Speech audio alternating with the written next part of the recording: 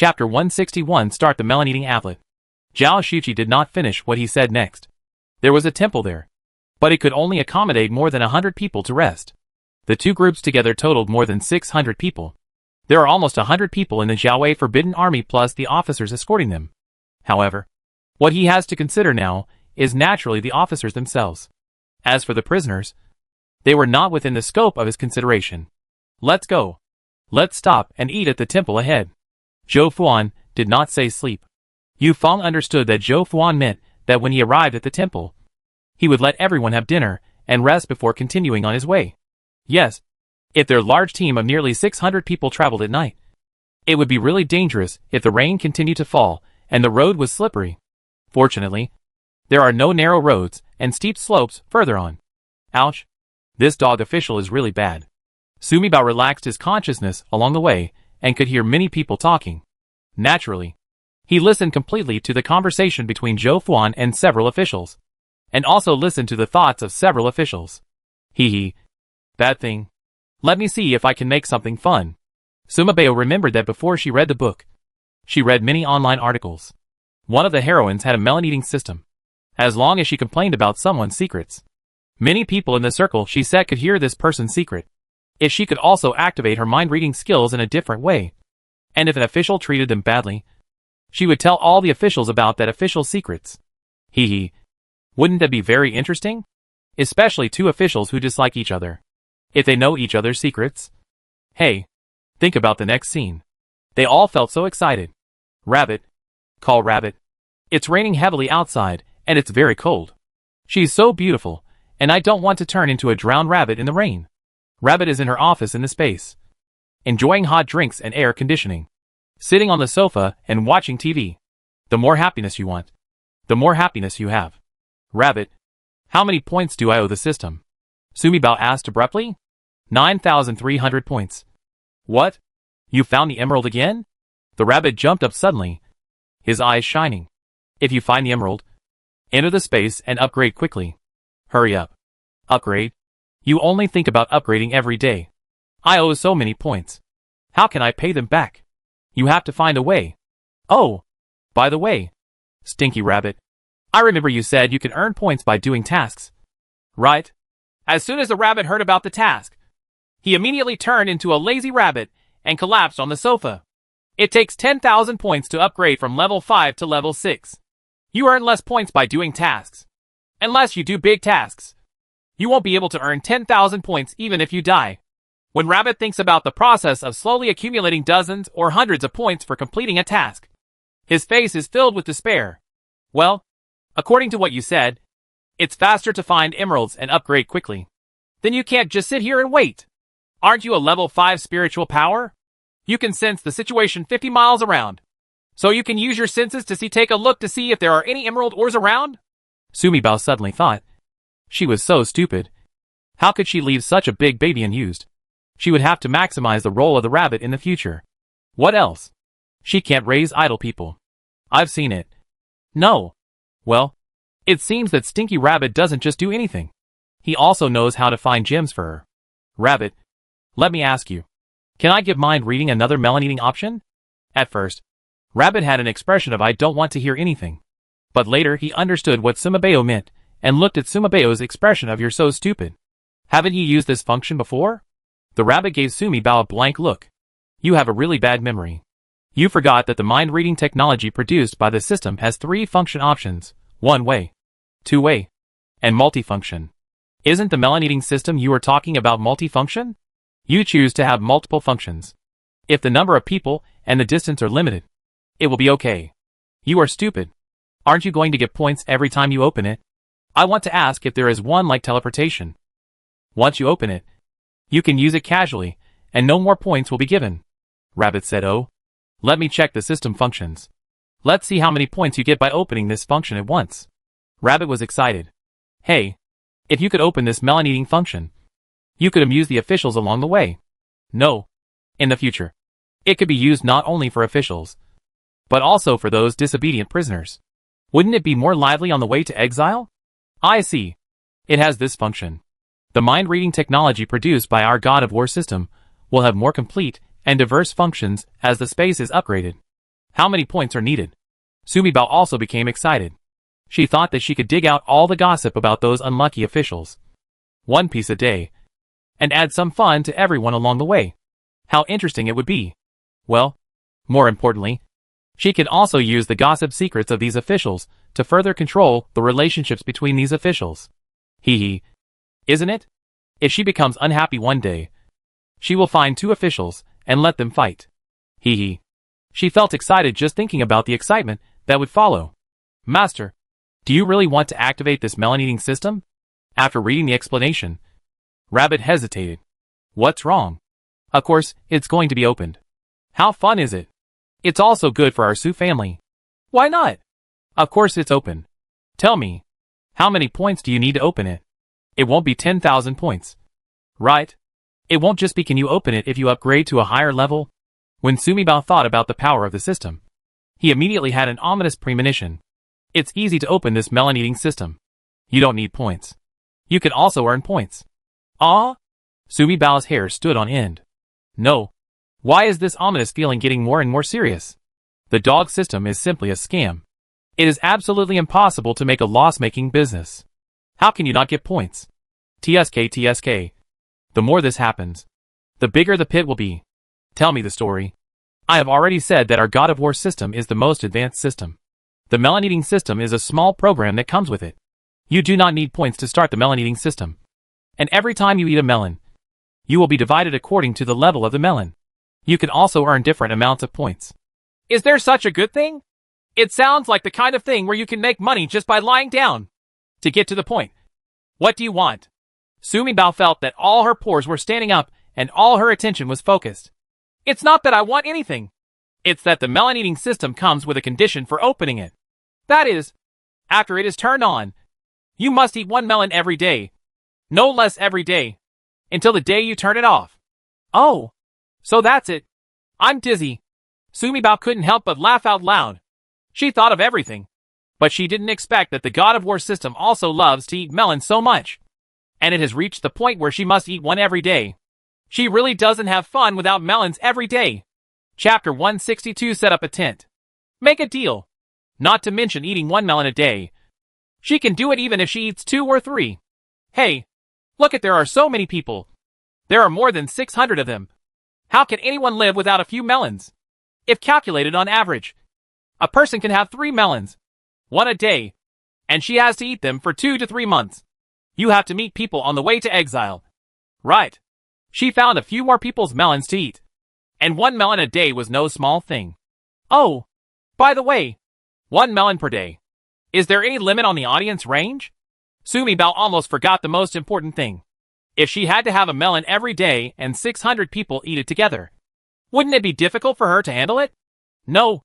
There is only the 5-character condition of 1 melon a day. And nothing else. Open! Sumibao couldn't help it. As the rabbit started talking, she giggled and danced. See how happy our baby rice is. It looks like something good is coming.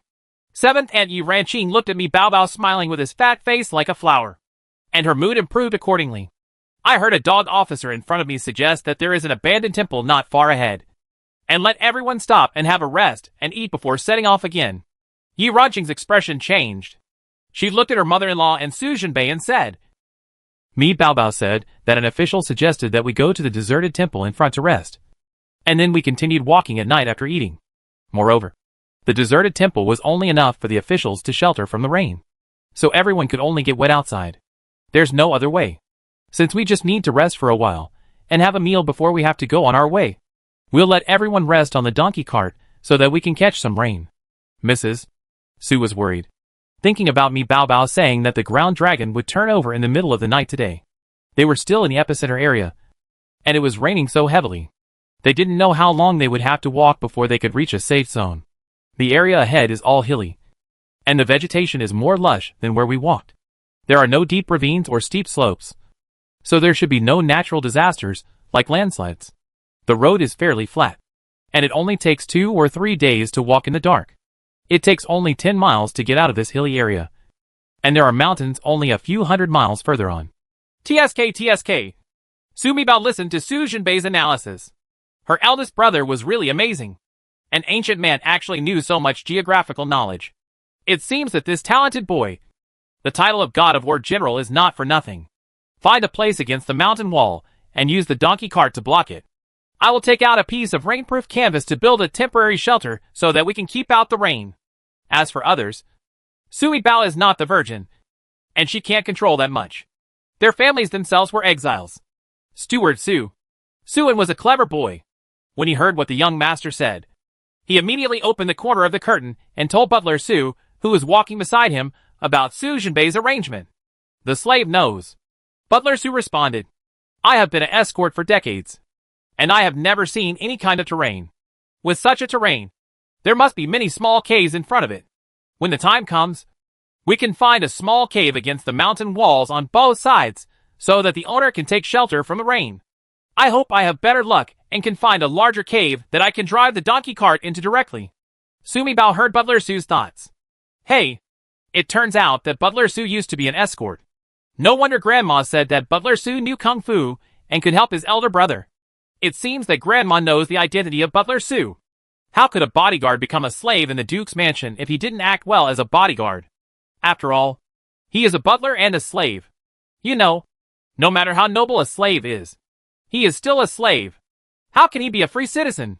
What's more, with the status of a slave, not only is he a slave, but the descendants he gives birth to are also slaves.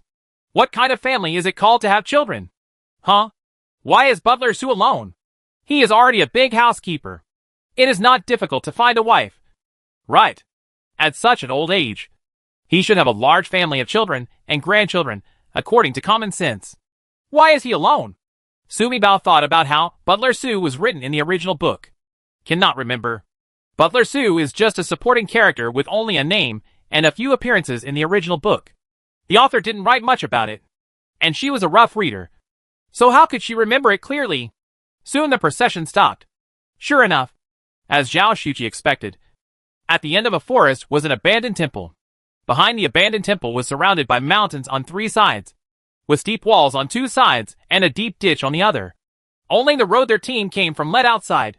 This is a really good place to escort prisoners for the night, because as long as there are roadblocks on the way in, the prisoners will not be able to escape. As expected of the old men on this escort road, Lu Lauer and the other 3 are really familiar with this road. Lu Zan and Ji Tai followed here with 200 criminal prisoners. When they saw this deserted temple, they felt that Zhou Fuan was indeed capable of doing things.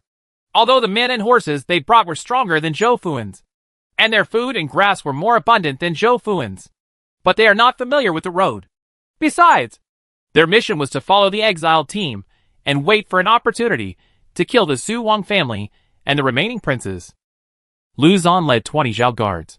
Ji Tai led 20 imperial guards, plus Zhou Fuan's 36 escort officers. 76 people all crowded into the temple, plus their horse areas and grain and grass vehicles. The main hall, nunnery, and courtyard of the small desert temple were packed to the brim. Exiles and criminal prisoners could not enter the temple. More than 600 people could only crowd into the woods and open space in front of the temple. The rain is so heavy. No matter how dense the leaves are, they can't stop the rain. It's just better than the open space outside. I had already been smart enough to look for caves on the mountain walls on both sides, but reality still gave these prisoners a loud slap in the face.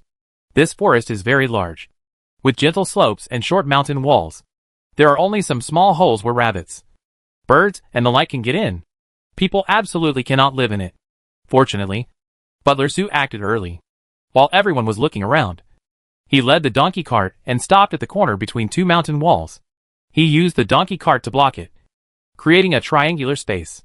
Sumi Bao immediately took out the rainproof canvas from the space, and everyone worked together to quickly set up a triangular tent. The door opens directly opposite the curtain of the donkey cart. People outside can only see the shed on the other side of the donkey cart, but nothing inside. What's more, it rained so hard that it blocked people's sight. In addition, at this time, everyone was exhausted and eager to find a place to rest. They were not in the mood to meddle in other people's business. Since the Sujiagia was looking for a gap between 2 mountain walls, there was a block of donkey carts, and the sail inside hung down to the ground, so no one outside could see anything. Ouch. I'm exhausted. Su Qingyi was wearing shackles and really wanted to sit down on the dirt. With his fat body, He was wearing such a heavy shackle even after walking on a rainy day, which was really hard for him. A person who has always been lazy. Don't sit on the ground. It's covered in mud and water. It will make your clothes wet, and you'll feel uncomfortable. Sumibao quickly took out a row of iron chairs from the corridor of their hospital from the space. They took 3 rows in total, and arranged them in a triangle. Then they took out the mattresses from the hospital ward and covered them with painted fans. Everyone quickly took off the raincoat and the raincoat. Sumibao was afraid of getting the mattress wet, so he put the wet raincoat directly into the space. Everyone took off their plastic raincoats again, and Sumibao was also put into the space. In this way, everyone can sit on the chairs cleanly. And then Sumibao takes out the folding table, which is quickly filled with food. Chapter 163. The person who was taken advantage of. Because of time constraints, Sumibao chose the simplest food with ingredients. Beef noodles. She ordered a dozen bowls of hand-pulled ramen directly from the hospital staff cafeteria, with large pieces of beef, coriander, green vegetables, and boiled soybeans on top. Then each person gets a meat bun. And what about her? Of course, he was holding a bottle of milk and drinking it loudly. Cook the mutton. Take down the big iron pot and cook the mutton. In this dog weather, my eyes and ears are full of water. Heat a large pot of hot water for me. I want to take a bath. Sumibao suddenly heard a rough voice roaring in the hall of the deserted temple. Hee hee. It's good to upgrade to level 5. As long as she wants to listen, she can hear the voices nearby or the voice of the heart. In the main hall, Ji-Tai had a dark face and asked his guards to quickly take down the big iron pot from the mule cart and cook the mutton in their cart. After walking in such heavy rain for so long, I felt chilly from the inside out. If you don't drink some mutton soup to get rid of the cold, you'll be in trouble if you get sick. They had enough supplies and had everything they wanted, including 2 heads of pork and 10 sheep. These were all specially allocated by his elder brother. Lu Zhan and the others also had a lot of supplies, but it was impossible to compare with him. After all, Lu Zhan's supplies were customized according to Zhou's specifications for a long trip. Captain, how about we eat together with Commander Ji? As soon as Wang Laobo said these words, he was glared at by Zhou Fuan. Wu Hai and Qian Tong set up an iron pot to heat hot water, cook porridge directly, and soak the dry biscuits in it to eat. Zhou Fuan said, eat a bowl of hot food and regain your strength. We have to leave quickly. With so many women and children traveling at night, I have to discuss with everyone how we can get out of the epicenter safer and faster. We go first while they eat in the back. If they had eaten and then chased us, they would have to reach the epicenter before they could join us. If they sleep here tonight and set off again tomorrow morning, if this deserted temple collapses, it would be better to bury them so as not to stare at us like wolves again. Hee hee.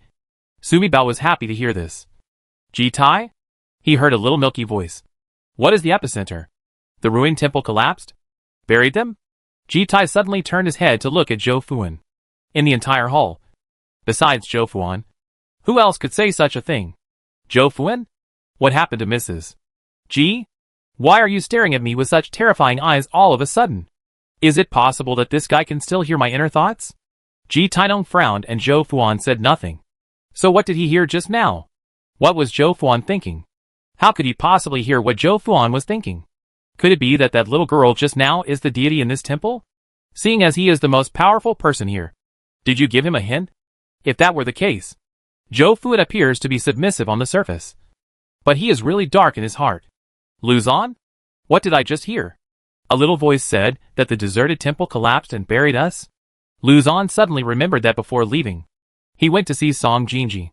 He showed Song Jinji a token, indicating that he was the prince's man. The prince placed him in Zhao prison 10 years ago. Now that the prince was killed, the Su and Wang families were exiled. Both the emperor and Gu Tai asked him to kill Su Zhenbei and Wang Taifu. What should he do to make the Su and Wang families believe that he is one of their own? What about the emperor and Gu Tai?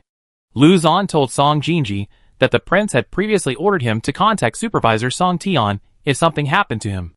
After Song Jinji heard the details of the house raid mentioned by Lu Zhan, he thought about it and told him that Gu Tai had already suspected him. So what should he do? Whether he should kill Su Wang or not? After the matter was over, both the emperor and Gu Tai would kill him to silence him. Also, the emperor and Gu Tai would send many waves of people to kill Su Zhenbei and Taifu Wang. What should I do? He was very panicked at that time. But Song Jinji said there was no need to panic, and asked him to just escort the 200 prisoners away with 20 jiaowei. On the way, someone will contact him. Could it be that this little voice is the instruction given to me by Song Tianjian? Listening to these words, you can tell that it was said by the escort officer. Is this what Zhou Fuan feels like? Song Tianjian is so amazing. He was able to remind me of Zhou Fuan's voice. However, why did Song Tianjian, a grown man, choose to use his cute little milky voice to remind me? What kind of hobby is this? Or is a child's voice purer and closer to a god? Lu Zan was excited. Song Tianjian truly deserves to be the #1 stargazer in the Qi Kingdom. I heard that Grandmaster Gui was blind. And the Imperial Master of the Qi in the future will definitely be Song Tianjian. Ha! Sumi Bao was happy after hearing Lu Zan's thoughts. The ancients believed in ghosts and gods. From Lu Zan, she truly experienced the solid beliefs of the ancients. It seems that she has opened up the melon-eating system for more than 70 people, including escort officials, Zhao guards and Imperial guards, which is really a good thing. Brother, Lu Zan belongs to the prince. The prince placed him in Jiaowei 10 years ago. Before he set off, he found his third uncle and told him his identity. Third uncle will send someone to contact him on the road. Sumi Bao was very happy and had another protector on his way to Exile. Lu Zan will protect Taifu Wang's family and everyone in the East Palace. Not only our Su family. Sumi Bao temporarily listed Lu Zan as a second-level loyal servant. After all, he is not the Su family's own subordinate, but just not the enemy. Commander Huiji, the rain was so heavy that the firewood on our car got wet. The branches outside were all wet. Only the monks in the temple had some dry firewood in the kitchen. But it was too little. Ji Tai wanted to cook mutton. Among the 20 people in the Imperial Army, 2 were the cooks. I couldn't find enough dry firewood, so I was busy going back and forth to Ji Tai. Heat hot water. Cook porridge. Eat quickly and get on your way. Ji Tai changed his mind just now about wanting to take a bath, eat mutton, and even drink some wine. Are you kidding me? The gods and Buddhas just appeared. Hurry up. It's raining so heavily. In this mountain, earth dragons will turn over. Landslides. And landslides are all possible. He has a bad temper. But he is not stupid. Let's heat hot water quickly. Make porridge. And put some dried meat in it. The sooner the better. Eat it, and then set off. Huh? Zhou Fuan looked at everyone in confusion. Why does Mrs. G look at me like that? Why does Lu Zan look at me so strangely? Besides, why are all the escort officers under him secretly looking at him? All the escort officers, Team Zhou. Why are these things you secretly told us just now being played back to you by a little voice? Oh, why can't Zhou Fuan hear his own voice? Sumi Bao quickly asked the rabbit. The only flaw in this melon-eating system is that everyone can eat other people's melons as much as they want. But they can't eat their own melons. Ah? After listening to what Rabbit said, Sumi Bao said, the dog system has always been a dog. Everyone eats melons to their heart's content. But they don't know which of their melons has been eaten by others. This kind of panic. Hee hee. It makes me scratch my liver and lungs. And I can't sleep at night. Chapter 164 Making Money. Master Lu. It's dark and rainy. Let's rest here for the night before leaving. We have horses. We'll get up early tomorrow and hit the road. We won't miss anything. Qin Guanshan approached Lu Zan and said with a smile. But I was thinking. It has rained so heavily, and she has been walking for so long. Xianlian's feet should be worn out. She cannot walk anymore and needs to rest for a night. I will try to send her some food later. Dogs can't stop eating shit. This Qin Guanshan liked to have sex with female prisoners in Shao prison. Which little girl did he fall in love with on the way to Exile? Lu Zan heard that little milky voice again. What he was talking about turned out to be the voice of Qin Guanshan opposite him. Huh? Lu Zan's expression suddenly changed. What I heard just now seemed to be Zhou Fuan's voice. And now I heard Qin Guanshan's voice. So, what was my voice just now? Did others hear it too? Hee hee. Sumi Bao was secretly happy. His little head was shaking. No. Don't scare yourself. Your voices can only be heard if I am willing to put them out for everyone to eat. Don't worry. Mr. Lu, you are one of our own. How could I reveal your secret to everyone? Ding dong. Ding dong. The sound of a bunch of gold coins crashing sounded in my mind. 10 points have arrived. Please check the host. Welcome to continue eating melons. I am the busiest on the way to eating melons. The host is going to get rich. She actually earned points? Rabbit. You must eat 1 melon every day. After completing the task, you will get corresponding points for each additional melon you eat. The number of points depends on the size of the melon. Ha ha ha. Sumibao was very happy. The first melon she ate was from Zhou Fuan. So she had to complete the task of eating melons every day. Then she accidentally ate this small melon from Qing Guanshan. And she got 10 points directly. Great. One day it feels like you can make money while lying down. You also know that I am Lord Lu. I will cook, rest, and set off in a while. Keep walking. Lu Zan was in a bad mood and gave Qing Guanshan a bad look. In the main hall, when the officials saw their heads, they all wanted to eat and then set off. And they immediately lost their mood to watch the excitement. I've been walking all day and I'm so tired. It's so late and it's raining so hard. I have to continue on my way. Hurry up and find a place to lie down for a while. Maybe if you get nervous, let them just walk away all night. They were so tired that all the officials found a place to lie down with shame. Only the official servants, who were cooking, were busy while cursing in their hearts. They were all the same official servants. So why should they be working so hard on the side, while others could just lie down and wait for food? People eat? The officials ate their meal in a hurry. Naturally. Sumibao also told his family, and speeded up his meal. After eating quickly, Sumibao started packing everyone's luggage. We have to walk at night. And the rain is still so heavy that if we can't see the road clearly, we will be in big trouble if we fall, get lost, or fall behind. Sumibao suddenly thought of a good light stick. This thing is sold in the supermarket opposite their hospital. Mainly for children. Extremely cheap and rainproof. Rabbit, bring the glow sticks. 31st. As long as there is something in the space, she can take it out directly with her consciousness if she knows where it is. But for uncommon things like glow sticks, she seemed to have only seen them in supermarkets. So let the rabbit go and see. Coming. Rabbit directly took out 30 glow sticks. Sumibao took out all the things he wanted to wear for his family at night. Everyone, wear this fleece jacket directly over your fleece sweatshirt. And then wear a raincoat outside. Put on rain boots underneath. Sumibao thought that it was night anyway, and it was raining heavily. So no one could see the others clearly. So she simply bought a new set of velvet waterproof jackets for each person from the supermarket. And then got raincoats and boots. Then each person puts on 2 light sticks on their wrists. In this way, you can see the road under your feet. And also allow family members to see each other. So that if something happens, they will not be separated and lost. It's not that she hadn't thought about the flashlight. But it was too modern, and there was no way to explain it if someone saw it. These things are not very eye-catching. If anyone is suspicious, they will blame it all on the uncle.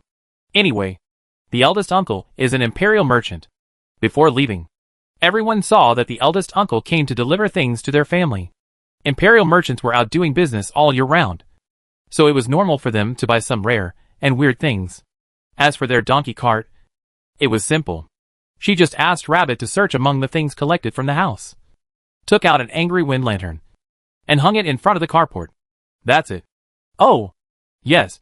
She forgot to put a glow stick on her donkey. Third brother, please put 4 light sticks on our donkey's legs. This way the donkey can see the road under its feet. Sumibao took out 4 longer light sticks from the space and asked her third brother to put them on the donkey. Su Sinan was particularly fond of this strange gadget that his little sister brought out. When he heard that it was going to be put on the donkey, he immediately pulled Su into toy with their donkey. When we set out, if we put on the raincoat outside, no one will see the clothes we are wearing underneath. Gu Yuan said to Sumibao while checking everyone's body again. Her sister-in-law is indeed a good housekeeper. Those are all wet. I'll get you new raincoats. Hee hee. Sumibao couldn't help but praise her uncle again in her heart.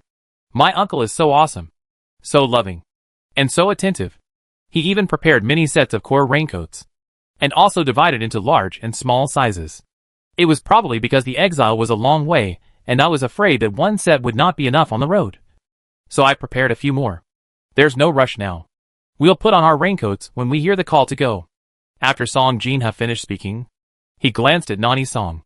Nani Song immediately said, we also have many core raincoats in the warehouse in our house. There are many core raincoats, wallpaper umbrellas, and wooden clogs for the slaves. Oh! Great. Sumibao felt happy. How could she forget such an important thing? She took over so many mansions. And there are so many things in the palace. There should be a lot of these daily necessities. Especially those used by the servants in the house. The things used by the masters of various palaces are not convenient to take out and use on the way to exile. But the things used by slaves are similar to those commonly used by ordinary people. And she can take them out and use them. When others see it and ask, they say they bought it on the road. Right. When the officials in the next market town ask the prisoners to buy things, the things collected in her space can be used openly. Let's set off.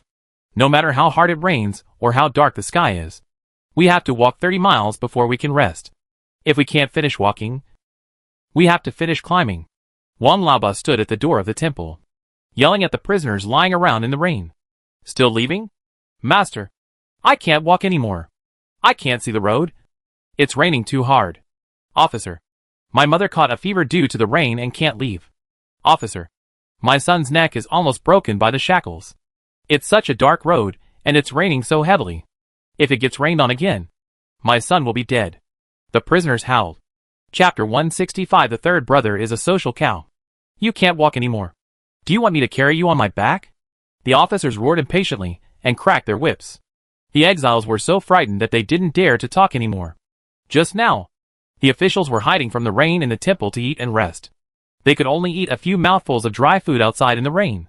Now when I get up to walk, my whole body hurts, and my feet feel like they are no longer my own. My lord, my grandma asked me to give these to my lords to wear on their wrists, and to use them as a guide at night. The little chubby Su Simon was worthy of being a social cow. He ran up to Zhou Fuan with a light stick in his hand. This is a good treasure that my uncle bought when he met a Nanyang cargo ship when he was out on business. My uncle said that those Nanyang cargo ships travel on the sea all year round, and they are afraid of encountering rough seas, especially at night when they can't see clearly. Wear this thing on your wrist. It can illuminate, and it is not afraid of water. Zhou Fuan was in a troubled mood. Let's go. It's dark and rainy today. I can't see the road clearly, and I don't know what might happen. Don't leave. If the Earth Dragon really turns over, everyone will die. Not to mention the prisoners. Unexpectedly, the Su family solved what he was most worried about. The expression on his face also relaxed a lot. Master, we still have some light sticks at home, but there are too many prisoners, and one is not enough for everyone. It is not good to give it to anyone, but one of the three in the team can wear it. Little Fatty didn't say any more. Zhou Fuan said, this brat is worthy of being the nephew of Emperor Song. He does all his business in front of me. However, this brat's suggestion is quite good. If one of the three prisoners buys it, the team's forward formation will light up. If you follow closely, you won't fall behind and cause problems. Sell it, as long as the capital is preserved. Zhou Fuan thought. Brat, this is an extraordinary time and an extraordinary method. But you must understand your identity, and you cannot make money from this. Guan Yi, you are a very kind person. But we are prisoners. How dare we do business to make such unintentional money? I mean, I took this thing from my house to Guan Yi, and Guan Yi wants to sell it. It belongs to Guan Yi. It's okay. The official just needs to give. Little Fatty stopped talking. He smiled like a sunflower and kept opening his eyes towards Zhou Fuan, as if Zhou Fuan was his son. How much do you have? You go back and discuss it with your elder brother and bring it all. I'll give you 100 cents for one stick. Zhou Fuan had never seen this thing even though he was the prison warden in the capital. He naturally knew that as a rare thing from Southeast Asia. It was priceless. But he is an official, and the Su family is a prisoner. It would be good to give the Su family 100 coins. If he were another official, he would not just take it away, but he would also have to beat them. They have no place to reason. Guan Yi, you are really the best person I have ever met. I will go back and get it for Guan Yi right now. Su Sinan smiled so hard that her eyes got even smaller. My lord, my grandma and my mother are in charge of our family now. My eldest brother is still in a coma, but sometimes he wakes up, can't say a few words, and faints from pain. When he wakes up, he doesn't faint as much. What? Nothing can be done. The smile on Su Sinan's face disappeared, and he looked slightly sad. Oh, look. Why are I talking to the official about these useless things? I will go back quickly to get something for the official. Don't miss the official. After Su Sinan finished speaking, he turned around and ran away. Oh my god. My third brother is the best business person I have ever met. From now on, I have to think carefully about how to help my third brother do business in various countries. By then, my third brother will become the richest man in this paperman world. Hee hee. Wouldn't it be possible for me to just lie down and count the small amounts of money and live a peaceful and happy life? Sumibao felt happy. The light stick she took out was useful. But the eldest brother was worried that it would only be used by the Su family and would be coveted. Not to mention that all the officials were walking in the dark. Let Shap Pang Dun go and give some to the officials. Unexpectedly, the third brother not only gave away favors, but also negotiated a business deal with the official. One light stick costs 100 cents, and 10 of them cost 1,000 cents, which is 1 tael of silver. As long as I take out 200 pieces, I can earn 20 taels of silver in one go. Oh my god! This money is so profitable. Isn't it? Sumibao really wanted to take out all the light sticks in the space supermarket and sell them. But she knew, since it is said that this kind of thing is a rare thing that my uncle bought from a Nanyang merchant, we can't have more of it. Otherwise it will be worthless. Brother, look at me just now. As soon as Su Simon ran back, he excitedly told Su Jinbei about the business discussion with Zhou Fuan. Well, just give them 200. Su Jinbei glanced at his third brother with satisfaction. Although his third brother was incompetent in martial arts, his ability to deal with strangers was really good. He was also thick-skinned and sweet-tongued. Well, he has found the future development direction of the third brother. When it comes to business, the third brother is like his grandfather, who has a talent for doing business. However, in the past, as the government of the town, they did not need the Su family to do business and make money. In addition, the third brother is still young, so he did not discover his business talent. Third brother, you are so awesome. Not only did it earn our family a lot of money, you can fool Zhou Fuan with just a few words. You are awesome. Sumibao also praised her third brother. What Zhou Fuan said just now, asking your eldest brother back, is obviously a trap. It is because the third brother is a child, and he thinks that children are easy to deceive. So he wants to ask the third brother how his eldest brother's health is. Unexpectedly, her third brother looked like a somewhat stupid little loser. In fact, he is not only an arrogant social cow, but also a little expert in business. He immediately saw through Zhou Fuan's trap. A few words blocked his mouth. The third brother is a child, and children cannot lie. After this test, Zhou Fuan became more convinced that his eldest brother's health had not recovered, and was even a little worse. Sumibao took out 200 light sticks from the space supermarket, and Su Sinan ran away with them in his arms. He came back happily after a while, and handed Grandma 20 taels of silver. He was still chewing a piece of dried pork in his mouth. That Mr. Zhou is such a nice guy. He even gave me a handful of dried pork. As he said that, he distributed the dried pork in his hand to several children. The children crowded in the donkey cart and chewed the dried pork. Everyone, listen. It's dark and the roads are slippery. If you need lighting, come here to buy lighting rods. 1 tael of silver and 2 rods. There are only 200 rods in total. First come, first served. The Su family in the donkey cart heard the sudden sound of officials outside. They couldn't help but look at each other. This is simply a typical starting price. Dad, the light sticks sold by the officials were taken from the Su family. Should we buy them? Buy.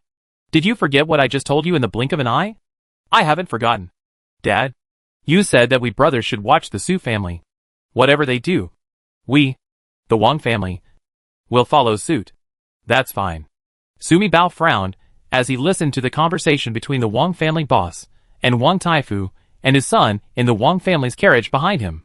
Wang Taifu was indeed the brains of the older generation in the book, but his brain was moving too fast.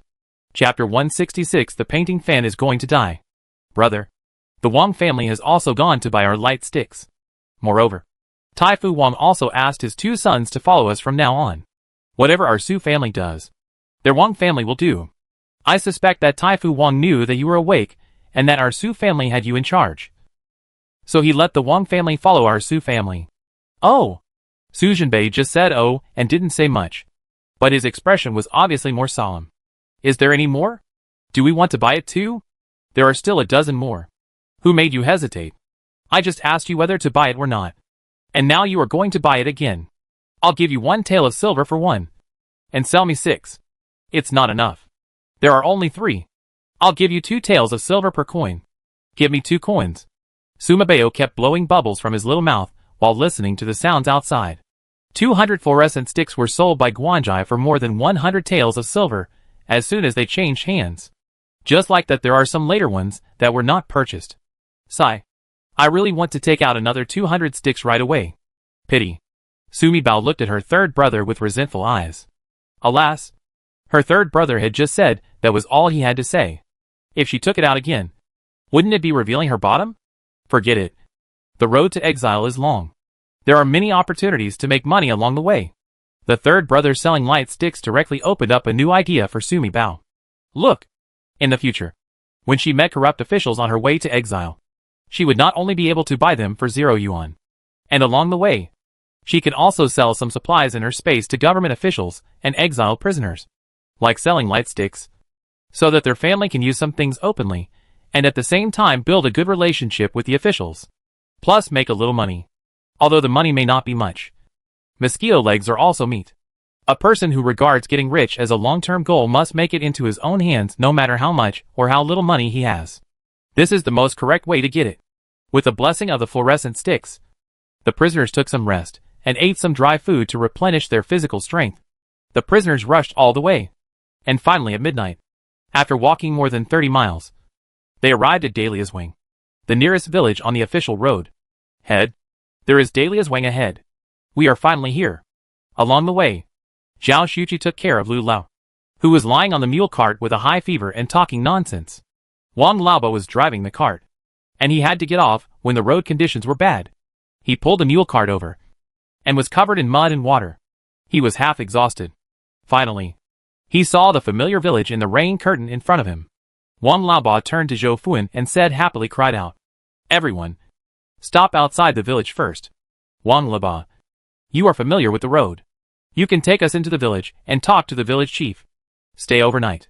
De Liuzhuang? Why does the name of this village sound so familiar? The little Sumi Bao in the donkey cart frowned. The original book said that the exiled prisoners encountered many difficulties along the way. Especially the various ways of death of the Su family make people feel chills running down their backs.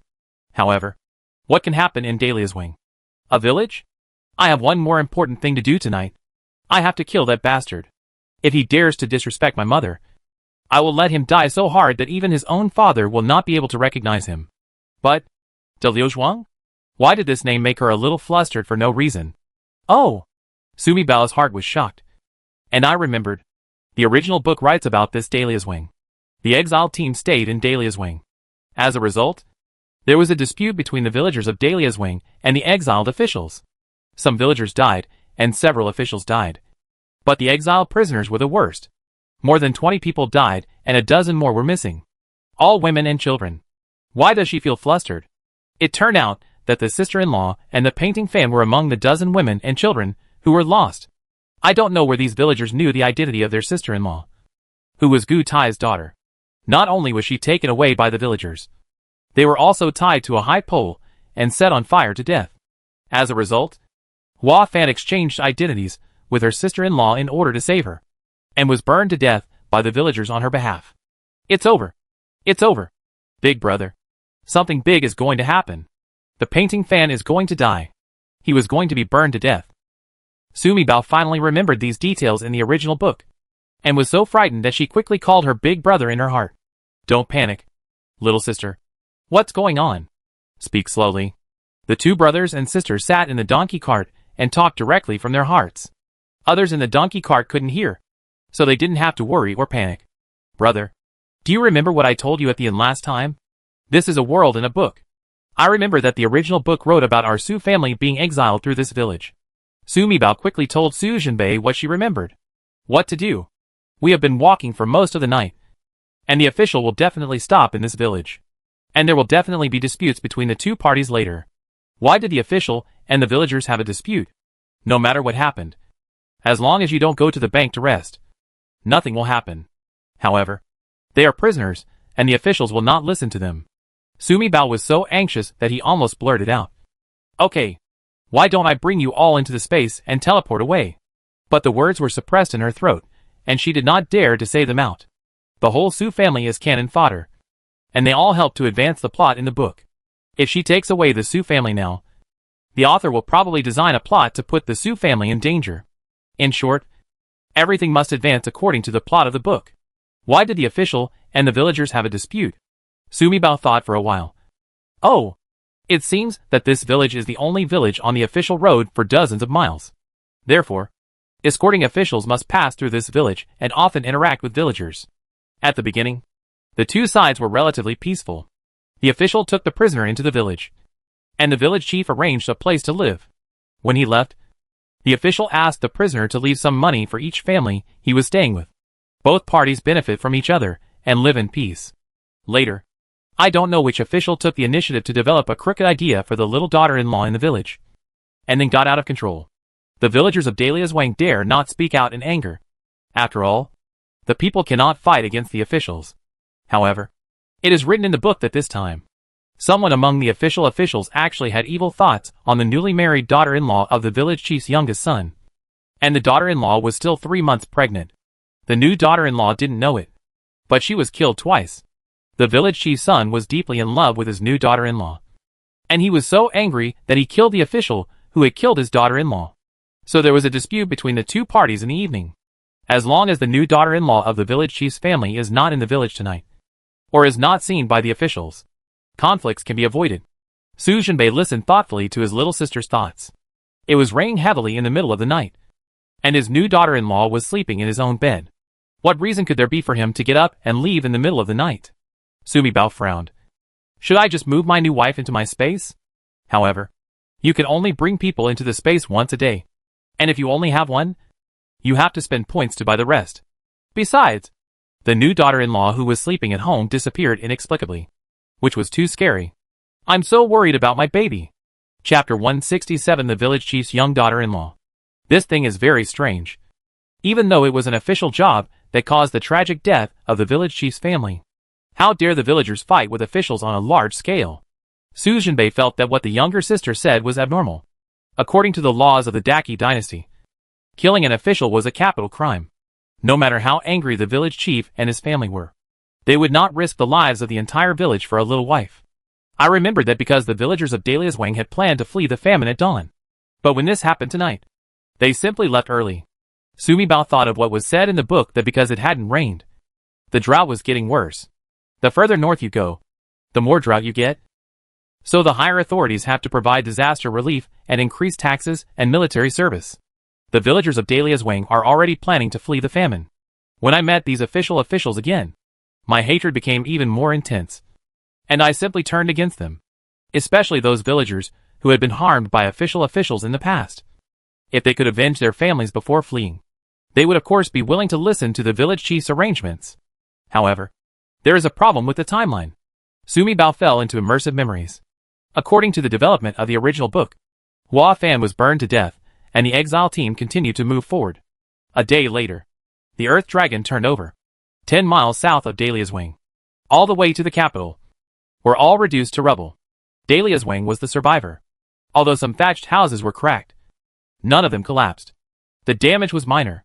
In short, after a sudden earthquake, Dalia's Wang became the dividing line between the earthquake zone and the safe zone. Brother, do we want to save the villagers in Dalia's Wang? Sumi Bao has a headache. It stands to reason that in the original book, the people from Dalu village killed Hua Fan. That night the whole village fled the famine and left. Unfortunately, because the drought worsened further north, the villagers chose to go south.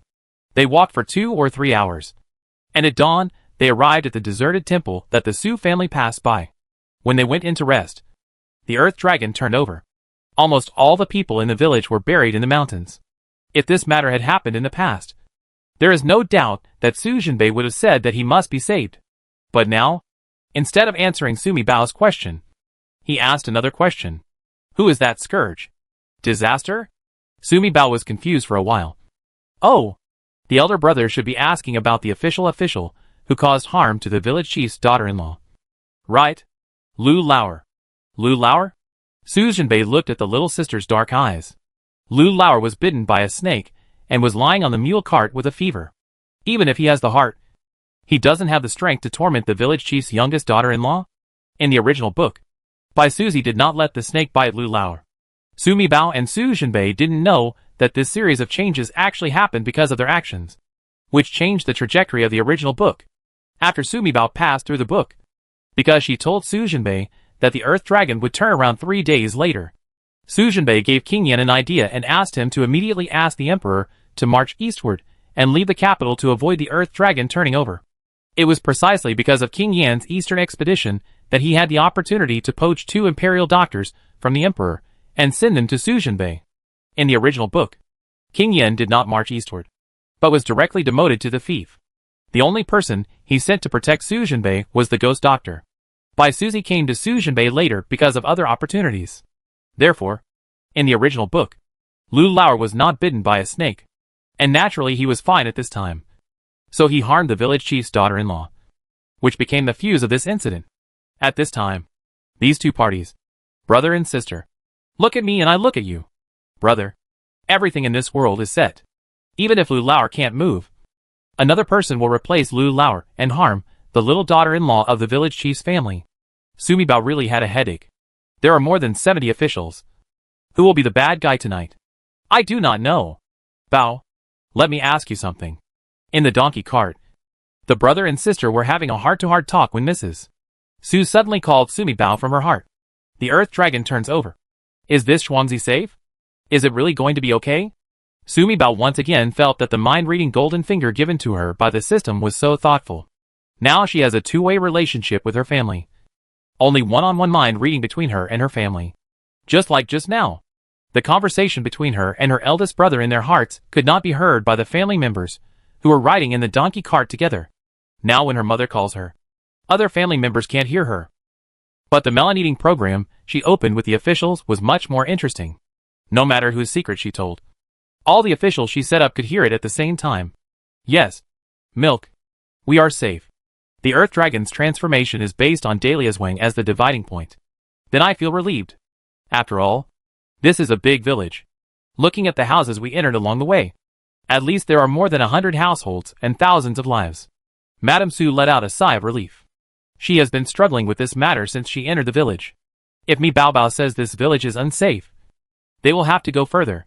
Then do the people in this village want to tell them about the Earth Dragon's transformation? Tell me. You are an exile, and the villagers may not believe you. It would be bad if we let the officials know by shouting about it at that time. And it would cause trouble. If you don't tell me, where are the more than 1,000 lives? Her husband, the Duke of Laotian, spent his life fighting for the people on the battlefield. How could she watch these people die? Now that Sumi Bao said that this village is safe, Mrs. Su immediately felt at ease.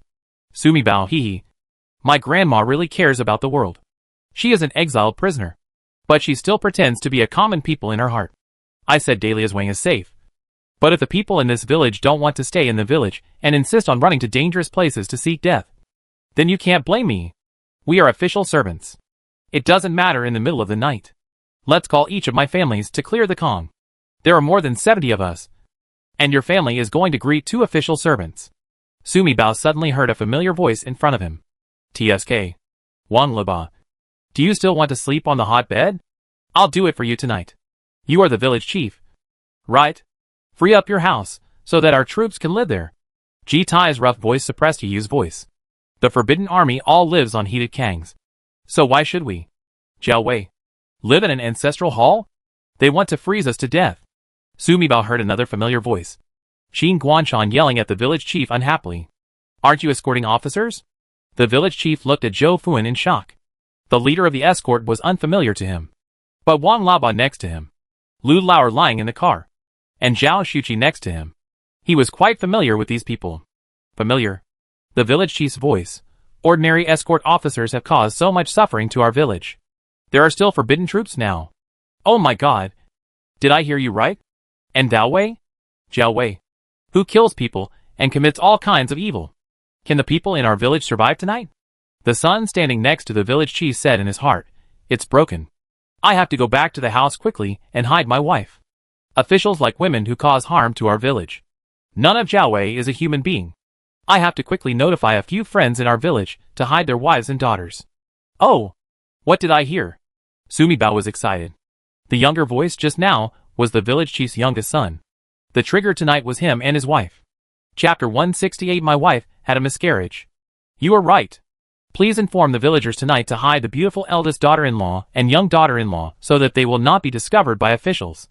Sumibao had an idea and immediately activated two-way mind reading between herself and the village chief's son. Ah? What did I hear? The village chief's son's pupils were trembling. And he actually heard a little milky sound. He looked around nervously and saw that everyone else was normal. Dad? Did you hear someone talking just now? He asked the village chief in a low voice. You're stupid. Aren't I just listening to what the officials and gentlemen are saying? The village chief rolled his eyes at his son. He knew what was wrong with his younger son. Lu Lao and his entourage would harm several girls in their village every time they came. The younger son's new wife is famously beautiful in the village. This time, not only the escort officials came, but also the Forbidden Army and the notorious Zhao Wei. Lu Lao and Wang Laoba are all bad to the core. According to their past practices, they will definitely find ways to please their bosses. Although it is a disaster for the girls in the village. There are different birds in every village. After so many years, there are still a few women in the village who are willing to follow the officials, such as Widow Lu at the head of the village. It was 6 months ago that I climbed up the big tree called Wangleaba. She was often harassed by bachelors in the village.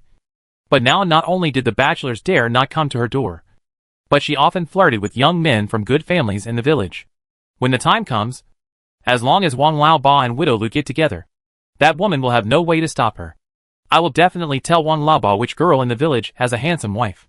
When I thought about it, my daughter-in-law, who had just been married for a few months, might be given as a gift to Zhao Wei by Wang Laoba and his party. Then Zhao Wei found his home. As the village chief, he had no shame in living in the village regardless of whether he gave up his young daughter-in-law or not. TSK. This village chief doesn't seem to be a good person. Sumibao couldn't help but click his tongue after listening to the village chief's voice. Look, the village chief has always been thinking about whether he can survive with dignity. And he does not regard his little daughter-in-law as a person, let alone a family member. If it were his daughter, would he still think this way? There must be something hateful about those who pity others. What's more, in the original book, it was written that Dahlia Wang burned the painting fan to death. And the leader was the village chief. Oops. My dad didn't hear the sound either. It seemed that I was the only one who heard the voice of the gods. Thank you, little fairy. As long as I can save my wife this time, I will definitely burn incense and make offerings to the little fairy. Little fairy. Hee hee. Sumibao finally felt better. After all, most people who heard this voice might think of her as a monster. I have to quickly inform the young people in the village and work together to find a way to send the woman out of the village and hide her. Sumibao's eyes twitched, and he left the village. If this boy discussed it with his father when he went back, the village chief would definitely make the decision to leave the village and escape in advance. In this way, the story returns to the original clue, and the painting fan may still be burned to death. The Earth Dragon turns over tonight. Your village is safe. What? Earth Dragon turns over? The village chief's youngest son was frightened. The Earth Dragon turning over was terrible. But his wife, who had been married for only a few months, was also very important. The village chief's youngest son was struggling. If he told his father about Long Qian's transformation, his father would definitely not let any villager leave the village. In this way, he and his companions cannot send his wife out of the village. If you don't tell Dad? What if? The village chief's youngest son racked his brains and suddenly thought of a good idea. I have thought of a good idea. I will go find a doctor to treat my wife.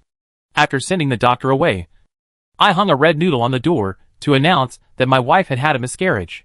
Oh, what kind of method is this? Sumibao thought for a moment and understood what the village chief's youngest son had planned. She remembered hearing from friends that in some areas, people regard women who give birth and have miscarriages as unlucky. After a woman gives birth or has a miscarriage, she cannot easily go to other people's homes. Others will find it unlucky. Most men would not easily enter the house where a woman lives after giving birth or having a miscarriage. Especially men who join the army like Zhao Wei Forbidden Army are even more taboo about these things. The youngest son of the village chief is quite smart. Sumibao thought. Well, as long as nothing happens to the village chief's youngest daughter-in-law, the village chief's youngest son will not provoke a confrontation with the official. That tragedy would never have happened. Coupled with the Earth Dragon turning over, only the word that Dahlia Wang was safe reached the village chief's ears. The village chief will definitely inform the villagers not to go out. In addition, it was so late at night, and the rain was so heavy. None of the villagers would be willing to drag their families out of the village. Father! The village chief's youngest son suddenly shouted at the top of his lungs. His voice was so shrill that it scared Sumibao's little heart. Why are you crazy? The village chief is being forced to make arrangements by officials from 3 parties. And he has a big headache. The little son next to him suddenly cried loudly, which frightened him. Dad? Something bad has happened. Something serious has happened. I ran over just now, and was about to tell Dad that my wife had a miscarriage, and was bleeding heavily. My mother asked me to come out and call the doctor. When I saw the officials, I was so scared that I almost forgot about it. Dad, there is no doctor in our village. Only one midwife. Please send someone to another village to find a doctor. I'm afraid my wife will die if she bleeds like this. The blood was bleeding so much that the mattress turned red. I'm going to lose my wife. Sumibao rolled his eyes.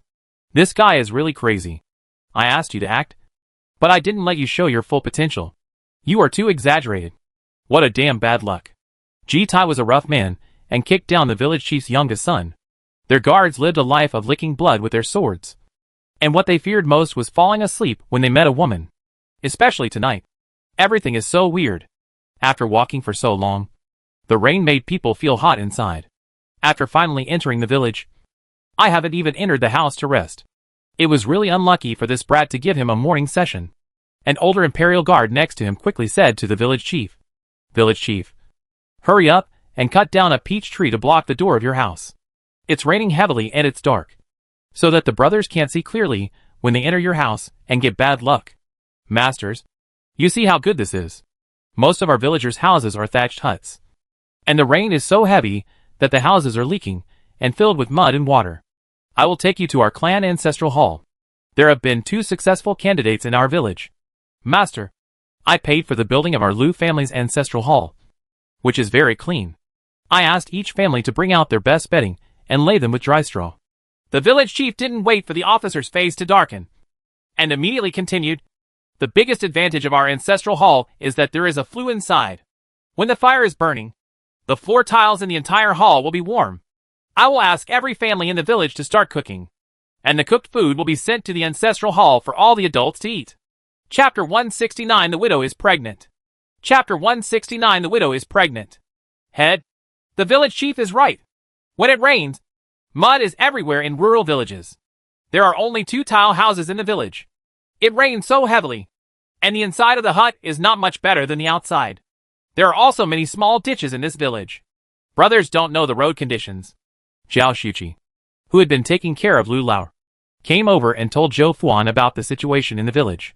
Zhao Xuqi's heartfelt voice, of the more than 70 official servants, except for a few. They can live in tall-roofed houses and enjoy hot meals, hot dishes and hot beds. It's a pity that ordinary officials like us have to live in the same room with poor people. Liu Zhuan was very poor, with 7 or 8 members of the family only sharing a large earthen bed. And the quilt on the bed was so dark that you couldn't even see the color. Living in that house is not as clean as our mule carriage. Sumibao's eyes immediately lit up. Yes, as long as the officials were not separated, they would all live in the ancestral hall. It rained so hard, and they walked for such a long time. The officials were sleepy and tired. They must have eaten and drank well before falling asleep. That way things wouldn't happen in the original book.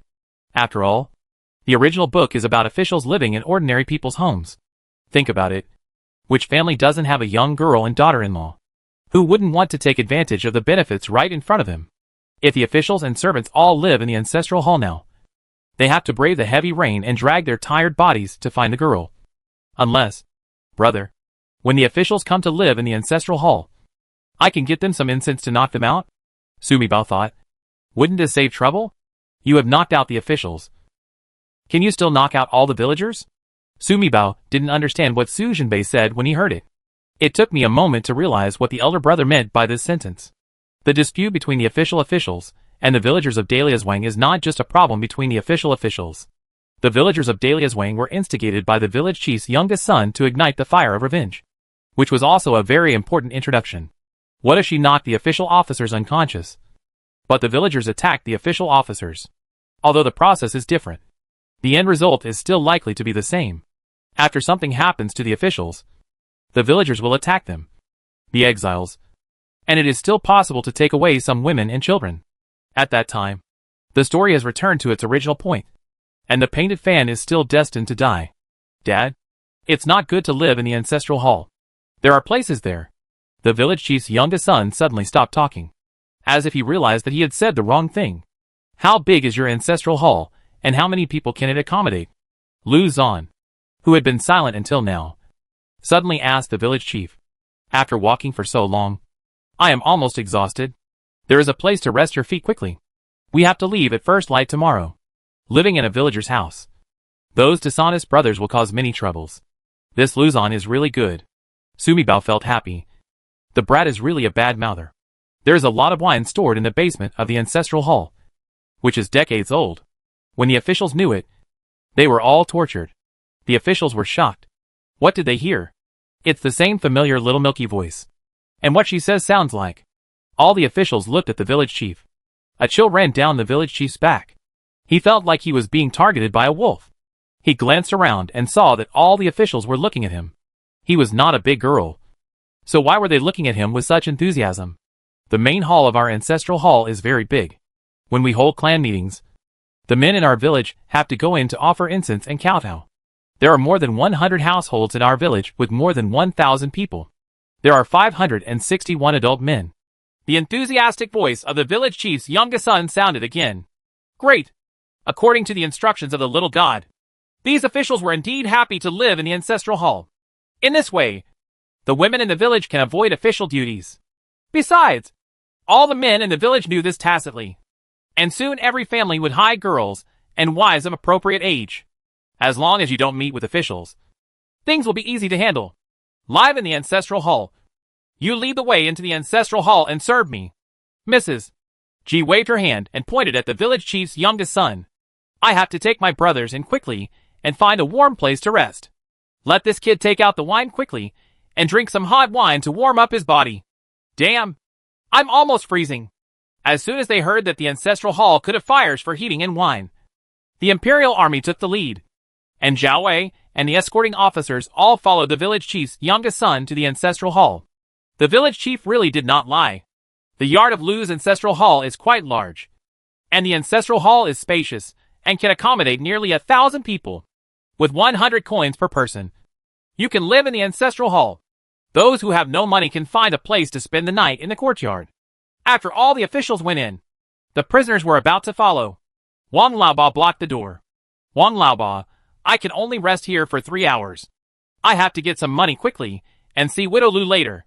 The last time she came here, she said she was pregnant with my baby.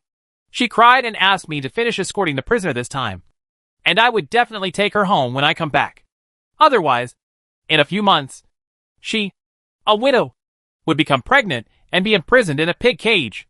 Widow Lu is pregnant with an official's baby, which will be put in a pig cage.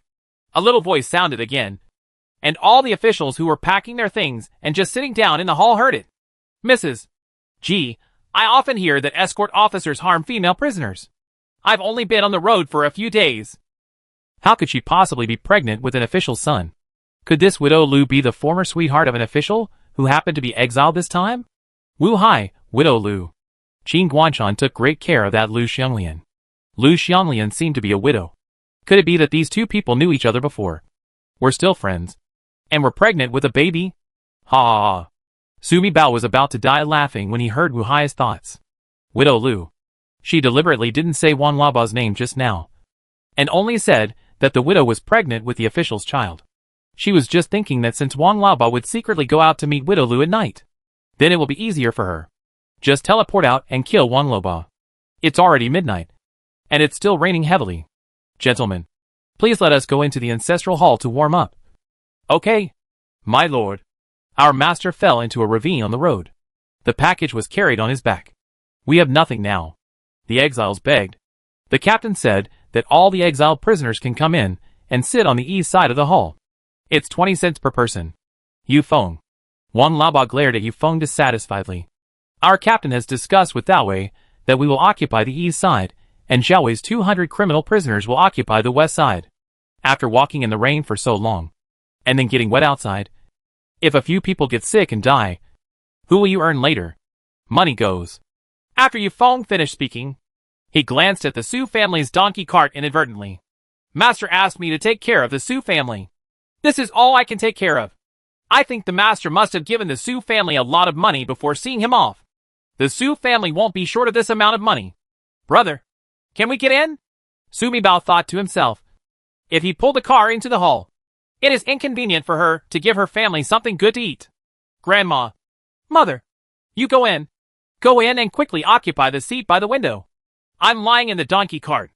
And the donkey cart is placed directly at the end of the corridor. Right next to the window. We can take care of each other. After listening to Su Jinbei's words, everyone felt that Su Jinbei was very considerate. After all, in the eyes of the officials, Jinbei still spent more time in coma and less time in waking up. If he was carried directly into the hall, there would be so many people and many eyes. And it would be bad if someone noticed something. Chapter 170 Black Technology Heating Blanket. I will guard you. Young master. Su San's injury was much better.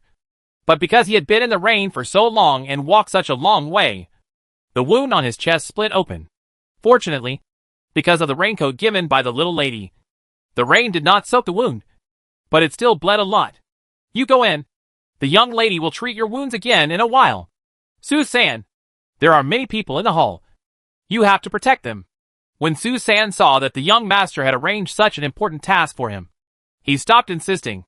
Under Su Jinbei's arrangement, Manager Su and Su Jinbei stayed outside on the donkey cart.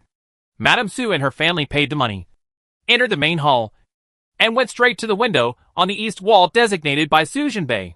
The windows were made of dense wooden latticework with small gaps. But it was still very cold on such a rainy night, so no one who entered first was willing to sit there. On the contrary, the Su family easily occupied that position. There were so many people, and it was difficult for Sumibao to take out tents and bedding from the space. The officials sat in the northernmost corner and pulled the tables together to form 3 large beds, with mattresses sent from various families spread on them. A fire was lit, and a large pot was set up to heat hot water. I won't make any food because the village chief just said that he would have it cooked by each family and delivered to them. They were so tired that they sat around the fire to dry their clothes and take off their muddy shoes. There was a thin layer of dry straw on the ground in the main hall, and the exiles began to fight for it, trying to make it thicker for their own homes so that they could keep themselves warmer. Several fires were also burning on the prisoner side. The male prisoners were unable to dispose of their wet clothes because they were wearing shackles. The women used their hands to twist the clothes on their men and also on their own clothes. I was afraid of getting the floor wet and couldn't sleep. They all took out the dishes and basins from their packages and filled them with dirty water. Tighten it and let the children at home pour it out. The Su family huddled together, leaning against the window. Several people in the donkey cart were clean. They stood outside, blocking the view of outsiders, and asked a few people walking outside who were covered in mud and water to take off their outer raincoats, soaked in mud and water, and then quickly took off their inner plastic raincoats, wrapping them up and putting them together. The clothes inside them were all dry. Only their trouser legs were stained with some mud, so they could just twist them off. I just got these firewood. As soon as Gu Yuyan and Hua Fan saw someone building a fire, they ran over to grab firewood. The firewood was sent by people from Dahlia's wing.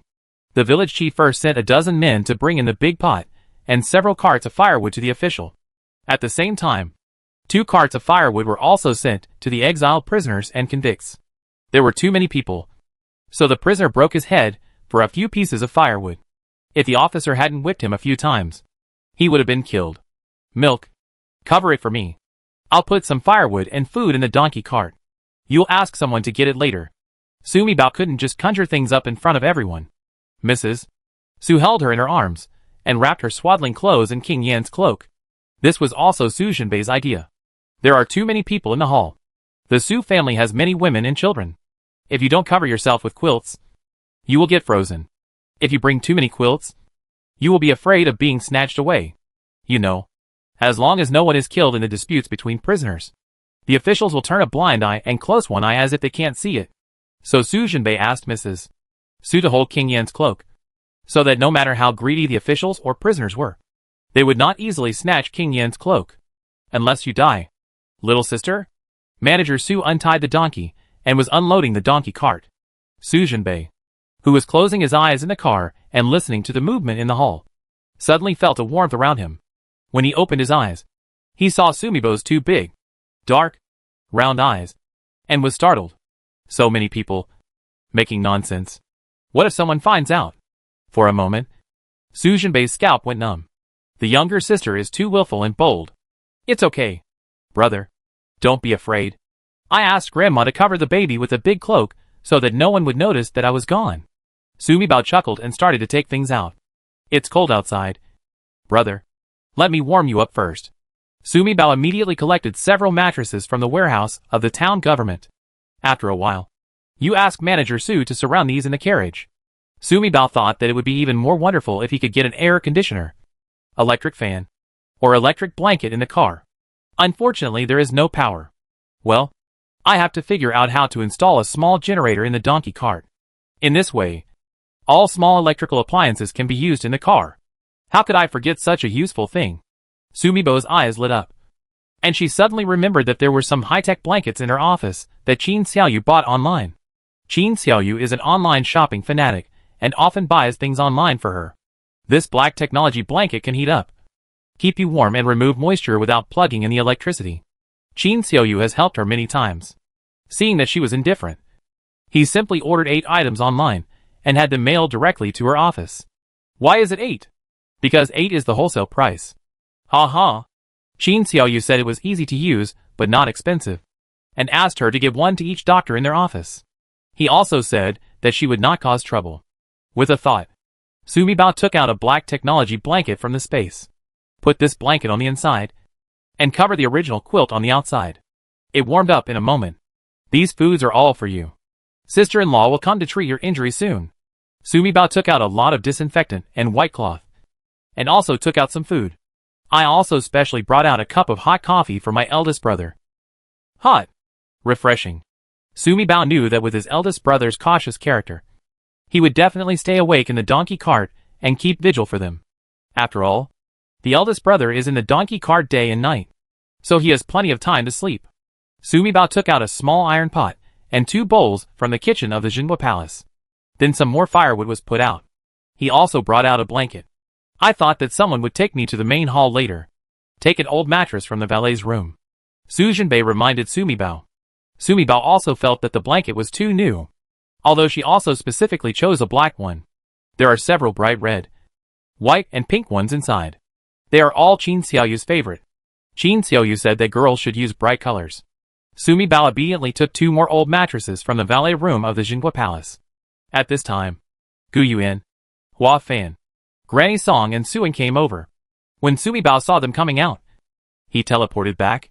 Several people carried firewood and went back with these things. Gu Yuan stayed behind to let Su Jinbei take care of the wound, and then went back after finishing the treatment. Nani Song spread an old mattress on the straw, and then everyone sat on it. Then cover it with a black technology blanket and the King of Yan's cloak. Then lay another old mattress across it. The fire in the main hall was flickering and the light was very dark, so it was inconspicuous. The prisoners all took out their bedding. After all, most of the exiled prisoners were officials and wealthy businessmen. Some of the things their relatives gave them were put in carts and some in baskets. No matter where I put it, I would consider the rainy days on the road and wrap the things in rainproof oil paper cloth in advance. At this time, I took off my wet clothes, changed into clean clothes, and laid down under the quilt. It feels like the whole person is slowly coming to life. Chapter 171. Get rid of Wang Laobao. It was late at night, and the hall finally became quiet. After a long journey and heavy rain, both officials and prisoners fell asleep. The dog finally moved. Sumi Bao never fell asleep. She saw Wang Laobao's skinny body slipping out of the ancestral hall through a side door. Sumi Bao looked at his family again. Thanks to the black technology blanket, everyone huddled together and fell asleep warmly. Even if her little swaddle was gone, no one would notice. Sumi Bao counted the time. In about half an hour, she estimated that Wang Laobao should go to Widow Lu's house. Sumi Bao immediately teleported out and put on a raincoat, wrapping himself tightly. The rabbit jumped out and nestled in her arms. Rabbit, can you feel where Widow Lu's home is? Sumi Bao thought that she had 13 minutes left to maintain her original form outside, and she had to kill Wang Laobao as soon as possible. Damn that bastard. He actually wants to sell his mother to be a wife and give birth to a baby. And he also wants to sell his 2 brothers to be medicine men. How to fix him? Sumi Bao thought. Why not send Wang Laobao to Nanfeng Pavilion and sell it as a small restaurant, so that he can take good care of others? Or sell him directly to become a medicine man? Wang Laoba is not at Widow Lu's house. He is in the woods north of the village. Ah? Rabbit's words made Sumi Bao startled. It was raining so heavily. If Wang Laoba didn't get into Widow Lu's hot bed, why would he go to the woods? Isn't the woods to the north of the village the place where the Exile team must pass at dawn? I can't figure it out. I just don't want to think about it anymore. Sumi Bao teleported to the woods directly according to the rabbit's guidance. As soon as they entered the woods, they heard a muffled scream. Master! I don't dare anymore. Master! Please let me go! Please? The voice was very familiar. Even if the tone changed with fear, Sumi Bao could tell that it was Wang Laoba's begging for mercy. It rained heavily, and Sumi Bao used his skills developed over many years of missions to hide his whereabouts. He saw Wang Laoba kneeling in the muddy water and kowtowing, and a tall and slender figure stood opposite him. Those women and children also begged you like this. Right? The cold voice was like fingertips brushing against the strings of a piano. Big brother? Sumi Bao couldn't believe his ears. No wonder her eldest brother wanted to stay outside in the donkey cart. It turns out that I had already made up my mind to kill Wang Laoba at night. It seemed that the two siblings wanted to go together. My eldest brother just had the surgery not long ago. It would take an ordinary person 3 days to get out of bed. It takes 7 days to break the line. It will take a month to recover. What's more, the poison in the eldest brother's body has not been cured yet. The muscles and bones have just been connected. But you can't use force. Only Qigong and internal strength can be used. Wang Laoba was trembling all over and looked around quietly, thinking of an escape route. He felt that he was so unlucky. Although I walked all day in the rain tonight, I was almost exhausted. But thinking about it, Widow Lu and the child in her belly couldn't wait. Early tomorrow morning, he would have to leave with the escort team. The journey back and forth goes smoothly for most of half a year. But if it doesn't go smoothly, it lasts for a year. After much deliberation, he could only drag his tired body and go to Widow Lu's house to explain. I thought about getting her some money and letting her find a chance to leave quietly before the villagers found out she was pregnant. He left a note for Widow Lu and asked Widow Lu to take the note to Hulan Town to find his sister. After his sister saw his note, she would make proper arrangements for Widow Lu and her son. He originally wanted to stay at Widow Lu's house for the night and sleep in a warm bed. Who knew that Widow Lu, who had always been gentle and petty towards him, would not let him stay this time no matter what she said. You and Lu Lauer have caused trouble to too many women in our village. It's a trivial matter for you to sleep here for one night. If someone in the village sees you and affects me and my child from leaving, it will be a big trouble. For the sake of the baby in Widow Lu's belly, Wang Laoba could only leave Widow Lu's house again and walk to the ancestral hall in the rain. Unexpectedly, on the way back, he was suddenly hit on the head and put in a sack. When he woke up again, he was already in the woods. Wang Laoba followed Lu Lao Air on this escort road for 10 years. Very familiar with these terrains. I know that this forest is about 10 miles away from Dahlia's Wing. Even if he shouted loudly here, the officials in the ancestral hall would not be able to hear him.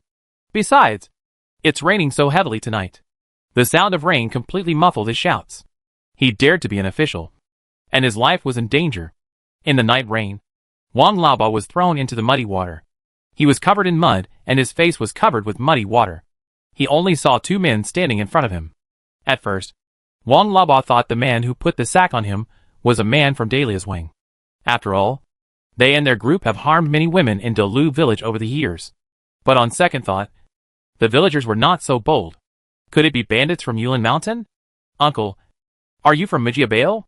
Our boss, Lu Lauer, has a relationship with the owner of the fort. Last time we escorted prisoners through, we sent 20 prisoners to your fort owner. We are our own people. Wang Laoba wondered, are these 2 people from Mijiabao? However, Mijiabao is 150 or 60 miles away from Dahlia's Wang. It was raining so heavily. How could these 2 people go to Dahlia's Wang and put a sack on him? Walking north from Dahlia's Wang is the plain area. In recent years, due to natural and man-made disasters, the population is sparsely populated, and many villages have become deserted villages. Except for Mijiapu, which can produce such 2 people. It can only be Yulin Mountain, which is relatively close to Mijiapu. However, the Yulin Mountain bandits only robbed wealthy businessmen and officials passing by.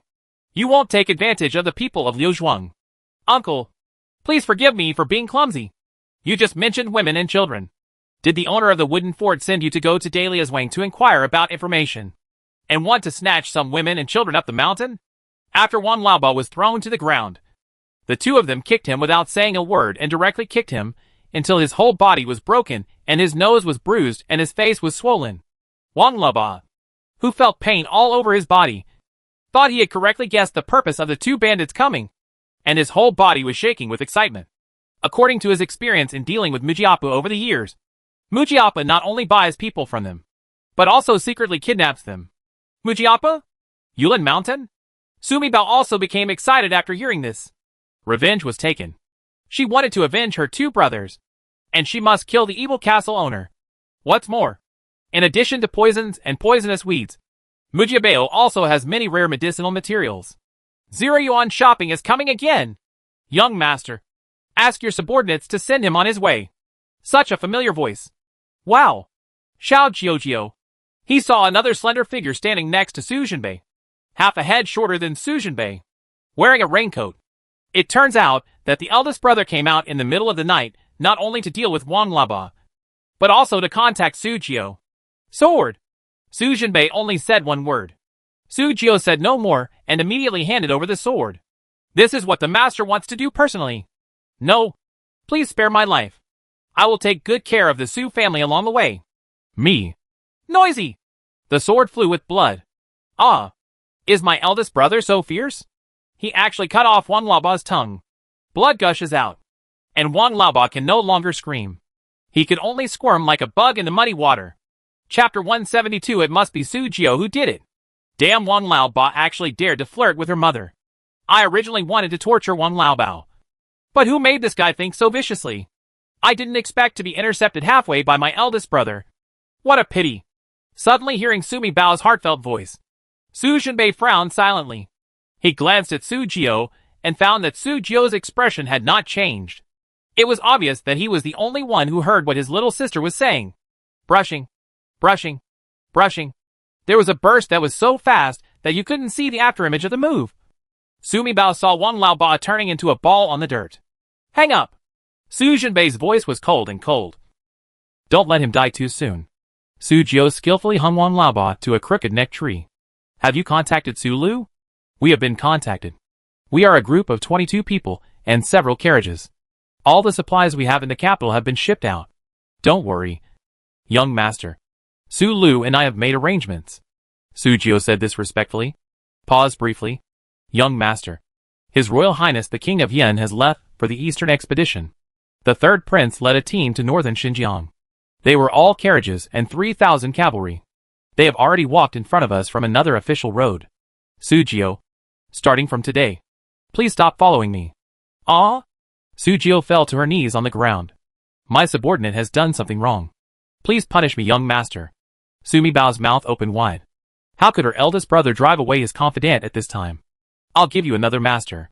The aura emanating from Su Jinbei made Su Jio just swallow the words no. I just want to follow the young master in this life that he was about to blurt out. From now on, your master will be the girl holding 9 lilies of the valley. That fairy sister from last time? Fairy sister? Su Jinbei nodded. She is. Su Jio subconsciously asked the biggest question in her heart. She is more important than my life. Oh. Su Jio was thoughtful. The last time he saw the fairy sister's skills with his own eyes, she was quite powerful. The master can send her to find him in the palace, which is an absolute trust. Now he and his group are assigned to the master. He is the master's secret guard. The master said that the fairy sister was more important than his own life. Could it be the master's new wife?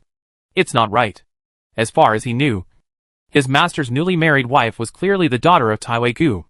If Captain Gu had such a powerful daughter, how could he possibly marry his master?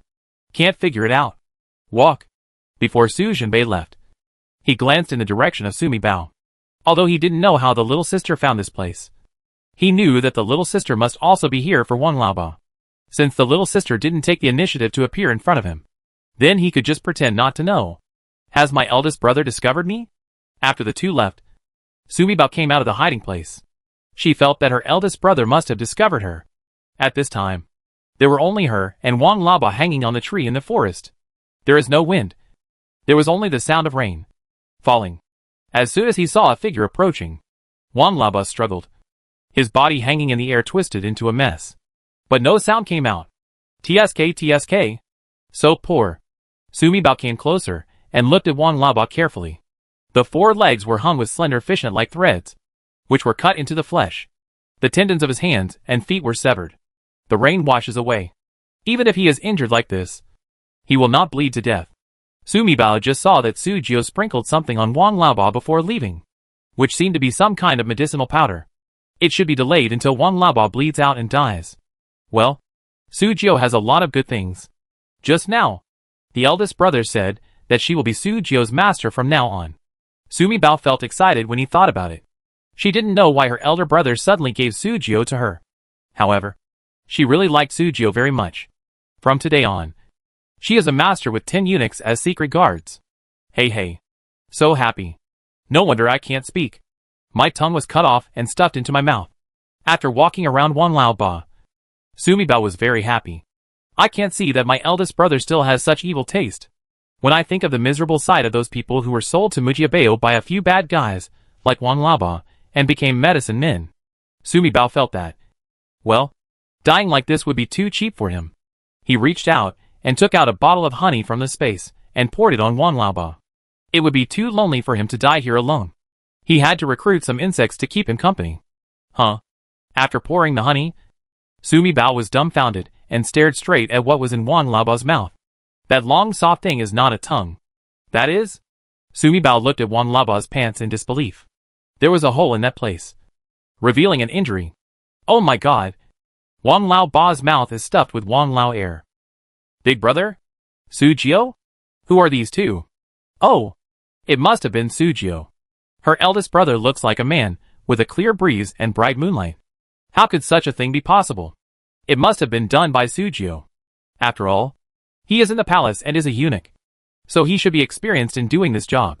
Otherwise, if most people cut it and die without bleeding, they would die from pain. Look, this guy is still alive and well. What does that mean? It must have been done by a skilled veteran in this business. On the other side, two people were walking quickly towards the ancestral hall. Su Jiao stared at the young master's back in front of him, almost making a hole in his eyes. There are a lot of people who are going crazy inside at this time. Why did the master, who is always clear and upright, actually go to Wan Laoba's, and even put a sword directly into Wan Laoba's mouth? Such an evil practice? Still in front of such a rootless person. Alas, not only did he have to watch, but he also had to wait for his master to finish, then clean up the remaining mess by himself, and apply medicine to Wan Laoba's area to stop the bleeding. Just because the master said that Wan Laoba cannot be allowed to die so quickly. Beating a person into a ball of flesh and delaying his death for 3 days was a method he had seen many times in the palace. Naturally knows how to do it. There are some indescribable feelings in my heart. Could it be that because the master gave him to the fairy sister, he no longer had to pretend to be the master in front of him? Or was it because of the sudden change that the master's personality changed drastically and completely turned into a dark character? Su Jiao suddenly acted out a big drama in her heart. In the woods, except for Wan Laoba's twisting body, he couldn't make any sound. There was a slight sound of footsteps in the rain. 2 feet wearing black official boots stopped under the tree where Wan Laoba was hanging. He looked up at Wan Laoba hanging in the air, looking thoughtful, but did not step forward to rescue Wan Laoba at all. Actions. Wow! Something is running in the forest. Yeah! After a series of unpleasant calls, a black flock of birds suddenly flew out of the forest and flew towards the north. Master! Early warning. The Earth Dragon's transformation is about to begin in half an hour. It's dangerous. This place is dangerous. Chapter 173. Cereal Melon. Sumi Bao was surprised by the sudden change in the forest. At this moment, I suddenly heard the sound of the rabbit in my arms, and was startled. No. Dahlia's Wang will be safe when the Earth Dragon turns over. You forgot. Master, I can sense the situation 50 miles away and predict good or bad luck within 5 days. I know you have a very strong mental power level 5. However, Dahlia's Wang is obviously safe. Sumi Bao clearly remembered it clearly. Dahlia's Wang was mentioned in the original book as a watershed for earthquake safety.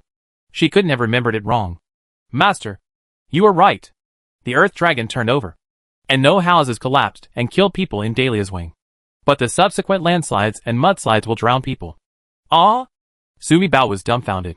She had no memory of the mudslides and landslides. After all, when she was reading the book, it was written in the original book that after the death of Hua Fan, the Earth Dragon turned over one day after the exiled prisoner left Dahlia's wing. It only wrote that the Earth Dragon turned over and Dahlia's wing became a watershed for safety. There is no mention of any disaster other than the Earth Dragon turning over. After all, in the original book, when the people of Dalu village were turned over by the Earth Dragon, the whole village died in the deserted temple they passed by. It's over. Go back quickly, and think of a way to get everyone to leave quickly. Sumi Bao teleported back to Dahlia's wing. This time she did not return directly to the main hall. Instead, he went directly to the village chief's house. If he wanted everyone to move safely, he had to find a local to ask which place near Dahlia's wing was higher, and could safely avoid the mudslide. The village chief's house has 5 large tile-roofed houses.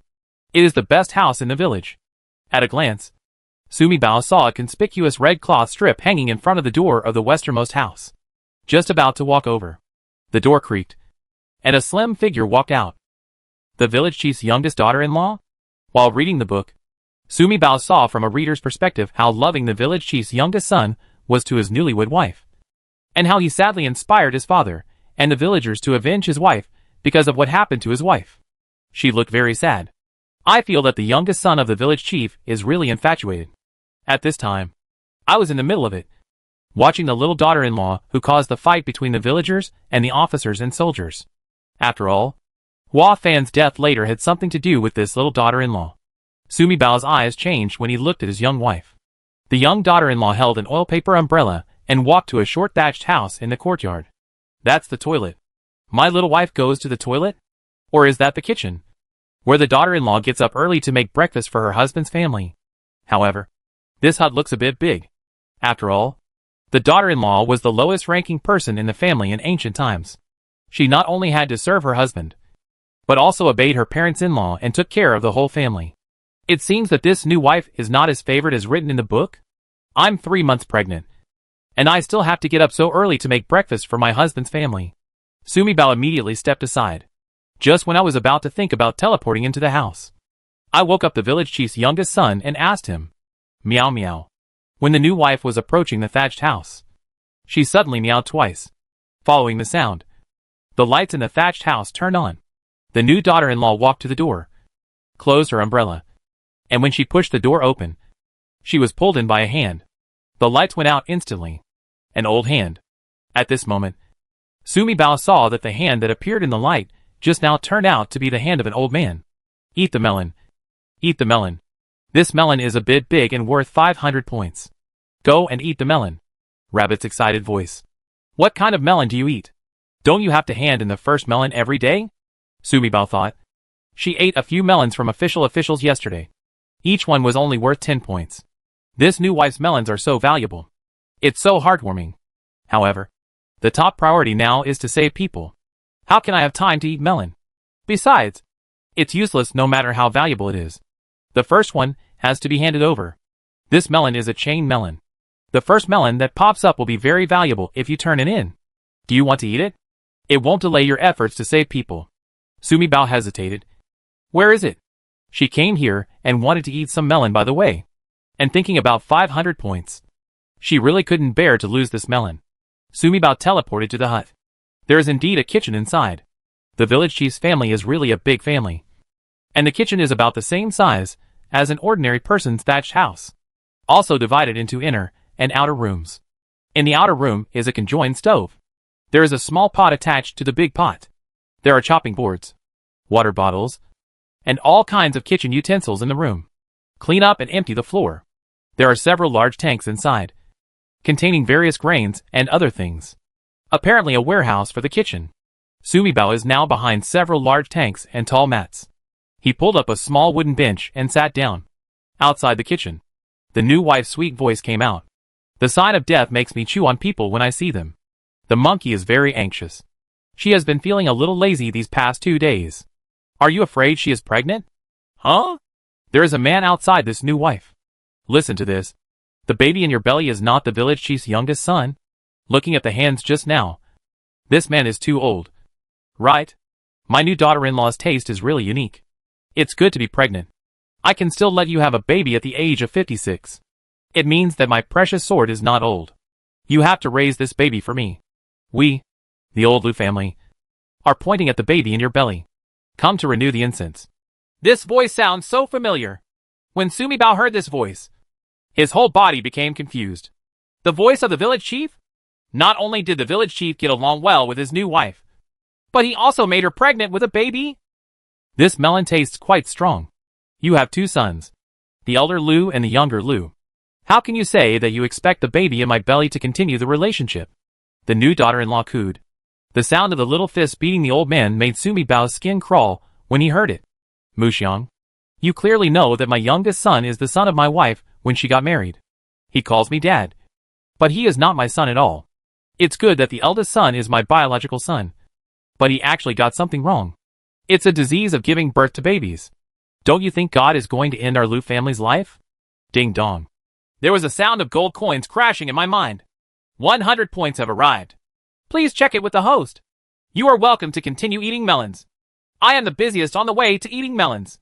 The host is going to get rich. Sumibao thought about it, and it seemed that the first melon she ate was the secret of the village chief and his new wife. Counting the melon handed over. It was not profitable. Now I have eaten the second melon. The village chief's youngest son is not giving birth to babies. This melon is worth 100 points. No wonder the rabbit said it was a melon. You old guy. You have a good plan. You obviously fell in love with Nujia. You bought Nujia from Mijiabeo. But you lied to your family and said that Nujia is the daughter of your best friend. Now my parents, both of them, are dead. Entrusted to you. And you will bring them to marry your son. The new wife giggled. But you are an idiot. You have fallen in love with me. Tell me, what should I do in the future? I can't stay so unclear with you. What will happen to the children I give birth to in the future?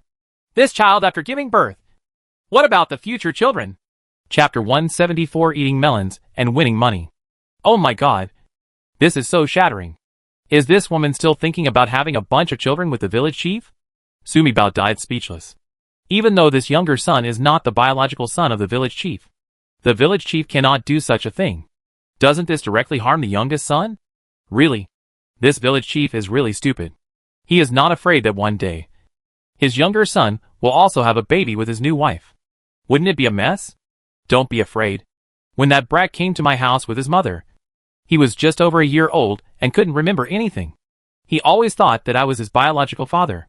But occasionally someone in the village would joke with him, saying that he didn't look like me, not my biological son. He even quarreled with others, saying that he was the younger son. And if he wasn't his biological son, then it wouldn't be his turn. If I hadn't been pregnant, he would still have to pester me. You said, I can't give him medicine every time. Right. What if it doesn't work one day, and he discovers all the scenes he thought he was with me? It's all a hallucination caused by the drugs. So that's troublesome. Is there such a thing?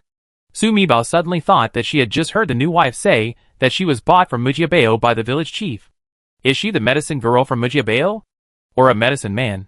She had read in the original book that Mujiabeo specialized in cultivating a kind of girl who could fascinate men and make them fall into hallucinations, like entering a fairyland. Could it be that this new wife is one of them? Don't worry, dear Xianger. As for his body, after using the medicine from Lord Mu, he can only jump around for another 3 months at most. By then, he will be paralyzed in bed, unable to speak or move. That's not all. Let us do it. In this case, why keep him? If you don't keep him, how can you bear more children for me? Next came the annoying voices of 2 people. Don't worry, dear Xianger. The old woman won't live long. She will be gone in a year or 2.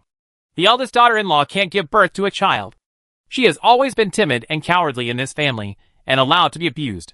By then, this family will not be all it's up to you. Ding dong. A series of gold coins sounded. Sumibao simply won. I really made money just by sitting here and eating. The kind that keeps making money. So happy. Finally. I understand. No wonder the original book said that the new wife had an accident and the baby in her belly was gone. The village chief listened to his youngest son's words and started fighting with the official. I didn't listen to my younger son's words. It was obvious that he cared about his woman and children. Before fleeing the famine, he provoked the villagers, who had a grudge against the official, to start a fight with the official. Then, there were dozens of exiled women and children. The old boy, the village chief, is actually related to Mujibeo. It seemed that the fate of the people he took away was predictable. They must have been sent to Mujibeo to work as medicine men. It's just that the number of people is not as great as the number of people. An earthly dragon turns over, and the whole village dies in the deserted temple.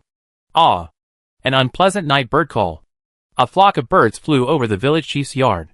Sumibao's heart tightened. She was so busy eating melon that she forgot about serious matters. Mudslides. Landslides. We need to get everyone out of here quickly and move to a higher, safer place. She originally wanted to ask the village chief about the terrain. After thinking for a moment, Sumibao immediately teleported to the west wing. The earth dragon turned over. Half an hour later the earth dragon turned over.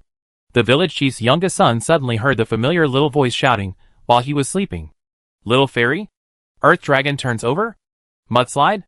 The village chief's youngest son jumped up. I saw that my wife on the bed was missing. Where is my wife? Could it be possible that those dog officers took my wife away in the middle of the night while I was sleeping?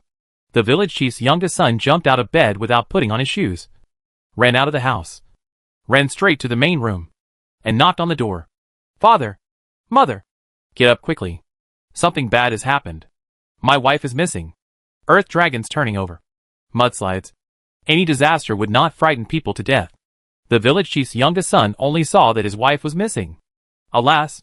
Sumibao felt that her decision to come to the village chief's house was wrong from the beginning. Time does not wait. She immediately teleported back to the ancestral hall. My dear, you're back. It's too dangerous outside. Don't go out easily. Mrs. Su hugged the baby in her arms tightly. In extraordinary times, so many people sleep together in the ancestral hall. She was afraid that there would be restless thoughts about the women at home during the night. Besides, she had been sleeping in the donkey cart during the day. Mrs. Su would wake up for a while, sleep for a while, and remain in a state of light sleep. When Sumibao left, she realized that there was no child in the swaddle in her arms. She kept thinking about it. Now when I saw Sumibao coming back, my heart returned to its true place. Mistress, wake up your parents and sister-in-law quickly. In half an hour, the earth dragon will turn over. Then there were landslides and mudslides. Mrs. Su was startled and quickly woke up her family. Several adults huddled together to discuss countermeasures. I'll go tell Mr. Wang the news and ask him to discuss it with the team leader. Men like Su Chenyi had their wooden shackles removed in order to make it easier to travel at night. Su Chenyi suggested that Mrs. Wang should take the initiative in this matter.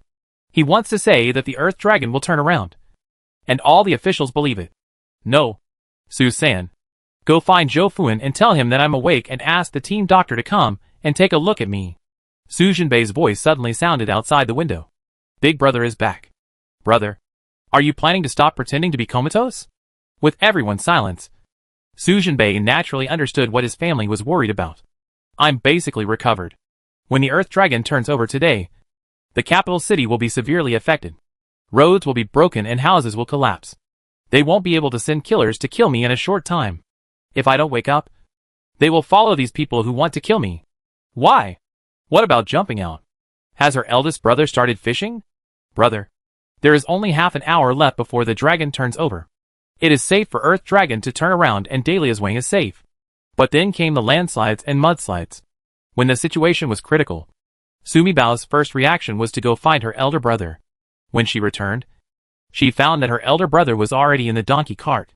Sumibao quickly woke up his family. Discuss countermeasures. Everyone is sleeping soundly. If you ask them to get up and leave at this time, no one will be willing. Wake up. My young master is awake. Mr. Joe, please send the team doctor to take a look at my young master. Su-san pretended to be excited, stepped on the bodies of several people, and ran excitedly to the fire where Zhou Fuan was sleeping.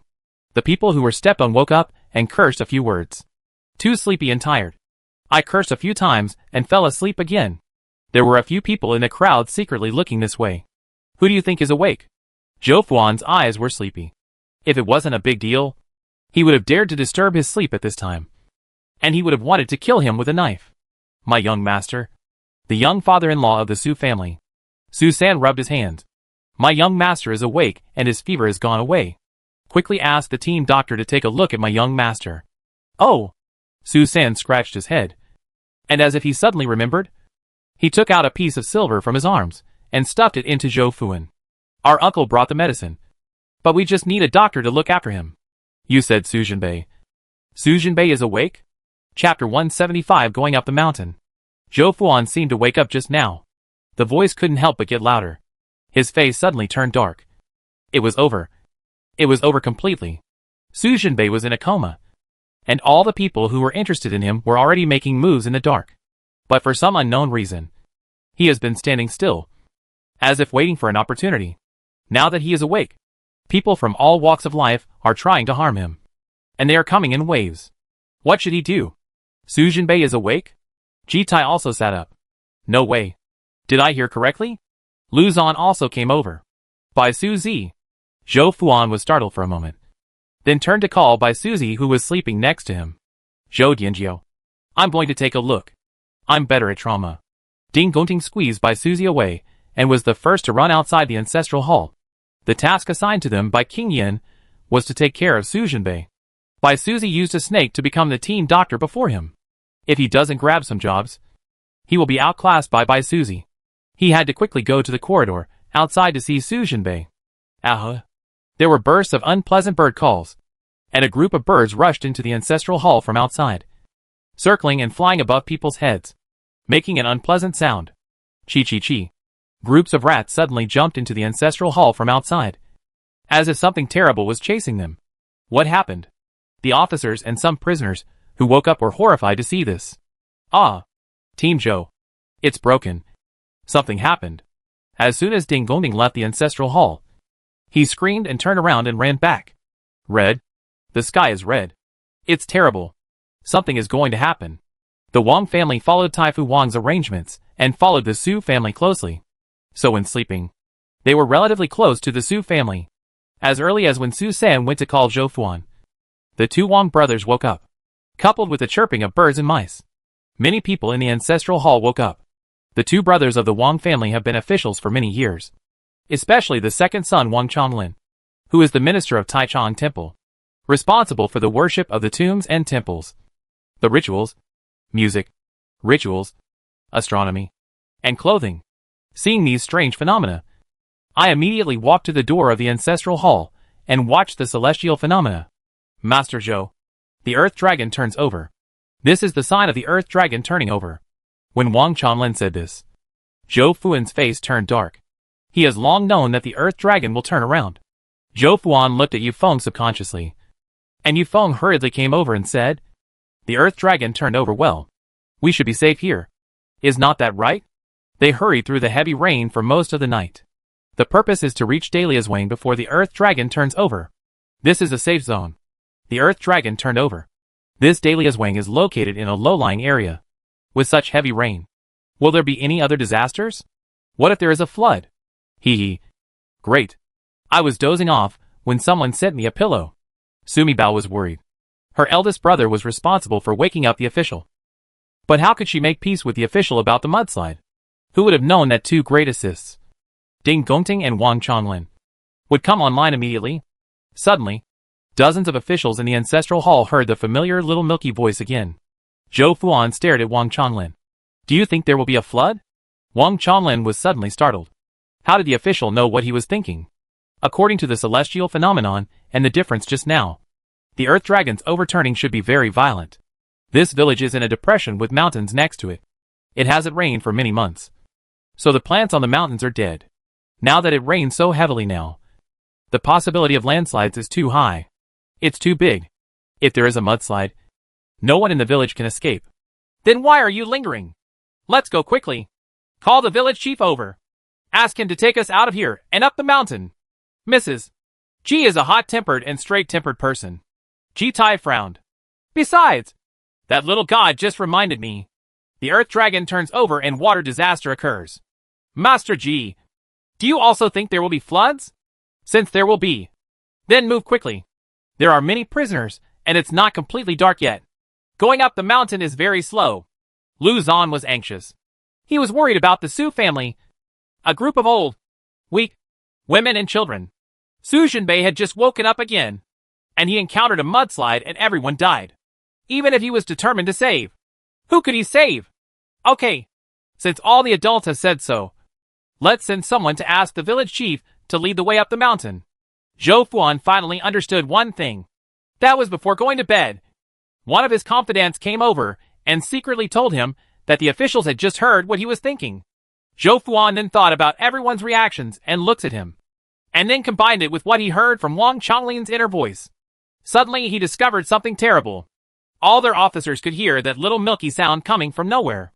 But it seems that I can only hear other people's things, but not my own. If Ji Tai and Lu Zan hadn't been able to hear that little milky voice, how could they be so abnormal and easy to talk to? However, the top priority now is not to pursue these matters, but to get everyone away quickly. Everyone quickly packed up and got ready to go. Zhou Fuan called to the officials and hurriedly urged the exiled prisoners to pack their things. When the village chief was brought, he happened to step on a little mouse running past him as soon as he entered the ancestral hall. With a squeak, the mouse barked. His foot slipped and he fell to pieces. I was just about to live, but I didn't expect that a stupid boy would disturb my good life. After finally pretending to go to the toilet and coming back, he asked his youngest son to come into the house to talk, and quickly asked his wife to sneak back into the house. The brat said something about Earth Dragon turning over in mudslide. Pure nonsense. Now the officials suddenly called me here. Along the way, I saw that the sky was so red that it was scary, and rats were jumping around under my feet. The rain didn't stop. The official asked me to come. Is it really like what the youngest son said, that the Earth Dragon is about to turn over? The old boy, the village chief, has a lot of fun. More than 70 officials heard Xiao Nai's voice, and the village chief's voice was immediately known to all the officials. The village chief suddenly felt a chill running down his back. Why did the officials look at him wrong? Village Chief Lu, you are familiar with the terrain. Take us to the nearest mountain quickly. Zhou Fuan didn't have time to mind the village chief's business. The nearest mountain is to the west of the village. It's 3 or 4 miles away. But the way up the mountain is difficult. The road is slippery in the rain. It's difficult for people to go up. Horses can be pulled up, but cars can't go up. Sumi Bao was very anxious. I really want to go up and give village chief Lu a big slap. Why are you so annoying? Let's go quickly. The Su family had packed their things, left the ancestral hall, and met Su Zhenbei in the corridor outside. Su Zhenbei sat up at this time, although Ding Gongting went out first. He came back just now. Bai Suzy went to see Su Zhenbei before him.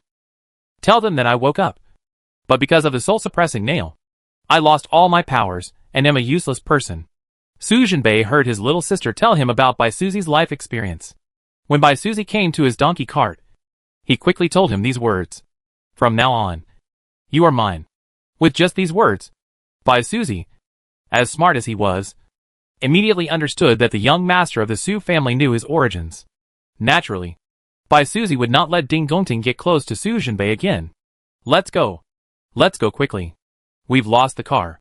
We're just carrying the light things on our backs, and don't leave the heavy ones. The officer shouted. Chapter 176 Lost Everything. Master, let us carry the things on our backs. If something is lost, what will we use in the future? The prisoners wailed, unwilling to part with their belongings. The Earth Dragon is about to turn over. Muds and rockslides. Landslides. Which is more important? Things or lives? Zhou Fuan was so angry that he cracked his whip and drove the exiles to assemble quickly and travel lightly. If we lose these food items, we will starve and freeze to death on the exile road. Some bold exiles shouted and encouraged the prisoners not to listen to the officials and leave their luggage. Let's go first. At this time, Mrs. Ji no longer clamored to leave with Zhou Fuan. Village chief, lead the way. Ji Tai asked a forbidden soldier to take the village chief and leave on horseback. The imperial guards and Jiao Wei drove the prisoners up the mountain with their whips whirring like a herd of cattle and sheep. Don't worry so much. Let's go first. The exiled prisoner lingered, begged, and refused to put down his luggage.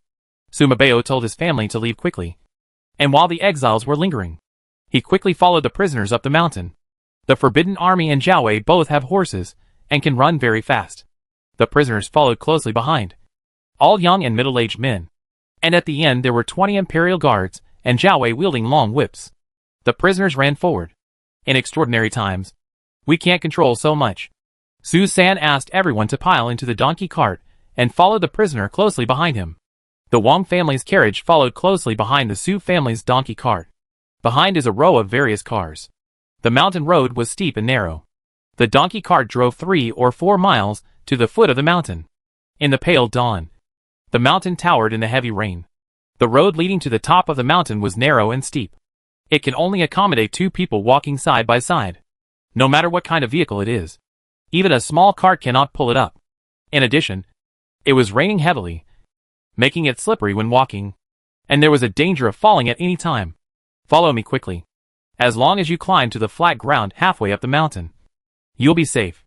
Seeing that Ji-Tai and others were climbing up the mountain with their guilty prisoners, their horses were also brought with them.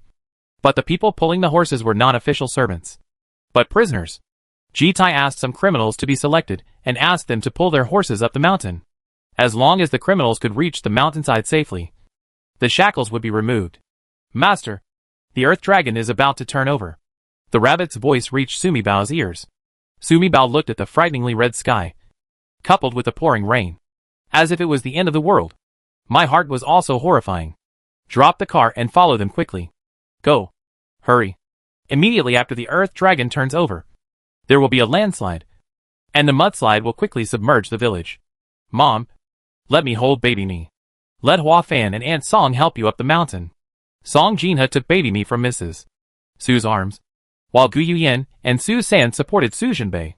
Sumibao watched the family get out of the donkey cart, with the 4 children being led by adults. It's just that every adult is carrying something on his back. Family members, don't bring anything with you. We'll get wet from the rain, and dragging you up the mountain. Everyone in the Su family heard Sumibao's voice. We brought our clothes and quilts with us. When the rain stops, they can be dried and used again. I'm carrying some food on my back. I'll have to eat it when we get to the mountain. The Su family talked to each other. But in fact, everyone said these words to Sumibao. You can't take these things up the mountain.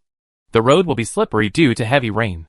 If they fall down the valley, especially with the quilt, it was very heavy after being caught in the rain. I don't want the donkey cart anymore. I'm holding the donkey. Manager Su was afraid that the Su family would ask him to throw away the donkey, so he held on to the donkey's reins tightly. The officials took the horses up the mountain. The donkey is lighter than the horse, and is very sensible. I will take care of it. It's too dangerous. Don't take anything with you except people. The young master has just woken up. He is very weak and ill. He can ride on a donkey without a car. Su San immediately stated that he and Manager Su had the same opinion on taking the donkey away. Don't worry. Everyone. Nothing will be lost. Everyone just needs to protect themselves and that's it. Song Jinha knew what Mi Bao Bao meant. She would find a suitable opportunity to put the carriage into the space. But if the Su family doesn't have anything, they can't take out things to use in front of so many people when they get to the mountains. Right? Thinking of this, Song Jinha glanced at Su Jinbei. Jinbei, let Mr. Su take the donkey. Right? Su Jinbei nodded, thinking that he should take it with him first. As he walked, he realized that it was no longer possible when he reached the middle of the mountain. It would not be too late to throw it away. Husband, why don't we all carry a simple package? Gu Yuyan supported Su Jinbei, got close to him, and whispered, this way, we can make a living by going to the mountains to get things for use. Ever since he made sure of his feelings, Su Jinbei was a thoughtful person and took good care of Gu Yuyan. Gu Yuyan is not a coy character either. Now that she was sure of Su Jinbei's feelings for her, she accepted Su Jinbei's concern openly. In just a few days, the two of them could understand each other's thoughts from each other's eyes. Well, that's fine too. Su Jinbei also felt that his little bride was very considerate. If everything is lost, after a while on the mountain, this big family, old and young, with everything to wear, cover and eat, even though my little sister's fairyland has everything, it can't be taken out of thin air. Jinbei and Yin are right. Let's all carry a bag and take less things. Just go up the mountain without delay. Song Jinha watched everyone put some things back into the donkey cart. The donkey cart was lost at the foot of the mountain, and everyone climbed up the mountain carrying only a small package. Su Jinbei asked Su San to tie the waists of the whole family with a thick rope, so that if anyone slipped and fell, there would be so many people pulling him, he would not fall. Manager Su took the donkey and took the lead. Su Jinbei, Su San and Suan, who knew Kung Fu, spread out so that they could take care of everyone more easily. Dad, What should we do? The Wang family's carriage followed closely behind the Su family's donkey cart. Seeing what the Su family was doing, Wang Chongling, the boss, looked at his father, Taifu Wang, in the carriage, because Gu Yian went to Wang's house. She saw the injuries of Taifu Wang and Wang Yanyu. After giving some medicine, Mrs. Wang took it. At the Dahlia's Wang Ancestral Hall, the fever finally subsided in the middle of the night, and he woke up. The two sons immediately reported to him in detail the situation of the Su family. Wang Taifu also asked them about the escort status of the entire team, and also asked about the situation of some exiled officials in the East Palace and the Exile team. Follow Su Jinbei, and you will do whatever he does. After all, Taifu Wang was old. His whole body was injured, and he was weak and still feeling dizzy. But he deserves the title of Old Oil Barrel. Naturally, he knew that apart from him, Su Jinbei was the most scheming person, let alone the entire exiled team, or even the entire Dachi dynasty. It would not be wrong to let his children and grandchildren follow the Su family. They lost the donkey cart. If we lose the cart, what will happen to my grandmother and little sister? The boss Wang Chongling is worried. And Dad, you are too weak and injured to walk. The Queen Mother frowned. You are so seriously injured. As long as you let the official know that you are awake, won't you have to wear the shackles and walk? Chapter 177 The Earth Dragon Turns Over. When she thought of this, the Queen Mother shed tears again. Ever since her house was confiscated, the Queen Mother has often shed tears. Dad, I can't live without a carriage. My body hurts so much that I can't walk. Wang Yanyu was the first to object. The carriage was given to me by the Emperor himself. No one dares to let us take it with us. As the maid given to Wang Marin by the Emperor, Wang Yi has been sitting in the car taking care of Wang Yanyu. She knew Wang Yanyu's injuries best. When Gu Yuan, the new daughter-in-law of the Su family, came to check on Wang Yanyu, everyone in the car except Mrs. Wang, who was unconscious, got out. Only Wang Yi was left to take care of Wang Yanyu. Wang Yisan saw Wang Yanyu's lower body was torn. It was difficult to heal from such an injury. In addition, Wang Yanyu has been pampered since childhood and cannot walk at all. As long as the carriage is lost, Wang Yanyu will have to be carried on his back. When Taifu Wang heard what his youngest daughter said, a sinister light flashed in his old eyes. Although it disappeared instantly, and his face returned to calm, Wang Yi saw it clearly through the veil. Although Taifu Wang was in a coma and had not heard the specific details of Wang Yanyu's injuries, Emperor Mingda announced that his daughter would sleep with him, administered the anti-aging medicine, and then sent her back to him. Without thinking, he knew how badly his little girl was hurt. If you lose it, go to the next village in town, and we will buy it again. Taifu Wang's tone was unusually firm. Dad, how about we follow the example of the Su family, who lost the carriage and pulled the horse away? Wang Chongling thought that they would also follow the example of the Su family and bring the horse with them. This way, if their backs were really tired, their grandmother, father, and little sister could take turns sitting on the horse and walking. What's more, even if there are no people on the horse, you can still help carry some things. Father is awake. It's better to let only our family members know. Don't tell the official. This way, father can walk without wearing shackles. It can take a few days, and he can rest for a few more days. When father recovers a little, we can tell the official father is awake. Taifu Wang nodded.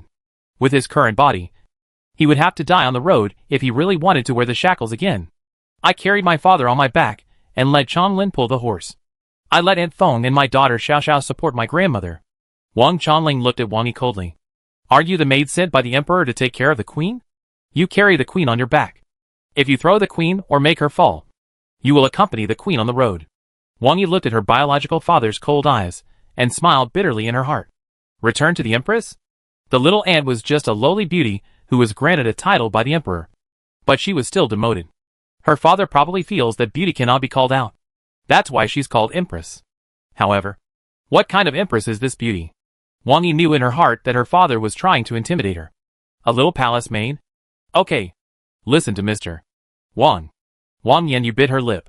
She was the only person in the car who knew Wang Yi's identity. But she didn't want to say it at this time. After all, she is a little beauty. But she is incomparable to the crown princess. Ever since she was a child, she had envied the big scene where the whole family gathered around the crown princess. My body hurts, and I can't walk at all. When Wang Yanyu lay on Wang Yi's back, she excused herself in her heart. Besides, Wang Yi doesn't want to reveal her identity to her family. So it's no wonder she is. Wang Yi has been a princess for many years, and has never seen such a person. She could see through her sister-in-law's thoughts. But she didn't want to say anything more. All the prisoners had to walk hard on the muddy mountain road. And the rain made it difficult for everyone to see the road. Everyone complained about the official duties in their hearts. But they didn't dare to curse out. Sumi Bao was completely covered in Song Jina's arms. The Su family members were all covered in the plastic raincoats she took out and covered with raincoats. This time, Suma Bao didn't care so much and asked Rabbit to take the special hiking shoes that their group wore when going on missions from space. So everyone walked, sliding 3 times a step. And soon someone slipped down, which made everyone exclaim. The Su family wore hiking boots on their feet and tied ropes around their waists. The whole family worked together. No one fell behind. And no one slipped down. We should have tied a rope around our waist just now. Wang Chonling carried Taifu Wang on his back and followed closely behind the Su family. Looking at my family behind me, I saw someone slipping and falling from time to time. But luckily they didn't fall. Looking at the Su family in front, no one slipped. I feel more and more that what his father said is particularly right. Don't worry about anything. Just follow Su Jinbei. Fortunately, everyone complained and complained. But no one dared to neglect. After all, the officials would swing their whips and roar from time to time. Soon, everyone came to the flat land halfway up the mountain, which was as big as a middle school playground. Everyone, come sit down to the east. Come on. Everyone, sit down first. The Forbidden Army and Jiao Wei arrived early with their prisoners and occupied the relatively flat west side. Zhou Fuan asked the escort officer to yell at the exiled prisoners to come from the east side. Dad, let's go further up. Shall we? Sumi Bao heard a familiar voice and twisted his little neck. Then he saw that the villagers of Dalia's Wing had followed the exiled team up the mountain without knowing it. It seems that the author is trying hard to put the clues back on track again. The villagers of Dalia's Wing did not die in the mudslide in Dalia's Wing, just like in the original book. Now he went up the mountain with them. For a moment, Sumi Bao's back felt cold, and he felt the familiar feeling of powerlessness again.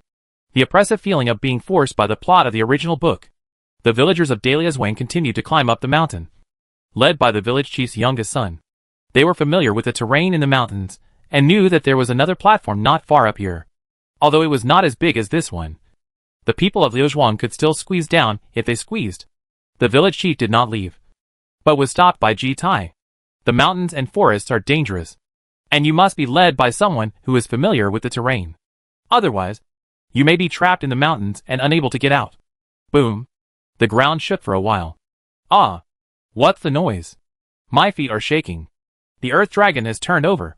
Sumi Bao was so shocked that his little eyes rolled around. That's true. But personal experience is different. At this time, everyone felt the ground shaking under their feet. Rocks roll. Get down. Everyone get down.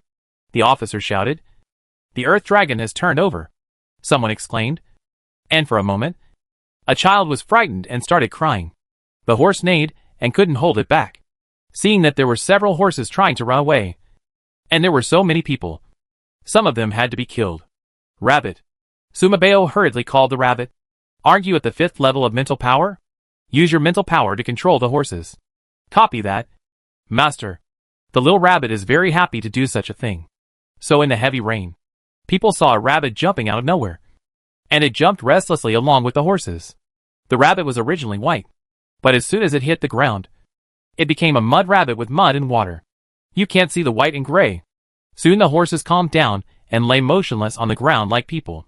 The little rabbit that was jumping around jumped into the grass and disappeared. Chapter 178 Debris Flow. Some people think that the rabbit is a hare, and the earth dragon turns over and shakes it out. There are not only rabbits in the mountains, but also many birds and small animals flying around and screaming. Some people also think that the rabbit may have been given by the family of an exiled prisoner to eat on the road. But it ran out without being hugged, and now it ran into the forest and could not be found again. It suddenly became dark. The whole world, apart from the sound of rain, is the sound of the earth shaking and rocks rolling down. 10 minutes passed, and the ground stopped moving. The rain was still falling, and it was heavier than before. People lie on the ground and look at the village below the mountain. In a short period of time, the entire Dalia's Wing changed its appearance. Toys that seemed to have been broken by a bad-tempered child were thrown all over the floor. People stared at all this.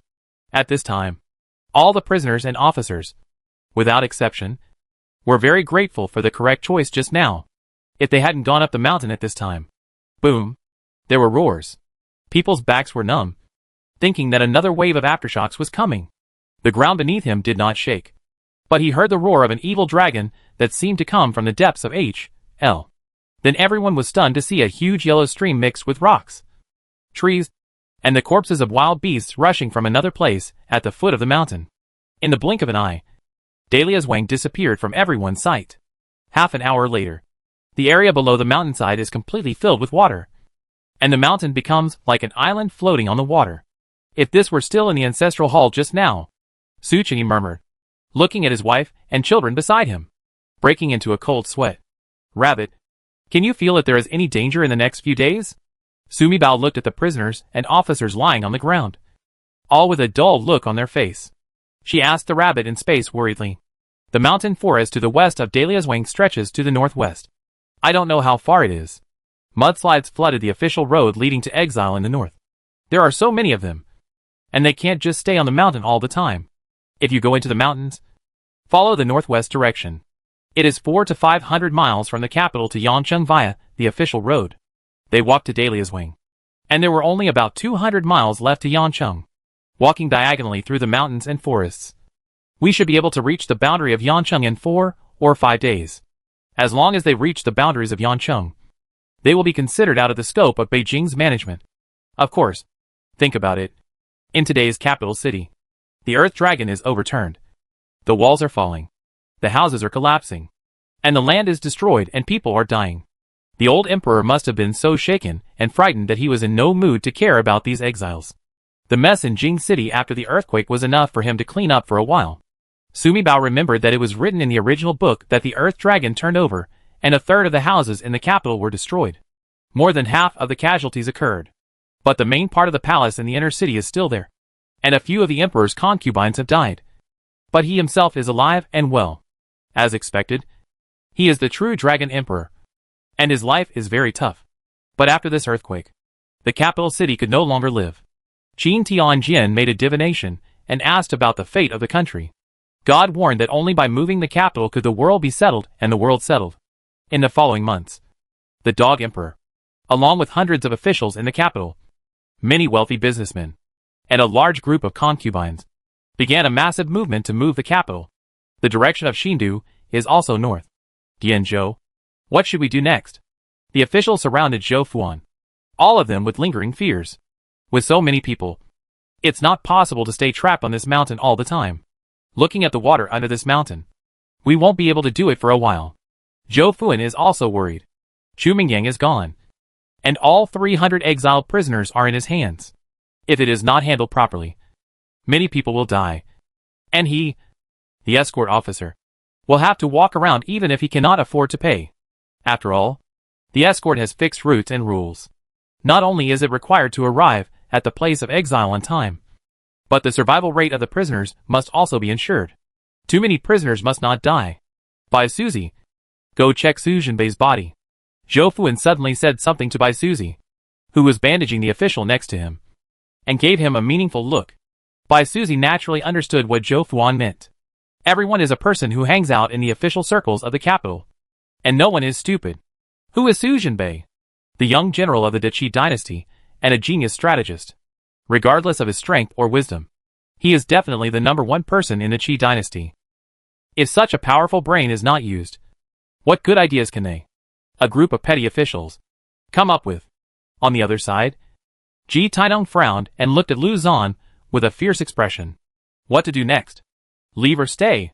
Lu Zan kept looking in the direction of the Su family. We brought out nothing but horses and a few basic necessities. And there are 200 criminal prisoners. Are we waiting here to die? How could I not know such an obvious thing? Aren't I asking you now? What should I do? Haven't you read a book? Don't you always think that you have a better brain than an old man like me? Ji Tai looks like you are a bear. Aren't you usually pretty capable? You have always been dissatisfied with me. But you have to show your true ability that makes me admire you, so that I can look at you high and low. It depends on how Zhou Fuan arranges it. He can have more people there. Ji-tai followed Lu Zon's gaze, and saw the Su and Wang families. Tian Wang gave Lu Zon an approving look. Sure enough, he was smarter than him. Before anything happened to the Su and Wang families, they were the most powerful public servants in the capital. Whether it is Su Jinbei or Wang Taifu, they are both the most clever people. Follow them, and you can't go wrong. This was the explanation his brother gave him when he came out. Over at the Su family, Wang Chonlin was sitting on a stone, looking at Su Jinbei in front of him. Su Jinbei woke up and felt dizzy, but his complexion looked much better than that of his father. It seems that young people recover faster. This is the topographic map that my elder brother asked me to bring. Mr. Su, take a look. What's the best way for us to go next? Wang Chonlin covered the terrain map with a bamboo hat and showed it to Su Jinbei. We are prisoners. We don't have any palace. Wang Chonlin nodded hurriedly. Well, I made a mistake. Brother Jinbei. What do you think we should do next?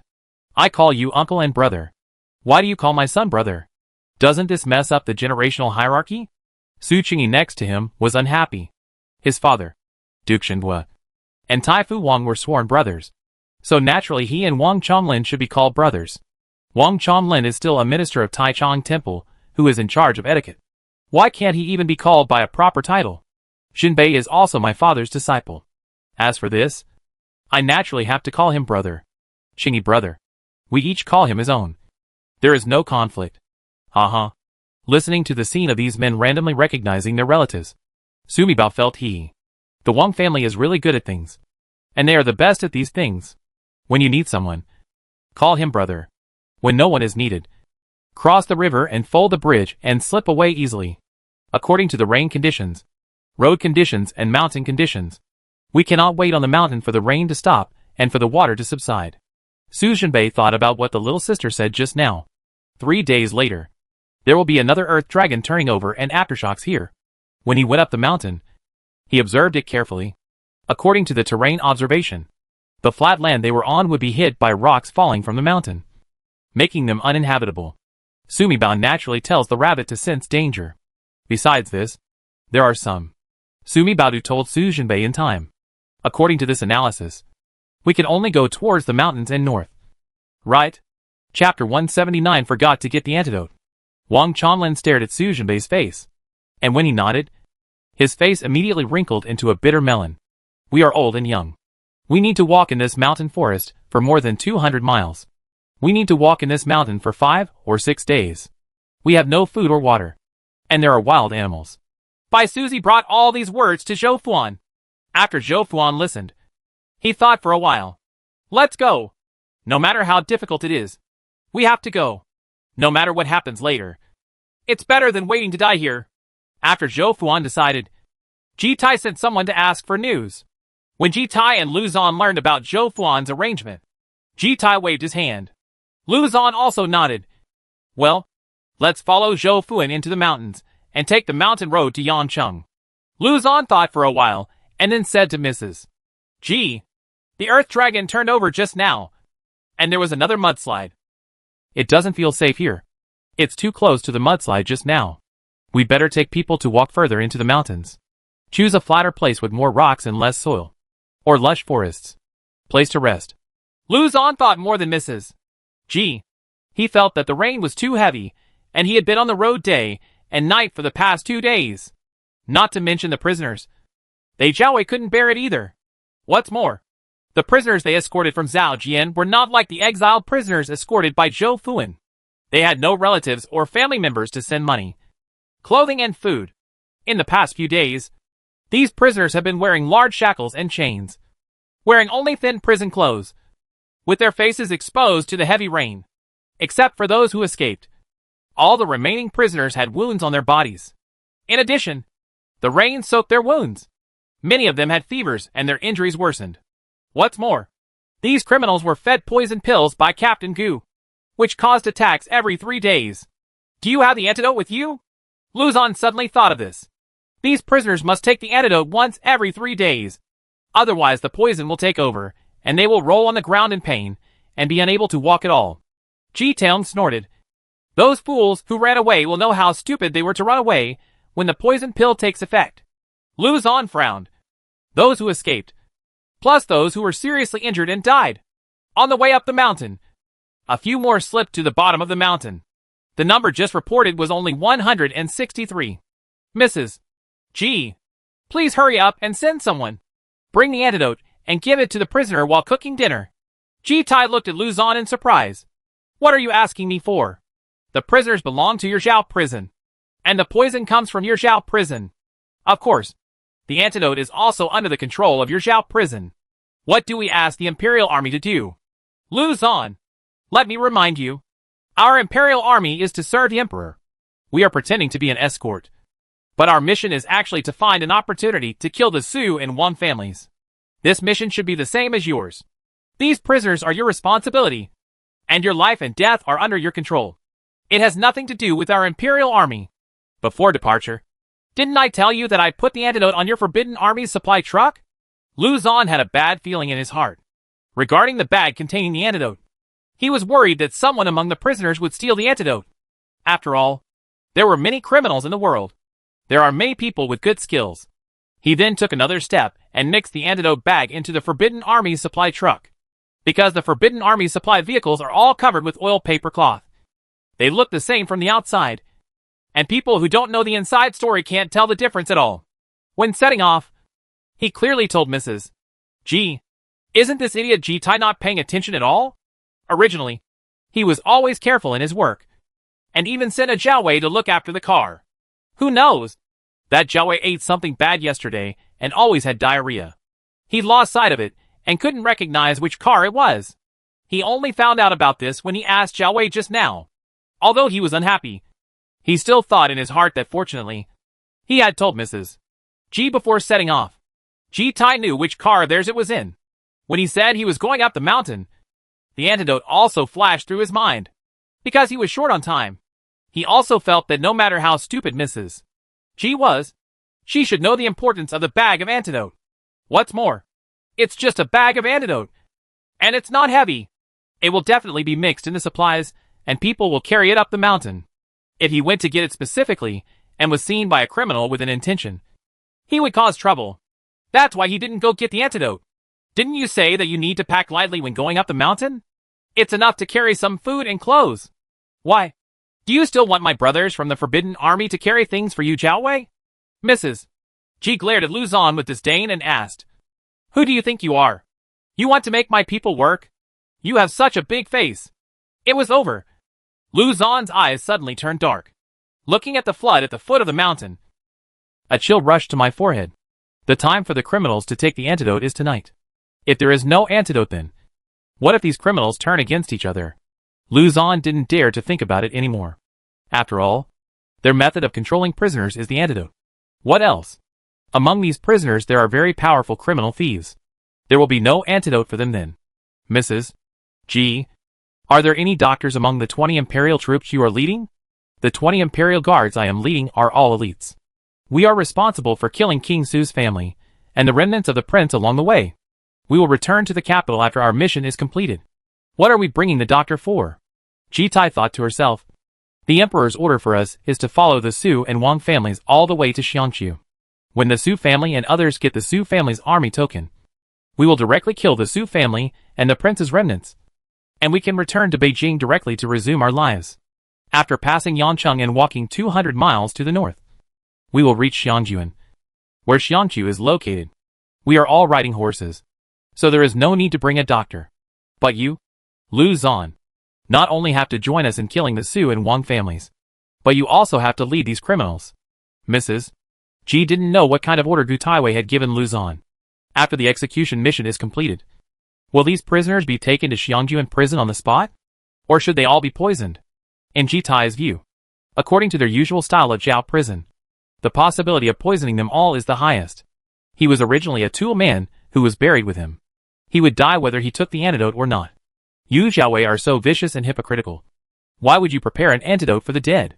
Ji-Tai has always been reckless. Whatever he thinks in his mind, he just says it out loud. Tai-Ji, you are a reckless man. Luzon's face turned pale with anger at this moment. Without an antidote, we Jiaowei will die. And so will your imperial army. After speaking, Luzon turned around and walked towards Zhou Fuan without looking at Ji-Tai. He remembered that Zhou Fuan seemed to have several doctors there. If it doesn't work, let those doctors think of ways to make some alternative antidotes. Although Lu Zhan knew that the poison administered by Captain Gu was definitely not something that ordinary people could cure. Otherwise, there are several very powerful Jianghu people among the prisoners who would not dare to escape easily. But the prisoner doesn't know what the real antidote is. When the time comes, the doctor will randomly make a substitute antidote, and the prisoner doesn't know. Anyway, as long as he can drag them to Xiangjuan, he will take these criminals to Xiangjuan prison. Even if it's gone. Lu Zhan. You coward. You are half-talking. Why are we dying? It was obviously you who poisoned us. Chapter 180. Not enough food. Lu Zhan didn't want to talk to someone like Taiji anymore. So he said coldly, "How many Qingxi guests do you think you can beat?" "What? Green silk guest? Isn't that the famous flower-picking thief in the world? I think back then, the Qingxi guest robbed the boudoirs of 18 aristocratic ladies in Hangzhou in one night, and destroyed the reputation of many girls. His qigong and a colorful soft whip made countless people in the world change their minds after hearing about it. Ji Tai thought that in terms of horsemanship and battlefield combat, he was naturally the most powerful. But with Jianghu Ren's weird tricks and slippery qigong, he was naturally no match for Qingxi in a one-on-one duel. What does Lu Zhan mean when he talks about a few Qingxi guests? As reckless as Ji Tai. No matter how hard-working her brain was, she finally understood the meaning of Lu Zhan's words. I am the 18th generation ancestor of Gu Tai. In order to kill the Su and Wang families, he actually hid so many martial arts masters among the prisoners. These people were enough for Lu Zhan to tangle with him. If the remaining more than 100 criminal prisoners really rebelled, the 40 Imperial Guards and Zhao Wei would not be able to defeat them. By then, they will really all die. When he thought of this, Ji Tai's expression changed, and he immediately turned around and followed Lu Zhan. He also had to discuss it with Zhou Fuan. Hee. You are really doing your own thing. Sumi Bao broadcast all the thoughts and conversations of Lu Zhan and Ji Tai using the Qigua app. More than 70 officials all listened to every word. His face was as white as Ji Tai Luzhen's. Brother, should we think of a way to take advantage of this opportunity to collect these prisoners? Sumi Bao asked excitedly. Didn't you say that after Yancheng? It was outside the scope of Beijing's control? In addition, the Earth Dragon turned over, and the official road was blocked. They will be unable to contact the capital for a while. The more Sumi Bao thought about it, the more excited he became. Even if someone on the official mission communicated with their master Fei Gu in the capital, there would be no way for the capital to send anyone to help them for a while. Are you going to use the medicinal materials you collected to detoxify them? Su Jinbei thought to himself. My little sister has taken over many mansions. For example, the town government office has a special pharmacy. It is still possible to take out some medicinal materials and let Bai Suzy make some ordinary antidotes. As for the poison on his body, it was naturally not something that ordinary people could detoxify. Given by the emperor. Don't worry. Wait. Su Jinbei felt that Lu Zhan would definitely come to Zhou Fuan and borrow Bai Suzy and the others to help make the antidote. But even a doctor wouldn't do it.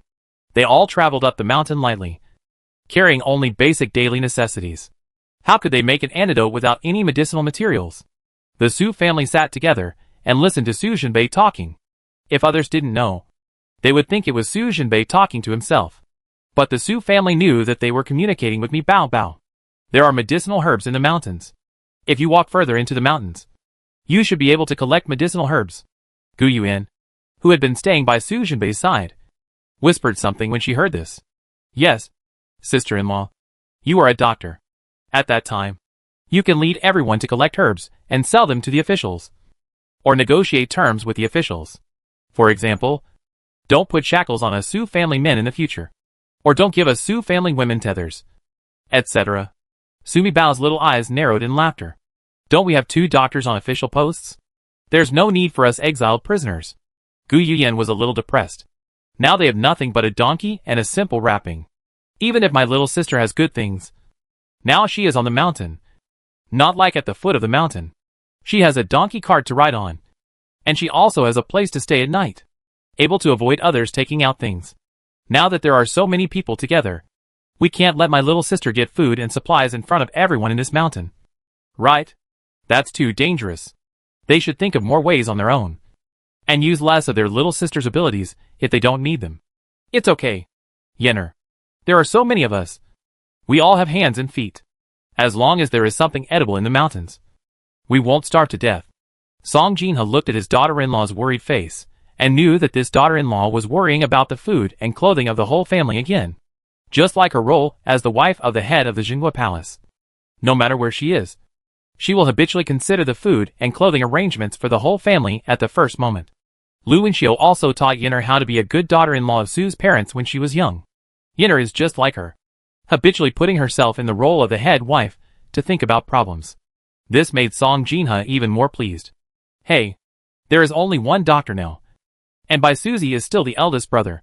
Song Jinha didn't understand what his good daughter meant.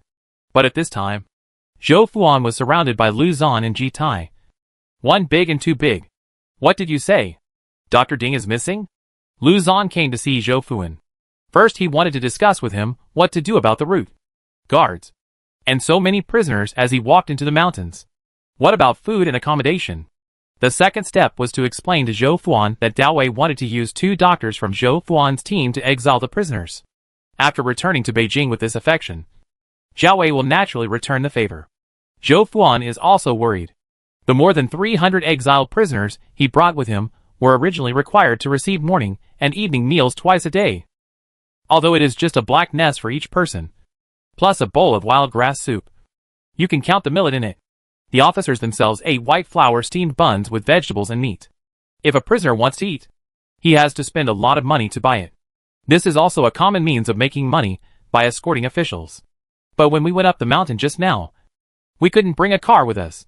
The 30 or so official servants had to carry the white flour and meat dishes, plus their bedding and clothes.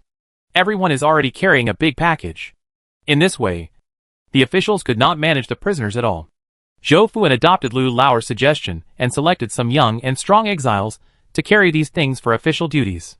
The millet, black noodles, and some mixed vegetables for the prisoners were also carried on the backs of several prisoners. The rest of the things I couldn't take with me were thrown away. I thought that after the crisis was over, I would go to the next village or town to buy again. Who would have thought that the earth dragon turned over and the floods were raging? The official road was cut off, and they had no choice but to go into the mountains. Zhou Fuan had already calculated it several times in his mind. The food they brought was enough for 10 days. But the prisoner only had enough black noodles and millet for 3 days. If they cannot get out of the mountain in 5 days, they will reduce the dosage and the prisoners will starve. Even if some of the food for the 30 or so of them was given to the prisoners, it would be of no use. There are too many prisoners. Not enough to fill the gap between the teeth.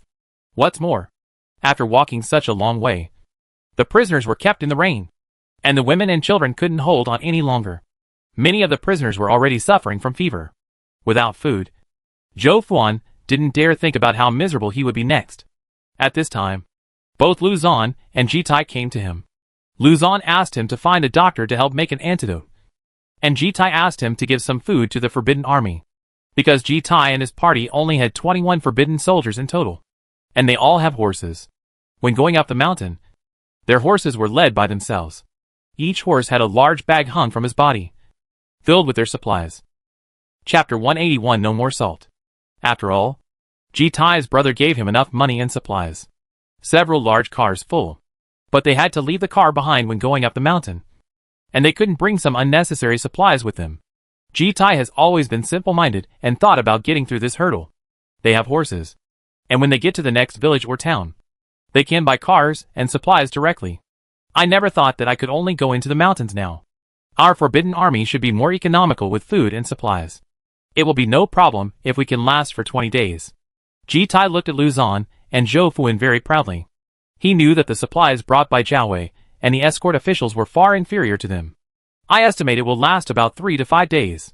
But my guy in charge of the pots forgot to bring them. You have to give me some pots, pans, salt, etc. After I go back, I'll ask my eldest brother to help you too. If you two intend to join our Forbidden Army, that's fine. It's just a matter of words. From now on, we will be good brothers who enjoy life together. Zhou Fuan's face turned even darker. And they only brought 2 pots. Not to mention the salt. The exile carrying the salt fell down the mountain, and both the man and the salt were gone. At this time, he asked the men who went to report to the 2 doctors to report that the doctor named Ding slipped while going up the mountain. At this moment, I don't know where I was washed away by the mudslide. Imperial physician? You said those 2 exiled prisoners were Imperial physicians before they committed the crime? With sharp ears, Lu Zhan immediately heard the key points of Zhou Fuan's words.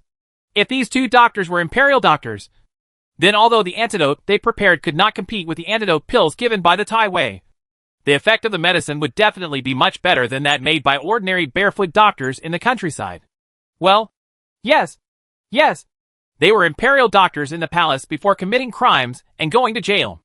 I don't know what they committed. From the list I received, I only know that they were Imperial doctors before. Zhou Fuan almost bit off the tip of his tongue. Quickly changed the subject. Our salt was placed in Chu Siwu's car, and he took it away. Speaking of salt, when Chu Mingyang left yesterday, he threw away all 4 of his supplies, and only drove away in his own carriage.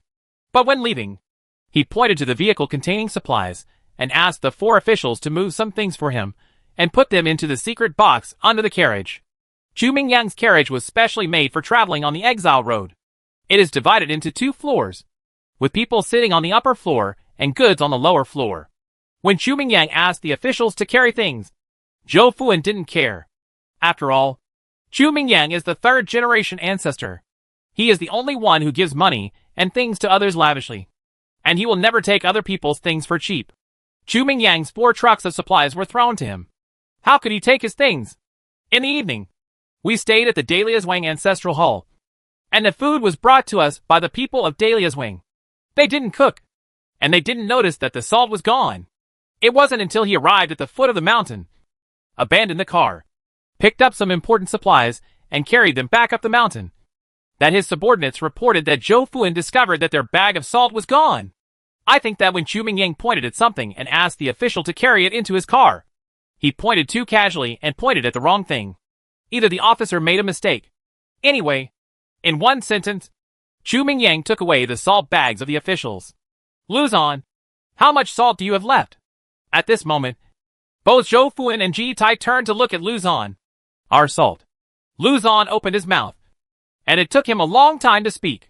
The prisoner carrying the salt slipped down the mountain, and the salt and the person were gone. I came here firstly to ask Zhou Fuan for help in making an antidote, and secondly to borrow some salt from Zhou Fuan. So, the 500 or 600 of us didn't bring any salt with us? Ji Tai also knew at this time that the problem was serious. Zhou Fuan, please hurry up and ask your men to search among your exiled prisoners. Their families have given them things. They cook their own food, so they always bring some salt. Right? Lu Zhan blocked Zhou Fuan. First let me find the remaining doctor. I'll take him away to make the antidote. Then you can go find the salt. Having said this, another official who just went to see the doctor came over, followed by Suzy. Team Zhou. Dr. Bai has brought us. Bai Suzy, if you follow the road commander, you will do whatever he asks you to do? Bai Suzy looked at Zhou Fuan and said nothing, but his eyes clearly said, Zhou Dianjiu, do you know what you are talking about? King Yin sent us to treat General Su. Dr. Ding fell down the mountain. Now I am the only one taking care of Major General Su. And you sent me out. You are not afraid that King Yin will settle a score with you. Zhou Fuan is not stupid, so he naturally understands what Bai Suzy's eyes mean.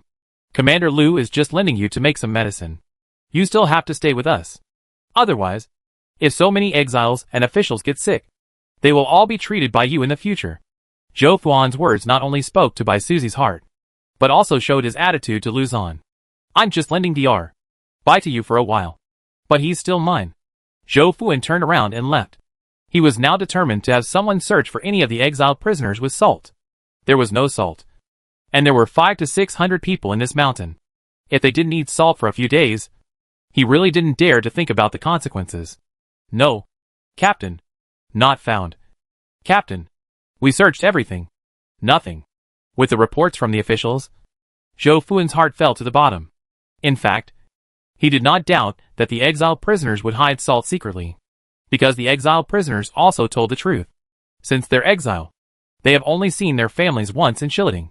Things given by family members are usually money, clothes, and some cooked food.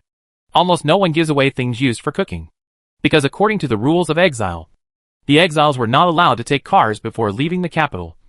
So they had to walk. Women and children had to be tethered, and men had to wear shackles. It was impossible to carry the food needed to deliver pots and pans for cooking. The exiled prisoners usually went out of the capital's management. When they arrived at the next market town, the officials asked the prisoners to pay. And then, they helped the prisoners buy these things. Make a fortune out of it. If any prisoner wants to go to the village to buy things by himself, he must give the official a good fee before he can make an exception and go shopping with the official. Among the more than 300 exiled prisoners, only Song Huangshang went through the back door, bribed officials, and gave the Su family a cart containing pots, bowls, and food. I also brought a jar of lard and salt. But the cart and the things on it were snatched away by the third room of the Su family. When they were at the foot of the mountain, they threw away the cart and carried the usable things on their backs. When they went up the mountain, Su Quanming carried a soft package filled with salt and fell down the mountain. Lu Huifan, who was walking behind him, was so angry that she kicked him. Su Quanming was not convinced and turned around and slapped her twice. Lu Huifan fell down. If Grandma Lu hadn't tried her best to hold her, Lu Huifan would have slipped and fallen to her death. Lu Huifan was fine, but the lard can she was holding in her arms fell and was gone. After listening to the news reported by the official, Zhou Fuan was completely numb. No salt. No salt for everyone. Chapter 182. Overnight in the forest. Brother, should I give some salt to the officials? Sumi Bao frowned. There were so many supplies in her space, and if she took out some at random, it would be enough to support these officials and prisoners. But she doesn't want to be the savior. Brother, I will give you food and salt. Can you ask the officials to give us some benefits? Su Jinbei's handsome face was hidden under the bamboo hat. Don't worry. We have to take back our autonomy bit by bit. Jinbei, can you think of a way to stop me from wearing shackles and chains? Suchi gasped. I haven't worn the shackles for just one day, and my body feels like a new baby. Much lighter. Song Jinha looked at his silly man speechlessly. Husband, you have become lighter. And it is not because of the shackles. It is because you have really lost some weight. The Su family all looked at Su Qingyi. It had only been a few days, but the second master's round, oily face had actually become less round, and his face had turned darker. Although the external injuries on his body have not fully healed, he is still in good spirits. Madam, you have lost weight too. Su Qingyi turned around and looked at Mrs. Su again. Mom, you have lost weight too. As long as our whole family is well and together, none of this matters. When we can get to the exile safely, our family will be able to live our lives together as one united family. Mrs. Su feels much more at ease now than when she first ransacked her home. Don't worry.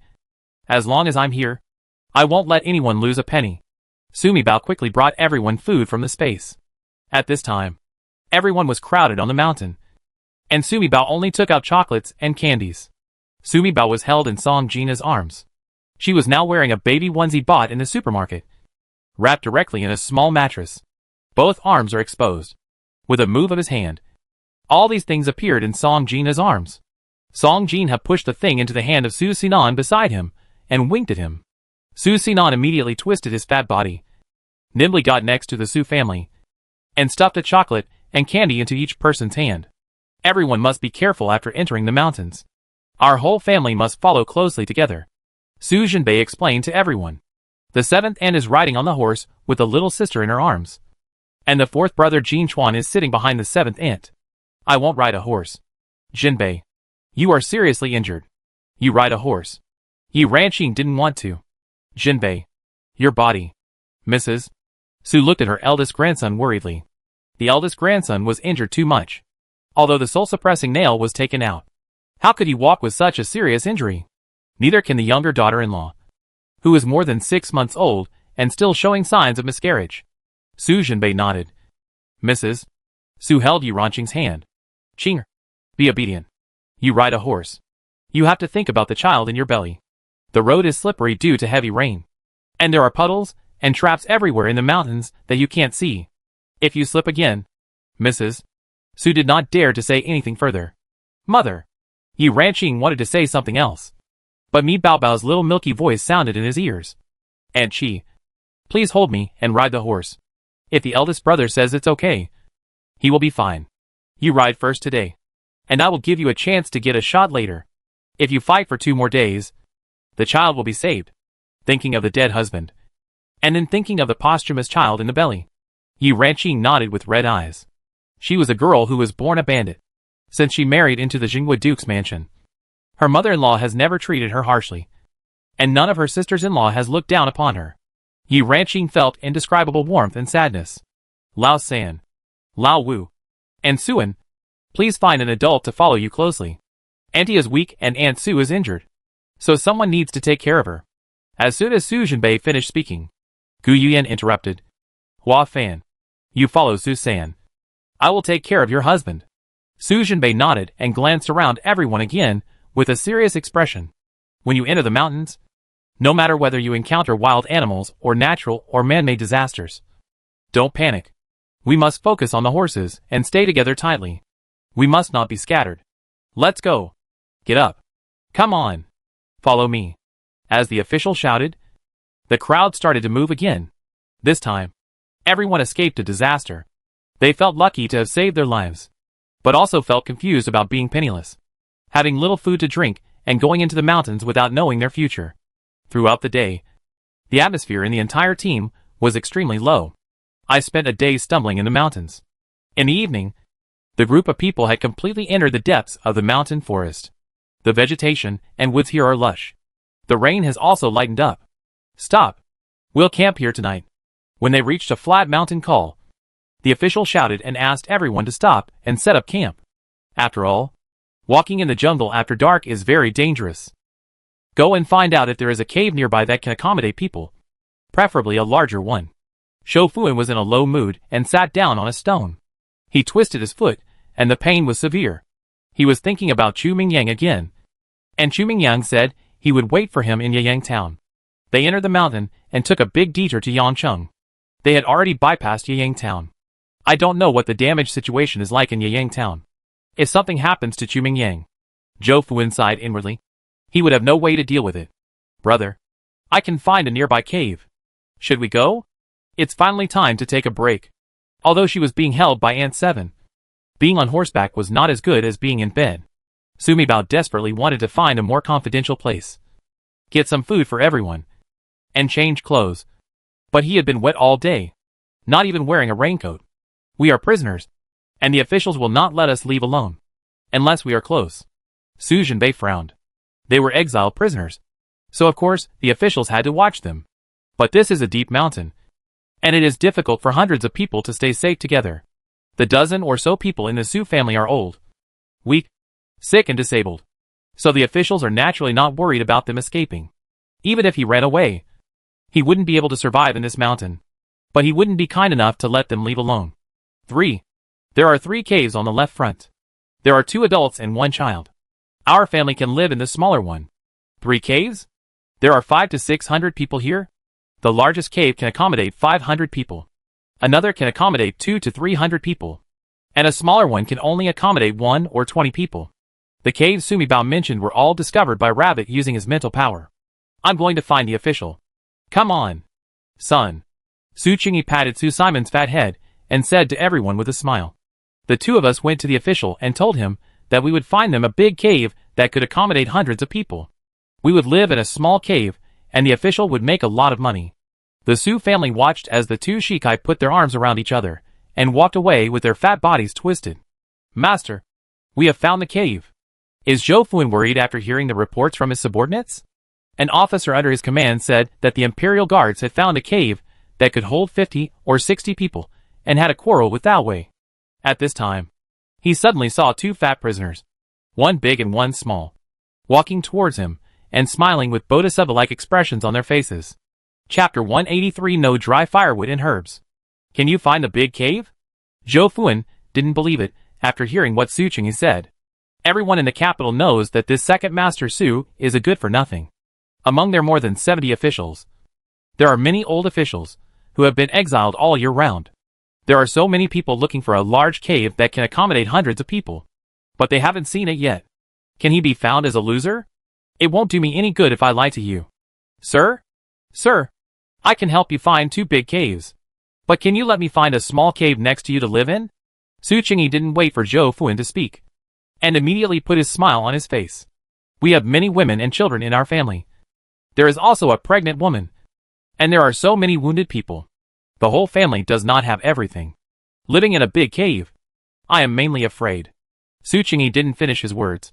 His eyes fell on Zhou Fuan's feet, and he said with a flattering face, "My lord, we have brought medicine for bruises. Dr. Bai will need it for you later, and keep it overnight. Your foot will be fine."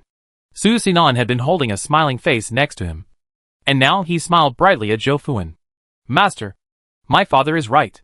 My family has brought a lot of medicine, which will definitely cure your foot," Su Sinan said like a childish child again.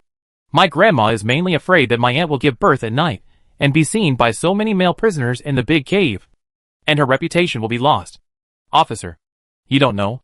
Su San, my eldest brother, and Butler Su are all injured and can't hold it in hum. It can make people unable to sleep at night." "You kid! What are you talking about?" Su Qingyi glared at Su Simon angrily, then turned to Zhou Fuan and smiled. Children's words are unbridled. An official should not be angry.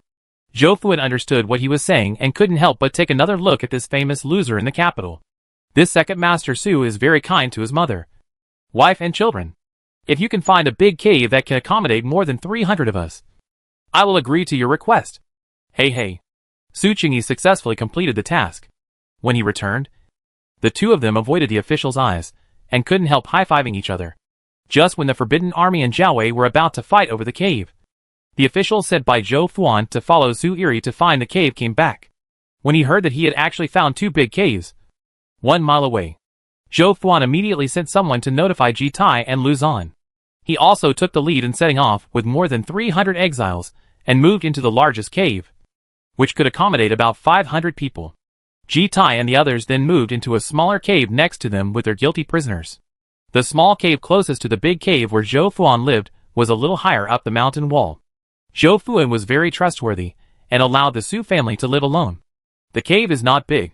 The entrance is a bit narrow, but the inside is quite wide, about 50 square meters. Butler Su pulled the donkey to the hole. Everyone was soaked in the rain for a whole day, although Sumi Bao secretly stuffed them some food in the meantime. After all, there were many people, and they didn't dare to go overboard. In addition, even with my raincoat on, I was still very wet. "Mom, we have to warm up by the fire and change our clothes." Song Jinha has now recovered and is used to asking his mother-in-law for advice first when something happens. It's been raining outside, and the firewood is all wet. "Mrs. Su just finished her words, and Sumi Bao was happy. You need to find a baby for this." With a wave of his little hand, a pile of well-chopped dry firewood appeared, filling half of the small cave. My little sister has thought carefully.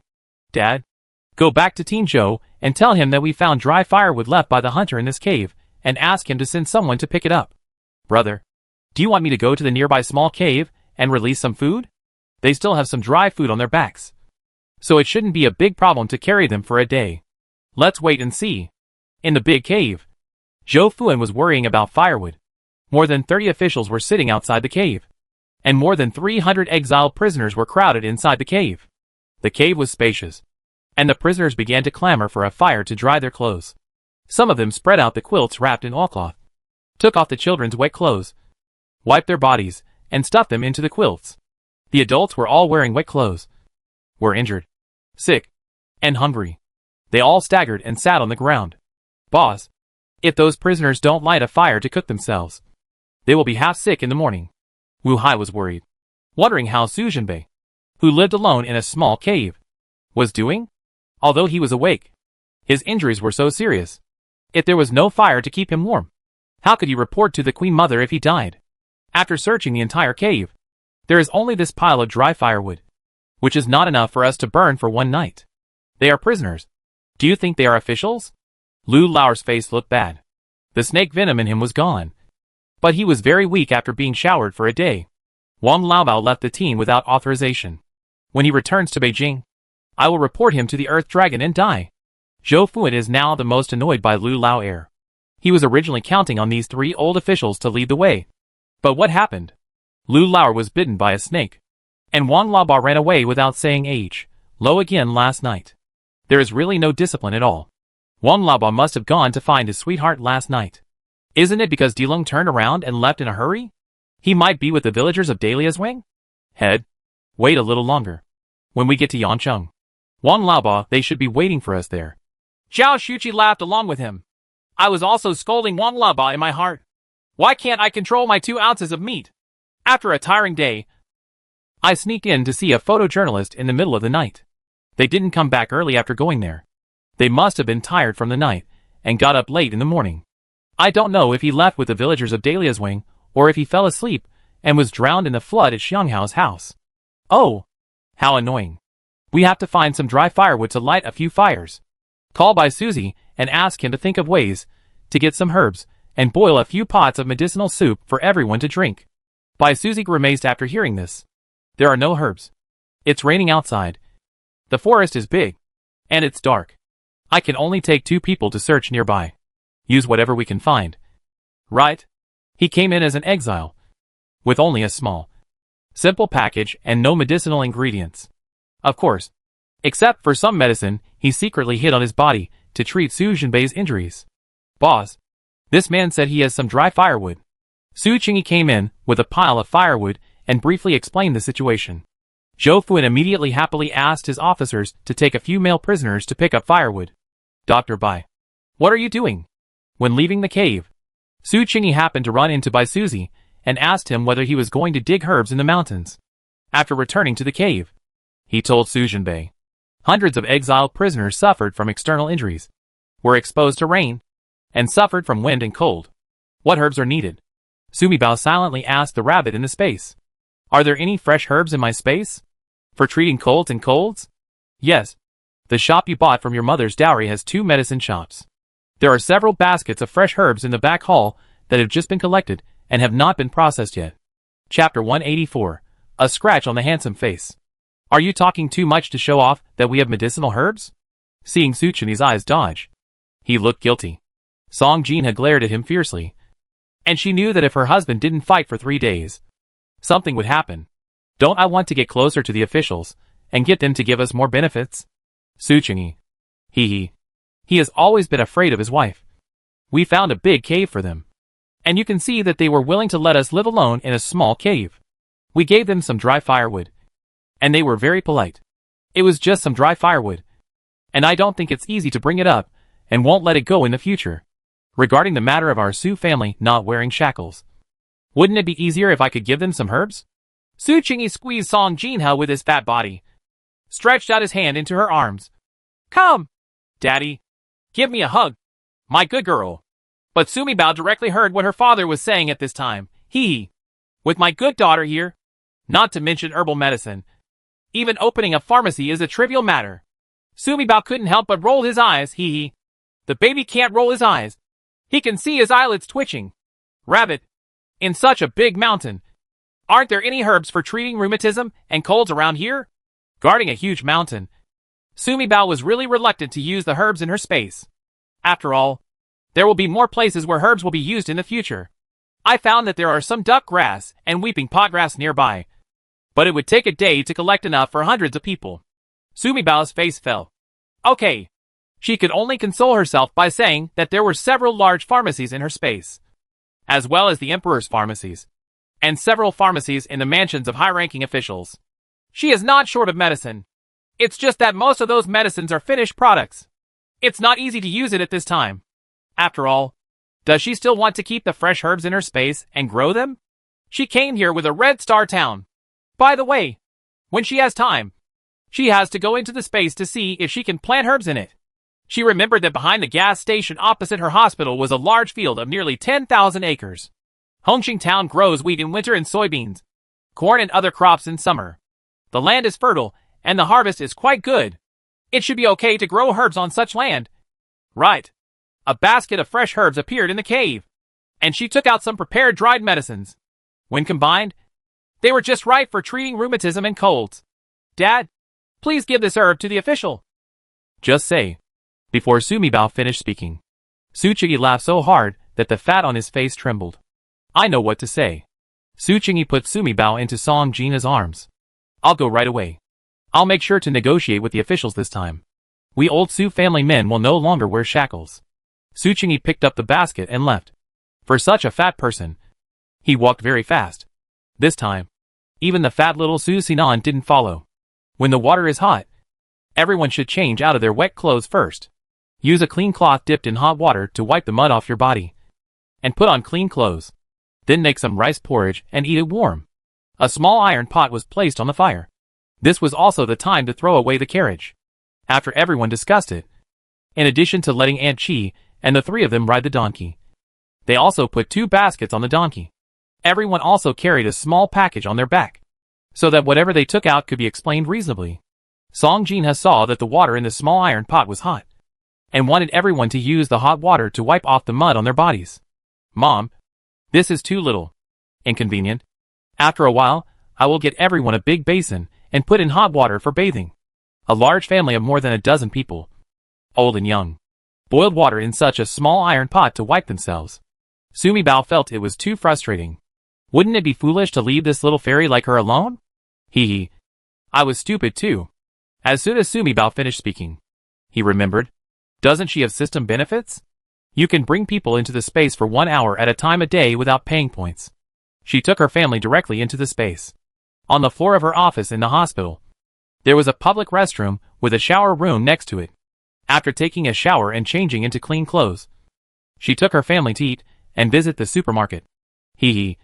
So happy. Song Jinha looked at Gu Yuyan lovingly. Yinner will work hard for a while and treat everyone's wounds. He stretched out his hand and wanted to touch Gu Yuyan's face, but he didn't dare to do it.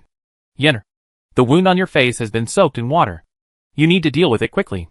Don't be reluctant to apply the bottle of medicine Jinner gave you. When everyone heard what Song Jinha said, they all looked at Gu Yuyan's face.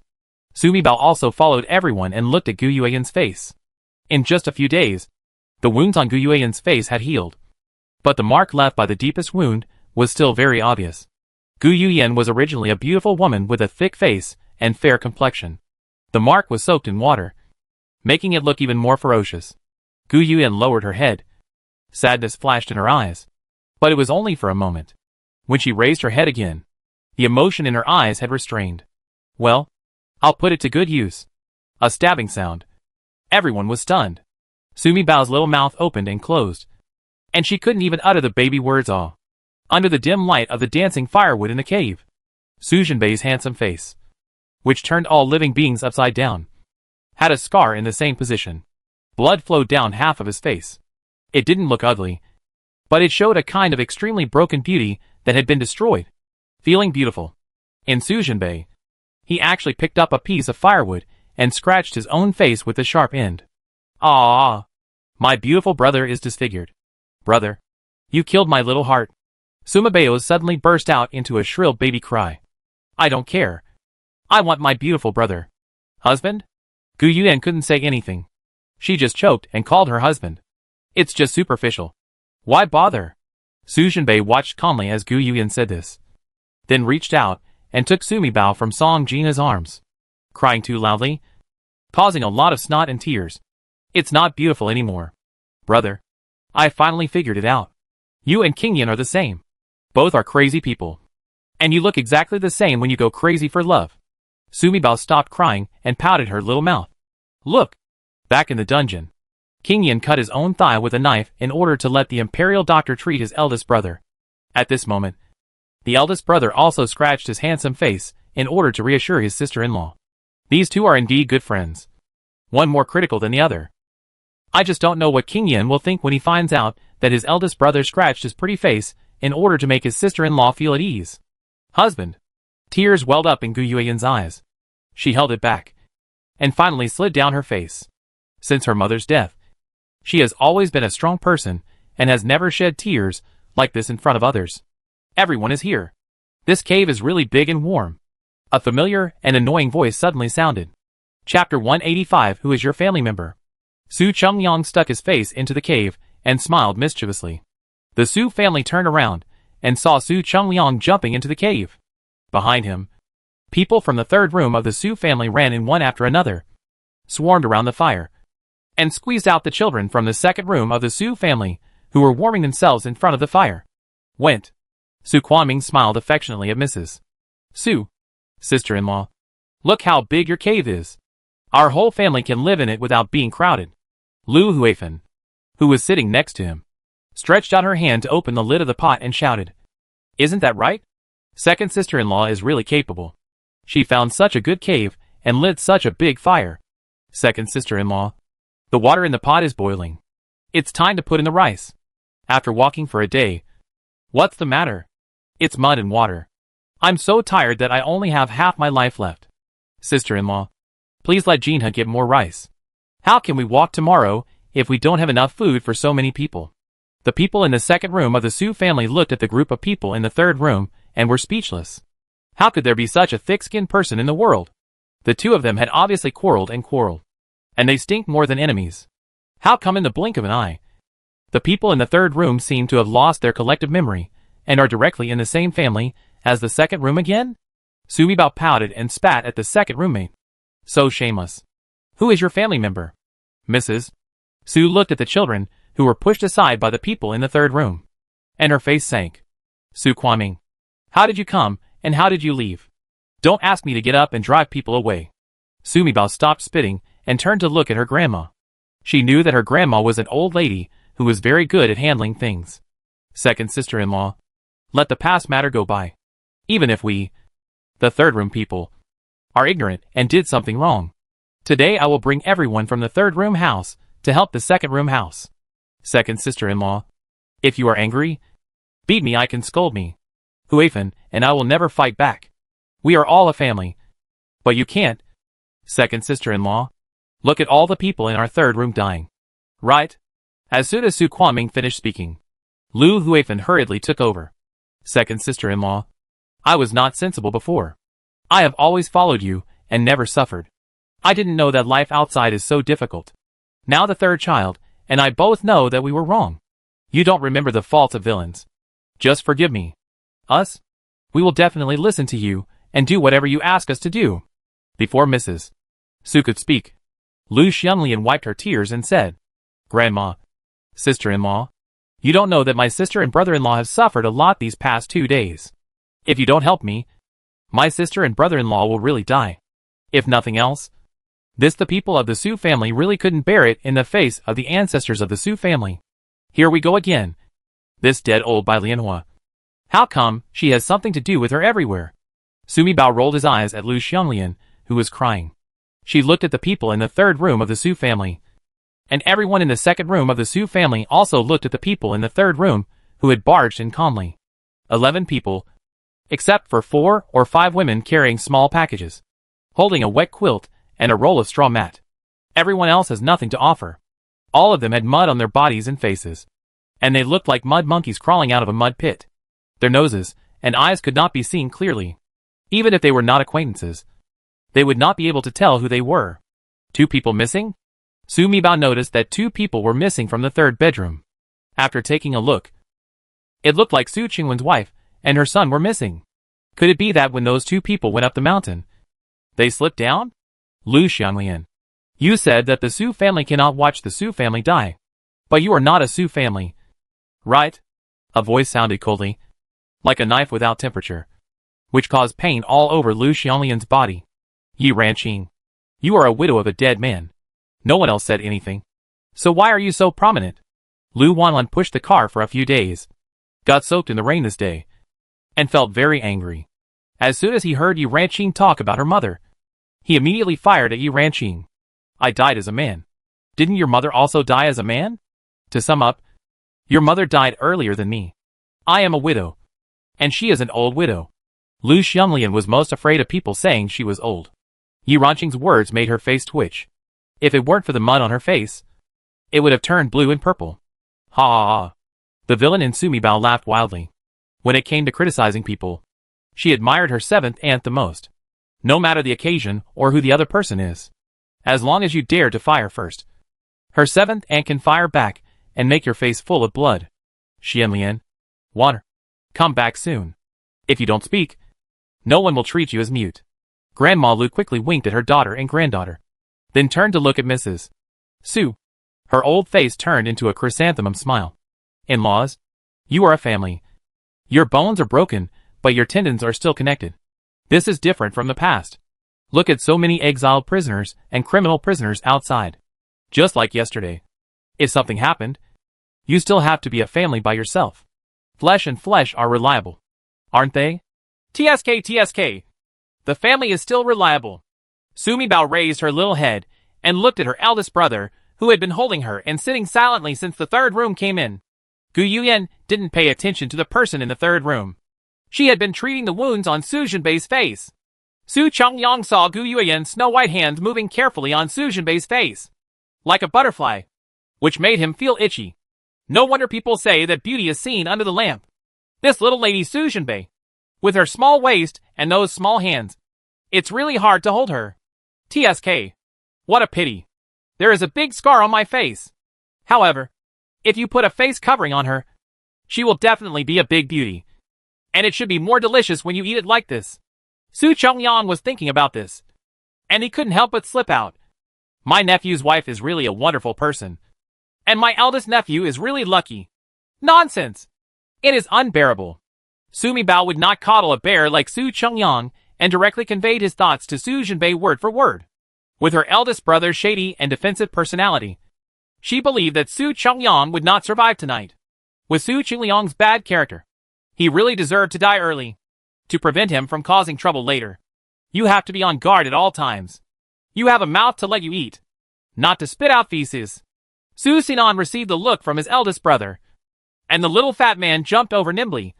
Slap, slap, slap, and slapped Su Chongyang 3 times in the face. Su Chongyang sat by the fire, warming himself while enjoying the 2 concubines Lu and Li taking off his mud clothes and squeezing his legs and arms. Suddenly, he was slapped 3 times by Su Sinan, which completely blinded him.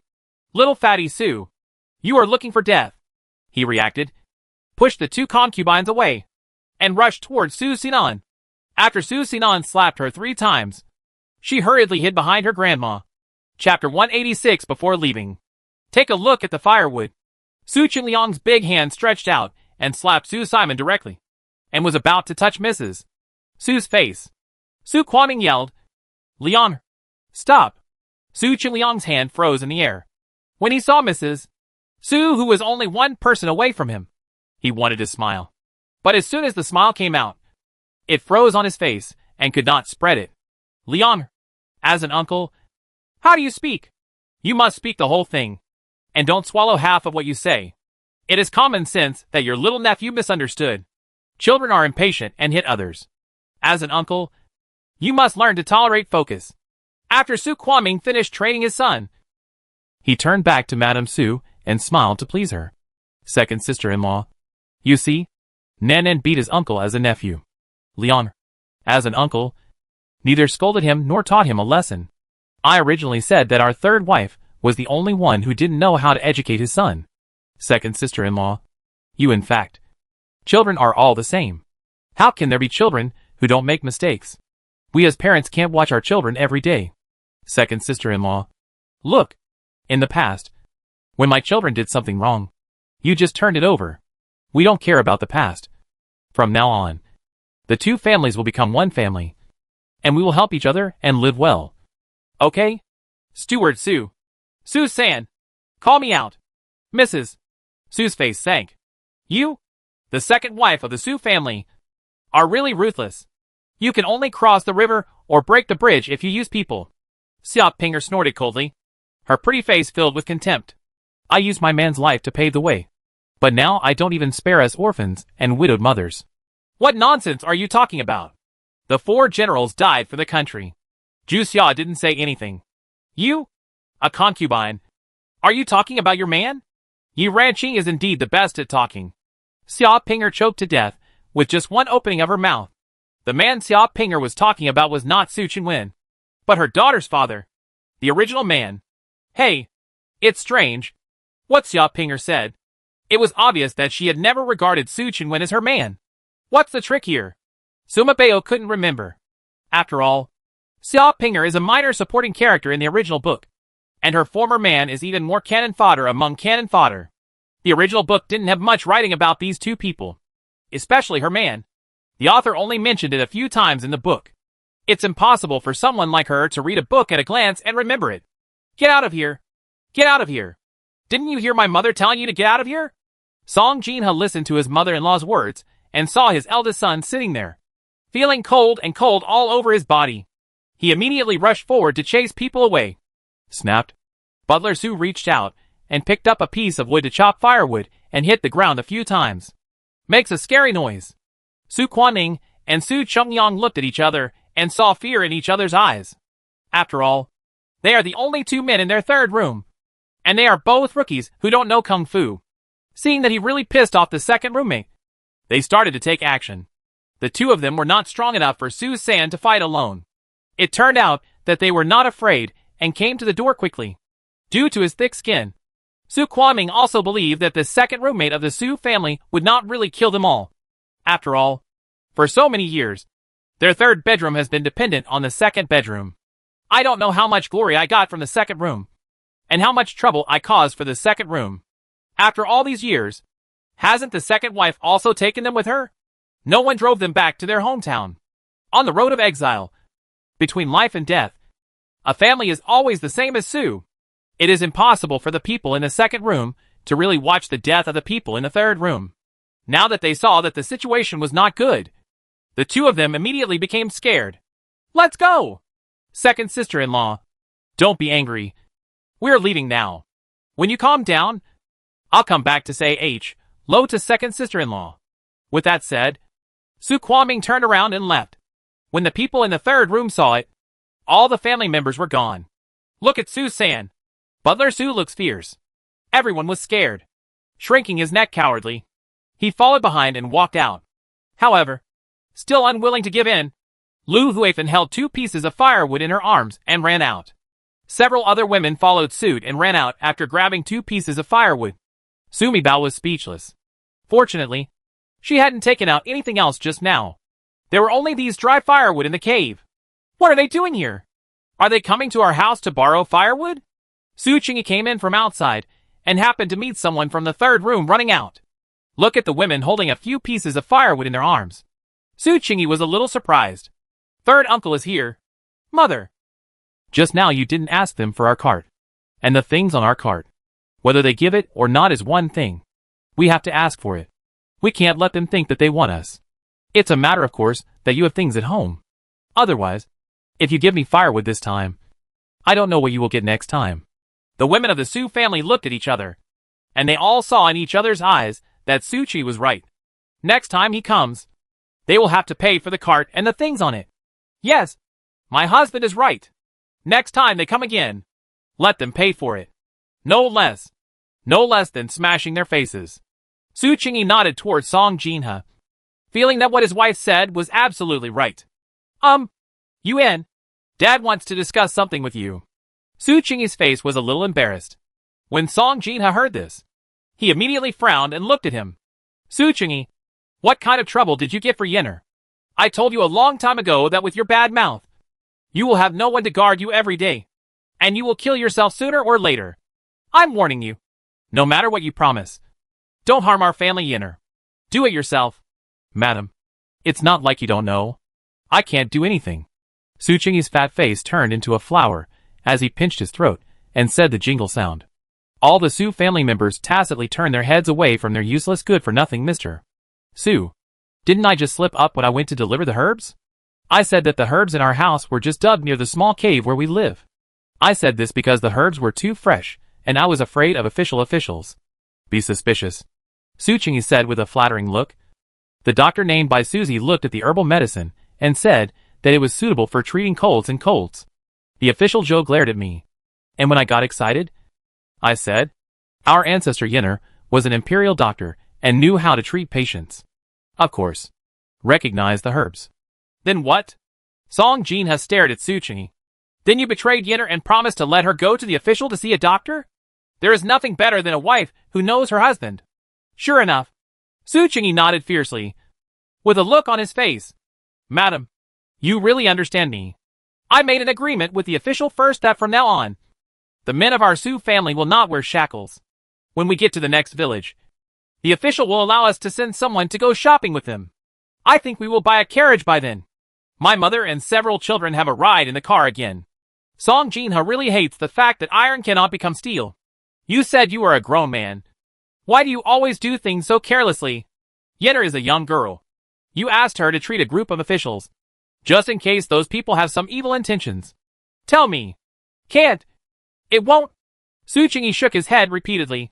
Zhou Guancha and Ji Tai both know that Yinner is Gu Tai's daughter, although they have also heard about the quarrel between Yinner and Gu Tai. However, Yinner is still Gu Tai's daughter. Give them 100 courages. They didn't dare to lay a finger on Yinner. Chapter 187 I know how to deliver babies. You can't make people worry about anything for a day. Song Jinha poked Su Qingyi's forehead with a finger, then turned to look at Gu Yuyan apologetically. Yinner, you see your father is doing something stupid. Don't be angry with your father.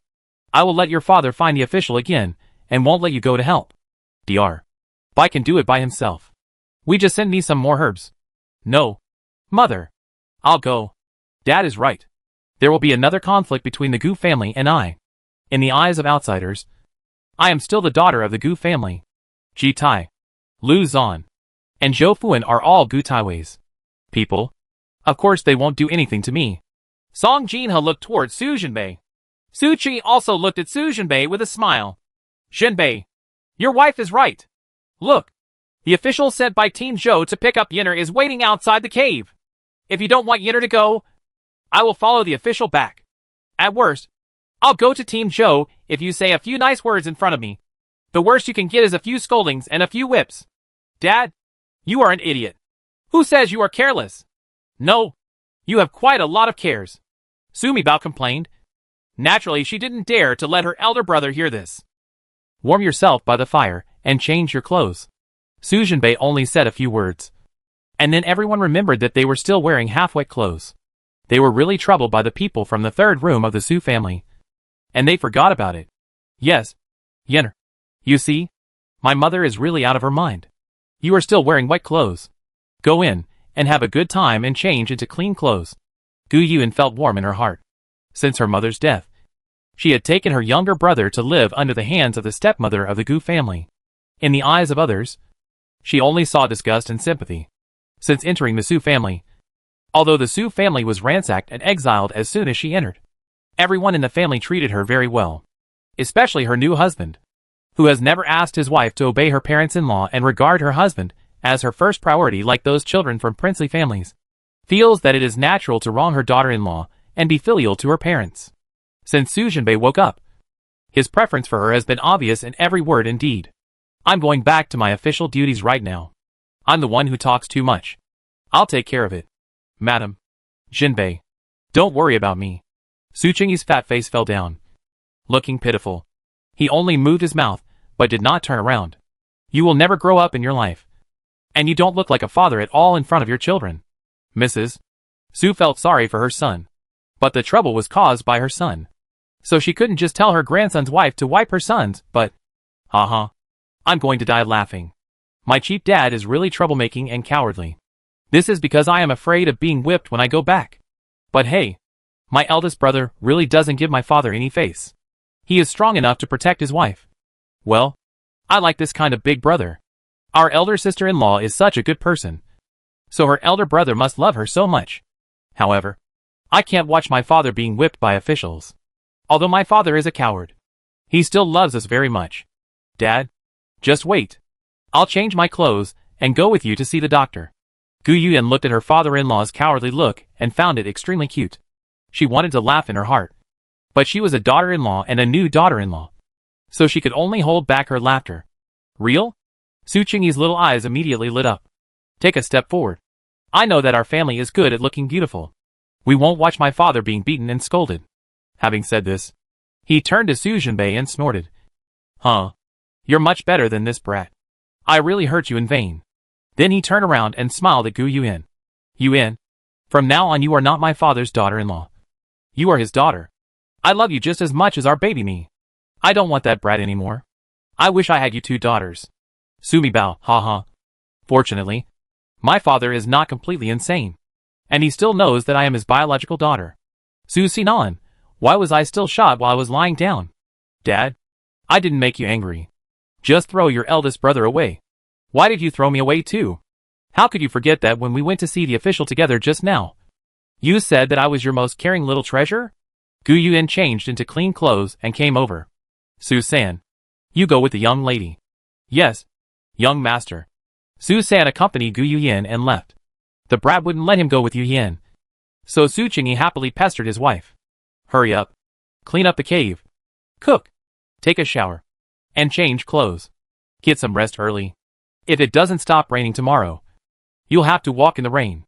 It's hard to get early in the mountains and forests, so you'll be very tired. Mrs. Su ordered the women at home to cook quickly, and at the same time, she held Yu Ranqing's hand distressfully. Oh, let Qinger follow our family and suffer. If this were the case before, we would have prepared a wet nurse and a midwife when you were so old. That's what my mother said. When I think about this, I feel very worried. Not to mention this barren mountain and wilderness. We are in a place where there are people. We are exiles, and there is no place to hire a midwife. When Song Jin had talked about this, he was also worried. I thought Yinner knew some medical skills. Alas, she may not know this. Song Jin had thought to himself that Gu Yuyan just knew some medical skills. But after all, she is a new daughter-in-law who has just passed through the family. As soon as I entered the house, my house was ransacked, and I was exiled. Neither she nor Jinbei had a bridal chamber. How can a grown-up girl who has never given birth to a child know how to deliver a baby? Mom, second sister-in-law, don't worry. I am a military commander after all. I am not coddled.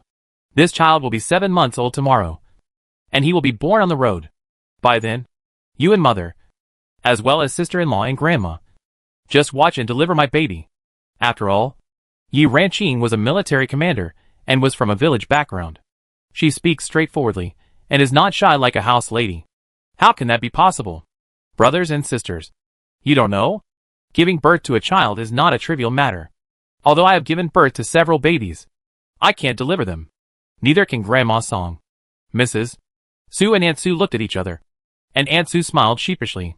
Seventh Madam, the old lady doesn't know how to deliver babies. The old slave only delivered babies to pigs and sheep in the countryside. Aunt Su, are you here to make a joke? Sumi Bao had long forgotten that he was a little baby. He was so amused by Grandma Su's words that he giggled so hard that his little hands and feet danced wildly. That, a timid voice sounded. I can deliver babies. The laughter stopped abruptly. Everyone looked at the speaker. Then everyone's mouths opened wide, as if they had an egg stuffed into them, and they couldn't close their mouths. The person who was being looked at by everyone twisted his clothes, lowered his head, and said nervously, I'm afraid that everyone will laugh at me. I have never given birth to a child myself. However, when I was a child, I lived with my grandmother. My grandmother was a midwife in our hometown town. When I was 8 years old, I carried a basket for my grandmother and watched her deliver babies. My grandmother also taught me. However, my grandmother taught me not to tell anyone. She said that if someone found out that I was a midwife, no one from a good family would want to marry me. Chapter 188 General Su's secret is so valuable. It was so rare that the Su family was shocked and speechless. The eldest wife of the Su family is a sickly and timid woman who has not had children for half her life. She actually knows how to deliver babies. Moreover, she could also take the initiative to say that she would deliver Yu Ranqing's baby? How could she say so many words at once in front of so many people? Lin Yang, are you really good at delivering babies? Mrs. Su took the eldest daughter-in-law's hand with a look of joy on her face. Du Lin Yang didn't dare to raise her head to look at her mother-in-law, and her voice was very low. If she hadn't been afraid that her seventh sister would have difficulty giving birth, that's 2 lives. She didn't dare to tell her the biggest secret. When she was 16 years old, her grandmother died, and her parents took her back to Beijing from her hometown. After thousands of miles of marriage, she married Su Chengren, the boss of Jinghua Palace. The couple spent less time together and more time apart. First, she was weak and had difficulty conceiving. In addition, my husband has been fighting at the border all year round. I never got pregnant. Hey, it turns out that Aunt can't have children. Is it because the uncle has been away fighting all year round that he is not pregnant? Sumi Bao heard the voice of his aunt Du Linyang and accidentally ate a big melon. Hee hee. She was busy dodging earth dragons and mudslides today, and she almost forgot her mission of eating a melon every day. Ah, General Su is actually unable to give birth? When Sumi Bao listened to Du Linyang's confused thoughts, the expression on her little face almost collapsed. Unexpectedly, the auntie was actually a cereal melon. It turned out that General Su later injured his roots in a battle. Although it did not affect the relationship between the couple, he was cut off from his children. Wow, my aunt is really a good wife. Sumi Bao sighed. My uncle and aunt have been married for so many years. And everyone I know knows that my aunt, Du Linyang, is a barren woman. In ancient times, as long as there were no children, everyone would naturally blame the woman. What's more, Du Linyang's natal family has never loved this daughter. He just used her as a pawn to curry favor with the Duke of Jin. Now this chess piece cannot even give birth to a child. They were afraid that one day General Su would divorce his wife. And then it would be found out that Du Linyang was just an unloved daughter they raised in the countryside. If they were angered again, they would no longer have much contact with Du Linyang. Faced with all this, Du Linyang never said anything to the outside world.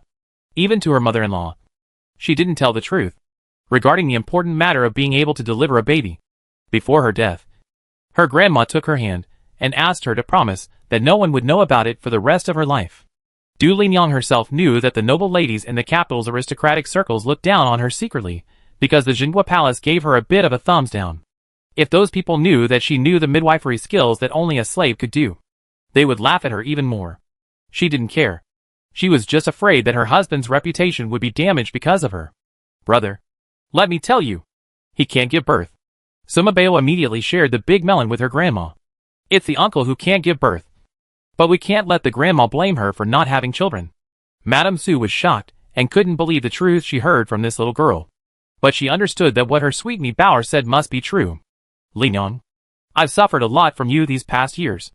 Mrs. Su has always been open-minded. After being stunned for a moment, she immediately understood what her eldest daughter-in-law Du Linyang was thinking. Su Chungren is her eldest son, and the eldest son of Jinhua Palace. The legitimate son born to Du Linyang will naturally inherit the title of the Duke of Jinhua. But Du Linyang had been married into the Su family for more than 20 years. And she hadn't even given birth to a daughter, let alone a son. As a mother, she had never thought about letting her eldest daughter take a concubine. But after mentioning it several times, my son rejected it.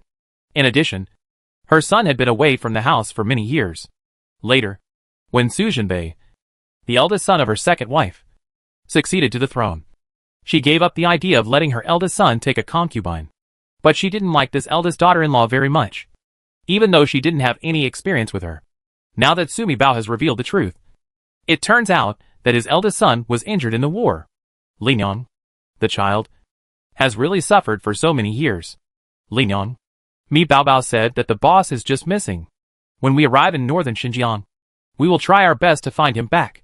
At that time, if you like it, you can adopt a child under your knees. My grandma's focus suddenly changed to asking my aunt to adopt a child. Could this child be adopted at will? I'll wait and see until I find my uncle. Wouldn't it be better for my uncle and aunt to be a couple of gods and have a middle-aged love? What kind of children are you raising? How tiring. Listening to their Mi Bao Bao's complaints. Mrs. Su immediately changed the topic. If you don't like it, Linyang, don't do it. From now on, you and the boss will live a good life together. You don't need to worry about me, an old woman. Linyang, you have never left the house in your life. When the time comes, let the boss let's take a good walk around with you. Mother. Du Linyang was speechless and tears fell down. Why am I still crying? This was obviously talking about delivering a baby. But why did it turn into a sensational drama in the blink of an eye? Sumi Bao was so embarrassed that he could squeeze out 2 rooms and 1 living room. Look, she just kindly reminded Grandma and wanted her to be nicer to the aunt. Don't have any prejudice because the aunt has no children. Make the aunt sad. As a result, the 2 people even started to stir up emotions. The affectionate drama between mother-in-law and daughter-in-law was staged directly in front of the public. Hi! Grandma, are my mother and Aunt Seven standing next to me? As a mother-in-law, you have many daughters-in-law, so you have to pay attention to keeping the bowl of water level. Mom, my sister-in-law will deliver the baby. This is a great event. Why are you 2 still crying? What Sumi Bao just said was to Grandma alone. Song Jinha naturally didn't know why her mother-in-law and sister-in-law suddenly behaved so strangely. Ding dong. Ding dong. The sound of a bunch of gold coins crashing sounded in my mind. 1,000 points have arrived. Please check the host. Welcome to Continue to Eat Melons. I am the busiest on the way to eat melons. The host is going to get rich. Oops. I didn't expect the uncle's melons to be so valuable. Is it because the uncle is a general? Listen to the chimes in your head. Sumi Bao's chubby face was almost deformed when he smiled. Could it be that the higher the status of this person, the more valuable his melons are. Look! This is really a dear uncle. A childless melon is actually worth 1,000 points. Gee, is this just like lying down and waiting for money to fall from the sky? Hey, I regret it. If I had opened the melon eating app earlier, wouldn't the secrets of people like the Emperor, Gu Tai, King Yin, and concubine Shi be more valuable? I had already seen it. And I still bothered to find some kind of imperial green jade. Okay. We can rest assured that my sister-in-law is taking care of my 7th sister-in-law's belly. Let's go take a shower, change clothes, and eat. Song Jinha quickly called everyone to get ready. Follow me. I will take you to take a shower and have a meal today. The sound of Sumi Bao's little breasts sounded in everyone's ears, with a little excitement that couldn't be concealed. Chapter 189 Bathing and Eating. Master, the old slave is here to guard you. Manager Su stood beside Mrs. Su calmly. Sumi Bao just told everyone that Manager Su naturally knew where the young lady was going to take them. And it was definitely a good place. That is also the little lady's secret. It warmed his heart that the young lady could trust these servants like this. Brother Su, I will bring you food. Grandma Su smiled happily. This slave will also stay and wait for our young lady. Hua Fan thought to herself that if something happened to her young lady, she would call someone to the cave, and they would be unable to find anyone. It would be inconvenient to have only Butler Su. Song Jinha and Mrs. Su's mother-in-law and daughter-in-law looked at each other, and they thought that they were also going to meet Bao Bao's mysterious space. My heart was excited. I also understand that Butler Su has considered everything carefully. With so many of them gone, if someone from the official side came and couldn't see them and thought they had escaped, it would be troublesome. I stayed. Su Jinbei said in a deep voice. Hey, my eldest brother is going to stay and wait for his sister-in-law. That won't work. Brother, you have to enter the space with me. I still need to check your whole body again, disinfect the inflammation again, and bandage the wound. Sumi Bao, hee. I am an adult now that I have entered the space. I have to treat all the injuries for everyone. My medical skills are much better than those of my sister-in-law. Uncle, I'd better stay here as a slave. If the young lady needs help, I'll leave you here. Hua Fan is a clever person. Before she finished speaking, she could understand what kind of person Su Jinbei was. Hua Fan is dissatisfied with the fact that he is not very capable now, and he is the master. If Yinner wants to do something, Hua Fan is indeed more suitable than him. Then I thought about what my little sister said just now, that she would treat his injuries when entering the space. Su Jinbei was silent for a moment. If he wants to protect his family and Yinner, he must first take good care of himself. Otherwise, he will only become a burden to them. Then let Grandpa Su Guanjia and Sister Hua Fan stay. Let's go! Sumi Bao waved his little hand, and the people in the cave disappeared out of thin air. Only Manager Su and Hua Fan looked at each other in surprise. Although I have long known about the little lady's magical powers, it was still quite shocking to see a living person disappear with my own eyes. What did the little lady call them just now? Grandpa? Manager Su? Paint Fan's sister? Their eyes couldn't help but become moist. Are they humble servants? What is the identity of the young lady? She is the legitimate daughter of the Duke of Jinghua. What a noble identity she has. Wow. Is this your mysterious wonderland? Baby me? Why is this land so smooth? It's all made of smooth stones. How can the stones be polished so smooth? What is this? Why is there a sun on the roof? But why is this sun different from ours? A group of people appeared in front of Sumi Bao's office in the corridor on the 3rd floor of the inpatient department. The lights, the floor, everything feels novel to everyone. The children ran around to watch, and the adults felt that their eyesight was not enough. Only Su Jinbei was as calm as ever. After all, he had been in the hospital once during the last operation. Me baby. Everyone looked at Sumi Bao. Huh? The baby in the swaddling clothes disappeared, and a young woman with beautiful features in her 20s stood there, smiling at them. Who are you? She is the little sister. In her fairy palace, she will become her original self. Before Sumi Bao could say anything, Su Jinbei immediately explained it to everyone for her. Sumi Bao nodded. It was great that she didn't have to waste any more words, since her elder brother was here. Okay.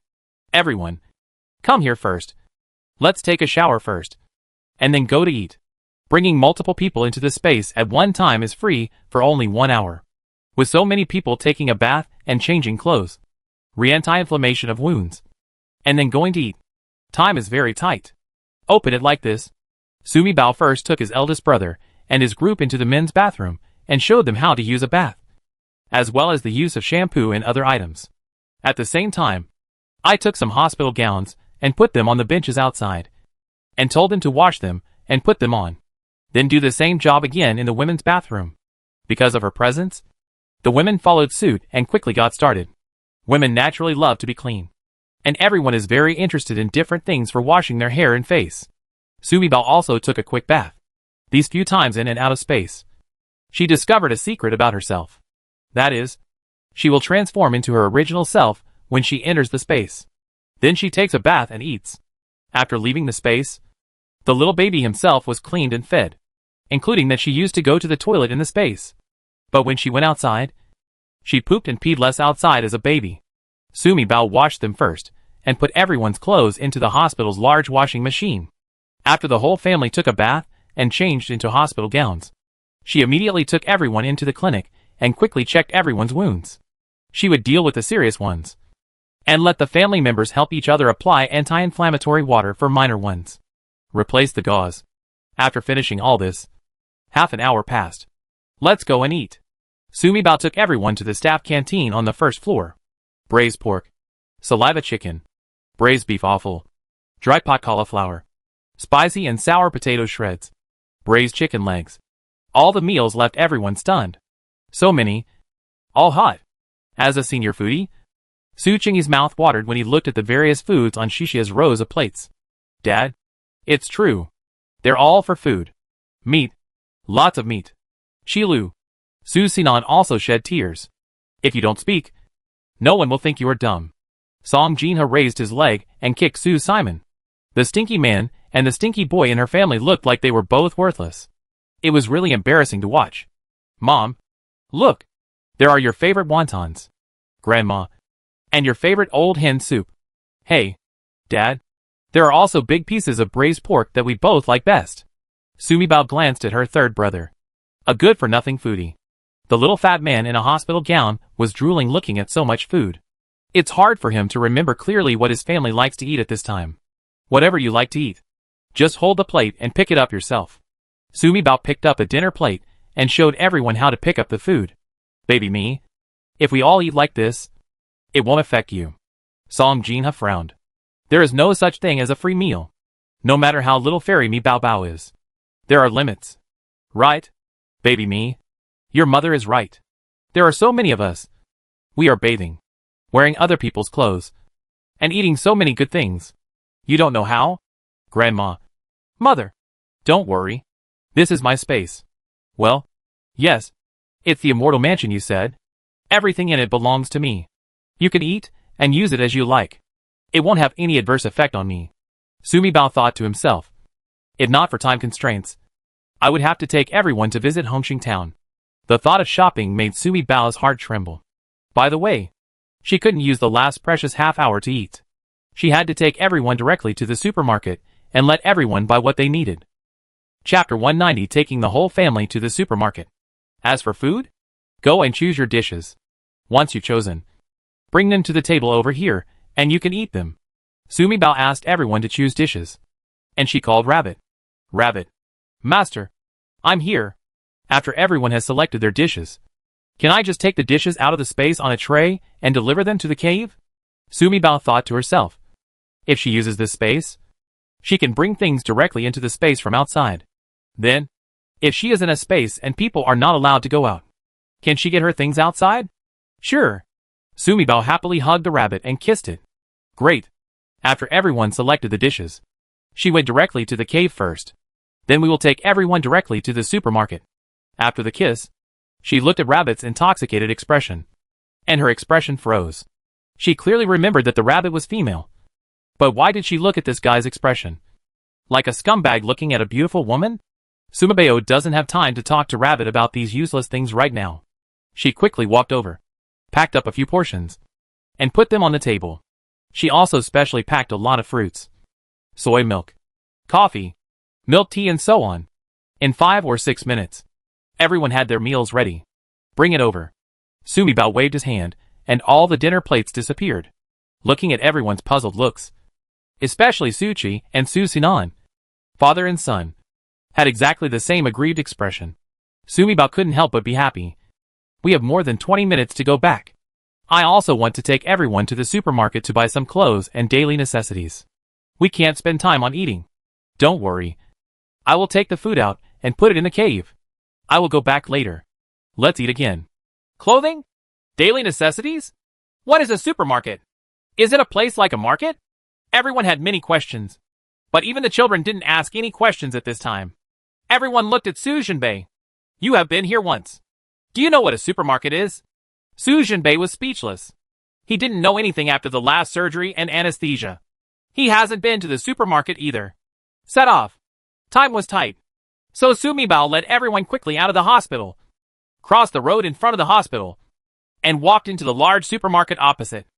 Exile supermarket. Seeing those familiar big characters, Sumibao felt warm in his heart. Every time she walked from the hospital to Exile supermarket, she felt familiar with the way she used to go to the supermarket to buy things after get off work. It was as if she had never died or passed through the book. Isn't this someone's warehouse? Why is there nobody here? Can we get in without anyone? Everyone stood at the door of the supermarket and watched as Sumibao walked in without answering their words. They quickly followed. Hey, what is this? It's glowing red? Is it a mechanism? Everyone saw that after Sumibao walked over, a mechanism popped out from nowhere and blocked the way. No one dared to rush in rashly. Thump. Sumibao heard a noise behind him and turned around to see his third brother, Su Sinan, sitting on the ground, reaching out to rub his butt. Sumibao was stunned. What did she see? Her eldest brother actually reached out and picked up a child, threw it over, and then picked up another. Stop it. Sumibao quickly walked out of the cashier and then walked to the entrance. People just walk forward. If it senses someone entering, the entrance will open automatically. Don't worry about it. This mechanism is too exquisite. Everyone walked in. Only Yi Ranqing followed Sumibao's example and walked out from the cashier and then entered through the entrance.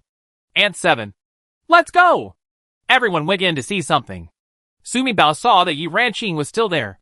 He couldn't help but raise his voice and call her. Your seventh aunt is a machine fan. I heard from your seventh uncle that all the machines in their cottage were made by your seventh aunt. Song Jinha stood next to Sumibao. His eyes locked on her. Is this what her baby me will look like when he grows up? She was still not used to it after watching it for so long.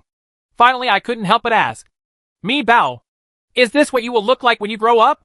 Mom, it should be so. Sumibao heyed twice. She felt a little guilty. When baby me grows up, she really doesn't know whether she will look like Song Jinha or her original self. However, if she had to choose, she really wanted to choose someone who looked like Song Jinha, because although her face was very pretty, she was not considered a beauty. After all, the eldest brother Sujinbei looks exactly like my mother. So both the eldest brother and my mother are beauties. If she looks like Song Jinha, will she become the female version of Sujinbei when she grows up? Hee hee. Then she is definitely a beauty. And she, you like mechanisms? I will help you get some diagrams of the mechanisms in the future. Now follow me and quickly to get things. There are a lot of things for babies in there. Small clothes, milk powder, diapers. Really? Can we take everything in here? Do you want money? I don't have the money in this fairy mansion. Yi Ranqing hurried over after hearing Sumibao's words. Sumibao hee. Sure enough. No matter what kind of woman she is, even a female bandit like Ant 7, it will be different after she has a baby. Well, you can take whatever you want and I'll pay. Yi Ranqing went to see maternal and infant products. Mom, you should go quickly and see what you like. Mom, no need. Mi Bao, tell the truth to Mom. We are taking the things here, and the people in the immortal mansion won't let you use anything important to compensate. Right? Will it have any impact on your body and lifespan? Yes. Mi Bao, your mother is right. If it affects you, we won't take it. Su Qingyi's fat face stuck out from behind a row of shelves. I pity the hearts of parents in the world. Sumibao chuckled lightly. Mom and Dad, don't worry. I have a certain amount of points every day in this immortal mansion. If you don't take them, my points will be wasted. Sumibao tried his best to speak in a language they could understand. It turns out that's the case. Then we can rest assured. Almost at the same time, several heads stuck out from several rows of shelves. Sumibao felt warm in his heart. This is family. Everyone pushes a cart like this. If you see what you need, You can put it directly into the cart. And then I will pay for it. This basket is really good. Not only can it hold things, but it also has legs so it can be pushed around. Grandma-san said happily. Blessed by Bodhisattva. Our little lady is really a little fairy. Little sister. Is this all food? Susinon ran over carrying several bags of candy, bread, and instant noodles. Seeing a 9-year-old chubby boy calling a 20-year-old girl so naturally, Sumibao felt a little strange. That's a lot of meat. It's all cooked. Can it be eaten directly? Suchingi ran over with a large piece of cooked pork head in each hand. Sumibao looked at the Su family, a pair of foodie father and son, and really complained in his heart. Dad? Third brother. Have you forgotten? No matter what you say, they are also the second master and third young master of the Jinhua Palace. Why are you acting like a glutton? Everywhere I looked there was only food. Chapter 191. Every man is obsessed with cars. Yes, it's all possible. But, Dad, have you seen this? Take the meat, vegetables, and fruits you want to eat, and put them in this plastic bag. Then put them in the trolley. This cotton-padded jacket is really well made. The flower prints are beautiful, and the needle holes are dense. Old madam, you will look good in this. Our Exile road is heading north. And the further we go, the colder it gets.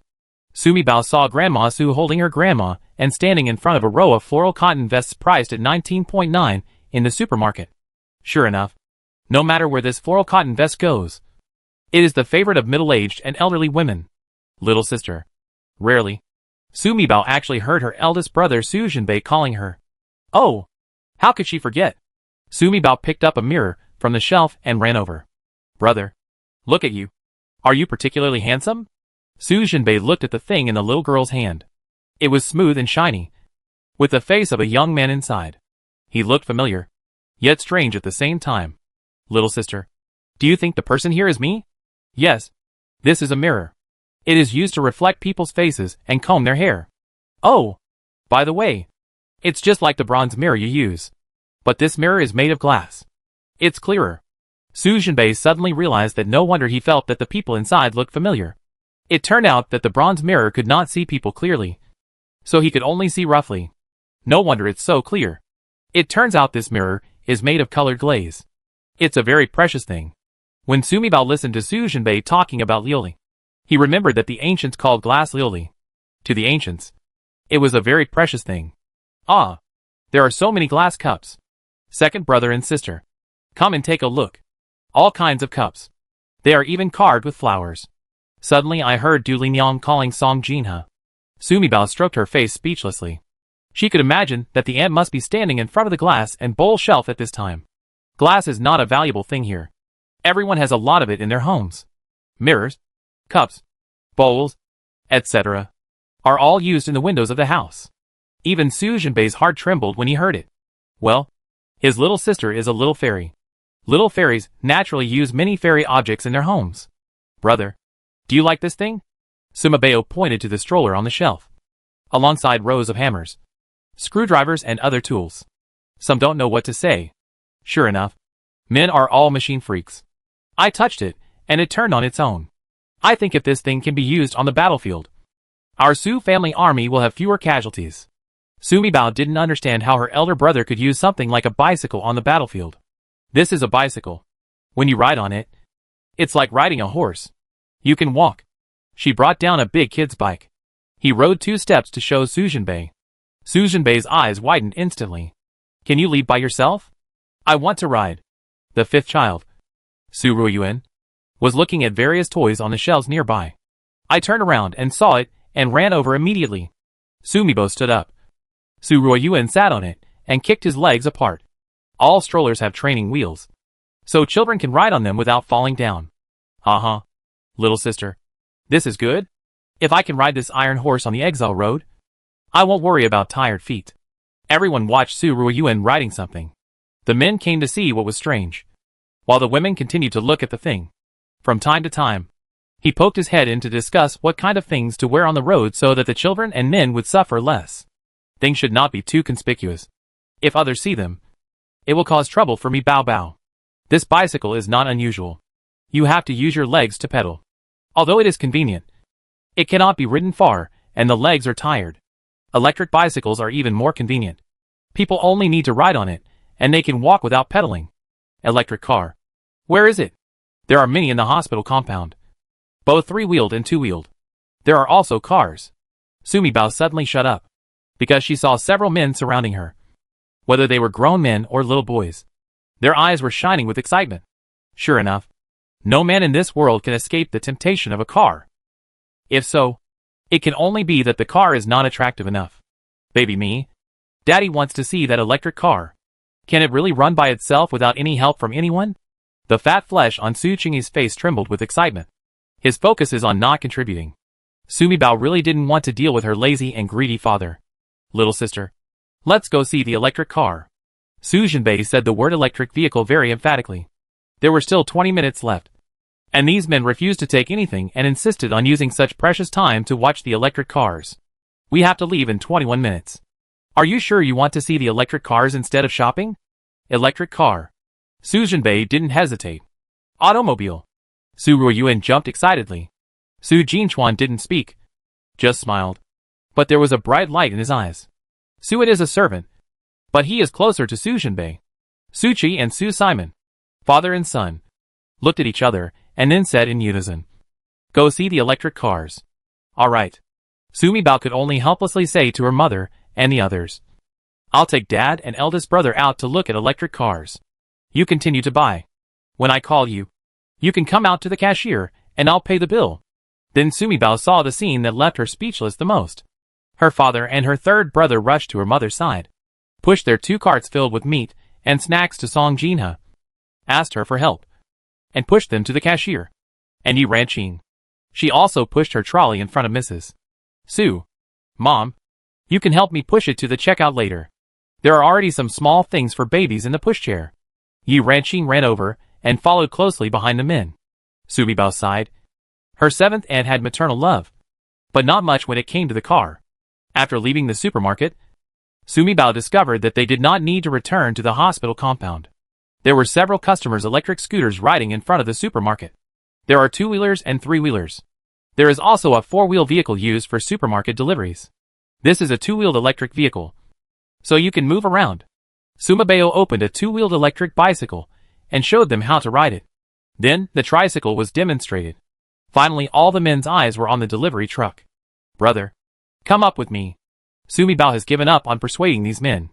If he has time to persuade, he might as well open it to them directly. If it were a car, she would just let all the men get in the car. No way. This is a delivery vehicle, the kind with an iron door at the back. She can't just lock these men in like cargo. That way, they won't be able to see the car moving.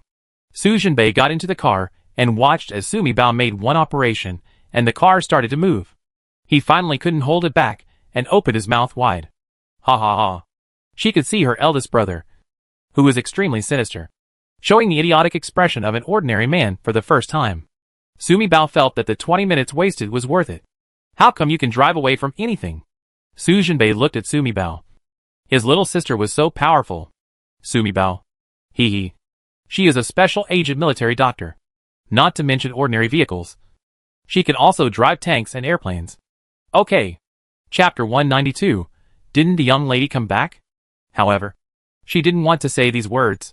Otherwise, these men might really pester her and ask her to find a tank and a plane to drive away. Well, by the way, the training base in the north seems to have some heavy weapons. There are tanks. And there are planes. But they are not fighter jets, but helicopters. By the way, she seemed to remember that there were horses. None of this can be said. Next, the young General Su Jinbei, who was always harsh and talkative, seemed to have opened the floodgates and asked Sumibao many questions. At first, Sumibao was forced to answer. Later, the more the two chatted, the more they became more and more speculative. In the end, Sumibao had to admit that Su Jinbei was truly worthy of being a young general of the Daqi dynasty. In such a short period of time, he was able to combine these means of transportation with warfare and tell many practical things on the battlefield. Master, there are 5 minutes left. You have to pay. Sumibao was surprised to realize that the chat was too speculative and quickly drove back. After getting out of the car, she went straight to the supermarket checkout. Hurry up and push it over here. It's time to pay. It only took her 3 minutes to pay for 8 cars. The fighting power of so many people was pretty good. But obviously they didn't get much valuable stuff. A total of just over 3,000 Sumabeo points were spent. Alas, with 10,000 points per day, you still have to buy something big to be cost effective. But not now. Many things are inconvenient to use on the Exile road. Sumibao thought about it, and waited until he arrived at the Exile, and settled down. She might be able to open a small supermarket. Make a business without capital. In the end, everyone was holding a big plastic bag in their hands. As Sumibao left, everyone appeared in the cave. Master, so much food? As soon as everyone came out, Butler Su, who had been standing at the entrance of the cave and watched nervously, came over.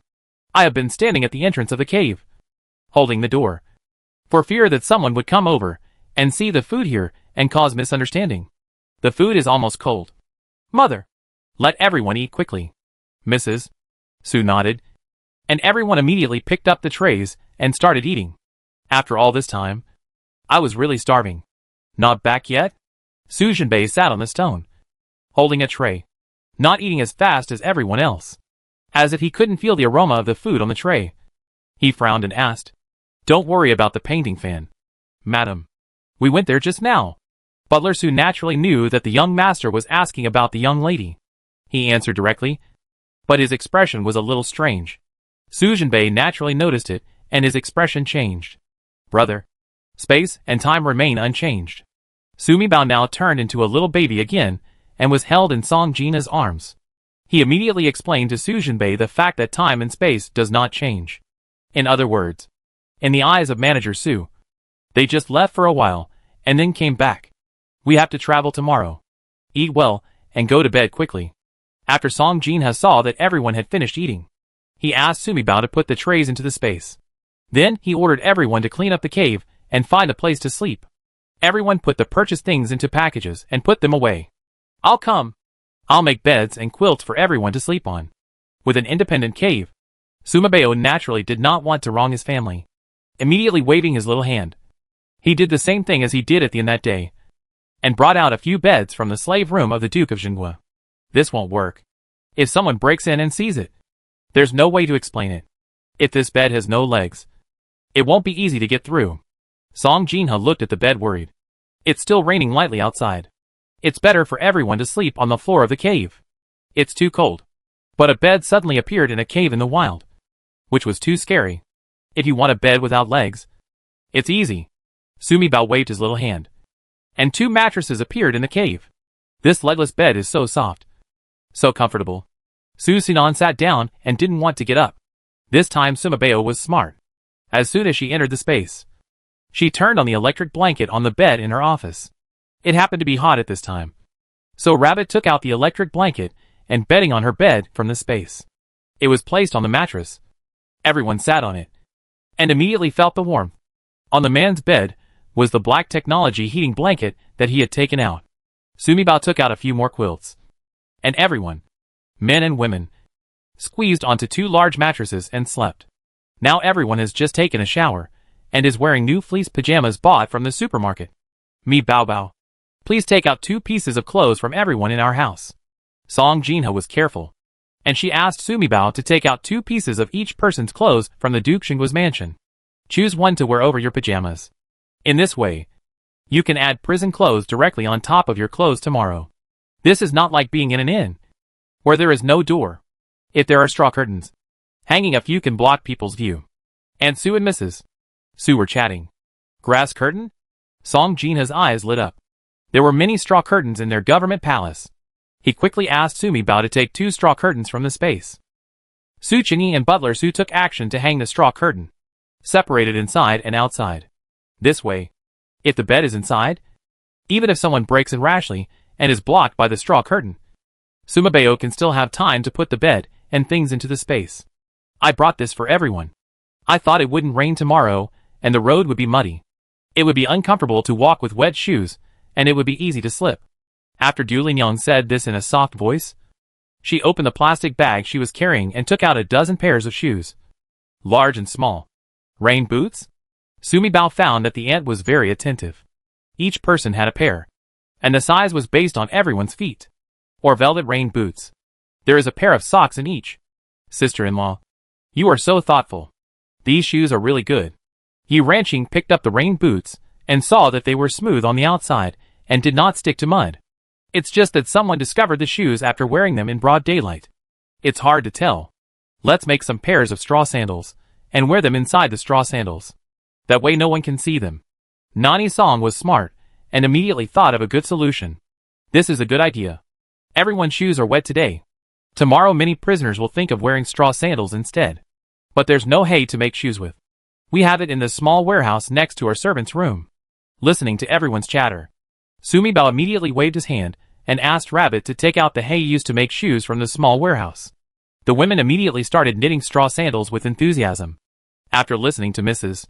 Su's suggestion, everyone added another straw hat. If the rain stops, maybe there will be a poisonous sun again in the future? Su-san, are you back? A person walked in from outside the cave. Butler Su, the doorkeeper, said H. Lo, and everyone behind the straw curtain heard it. Where's the young lady?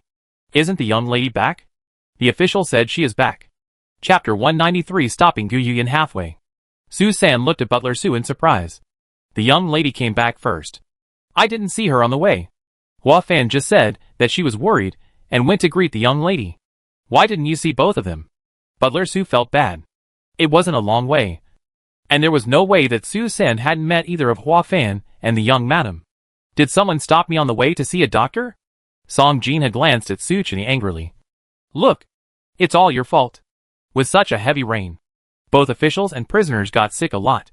Yinner treated the officials. Those prisoners naturally saw it. Now everyone knows that Yinner has medical skills.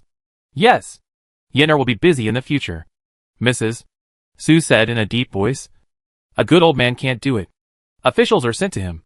And if it's not good, he won't go. But you can't let Yinner show it to everyone. Yi Ranqing snorted coldly. Between life and death, face and morality mean nothing. From now on, Yinner will not be shown to anyone. Not even officials can look at her casually. Su Sinan chuckled. My sister-in-law is really good and knows how to treat doctors. If someone asks her to see a doctor, can we charge money? If we don't pay, we can give them food. Su Jinbei glanced coldly. And Su Simon was immediately frightened. I was wrong? Pretending I didn't say anything. Su-san, you said Yinner came back earlier than you? Didn't you meet either her or Hua Fan? Song Jinha was worried. The big cave where the officials lived was not far from the small cave where they lived. Su-san was walking behind the two of them. So logically, he shouldn't be out of reach. Su-san. Su Jinbei said no more. And his look made Su-san's back go cold. Young master. You asked me to follow the young lady. I followed until we got to the big cave. The young lady treated the officials.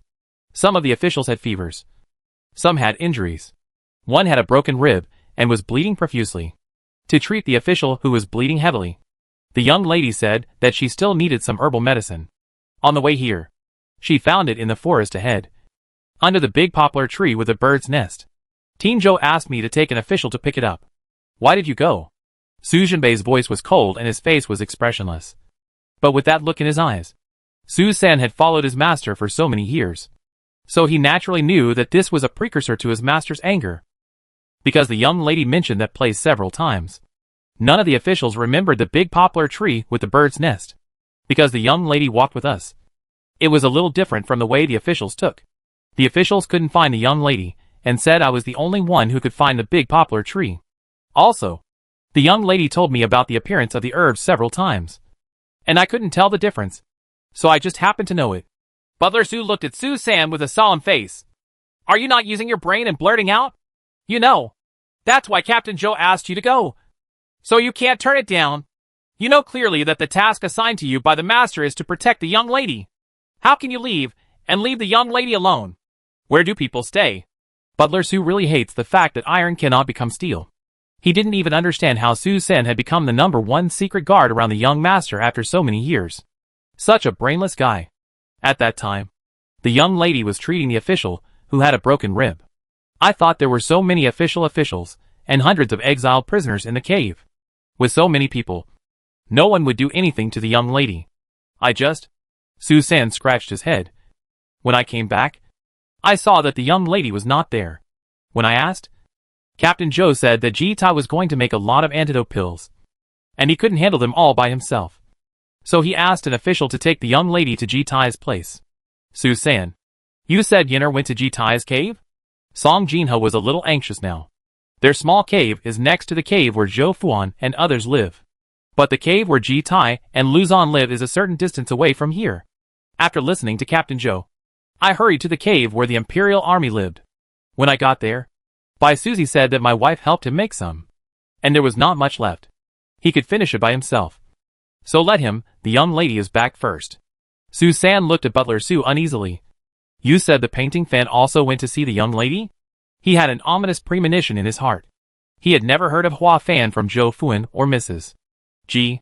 Su-san. Butler Su. The three of us will look for him separately. Su Jinbei glanced at his family. You all stay here and don't go anywhere. They exile prisoners, and cannot leave here at will. At the same time, Su Jinbei also had a doubt in his heart. It stands to reason that the official should have people on duty nearby. Nothing should happen to Yinner and Hua Fan. But just in case. Actually, half an hour ago, in Zhou Fuan's cave, Su Chungyang walked over with a flattering smile on his face. Master, I have a stomachache. I have diarrhea. I want to go out and pay my respects. Lazy people just poop and pee a lot. Seeing people poop makes me jealous. Go ahead and stay away from the cave. Don't be upwind. It stinks. Zhou Fuan was worried to death. Bai Suzy and Gu Yuyan worked hard for more than half an hour, and the official's injury was taken care of. However, the next most troublesome thing was that he had to take the exiled prisoners out of the mountains and forests to Yangcheng as soon as possible. If we don't have enough food, we can make do with it. At worst, we can hunt some game in the mountains and let the exiled prisoners pick some wild vegetables and fruits. If we mix them together, we can survive for a few more days. But without salt, people will lose strength if they don't eat salt for a few days. The prisoner did not have the strength to escape. But if more than 30 officials have no strength, how can they take care of more than 300 exiled prisoners? Where have the people from Dahlia's Wing gone? They were not seen along the way. If you can find people from Dahlia's Wing, they should be carrying salt with them. Zhou Fuan was thinking about whether to send an official to go out to find out whether the people in Dahlia's Wing had gone into the forest like them. After all, the official channels are cut off, and they have no good place to go. Just as he was thinking about it, Su Chungliang came over and said he wanted to go out to poop, which made Zhou Fuan even more annoyed. Seeing Su Chungliang turn around and walk out of the cave, he raised his leg and kicked his butt. Go and come back quickly. Oops. I was so angry that I accidentally touched my injured foot, which made Zhou Fuan grimace in pain. He said angrily to the prisoner, Go to bed quickly. If anyone needs to poop or pee, the three of you will do it together every half an hour. I'm so annoyed. Ever since I entered this cave, prisoners have been coming out to defecate and pee one after another. Just now, a woman went out to poop with a child in her arms. And Su Chungyang also wanted to poop. Really annoying. Mom, someone is following you. Su Zihuai's nervous face turned pale. Fang Juexia carried Su Zihuai out of the cave. Su Zihuai had diarrhea. When I came out, I stood not far from the cave and had a drink. Fang Juexia also felt uncomfortable in her stomach. She knew that it was because of the rain, and that both of her mothers had diarrhea. As a woman, she naturally had to find a more private place. So he hugged Su Zihuai and walked deep into the grass in the distance. As she was pulling her, Su Zihuai whispered to her that someone was coming. Fang Juexia couldn't get up for a while. Don't make any noise, and take a peek to see who it is? Chapter 194 I will kill him for you. It's my second uncle. Mother! He is peeing. That bad guy Su Chungliang. Fang Juexia's heart tightened. This bad guy came out right after their mother and son. And he must have bad intentions. This bad guy has not married yet. But he has a whole family of wives and 2 concubines around him. In this way, he often ran into Aluzi with a group of friends. Her husband has been at the border all year round. And her brother-in-law has tried to flirt with her a few times out of sight. But she scolded her away every time. Now that her husband is gone, this bad guy wants to give her advice again. Don't make a sound. Fang Juexia took advantage of Su Chungliang not noticing where they were, and quickly pulled Su Zihuai away quietly. She didn't dare to go directly to the cave, fearing that Su Chungliang would intercept her halfway. Just walked to the other side, thinking about taking a detour and going back to the cave. After turning 2 corners, he finally got rid of Su Chungliang. Fang Juexiao was worried that if the mother and son had been out for a long time, the officials would suspect that they wanted to escape. He looked up and looked around to make sure that Su Chengyang had left, pulling Su Zihuai back quickly. Just after turning a slope, I heard that familiar voice. Niece-in-law. Why are you alone? Uncle. Please take you back? Fang Juexiao felt a chill in her heart when she heard Su Chengyang's voice was as greasy as honey and oil.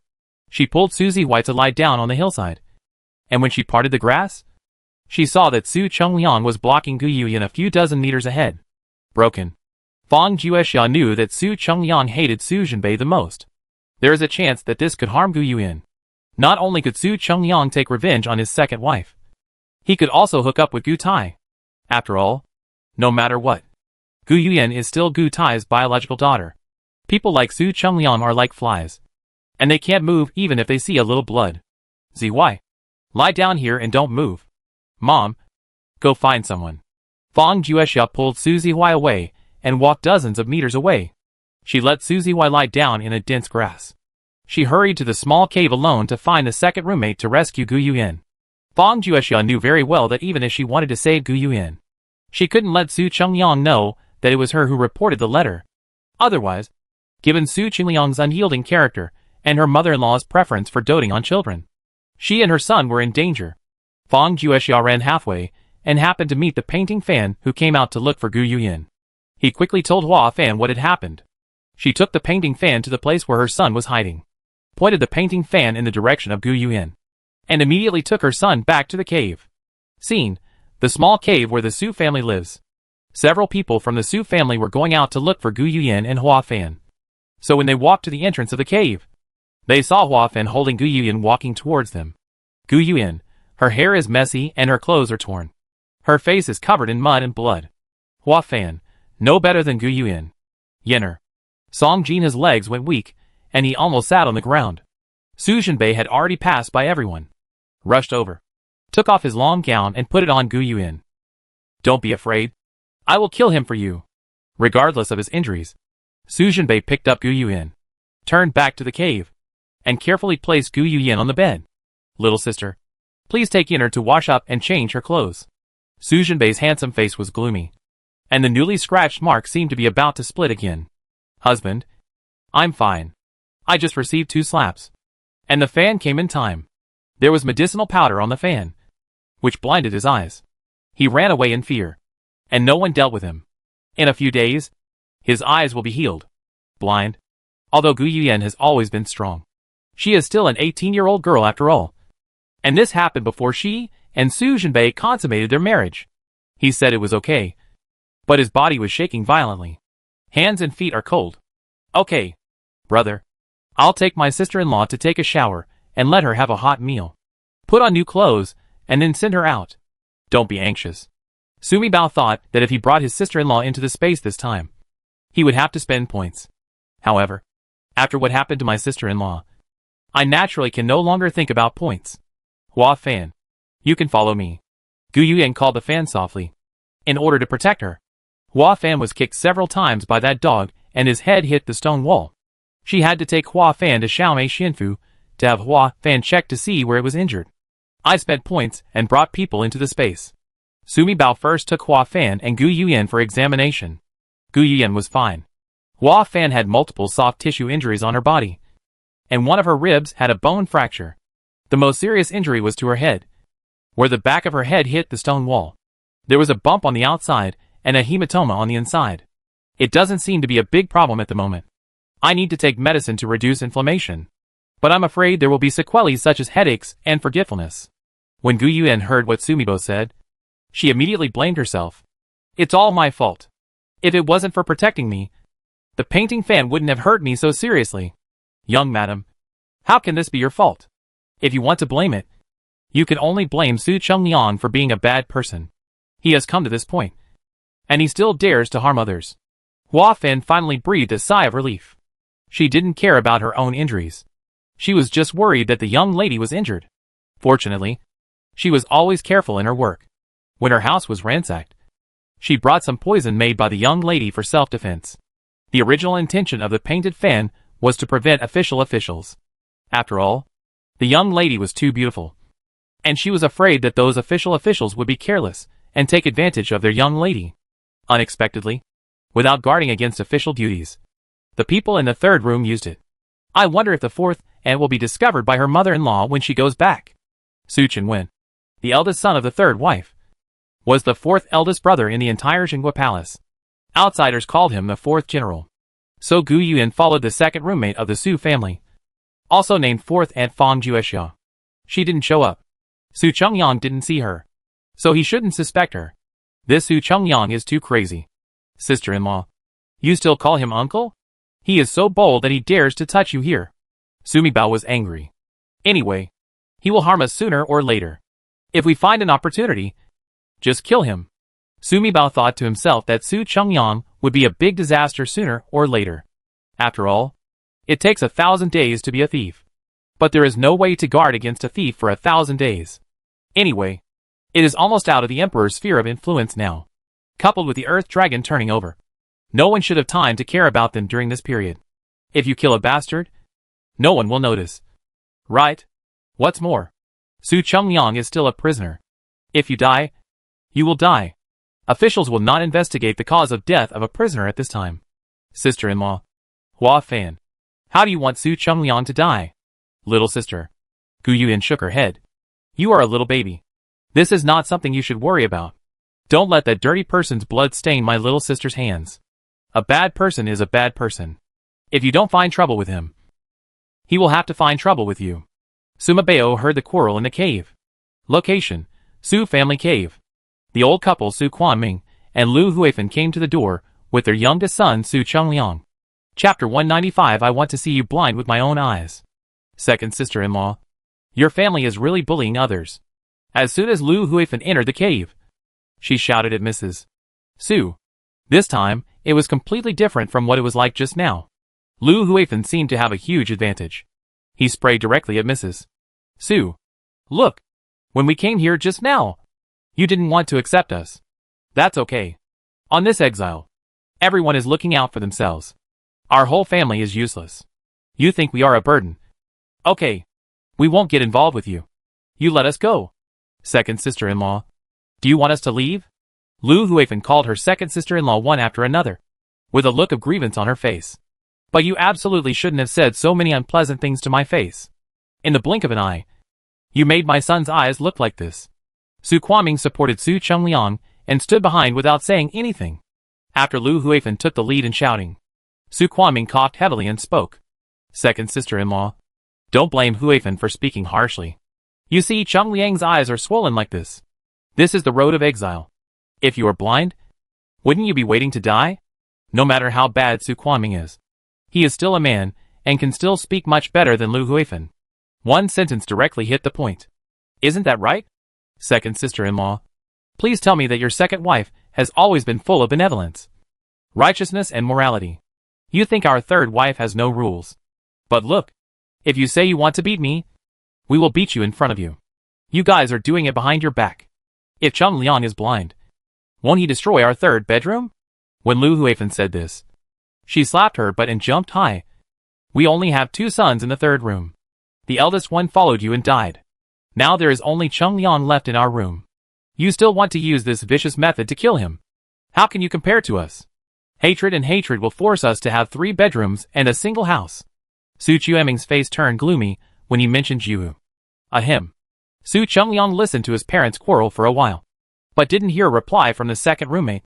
His eyes were swollen to the point of being peachy, with not even a crack in them. He couldn't see anything. When they came here, the 3 of them had agreed to come here. First let his mother get some trouble. Then let the second house treat his eyes.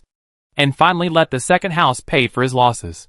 It would be best if the 2 houses can be combined into 1 house. Second sister-in-law, please call the Jinbei wife out first, and keep an eye on Chengliang. We will talk about other things later. As soon as Su Quanming opened his mouth, Lu Huifan nodded immediately. That's right. Second sister-in-law, let the Jinbei wife come out, and give Chengliang a good look. As long as Chengliang's eyes are cured, our 2 families will still be good relatives. And we can talk about anything. Everyone in the second room of the Su family has been silent, not letting the 3 rogues in the third room look for trouble. But everyone saw Su Jinbei sitting there, motionless, and the air around him was several degrees cooler. He had a cold face and said nothing. Everyone didn't say anything, thinking that since this matter related to Gu Yuan, it would be better for Jinbei to handle it. Third aunt, do you want Yinner to treat Su Qingliang's eyes? When Song Jinha received his son's eyes, he knew that Jinbei was asking her to come forward. Yes, Chung Liang's eyes are so swollen that he can't see anything. Hurry and call Jinbei's wife to come out. If we delay for a while, your second wife will have to compensate us if she goes blind. Song Jinha sneered. Third aunt, what you are saying doesn't sound right. Chung Liang's eyes are swollen. Go find Bai Suzy and show him. Why are you here looking for Yinner? How can that be done? If Bai Suzy is cured of blindness, wouldn't it be troublesome? Lu Huifan thought to herself. Of course we have gone to see Bai Suzy. He can't cure it. It was Bai Suzy who said that Chung Liang's eyes were drugged. And it was the kind of self-made drug. This was on the road of exile. And he didn't have that many medicinal materials. So he couldn't make an antidote at all. The fastest and safest way is to find the person who administered the drug and ask her to come up with the antidote. Otherwise, if this continues, Liang'er will definitely go blind. Bai Suzy is an imperial doctor, but he can't cure her. Third aunt, our Yinner is not a serious doctor. How can she be cured? Of course she can be cured. That's the powder. Lu Huifan suddenly shut up. No matter how slow she was at this moment, she knew she had fallen into the trap dug by Song Jinha. Third aunt, there's something in your words. You wouldn't just say that our Yinner blinded Qingliang's eyes just to ask our Yinner to treat your son's eyes. Right? If it's not her, who else could it be? Laugh. Next to him, Yi Ranqing laughed mockingly. Our Jinbei wife has never met Su Qingliang. How could she blind him? Okay. Third aunt, are you here to ask our Yinner for help with medical treatment? Or are you here to cause trouble? Our Yinner has been with us all the time. How can you blind Chung Liang's eyes? It hurts. Su Qingliang's eyes hurt even more at this time. He pulled his mother's hand and signaled his mother to stop arguing and get him the antidote quickly. Otherwise, he would be in pain to death. Su Huifan's heart was broken when she heard her son moaning in pain. Second sister-in-law, Jin He, no matter what happened to Chung Liang's eyes, just ask Jinbei's wife to come out and show him. Right? Roll. Suddenly a cold voice came out. The air in the entire cave seemed to be frozen. Because it was too sudden. Su Quanming and the others were stunned for a moment. Then in disbelief, the old couple looked at Su Jinbei, who was sitting aside and had been silent. Jinbei, look. If you are angry, just vent it at Third Grandpa. Third Grandpa, please heal Chung Liang's eyes? Su Quanming finally understood why the three of them had such a quarrel just now. And no one in the second room of the Su family spoke to them. It turned out that he was waiting for Su Jinbei to speak. I said get lost. There was no warmth in Su Jinbei's tone. It's all your fault. The whole family is looking for someone to look at you. You don't know how to say anything nice. You just mess around when you come in. Su Quanming turned around and slapped Lu Huifan on the face. Then he looked at Su Jinbei with a flattering expression. Jinbei, if you are still angry, Third Grandpa can just slap himself in the face. Third Grandpa knows that you are a person of status. You have been giving us opportunities. It's just that we are stupid and don't understand your painstaking efforts. I didn't give you a chance. Ah? Su Quanming didn't expect Su Jinbei to say it so bluntly. Then we started making trouble when we came in. And you didn't stop us. You clearly gave us a chance. Do you still want to admit it? I know you are a good kid. The corners of Su Jinbei's lips twitched. I just want to see Su Qingliang blind with my own eyes. Ah. Su Jinbei, why are you so vicious? I am your uncle. You have to see me blind with your own eyes. How much benefit can you get from me being blind? Su Qingliang roared. The pain in my eyes became more severe at this time.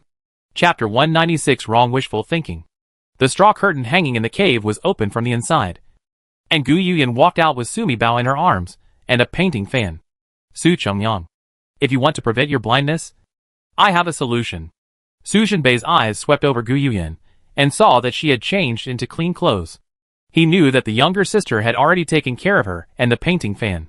Daughter-in-law of Jinbei, you are such a kind-hearted girl. Quickly, give me the antidote, and I will apply it on Qingliang. Bai Suzy just said that if you apply this medicine too late, your eyes will be damaged even if they are not blind. As soon as Lu Huifan saw Gu Yuyan coming out from behind the straw curtain, she quickly stepped forward with a smile on her face. My nephew and daughter-in-law, I know you are a kind-hearted person. You will never be as unkind as some people who knowingly write 2 characters for Su in one stroke. Su Chungyang couldn't see clearly, and could only see a blurry shadow. But the faint fragrance coming from the slim figure in front of him made him feel turbulent in his heart. The road was muddy and watery. But Gu Yiyan was indeed Gu Taoi's daughter. She rested in a broken cave, and was so elegant. She must have changed into clean clothes, which were still scented with incense. Su Chungyang thought about it again. His 2 concubines, as well as the women in their third room, were all turned into clay monkeys. In that big cave, I couldn't avoid people's eyes, so I could only wipe off the mud and reluctantly change into clean clothes. His whole body smelled like a man's. Su Chungyang's swollen eyes were almost bent into peach blossoms. My nephew-in-law. Hurry up and get the antidote for your uncle. When your uncle's eyes heal, he will definitely not forget your nephew-in-law's kindness. When the time comes, whatever your nephew-in-law wants your uncle to do for you, your uncle will do it. What you do? Su Chungyang said uncle, which made the faces of the people in the third room change color. The eyes are blind. The heart is black. And the tongue is disgusting. Su Mibao suddenly heard her eldest brother's voice. Wow! Her eldest brother is really evil. When I think of Wang Laba's miserable appearance, Su Mibao couldn't help but beat her heart, listening to the meaning behind her elder brother's words. Isn't the elder brother going to blind Su Chungyang? Cut out his tongue, disembowel him, and dig out his heart? No wonder Su Chungyang is blind, and doesn't care about the occasion when he gets angry. In front of the elder brother, he dared to use such a tone to speak to the elder sister-in-law. I really don't want to live anymore. Yener, please go in and rest. Song Jinha took a step forward, and took Su Mibao from Gu Yuyan's arms. She looked at Gu Yuyan, with a look of love and affection. Yener has suffered so many crimes, since she entered her Su family. It's really difficult for this child. Song Jinha glared at Su Chungyang. The scumbag had a disgusting expression on his face. She really wanted to slap him in the face. Mom, they are here to find me. If grandma and mother are at ease, let me handle it.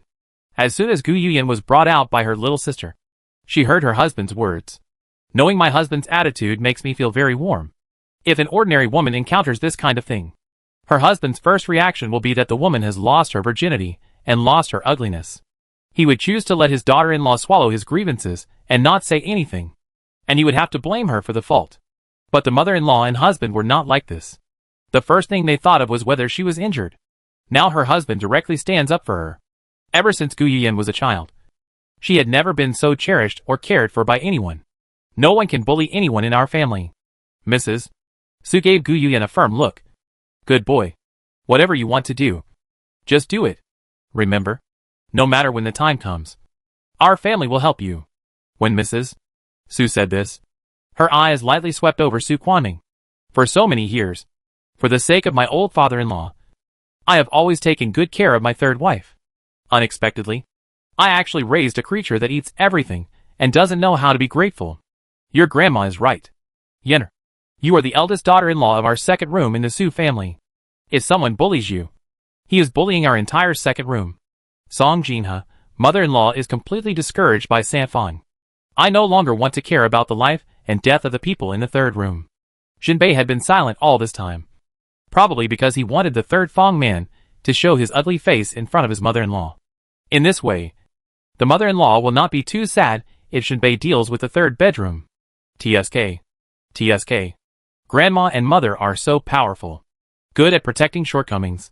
Su Mibao's hands and feet were dancing wildly. Hey, I really like this kind of family. Sister-in-law, come on. Go kill that scumbag Su Chungyang. You? What are you going to do? Su Chungyang couldn't see clearly, and could only see a shadow walking towards him. Immediately retreat subconsciously. What do you want from the second room? Are you bullying our third room? Lu Huifan stepped forward and stood in front of her son, glaring at Gu Yuyan angrily. You made my son's eyes look like this. What else do you want to do? Lu Huifan said harshly. If my son is blind, I don't care whose daughter or wife you are. I'm not done with you. Why did Yener blind Su Chungyang? You, the third wife, are just pretending to understand and pretending to be confused. Yi Ranqing finally couldn't help it, and kicked Su Chungyang to the ground. You bandit. You dare to kick my son. See if I don't kick your son away? Lu Huifan turned around and pounced on Yi Ranqing. Yi Ranqing kicked him out of the cave. Huifan. Su Quanming was startled for a moment. glanced at everyone in the cave, quickly turned around and ran out, helping Lu Huifan up on the ground. In fact, he was not going to help Lu Huifan. He had always been a smart man, and had already figured out that if he stayed in the cave, he would be kicked out. My son's eyes are important, but his life is more important. You really want the antidote? Gu Yuyan looked at Su Chengliang, who was struggling to get up on the ground. I know I did something wrong. You won't let me go easily. Both parents have been kicked out. Let's look at the attitudes of Mrs. Su, Song Jinhe, and Su Jinbei. Su Chengliang finally understood something deeply. If he comes here today, he may never come back. When he first came with his parents, Su Chengliang really didn't take this matter seriously. He was thinking that although Gu Yuyan was the newly married wife of his second wife, however, Gu Yuyan is Gu Tai's daughter. To the second wife, she is the daughter of her enemy. He had just entered the house again, and he didn't have much friendship with Su Jinbei. Such a new daughter-in-law was bumped into by a foreign man in the middle of the night, and a conflict broke out. If the second room man wanted to save face, he would not reveal the truth about his harassment of Gu Yuyan in public. At most, it would give him some embarrassment when he asked for the antidote. And in the end, he would let Gu Yuyan give him the antidote. Unexpectedly, he was wrong about everything. Not only did the second roommate of the Su family not play by the rules, but this Gu Yuyan was also a ruthless character. There is no bridal shyness at all. Chapter 197. Su Chenwen is not the son of the third wife. Whatever you want. As long as I have it, I will give it to you. As long as you give me the antidote quickly and cure my eyes. Su Chengliang was also scared now. Ever since his parents were kicked out, he felt that the atmosphere in the cave was strange. I will give you money. I have money in my shoes. I will give you all the money, and you will give me the antidote. I will leave now, and never appear in front of you again. Feeling the terrifying silence of Gu Yuyan in front of her, Su Chengliang was afraid, and groped for help from Song Jinhe and Mrs. Su, second aunt, second sister-in-law. Please save me. I am the only one left in our third room. If I want to be good, the third room will be extinct. Please save my life. Ah! Gu Yuyan stepped on one of Su Chengliang's hands and crushed it. Su Chengliang screamed and his wrist was broken. Second sister-in-law. Please, don't make it difficult for Chengliang. Let him live. Right? Su Kuoming and Lu Huifan supported each other and stood in front of the cave. But they did not dare to go in, because Yi Ranqing was sitting on a rock beside the cave, holding a piece of firewood in his hand. As long as they took a step closer to the cave, they would be hit by the firewood. How could they dare to step forward again? When they heard Su Chengliang's screams, they turned around anxiously. Draw a fan. Hit them. Hit them all back. Hua Fan hesitated for a moment, then picked up a piece of firewood from the ground and whipped it toward Su Chengliang, who was on the ground. Use firewood to draw and kick with feet. Su Chengliang couldn't see it and couldn't avoid it. He was howling and rolling around on the ground after being beaten. Finally, Gu Yuyan kicked one of his ribs. Get out. When he heard Gu Yuyan say get lost, the corners of Su Jinbei's lips slightly raised. Su San. He called out to Su San, who immediately stepped forward, picked up Su Chengliang, who had been beaten unconscious, and threw him out. It hit Su Kuoming and his wife outside the cave, and the family of three was pressed together. Chengliang. Chengliang. You beat our Chengliang to death. You? Yi Ranqing hit her with a piece of firewood, and Su Huifan's teeth fell out again. This time she couldn't curse at all. Your third bedroom owes us the trucks and things that our second bedroom owes. From now on, our second bedroom won't hold you accountable. Again, the two families will have nothing to do with each other in the future. Song Jinhe stood in front of the cave. After saying these words to Su Chueming's family of three, he pulled Yi Ranqing into the depths of the cave. No longer care about the people outside the door. Su Kuoming and Lu Huifan helped their son up and hurriedly walked towards the big cave. They had to find Bai Suzy quickly and show their son his injuries. When leaving, the couple was a little sad as they dragged their son with them. Because of this departure, Su Kuoming naturally understood that his son's eyes were completely blind and could not be cured. He had to go back quickly and let Bai Suzy show his son's injuries. He is blind, and if he loses his arm and becomes lame, he will be in big trouble. After all, in exile, he and his son were the only two men in their third room. Now my son has become like this. Now in the mountains and forests again, there is no trolley to pull people.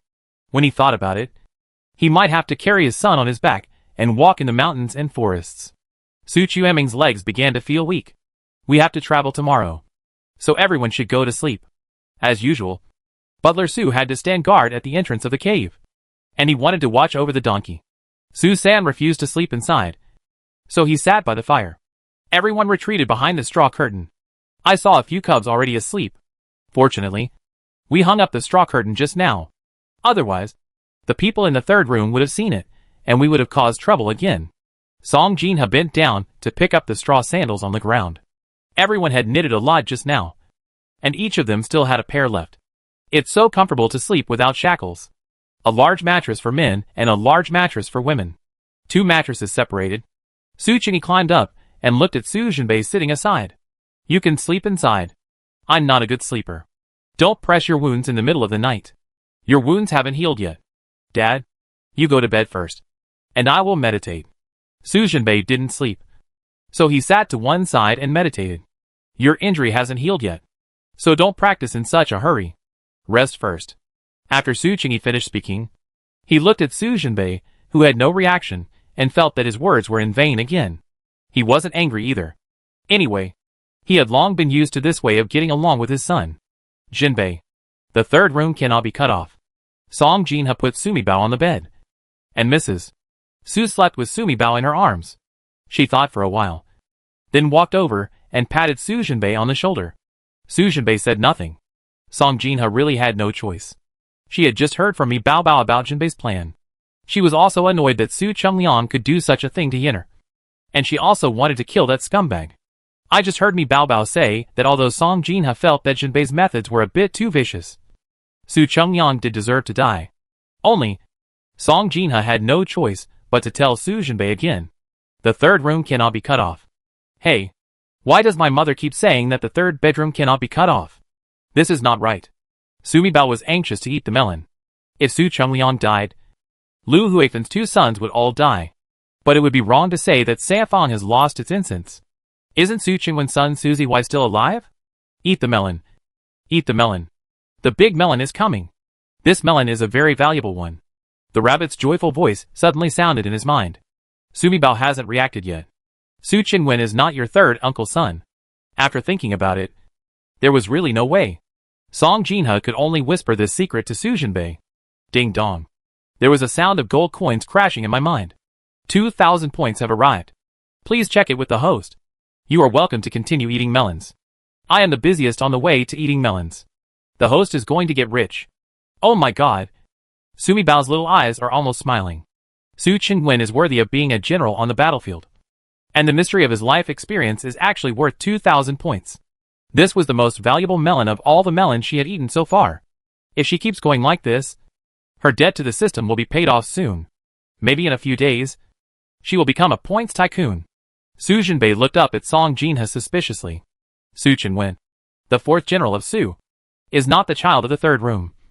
Is it impossible? Is Su Qingwen's mother someone else? What kind of person is Lu Huifen? How could she raise someone else's son? I also overheard it once. Su Qingwen is not the third room's child. Where is he from? Does he have parents? How did the third room get him? I don't know these things. Song Jinha didn't understand either. Su Kuoming and Lu Huifen were not good people. How could they raise other people's children? Especially Lu Huifen. Although she seemed to be partial to her younger son Su Chungliang, she also raised Su Qingwen. What has actually happened? Rabbit, did you hear that? What is the truth about this melon? Master, don't worry. The truth will be revealed soon. Is this another cereal melon? Chapter 198 Trapped in the Forest. Things are worse than everyone imagined. Not only did the rain not stop, it got heavier and heavier. It rained for 3 days in a row. There are dangers everywhere in the mountains and forests that can kill people. Zhou Fuan and Ji Tai were impatient and wanted to leave. But everything in front was flooded, and it was impossible to pass. I wanted to retreat, but the back collapsed and there was no way out. Hundreds of people were trapped in this mountain forest. Zhou Fuan and Ji Tai couldn't be more impatient. You can't take everyone to die. What's more, among their official posts, many people got sick because they were caught in the rain. So many people could only watch the heavy rain outside the cave. And they all stayed in the cave. In the past 3 days, Gu Yuyan and Bai Suzy found some herbs in the mountains and forests and made some alternative antidotes for Luzon. It can only temporarily control the poison in the prisoners' bodies. But after all, the prisoners were poisoned, injured, and exposed to the rain. Within a few days, more than 20 prisoners died of illness, and another 30 to 40 were sick with fever and unable to walk. Mrs. G curses people in the cave every day. He has a bad temper. In the past few days, several criminals have been killed in the cave every day. Although the remaining prisoners are afraid of the poison pill, but he is also ready to move. Lu Zhan was more anxious than Mrs. G. Tai cursed because there was no salt. After eating salt-free food for 3 days, a bird appeared in her mouth. Lu Zhan and the Jiaowei not only had no salt to eat, but what was even more frightening was that they were not as good as the Forbidden Army to eat alive.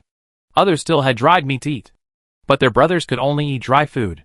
Now, if they stay in the cave for a few days, the dry food they eat can last them a few days. But the prisoners' food was gone. Originally, the Jiao prison prisoners they escorted, unlike the Exile prisoners, did not have family members to send them anything. So they relied on Jiao Wei to have a black-faced nest every morning and night to survive. Now that 3 days have passed, the remaining black noodles can only last 2 more days at most. When I think about it, after the food is cut off, those criminal prisoners will definitely rebel. Lu Zhan felt cold sweat break out on his back. It's not that he didn't have Zhou Fuan's idea. However, the food in Zhou Fuan's hands was about to run out. At most, we can only last 3 or 2 days longer than them. But Zhou Fuan was better than him. After all, those exiles had families, and would not rebel easily. We simply poisoned all these prisoners. Behind the scenes, Mrs. G said to Lu Zhan more than once, kill all the Su and Wang families directly, and then kill the criminals as well. It will be more convenient for us to cut off the bridge joints ourselves. Ji Tai was furious, thinking that if the emperor hadn't ordered it, he would have followed the Su family to Xiangjuan, waited until they met, got the Su family order, and found the Longwei order, so that the Su family could be killed. He thought every minute about killing the Su family right now. It's really frustrating to throw away these criminal prisoners. Do you want to resist the decree? Lu Zhan looked at Ji Tai expressionlessly. The capital city has been shaken, and the palace may have collapsed. Don't you want to go back and see your family? I miss my brother, and I'm worried that something will happen to him. It's already like this. In extraordinary times, we should handle it flexibly. What's wrong with that? Woolen cloth? After hearing what Ji Tai said, Lu Zhan shook his head. No matter when the time comes, I will never disobey the imperial edict. That would be a grave crime of beheading the 9 clans. Ji Tai was so angry that his liver ached. Why was this person so stubborn? The two of them were doing things together, and as long as he didn't say anything, how could the emperor know about it? As for the imperial guard Jiaowei around him, Ji Tai believed that no one would dare to go against him on such a major matter. If you want to kill Zhou Fuan's people, Zhou Fuan won't watch you kill them. Lu Zhan was worried. He was really afraid that Mrs. G, a reckless man, would be in trouble if he killed the Su family regardless of the situation. Zhou Fuan is also a member of the right prime minister. You have to know that Chu Mingyang is the deputy team leader on this mission. The exiled prisoner they brought was killed by you on the way. Do you think your brother was in the court and was taken over by the right prime minister? One book. What will happen? As soon as his brother was involved, Mrs. G became frightened. Finally, on the afternoon of the 4th day, the rain stopped. The official who was sent out to explore the road came back and said that the water was flowing down ahead. The road is exposed and you can try to go. Without thinking too much, everyone set off quickly. As usual, Zhou Fuan was at the front carrying the exiled prisoners, followed by more than 100 criminal prisoners. Don't run too far. Don't leave the team too far. Along the way, the officers waved their whips and shouted. Because of the lack of food, these days the officials only gave the prisoners 1 black-faced nest every day, and all the prisoners were starving to the point of starvation. When we came out, there were some fresh wild vegetables, young leaves, and some unknown wild fruits in the mountain forest after the rain. Especially the exiled prisoners here in Zhou Fuan are all raising their own children, picking as you go, stuffing it into your mouth after picking. Before setting off today, we also considered that the prisoners would be digging wild vegetables in the woods for food. Zhou Fuan still did not put shackles on the male exiled prisoners, nor did he tie the female exiled prisoners. So the exiled prisoners picked while walking. Zhou Fuan thought that when he set up camp at night, He could put together the wild vegetables picked by the prisoners and cook 3 large pots of wild vegetable paste, which would save some food. You wouldn't know if you didn't walk. But as you walked, you discovered that there were landslides everywhere and the roads collapsed. Based on the situation here, I don't know how many days it will take to walk in the mountains and forests before I can get to the official road. If the official road dragon turns over and breaks, if the town dragon where they go to buy food turns over, these people will have to continue to stay in the mountains and forests. Thinking of these possibilities, Zhou Fuan felt a chill down his back. At this time, he led a dozen official servants to follow the deportation team. He watched the women and children dig wild vegetables everywhere, and he did not stop them too much. Mom, let's dig some wild vegetables too. Song Jinha looked around and saw that everyone ran to dig wild vegetables from time to time. They and the Wang family were the only ones who had not made any move yet. Dig. Naughty Su. You take the children to dig some. Mrs. Su nodded. These days, they have been relying on food brought out by me Bao Bao in the cave. Not only did they not suffer, but everyone recovered from their injuries, and the children gained some weight. So as soon as they were on the road today, people started looking at their family members with wrong eyes. Only then did the Su family notice that they had overlooked this detail. There were prisoners everywhere with yellow faces and dangling feet from hunger. Only her family was cleanly dressed, and there was no trace of yellowness or thinness on their faces. I took the children to dig. There are a lot of herbs here, and they are all good. Gu Yuyan had already seen many fresh and tender herbs exposed on the roadside in the forest after the rain. These days, Gu Yuyan followed by Suzy to treat the injuries of the Forbidden Army and Zhao Wei. He also looked familiar.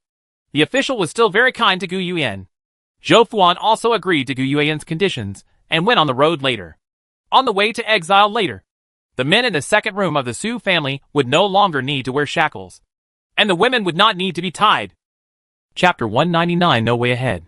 As darkness fell, the large army finally left the Earth Dragon turnover collapse area and stopped in an open area. Everyone finds a place to stay. There are no caves nearby, so people can only spend the night in the open air. People sat down on the ground and were trapped in the mountains for several days. They lacked clothes and food. Many people were hungry and dizzy. Along the way I pulled some weeds and stuffed them into my mouth. After digesting it for half a day, people became more and more hungry.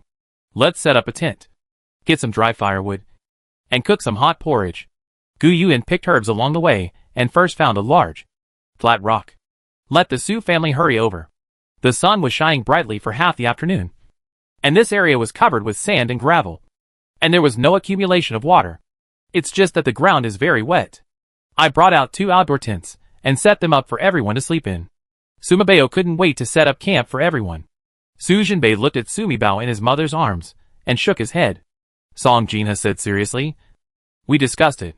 In the future, if we can solve the daily problems by ourselves, we won't use your stuff." Mrs. Su also said, "This is what your mother, and your eldest brother have agreed upon. The most difficult thing to guard against in this world is the human heart." Sumibao felt really aggrieved because she had so many good things and couldn't use them. In the original world, she could feed herself and the whole family would not be hungry. If something goes wrong, just beat him once. If it can't be solved, then beat him twice. Gu Yuyan was the best at reading people's glances. This afternoon, when she was collecting herbs, she met the female prisoners and saw their evasive and probing eyes, which made her feel wary. Then we can't carry a mountain of gold and starve. Sumibao thought to himself. This makes no sense at all. It seems that she would have to put some thought into taking out things again. Sometimes you can't just leave your family to you alone. Over time, big trouble will occur. As soon as these 2 big pots of wild vegetable soup are boiled, there will be no food tomorrow morning. Huitu shook out the last black flour bag. Then you can't stop eating. Let's eat first and then talk. Zhou Fuan's head was getting more and more irritable. He walked in the mountains and forests all afternoon today. He originally wanted to catch some prey and eat it together to survive for a few more days. As a result, he didn't even catch a pheasant. Obviously, many places in this mountain forest have collapsed due to the Earth Dragon turning over. But the animals here have migrated in advance. No wonder the older generation says that animals have better perception than humans in the face of natural disasters. It seems that all those with legs escaped from here in the past few days. Zhou Fuan, 2 miles further from this open land. After turning around the bushes, There is a big rift valley. Lu Zan and Ji Tai came over and sat down on the stone in front of Zhou Fuan. What? Zhou Fuan's expression suddenly changed. You said the road ahead is blocked? There were several hundred people in their group. Ever since they left Dahlia's wing and went up the mountain. They had been walking around in the mountains for so many days. But there was actually a dead-end road in front of him. Is there any other way? When Zhou Fuan asked this question, he had an ominous premonition in his heart. No. I have sent people to explore it a long time ago. Except for the road we came from. There is a river to the east, a rift valley to the north, and only mountains and forests to the west. Isn't this right? Zhou Fuan shouted at the top of his lungs. Zhao Xuqi. Lu Lauer. Zhao Xuqi supported Lu Lauer and walked over. Lu Lauer's snake venom had been eliminated. But he was still a little weak. Zhao Xuqi and him had been walking together for the past half day. Aren't you old horses? Didn't you say that if you go up the mountain from Dahlia's wing, you only need to keep walking north and walk down the mountain in 5 or 6 days? And then, you can turn to the Yangcheng official road? Where does this rift valley come from? You? Zhou Fuan wanted to curse. None of the 3 veteran officers sent to him to lead the team were useful. One ran away halfway. One was poisoned by snake venom. And there was also a short bean sprout, which really made people angry. Rift? There is no such thing as a rift. Zhao Xuqi and Lu Lauer felt that they were more unjust than Dou Yi. Especially Lu Lauer, who had scolded Zhou Fuan and Ji Tai countless times behind their backs. The prince's party is simply unlucky. And what the H.L. are those more than 100 criminal prisoners? The 3 brothers have been walking on this road for so many years. And they have never made so many mistakes as this time. And even the king and the 8 people were lost. It didn't exist in the first place. If you don't believe it, look at the map. On the map, this place is just a big mountain. At most, it's just mountains connected to mountains. After listening to Zhao Xuqi's words, Zhou Fuan quickly took out the map wrapped in oil paper from his arms. Look! We've been following the route up here. Ji Tai pointed to a place on the map. Damn! I sent someone to look at it. The Rift Valley is right here. What a bullshit map. Such a huge Rift Valley is not marked on it. Commander Ji, is there any vegetation on that rift?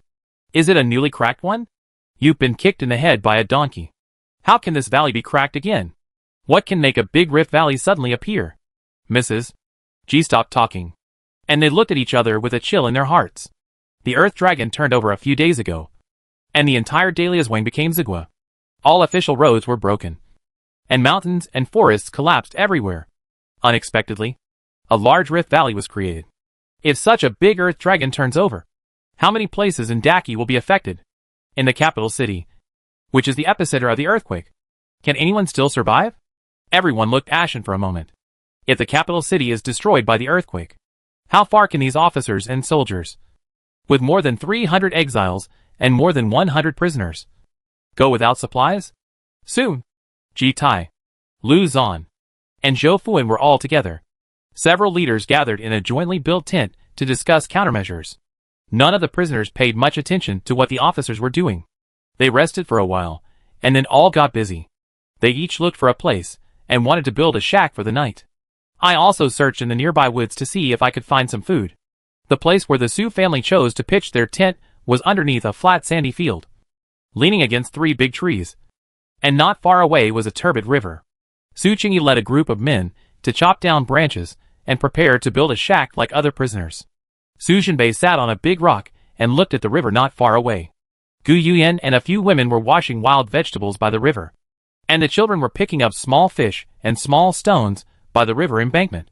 Su Sinan naughtily used branches to catch jump things floating in the river. The painting fan was picked up with a branch, and a tattered piece of clothing floated over from the river. Su Zhenbei said to Mrs. Su, who was sitting next to him and holding Sumi Bao, walking in this forest, if you encounter a wild animal, you can't do it without eating salt and losing strength. Mrs. Su frowned. We have salt to eat.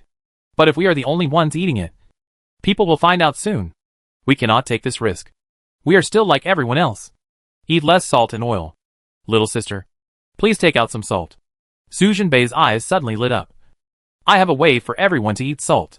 Chapter 200, Fishing for Supplies. Grandma, wait here. Su Zhenbei walked to the river with Sumi Bao in his arms. Ouch. My eldest brother is so good looking. Sumibao smelled the scent of Sujinbei and looked at the handsome face close at hand. It's so beautiful. Even after being exiled for so many days and suffering such serious injuries, my eldest brother's skin is still so good. Naturally cold white skin. So thin that not even a pore can be seen. I really want to get my hands on it and touch it. Bring out some salt and some jars. Sujinbei's deep and mellow voice sounded like music in his ears. Sumibao blushed. Hee hee. Her eldest brother's voice really made people feel itchy. No. Sumibao. Wake up. This is your eldest brother. Oh. God. Hurry up and give me a handsome boy. The kind that I can cuddle, hug, and nibble on. Little sister. Oh. Sumibao's mouth couldn't help but click as Sujinbei's eyes stared at her. Jar. Salt. Smart. Worthy of being my eldest brother. Sumibao blinked her big eyes a few times. And then she noticed that Sujinbei was holding her and walked to a bend in the river, where there happened to be a bush blocking half of Sujinbei's body. Her eldest brother is really smart. He chooses bushes to block people's view, so that people can't see what he is doing, but he can still see his upper body without arousing suspicion. Sumibao immediately waved his hand and took out a bag of coarse salt from the space. There were many large pieces in it. Then he took out several large jars of farm-made pickles from the space. Sujinbei looked at these pickle jars, and for some reason, he felt familiar. Don't look. It's when we go up the mountain. I'll find an opportunity to sneak back and collect all the things everyone left at the bottom of the mountain into the space. Sujinbei's eyebrows jumped. Has our carriage been taken in too? All accepted. Hee hee. Sumibao chuckled. Not only did he collect the Wang family's carriage, but also the firewood and small benches left behind by the villagers of Dahlia's Wing. That's good. Let's see if there are any edible items left after soaking in water. Take some out. Clothes, mats, broken bowls and pots. Sumibao took them all out of the space at once. And in an instant the riverside was covered with broken things. Sujinbei put the salt into a jar. There was a seal made of pig urine on the jar. He could unscrew it and put it in. Then seal it again, and that would be it. Then, the jar was pushed to the river beach, half buried in the sand and half exposed on the water. Sumibao watched her elder brother's operation, and simply took out some more bacon. A few more jars of pickles were thrown out. Sujinbei put the bacon in 2 cloth bags, and threw it on the river embankment. All we need is food. Sumibao frowned tightly, as she listened to her elder brother's words. Food matters are really difficult to deal with. After a major earthquake, followed by a flash flood, it makes sense that the things in the village could be washed into the river and then stranded. Things like food just don't work.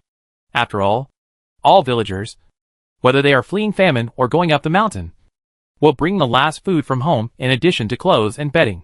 What's more, the drought has been going on for so long, and everyone doesn't have much food on hand. There is nothing we can do about food. We have to rely on the mountains to eat. Sujinbei glanced at the mountain forest. Before the earth dragon turned over, all the animals in the area ran away, and he could not find many prey for a while. But the plants in the mountains can't escape. If you look around, there should be something to satisfy your hunger. Yes, brother. I have an idea. Potatoes. Sweet potatoes. Kudzu. Hee hee. As long as these things exist in this world, I can make them available in the mountains, and people will never die of hunger. Sumibao suddenly thought that she was so stupid. It is not convenient for her to take out the ready-made food in the supermarket. It is not convenient to take out the things collected in the mansion in the capital. However, she brought the entire Hongqing town to Chuanshu. Isn't there an endless field behind the supermarket and gas station? There is also a large field ahead of the gas station, and to the north of the highway, behind Beishan Lian Nursing Home, there is a hillside with orchards on top and fish ponds below. Fruits, fish, shrimps, sweet potatoes, and potatoes can all be taken out in this mountain forest. But, can she use these places? Sumibao quickly called the rabbit. Rabbit, can I take out the things that grow in the land in my space and use them now?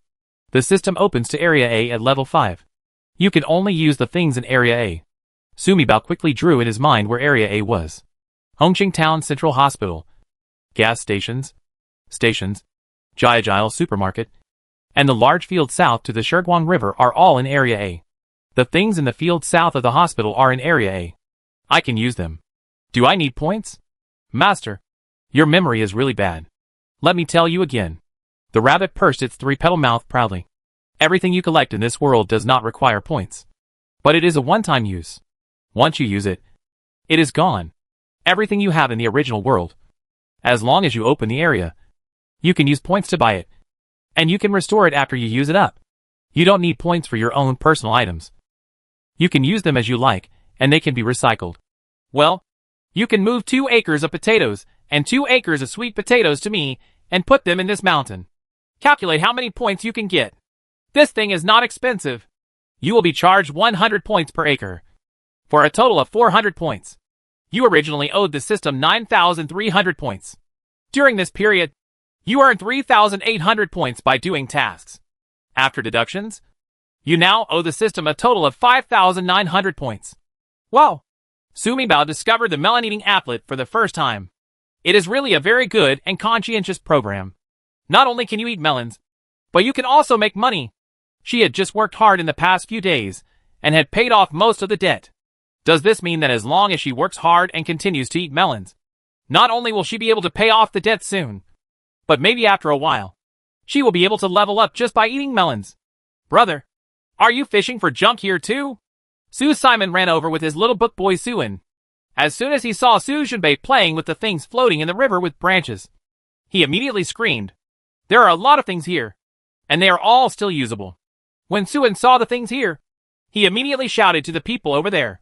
The Su family hurried over, and everyone was shocked by something on the river beach. It seems like this area is a shoal, and things are just blocked. Su Qingyi was so excited that he quickly asked everyone to go down to the river to fish for something. The prisoners were originally gathered together in 2s and 3s, looking for things. Hearing the shouts from the Su family, they immediately ran over and everyone was shocked. There was just a moment of surprise, and then a swarm of swarms ran down the river, regardless of gender, rolling up their trouser legs to grab something. God has mercy on us and won't stop us from surviving. I found the clothes. I found a jar. I found a wooden wheel. I found a piece of oil paper cloth. Everyone stood by the river and shouted while fishing. Chapter 201 Endless Vegetables. Suin, go report to Zhou Guanxia. Su Junbei gave Suin a wink. Suin was a smart boy and immediately ran to find Zhou Fuan. By the time Zhou Fuan arrived with 5 or 6 officials, the prisoners had already fished out everything they could from the river. A river beach was set up. Report, sir. We caught something in the river. Some of the prisoners were quick-witted. When they saw Zhou Fuan leading the team, they immediately gathered around and smiled like a dog-legger. My lord, look at this thing. It looks like a village was hit by a flood. It was washed into the river, rolled here, and stranded on this river beach. Master, we caught something. Do you think you can give some of it to those of us who caught it? Stand still. Let me see what's going on. Zhao Xuqi and Lu Lao immediately kept their faces straight, holding a branch in their hands and beating the things they had picked up. Team Zhou, these are 2 pieces of clothing. Zhao Xuqi was smart. Ran over, pointed at the things on the ground, and reported them to Zhou Fuan one by one. Apart from rags and rags, there are also some rags and pots. Officials are naturally not interested. A jar of pickles. A jar of pickles? Zhou Fuan's body was shaken. There is no salt. But pickles are okay. He strode towards the jar of pickles. Another jar of pickles. Zhao Xuqi also became excited. Head, there are 5 jars of pickles in total. Take it away. Take away all the pickles. Zhou Fuan was extremely excited. They can eat pickles, as long as the officials have the pickles and don't give them to the prisoners. And the prisoners lose energy. They can control the situation with dozens of officials. Bacon. And 2 bags of bacon. Take it away. What's in this jar? Is it pickles? Zhao Xuqi opened the last big jar, and his face suddenly changed. Head. Salt. Salt. Really salt. Zhao Xuqi was so numb right now that he couldn't even hold his tongue straight. Salt? Zhou Fuan didn't care anymore. He rushed over and knocked Zhao Xuqi away. He reached in and found a handful of coarse salt. He took it out and looked at it again and again in disbelief, as if in a dream. Ha ha ha. Great. Come on. You guys. Hurry up. Move the salt, pickles, and bacon away. Zhou Fuan asked the officials to move things quickly, then waved his hand at the prisoners. Other things, whoever gets them will get them. As soon as the officer said this, all the prisoners started to fight for it. Those who got it were carried away, and those who couldn't get it continued to fish in the river. Not only were the deported prisoners fished, But those wearing heavy shackles also followed them into the river. Those prisoners had nothing but their clothes and shackles. At this moment, they will take whatever they can get. At the beginning of the deportation of the prisoners, there were still a few men competing with the prisoners to catch them. Later it turned out that the situation was not good. They all hurried ashore. And in the end only the criminals were left in the river. Like a tornado, they fished out everything that could be fished out of the river. Some prisoners only got half a piece of straw mat, draped it on themselves and left. Some only found a broken bowl, which they held in their hands and left happily. When people rushed in to grab things, the Sioux family backed away and stood in a safe place. Let's go back, put up the shack, cook some hot porridge, and have a rest. We still have a long way to go tomorrow. After watching this farce, Sumibao quickly said to Rabbit, "Forget it tonight. Tomorrow you can take out the potatoes and sweet potatoes and put them in the mountains on the roadside where we must pass."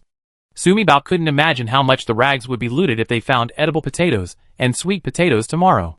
The Sioux family followed Su Jinbei's instructions, cut down some branches, and carried them back. Su San and Su Guanjia quickly built 2 shacks. It's very simple. Just a triangular cone-shaped shed lying down. Cover it with branches, leaves, and grass. The ground inside is covered with grass. Looking around, almost everyone has set up their sheds like this. Except that some people put a few rags or rotten straw mats on their sheds, which were just fished out of the river.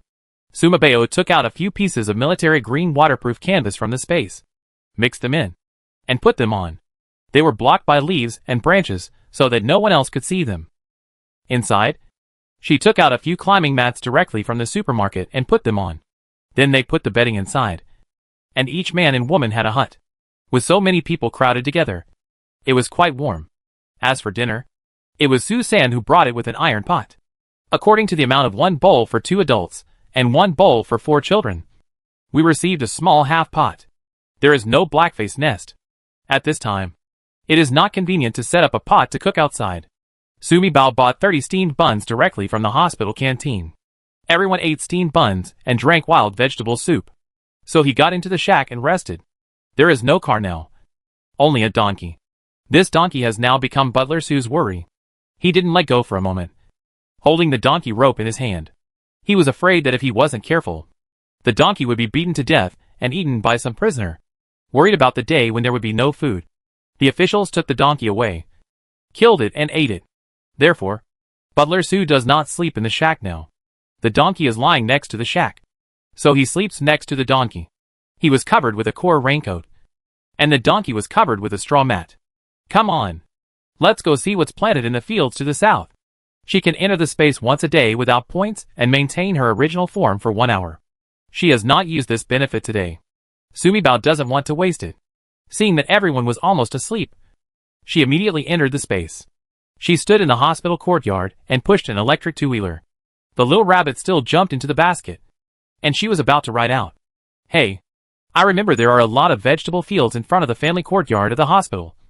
Right? Their Hongqing Town Central Hospital has 2 buildings. The comprehensive building in the east, and the inpatient department in the north. The gate faces west. And to the south is a courtyard for employees' families. They are all small courtyards. There are 2 rooms and some 3 rooms. In front of each family courtyard, there is a small vegetable patch. There is also a small south gate to the south of the family courtyard, which leads directly to the vegetable patch in the south. Beyond the vegetable field is a large field. Sumibao rode an electric bike and took the rabbit with him, directly through the family courtyard and out of the south gate. Oh! Sure enough, neatly arranged vegetable fields were displayed in front of her. Beans, eggplant, peppers, cucumbers. There are also a few that don't grow vegetables, but only flowers. These things cost money. Before Sumibao finished speaking, Rabbit interrupted her. This is a private dish. No points required. You don't need points. Can you still regenerate? Yes. Sumibao was so happy that he picked up the rabbit and gave it a kiss. I can't finish it. I really can't finish it. I'm a woman. Stop being disgusting. The rabbit struggled, jumped down, and jumped. Well, starting from tomorrow, I have to think about how to get these fruits and vegetables out of the space. Chapter 202 Breaking the Date. It was half starry at night, and the shacks where the prisoners lived were scattered in the jungle like tattered mushrooms. Cough. The child's muffled cough. Fang Juexia hugged her son's hot body and huddled in the simple shack. Fortunately, there were 2 pairs of cotton-padded clothes for her son in the package. She put one on for her son and covered him with the other. Holding her son tightly, she huddled in the shack. However, my son still had a fever in the middle of the night. It was caused by the wound on her son's forehead. Although she applied the medicine on her son with the medicine given by the kind official, it kept raining, and the son got caught in the rain and developed a fever in the middle of the night. There is no way.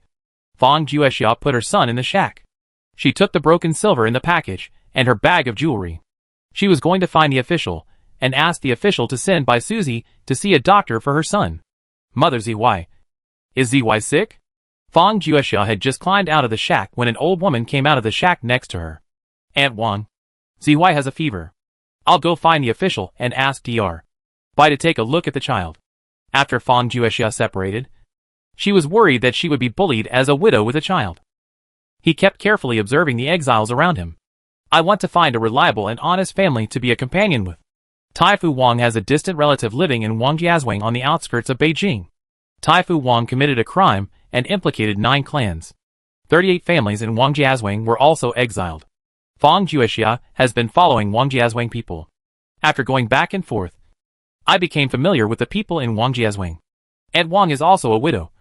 And her son Wang Erlung is 23 years old, and has not gotten married either because he is poor, or because Wang Erlung is naive and heartless. Because they were both widow children. Aunt Wang became close to Fang Juexia. And mother and son helped Fang Juexia a lot along the way. The shack where Fang Juexia and her son lived now was built with the help of Aunt Wang and her son. The shacks of the 2 families were built next to each other. Go ahead. I'll help you look after ZY. Aunt Wang entered Fang Juexia's shack. Fang Juexia's eyes were moist. She glanced at the 3-bedroom shack of the Su family not far away. Her eyes full of resentment. The child was sick, and she never thought of going to her parents-in-law. They are obviously the child's grandparents. But they are not even as good as a strange Aunt Wang. Fang Juexia put the money bag away, pressed it down with his hand, lowered his head, and walked towards the official post in the darkness. As I walked, my heart was beating wildly. The officers were all men. They escorted the prisoners, and were on the road for several months. There was no woman around. Naturally, he would reach out to the female prisoner. Fang Juexia paid close attention when he set up camp in the evening. The head of the escort officer, Team Zhou, lived in the largest shack. The officer built 3 shacks. Captain Zhou lives with Liang Guanchai. If she goes in to ask for help, that official Zhou must have a bad conscience. Give her to. Fang Juexia couldn't help but feel a cold sweat on her back. But thinking about her son, she gritted her teeth and continued walking forward. She had just walked a few hundred miles, and the Exile road was thousands of miles long. She was a widow with a young child. Both of them were lucky to reach the Exile place alive. Where can I take care of my body and reputation? Oh, you are such a bad person. Where are you touching your paws? A low, coy voice came. Fang Juexia stopped. There was a bush in front of him, and the sound came from there. You bitch. Didn't you seduce my brother? Now you're pretending to be so. A somewhat familiar voice. Xia Pinger? The concubine of her husband Su Chenwen. Fang Juexia hurriedly hid behind a tree. She looked ahead. She was going to Team Zhou's big shack. No matter whether she passed by this side or went around the other side, she couldn't avoid the people in front of her. Speaking of which, Zhou Fuan is to blame for this matter. He deliberately chose that safe location in the shack where he lived. It is located at a narrow mountain pass between the prison camp and 200 prisoners. Brother Liu, Pinger really likes your black skin. You don't know that the man before Pinger died had the same black skin as you. Pinger felt happy when she saw it. Fang Juexia's eyebrows twisted into a big knot. She and the young couple, General Su Si, raised eyebrows together. General Su Si only had one concubine in his life. Xia Pinger. Fang Juexia naturally knows the inside story best. When her husband Na Xia Pinger came in, he had discussed it with her first. Xia Pinger's late husband died trying to save his husband. Before his death, he entrusted his wife and daughter to General Su Si. Fang Juexia naturally couldn't refuse Xia Pinger's entry. She felt a little uncomfortable before, but since Xia Pinger came in, her husband has been away fighting all year round. And when he comes home occasionally, he has never entered Xia Pinger's house. Fang Juexia's knot in her heart was also lifted. In her heart, She treated Xia Pinger as her husband's benefactor's wife, and usually took good care of her mother and daughter. He never corrects his wife's attitude in front of Xia Pinger. Until one day, she accidentally bumped into Xia Pinger and her brother-in-law together.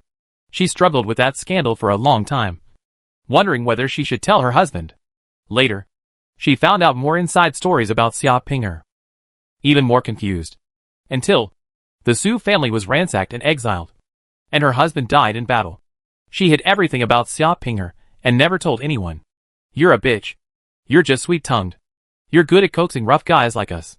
Since ancient times, girls have always been pretty. How can anyone like a dark-skinned girl? Brother Lu. That is a young lady who has never been through anything. I don't know the joy in it. Man, the darker the skin, the more powerful you are. A low-pitched smile. It's pitiful. That dark-skinned man in Pinger died early. There is no truth in your mouth. Your man is General Su Si. No one in the capital knows that General Su Si is a famous red-faced general. What's so wrong? Don't mention that unlucky ghost to me. He is not my man. He has never entered my house once since he admitted me. My dead man was the biological father of my child. When he was alive, he could they love us. It's pitiful. No one will love us anymore. After all, the third brother of the Su family is not our mother's real family. Think about it. The child is still young and I am so weak. Will he be able to reach the place of exile? Oh, please don't cry. My little sweetheart. You cry so hard that my heart is broken. Good Pinger. Don't be afraid. From now on, you will follow me. I will keep you and my wife safe. No one dares to bully you. But, Brother Lu, you are the official and we are the prisoners. When we get to the place of exile, won't we have to separate? Why do you bother to disturb my heart when you know it will be a painful result? Xia Pinger? Lu Lauer. That official? Fang Juexia's heart jumped into her throat. She unexpectedly bumped into Xia Pinger and Lu Lauer together. No. If these two people find her like this, with Xia Pinger's viciousness, and it's such a dark night, Lu Guancha will definitely kill her. It doesn't matter if she dies. Her son won't survive either. Fang Juexia quietly moved her feet back. A big hand suddenly reached out from behind and covered her mouth. The other hand wrapped around her waist and dragged her back. She struggled, and the shoes on her feet scraped against the bushes, and one of her shoes fell off. But she was still dragged deep into the bushes. Chapter 203. Watch 2 plays. You? Under the night. Fang Juexia looked at the swollen face, and the swollen eye with only a slit. If you want to scream, I can scream with you. When the time comes, if the officer is alerted, you will die. Pinger will not let the officer touch me. Su Chungliang's face was swollen like a pig's head, and he looked at Fang Juexia with a wicked smile. That's not necessarily true. If the official knew that you were also Xia Pinger's man, do you think he would let you go? Fang Juexia still lowered his voice. Su Chungliang looked at Fang Juexia's look and knew that if he let go of Fang Juexia now, she wouldn't call anyone, but he wouldn't let go. He sat down on Fang Juexia and pressed her with all his strength, so as to prevent her from running away and him having to chase her. After all, not only did his face hurt, his eyes hurt, but his whole body hurt. However, Su Chungliang felt that he was lucky tonight. Originally, he saw Xia Pinger sneaking out in the middle of the night, and he followed her out quietly. Sure enough, he discovered that Xia Pinger had hooked up with an official. When he discovered that he had discovered it, he had no intention of going forward to disturb him. After all, with his current status and skills, Lu Guancha crushing him would be as easy as crushing an ant. It would be most beneficial for him to use Xia Pinger's relationship to build a good relationship with Lu Guancha. Anyway, in Su Chungliang's eyes, women have 2 roles. One is for fun and the other is for use. Su Chungliang listened to Fang Juexia's words as if he had heard some joke. Sister-in-law, you really know that Pinger is mine. So the eldest brother knows this. And you told him? But it's not important anymore. The eldest brother is dead. Sister-in-law, you are wrong. Pinger won't let Lu Guan touch me because she is pregnant with my child. Su Cheng's conscience hummed to himself. Sister-in-law, it was indeed you who told elder brother about me and Pinger. The eldest brother is too stingy. He took the bottle himself and didn't want her. I helped him hurt Pinger, and he didn't care if he found out. It's just a little thing at home. He was so cruel that he wanted to come back to punish Pinger and me. Fortunately, he died at the border. Otherwise, with his temper, Pinger and I would have to shed our skin even if we didn't die. Su Chengliang. I have nothing to do with you. I don't care about you and Xiao Pinger. Zihui is very ill. I have to go to the official and ask him to call a doctor to see Zihui. Please let go. I didn't meet you tonight. Nor did I meet Xiao Pinger. Although Fang Juexia felt that Su Chengliang and Xiao Pinger were shameless. At this time, she didn't want to get involved in the affairs of these two bad people. Sister-in-law, Zihui is sick when he is sick. There is no way to feed a child in exile. My eldest brother is gone. So why should you waste your youth? Why don't you follow me? And when you get to the exile, I will marry you. You will be your wife. Don't worry. Let Pinger still be your concubine and serve you together with Mrs. Lu and Mrs. Li. What a madman. Although Fang Juexia was already well aware of the shamelessness of her husband's family, she was still disgusted when she heard her brother-in-law's words. Not a human piece of shit. Su Chengliang. Please let me go. What you said is totally inhumane. Don't forget that I am your eldest brother's woman. Fang Juexia's words sounded like coquettishness to Su Chengliang's ears. Xiao Xiaxia. It is because you are my eldest brother's woman that I am willing to take you in. Otherwise, as a married woman with children, how can anyone marry you as their official wife? Fang Juexia struggled. But she was a weak woman. No matter how useless Su Chengliang was, he was still a man, pressing down on her like a mountain. She couldn't escape. Su Chengliang. I have money, and I will give you all my money.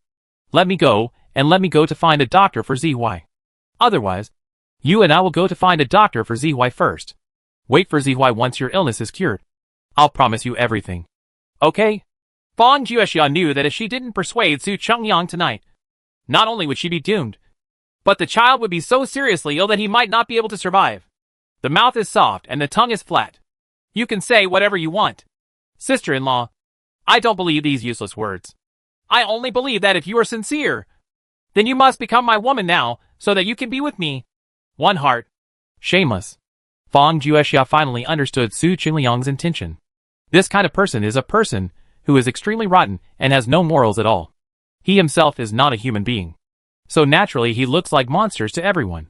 If she disobeys him tonight, I'm afraid he won't let her go easily. Otherwise, she first. But she really can't do it. Fang Juexia's heart was torn in half. She closed her eyes tightly and burst into tears. Okay.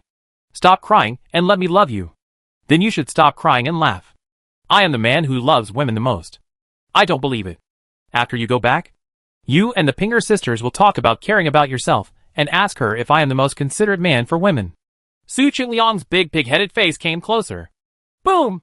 Su Chengliang fell on Fang Juexia. Fang Juexia was startled. He opened his eyes suddenly and saw a face that could not appear here. As if Su Zhenbei didn't see Fang Juexia, he kicked Su Chengliang aside. Then he pinched Su Chengliang's chin with his hand. Pulled and pulled it. And Su Chengliang's chin was removed. Then the cold light flashed. The whole process is completed instantly. Until Su Zhenbei left. Fang Juexia lay there stupidly, watching the rolling on the ground. Her face pale and dripping with sweat. But because her jaw was removed and her tongue was cut off, she couldn't make a sound. He rolled on the ground in pain, twitching all over his body, then rolled his eyes and passed out. Child. See why? Fang Juexia's whole body felt weak. Thinking of the child, she struggled to get up. She didn't look at Su Chengliang on the ground, turned around and walked towards the shack where Team Zhou lived. She walked through the bushes and found no one there. Xiao Pinger and Mr. Lu left at some point. Fang Juexia was trembling and walked step by step towards the official shack. Oh, is this something a little baby, can watch? Sumi Bao stood behind a tree speechlessly, watching Fang Juexia leave. His eyes fell on Su Ziliang, who was unconscious on the ground, and he spat on the ground. She found her eldest brother leaving in the middle of the night. So she followed him. Unexpectedly, she first saw the sweet scene between Xiao Pinger and Lu Lao, and then watched the eldest brother scene with a crazy knife Su Chengliang. All the dramas happening here are dark dramas, and all of these people are talents. Xiao Pinger was not pregnant with Su Chengliang's child at all. She lied to Su Chengliang. She wanted to use this method to deceive Su Chengliang and Lu Huifan, help her rise to power, and let Su Chengliang marry her. Sumi Bao didn't care at all about the prompt from the system's melon seed eating applet. Su Chengliang was raped? She cares more about this. No. Your eldest brother listens to your mother, and leaves a piece of incense for the third room. Chapter 204. Is the family extinct? Su 4th General Su Chenwen is not Lu Huifen's biological son. I have already eaten this Sumi Bao. So whose son is he? After eating half of the melon, Sumi Bao became more and more curious. Rabbit. Tell me. Whose son is Su Chenwen? Didn't I tell you? The mystery will be revealed soon. How stingy. Couldn't you tell me first? It's not that I won't tell you. It's just that the Chigua mini program has to go at its own pace. I can't control it. The rabbit's eyes suddenly lit up. Master. Someone is here. I have a strong feeling that the answer to the mystery you want will be revealed soon. Someone is coming. Sure enough, Sumi Bao heard a faint sound of footsteps. He quickly hid behind a thicker bush. Mom, did you really see Cheng Liang coming this way? I am old and young. And I saw with my own eyes that Xia Pinger came out first. And then our Cheng Liang followed. Xia Pinger's little hooves were sent back by an official. Sumi Bao saw Lu Huifen pulling Grandma Lu. And the two of them looked around like thieves and walked towards this side. But I waited for a while. But we didn't see our Cheng Liang come back. I'm afraid that little bitch Xia Pinger got involved with the official job and harmed our Cheng Liang. Mom, you are talking nonsense. Our Cheng Liang is a smart boy. He likes Xia Pinger. But he will not fight against an official for a woman. Lu Huifen felt that she knew her own son best. My son is a little more carefree and loves everyone he sees. A lot of women have gotten it over the years. But the son is also erratic. He can never be good to any woman for more than 3 months. Huifen, what you said is wrong. Cheng Liang is too carefree. How can this young man not be greedy? However, that little bitch Xia Pinger is different. He has some tricks up his sleeves? I always thought she was a good person. Since being exiled, I have felt that I have really misjudged her along the way. Lu Huifen also became worried when Grandma Lu said it. She has 2 sons. And she has always liked the sweet-talking and coaxing second son Su Chengliang. She never liked the upright and taciturn boss Su Chenwen. Therefore, she has always disliked the eldest daughter-in-law Fang Juexia and the eldest grandson Su Zy. But she was quite happy with Xia Pinger, the concubine in the boss's room. Xia Pinger is not only sweet-tongued and talkative, but also often gives her food, clothes and jewelry. In addition, the second child, Su Chengliang, often caused troubles. Whenever the families of those girls came to find them, Xia Pinger would always help her with advice. Unlike Fang Juexia, who scolded the second child every time, he also advised her to restrain her second child more. When someone made trouble, Fang Juexia not only apologized to them, but also advised her to compensate them more money. How can Xia Pinger be so capable and caring? She not only helped their mother and son solve their problems. What's even more valuable is that Xia Pinger often said to her, "There's no cat in this world that doesn't steal sex. It's just a man's true nature. You just have shallow eyes. When you were in the house, you only saw that the little bitch's hooves were in good alignment. But you never thought that that was her nature. She is a piece of shit who can't live without a man." Grandma Lu feels that her eldest daughter, Lu Huifen, has lived half her life and is still a heartless person. She doesn't even have half the heart of her youngest daughter, Xian Lian. Over the years, if she hadn't taken her family to guard the Duke's mansion, her eldest son-in-law would have disappeared long ago. Mother, you are right. I can see it too. She has only been out for a few days. And she sees Tianer ogling those men. It's just Goguanya. We can take turns. She can't even see those men. He dares to seduce a good-looking prisoner. So he really deserves to be beaten. Oh, Huifen, my mother's eyesight is not good. Look at the person lying on the ground in front of you. Is it a person? Grandma Lu squinted her old eyes and looked at the motionless black shadow lying on the ground not far away. No matter how she looked at it, she felt like a person. Isn't it our family's Chengliang? Lu Huifen's heart skipped a beat.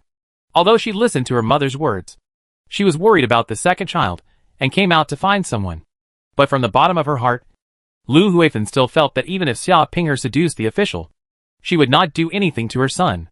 After all, Xia Pinger and her daughter had to rely on their third wife. Otherwise, they would suffer a lot when they were exiled. Oh, our family is really a good one. Lu Huifen took a few steps forward, and the more she looked at the figure, the more familiar she became, especially the clothes on her body. When he got closer, his expression changed in shock. My son. Lu Huifen ran over and hugged Su Chengliang, who was unconscious on the ground. seeing Su Qingliang's miserable appearance. He opened his mouth to howl. But Grandma Lu, who followed closely, covered her mouth. Don't howl. Grandma Lu stared at Lu Huifan with her stern old eyes. You don't want your life. They were exiling prisoners. This prisoner didn't sleep. He came here in the middle of the night and was beaten until he was unconscious. If Lu Huifan howled at this time, the officials would be alerted. Grandma Lu's heart sank. The consequences are simply unimaginable. Still alive, Grandma Lu warned Lu Huifan in a low voice. Don't scream. Let's carry him back quickly. Mother. Lu Huifan had tears streaming down her face. She was so shocked just now that she was scared out of her mind. I thought my son was dead. This will hear her mother say that the person is still alive. I quickly reached out and touched it. Sure enough, the breath was coming out from under my nose and my body was still warm. You idiot. Think about it. Grandma Lu explained the seriousness of the matter to Lu Huifan. Su Qingliang was unconscious here in the middle of the night. And he followed Xia Pinger out. Xia Pinger was sent back by an official. What does it mean? The most likely possibility is that Su Qingliang followed Xia Pinger and ended up uncovering the scandal between her and the official. The official beat him like this. As for why the official spared his life, Grandma Lu believed that because it was dark and urgent. The official might have thought Su Qingliang was dead. At this time, if they scream, the official then insisted that Su Qingliang was about to run away. But he caught him and killed him. Not only did they die in vain, they were also charged with having a fugitive in their family. When the time comes, their family will be punished by the official. When I thought about it, all the women of the Lu family fell into the hands of these officials. Grandma Lu shuddered. This Grandma Lu is really very clever. Sumi Bao hid in the bushes and heard all the conversation between mother and daughter. She couldn't help but click her tongue. Lu Xianglian had inherited her mother's brain. Lu Huifan only inherited shamelessness and lack of morals. Mom, Qingliang won't be raped. Lu Huifan reached out and pulled Su Qingliang's pants. Looking at the suspicious blood on it, my face turned yellow with fear. If Qingliang really lost his roots, the eldest daughter's family would be wiped out. Grandma Lu's expression changed. Regardless of the pain in his back, he quickly squatted down and took a look at Su Qingliang's pants.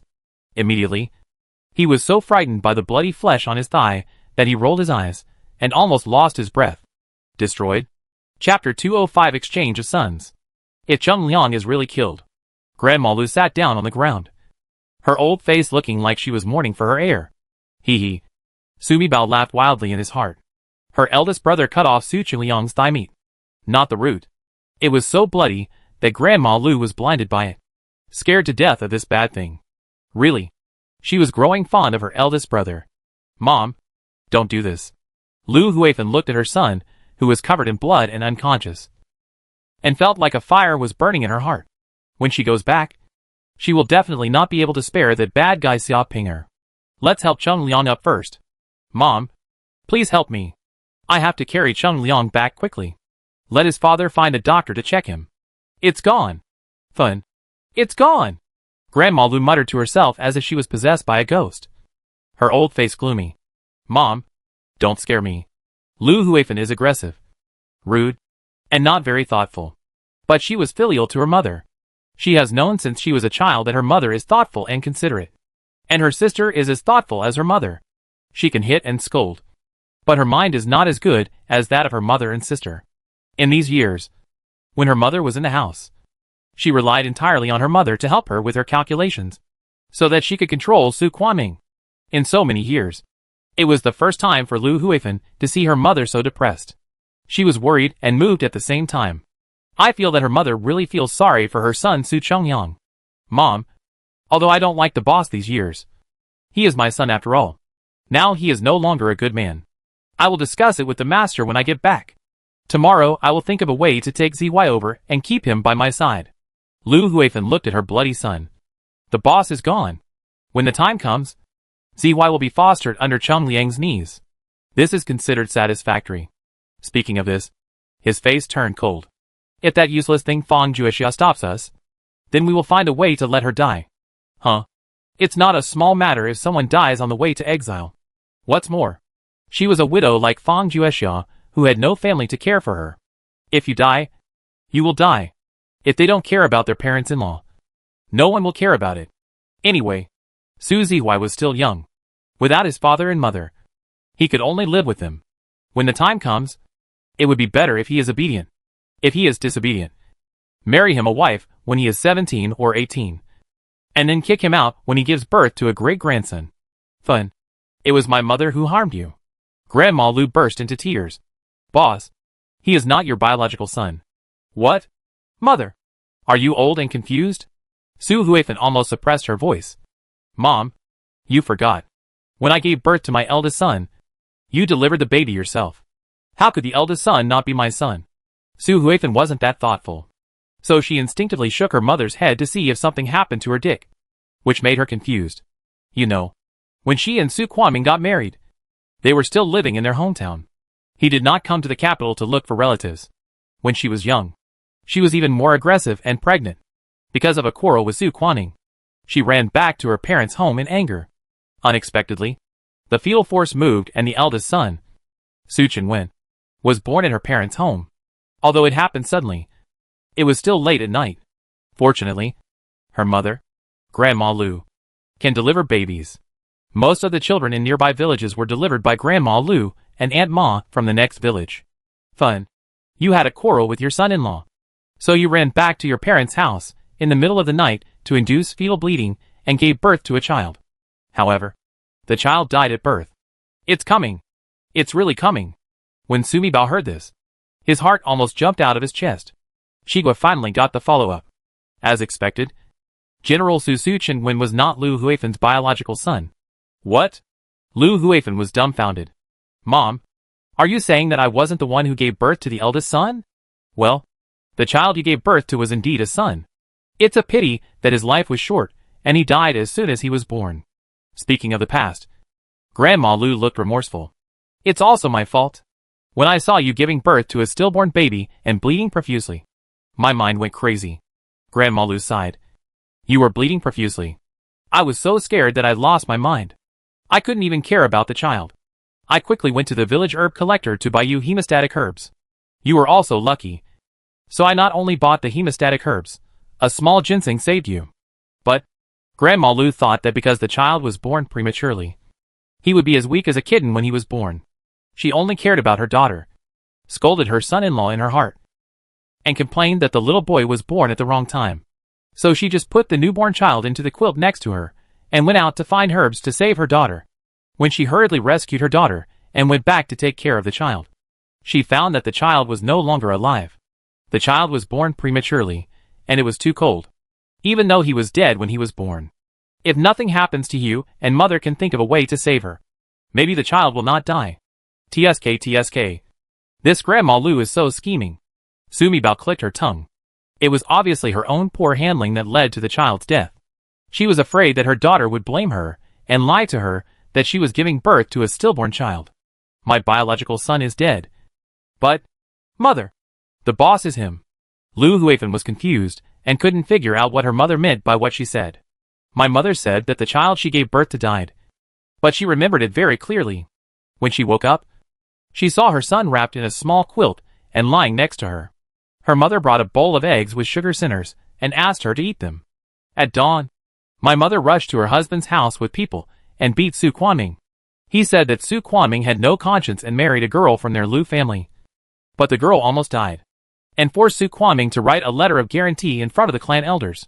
I promise that I will never take a concubine in the future, and that I will live with Lu Huifan as mother and son for the rest of my life. It was precisely because of that incident that Su Kuoming had been suppressed by her all his life. Although he was upset, he did not dare to take a concubine openly. Fun. Mom was afraid that you would run back to your parents' house in the middle of the night, and the child would be dead. You violated the 7-out rule. If your husband wants to divorce you, our Lu family has nothing to say. So Mom, for your sake, Mom at once. Grandma Lu sighed. That night, our village's daughter-in-law happened to have a baby. So my mother gave the stillborn baby to that family. How immoral. When Sumi Bao heard this, he almost jumped up and rushed over to give the old woman a few big mouths. Substituting someone else's child secretly shows a lack of virtue. Like Grandma Lu, she has been a midwife in the countryside for so many years. It is impossible to do just this one thing that lacks great virtue. Mom thought, as long as you have a son, You will be justified. Your in-laws' family will be in the wrong. That's why I took the Lu family to your in-laws' house to cause a scene. Speaking of this, Grandma Lu felt that she really did the right thing when she did that. Otherwise, it would just be all the thought that my son-in-law has put into these years. Huifan is careless again. The concubines of the Su family's third room would probably have to line up all the way. Are the boss's biological parents still alive? Chapter 206 General Su sees parents. Lu Huifan looked at her mother. Even if I'm alive, I'm not afraid now. Anyway, the bosses are dead. Even if they hear about it, it's useless. Lu Huifan sneered. Their whole family would be exiled 3,000 miles. Even if the eldest son's biological parents heard the truth and found out that their son had been killed in the war and their whole family was exiled, there was no way they could find the place of exile and go to them to settle the score. For example, her parents' village, Lujiazwang, is full of ordinary farmers, and some of them never go as far as their hometown town in their entire lives. Mom, help me carry it. We have to carry Chungliang back quickly and find someone to take a look at. With the help of Grandma Lu, Lu Huifan carried Su Chungliang on her back. After all, she was not young anymore, and she was a little weak after the hard work of the past few days. Carrying a big man on his back, he could only move forward step by step with difficulty. Grandma Lu was behind her and could only follow with a cane. She was too old and weak to help her daughter. Lu Huifan moved forward and asked her mother, "Whose son is the boss?" "He is Lu Laosher's son." "Lu Laosher?" Lu Huifan was startled, and then smiled. "Mom, Lu Laosher deserves to be born childless." Ding dong. Ding dong. A familiar sound of gold coins crashing sounded in his mind. 1,000 points have arrived. Please check the host. Welcome to Continue Eating Melons. I am the busiest on the way to eating melons. The host is going to get rich. Ouch. I didn't expect that eating a melon would earn you so many points. Sumi Bao immediately smiled and was loved by everyone. And flowers bloomed. It was now past midnight, and she had to complete one of her must-do missions today. The system had just prompted that Xia Pinger was not pregnant with Su Chunliang's child at all, so she had completed her mission for the day. The follow-up melon I'm eating now is the second melon today. Unexpectedly, I got 1,000 points.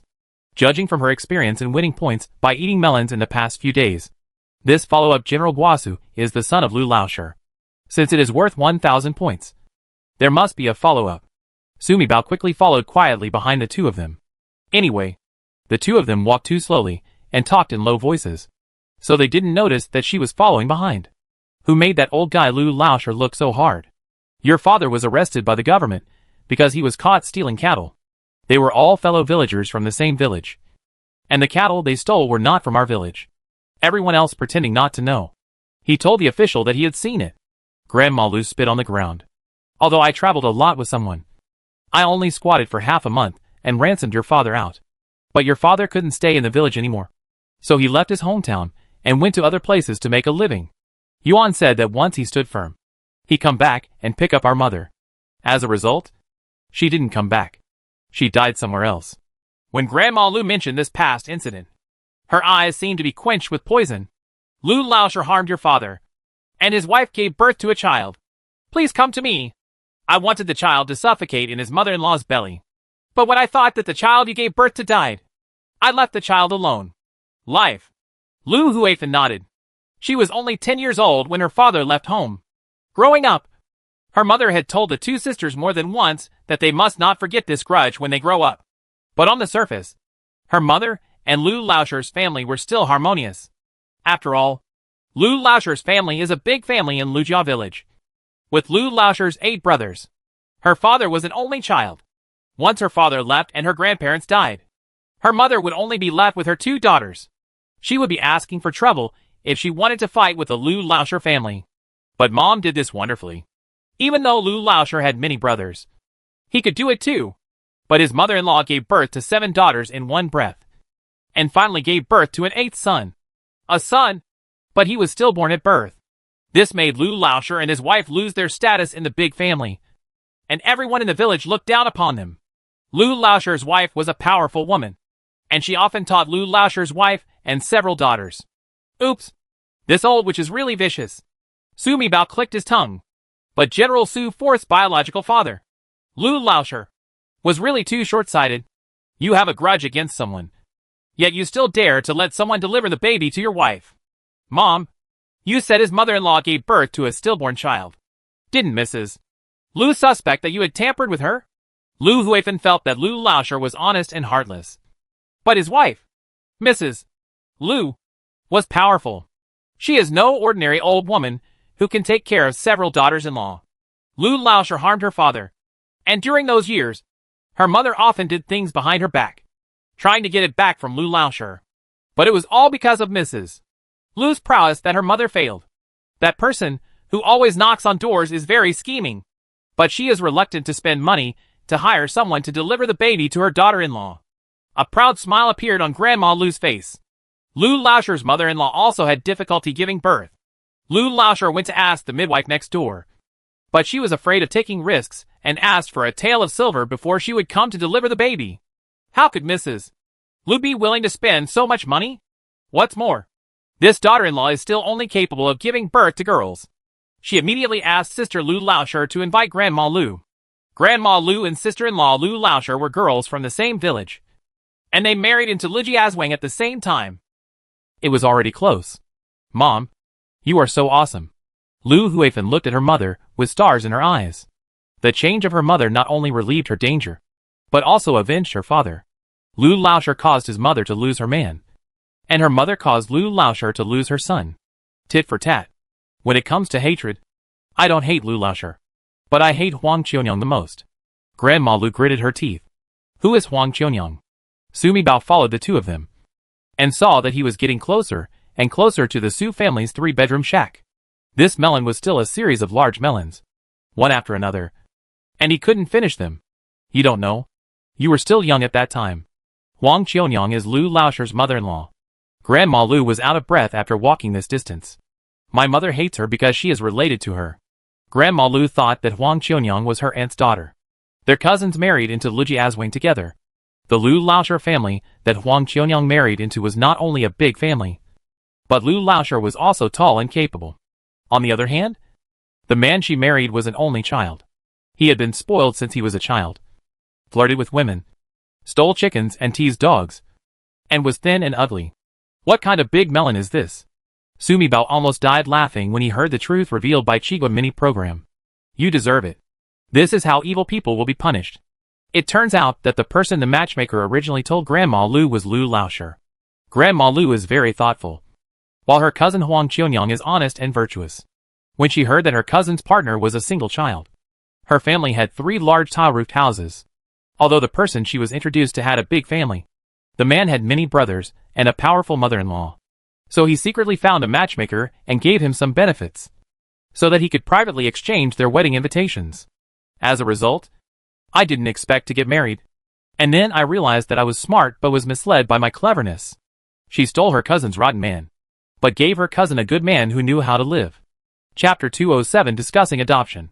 In a fit of anger, he broke off the relationship with his cousin, and even threatened his cousin in private not to mention their relationship. After her cousin got married, although the man loved her, she couldn't resist her mother-in-law. After giving birth to several girls in a row, her mother-in-law completely controlled her. After she got married, her mother-in-law didn't let her go back to her parents' home for several years. Later, her parents died, and she refused to go back. So her brothers naturally cut off contact with her. So no one in the village knew that Grandma Lu and Huang Qionyang were cousins. You said, Huang Qionyang is so evil-hearted. She is my cousin, but her man sent my man in. You said, if she is willing to intercede for your father, Huang Laoshi cannot listen to her. Can he what caused your father to do that?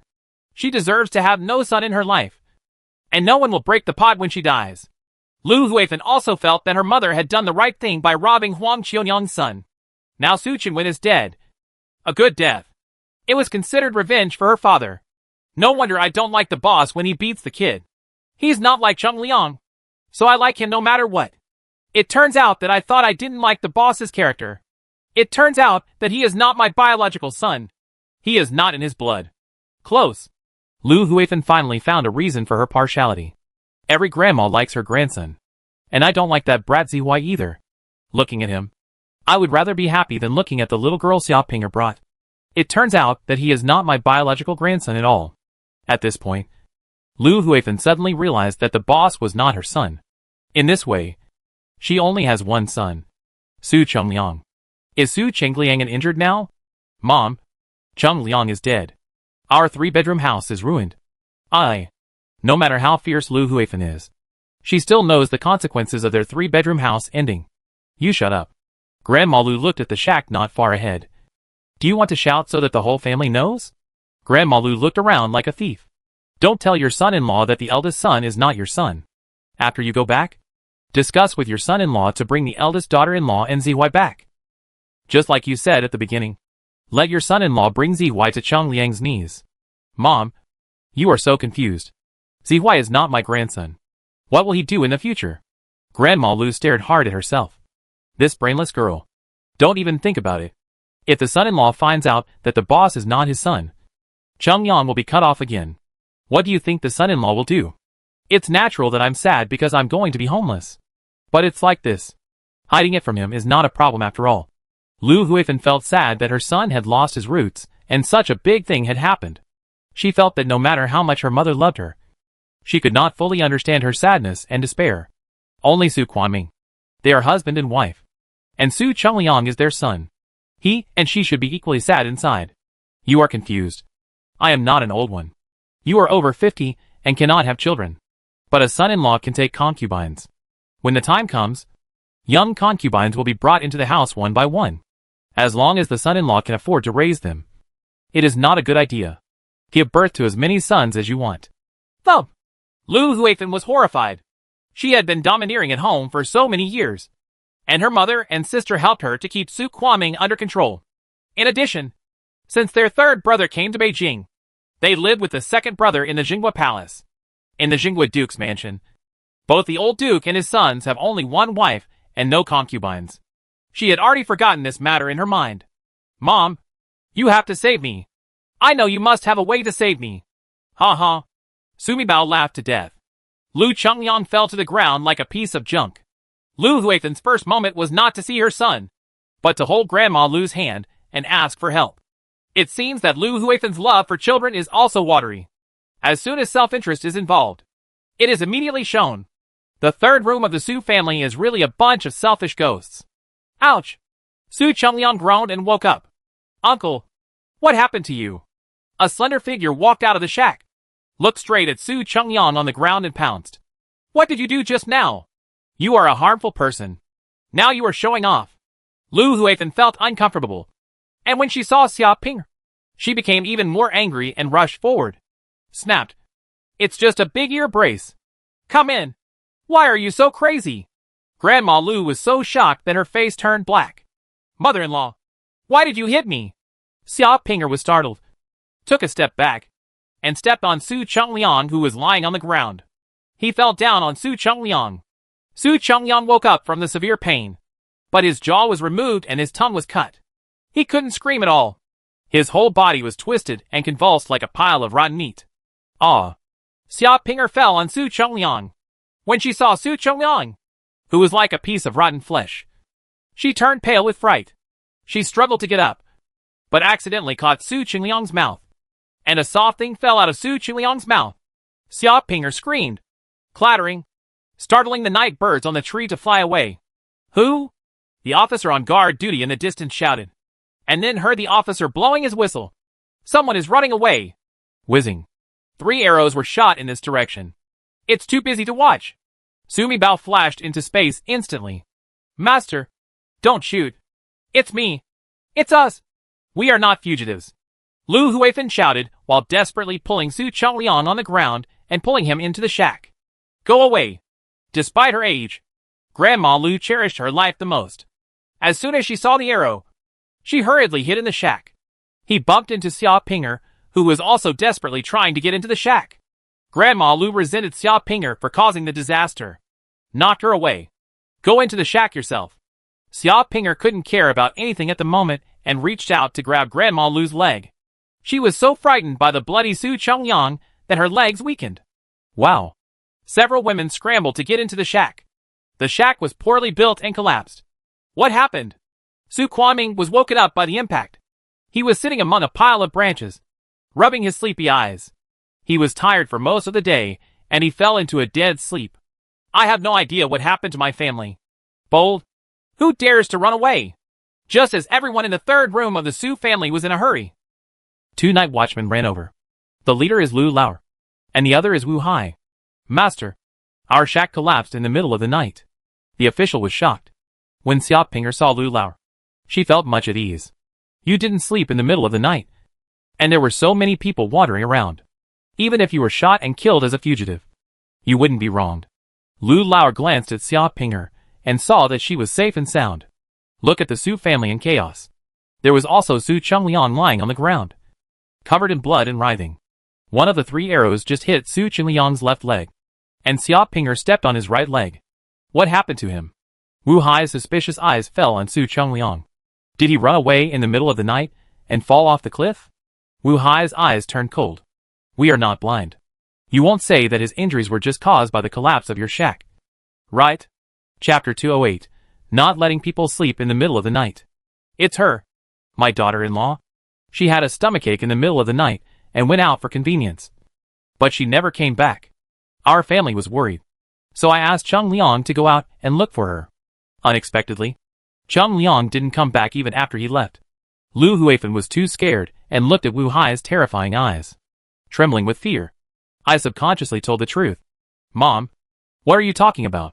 I'm a woman, so naturally I don't dare to stay away in the middle of the night. I'm just behind the bushes nearby. Xia Pingling was startled. Unexpectedly, Lu Huifan bit her directly at this time. She knew in her heart that this mother-in-law was careless, and she might say something wrong. Su Chungliang was declared a fugitive, and their family would suffer along with him. Apart from anything else, both men and women are put in yoke and tied with ropes. And they have to love humiliation. I saw my uncle going out, and I thought he should be looking for me. However, as a woman, I didn't feel comfortable enough to call him out. So I just watched him go over there to find someone. When my mother and I found my son, he looked like this. Master, you have to make the decision for us. Someone must be harming us. After being shocked, Grandma Lu finally came to her senses. She felt that although her eldest daughter had no brains, this time, it was the best way to say it. Anyway, as long as they insist that Su Chungliang is not a fugitive, no matter how Su Chungliang got hurt like this, it would be fine as long as the officials did not embarrass their family. Official servants, please ask a doctor to diagnose and treat my son. Okay. Lu Huifan stepped forward and knelt down in front of Wu Hai. She knew that the official named Lu next to her was having an affair with Xia Pinger, so she couldn't count on him. Lu Huifan was also worried that it would be bad if an official surnamed Lu got into trouble and let the doctor kill her son secretly while he was being treated. People are so rotten that it can't be cured. If you really want to cure it, you have to pay the doctor. There was so much commotion here that many officials, prisoners and exiles woke up. The official's tent was opened and someone came over. What's going on? No one is allowed to sleep in the middle of the night. Qin Guanshan and Peng Guanchao walked over together. The two of them are duty officers on the criminal side. Logically speaking, something happened to the exiled prisoners, and it had nothing to do with them. But Qin Guanshan looked at the location, which looked like the shack where Lu Xianglian was, and quickly pulled the fat official over. Master, it's nothing serious. It's just that my nephew was killed by someone. Thinking about it, that person must have a grudge against my eldest sister's family. He took advantage of the night to take revenge. The shack where Lu Xianglian and others lived was right next to Su Qiueming's shack. When such a big thing happened, Lu Xianglian stayed in the shack and pretended not to know. Lu Wanwan wanted to go out several times to have a look, but she always grabbed her and refused to let him out. At this moment, I heard Qin Guanshan's voice and knew that I had someone to support me. So I straightened my clothes and walked out. Who can harm him? You obviously want to escape, right? The fat official's malicious gaze swept from Lu Xianglian to Lu Wanwan. TSK. TSK. This old woman is so pretty. She has a nice voice, a good figure, and fair skin. Think about that time. In the shack not far away, Sumi Bao, who was being held in Song Jina's arms, suddenly heard a man's voice. And the girl next to me is this old lady's daughter. Although she is not as good looking as this old woman, she is not as tasteful as her. But the good thing is that she looks young. The fat official stared at Lu Wanwan for a while, then turned around to Lu Xianglian. I haven't found any time these days. I have to find a way to get these two bitches out tomorrow. Old fatty. What you said is wrong. This man's injuries were caused by Lian Jiazi. Even if he ran away by himself, even if he fell, he wouldn't be able to fall like this. Qin Guanshan received Lu Xianglian's look for help. He knew that the young injured lying on the ground was Lu Xianglian's nephew, and he immediately refuted the fat official's words. Qin Guanshan has been protecting the two of them. By the way, why did I forget? Qin Guanshan has long been attracted to this old woman named Lu Xianglian. The fat officer frowned anxiously. This matter is really difficult to handle. It is obviously the most unwise to confront Qin Guanshan for the sake of the two ladies. But I'm not willing to let go. Wu Hai. We have been guarding the perimeter, and haven't seen anyone coming. If I guess correctly, this person's injury should have been caused by someone among you exiles. Qin Guanshan didn't want the old fat man to bring the topic to escape. That would hurt Karen. Oh no. Qin Guanshan is too protective of this old lady. It seemed that he was sincerely moved. Last time, I heard from a brother that Qin Guanshan asked him to borrow money, and said that he would go to the next town to buy some things for women. Qin Guanshan is serious. What if this woman complains bitterly to Qin Guanshan, and tells her that some of her brothers ruined the mother and daughter in Dalao? The fat official did not dare to think further. We have to think of a way to make these two girls disappear as soon as possible. Save yourself the trouble. Wow. Lu Xianglian and her daughter are really being taken into consideration. Sumi Bail wanted to take in Lu Xianglian and her daughter. It also saved her the need to take action. Do you have to make the decision for my nephew? He was harmed like this, and still managed to avoid alerting the officials. How powerful that person is. Lu Xianglian's charming eyes swept over Qin Guanshan's face. Qin Guanshan nodded vigorously, and his mind was filled with Lu Xianglian's smile. Wu Hai. There are so many of your exiled prisoners who are from the military. If you are not careful, the next time you are killed like this, you may not necessarily be a prisoner? Qin Guanshan's eyes tightened when he looked at Lu Xianglian. Listen, my Karen can still talk. To be able to harm people like this without alerting the officials, he must be a powerful person. What are you doing there? Why don't you quickly get the money for the officer, and follow the officer to invite Dr. Bye. Lu Huifan scolded Su Quanming. If you don't give me money, what will I get for you? Su Quanming muttered. He just looked at his son carefully. The tendons of his hands and legs were broken. His eyes were blind. His tongue was missing. He was completely disabled. He also felt distressed, but thought about his son becoming like this. He didn't have much money hidden on him either. Is the road to exile still far away? At this time, if you use them all to save Chongliang, people have become like this, and there is no way they can be saved. Instead of spending the money and suffering a few more days, and then dying, it is better to die now. Saving money and not having to die for a while. And he has to carry his son on his back. Now there is no cart, so he has to carry his injured son on the mountain road. Just thinking about it made Su Quanming feel tired and out of breath. Are you still your biological father?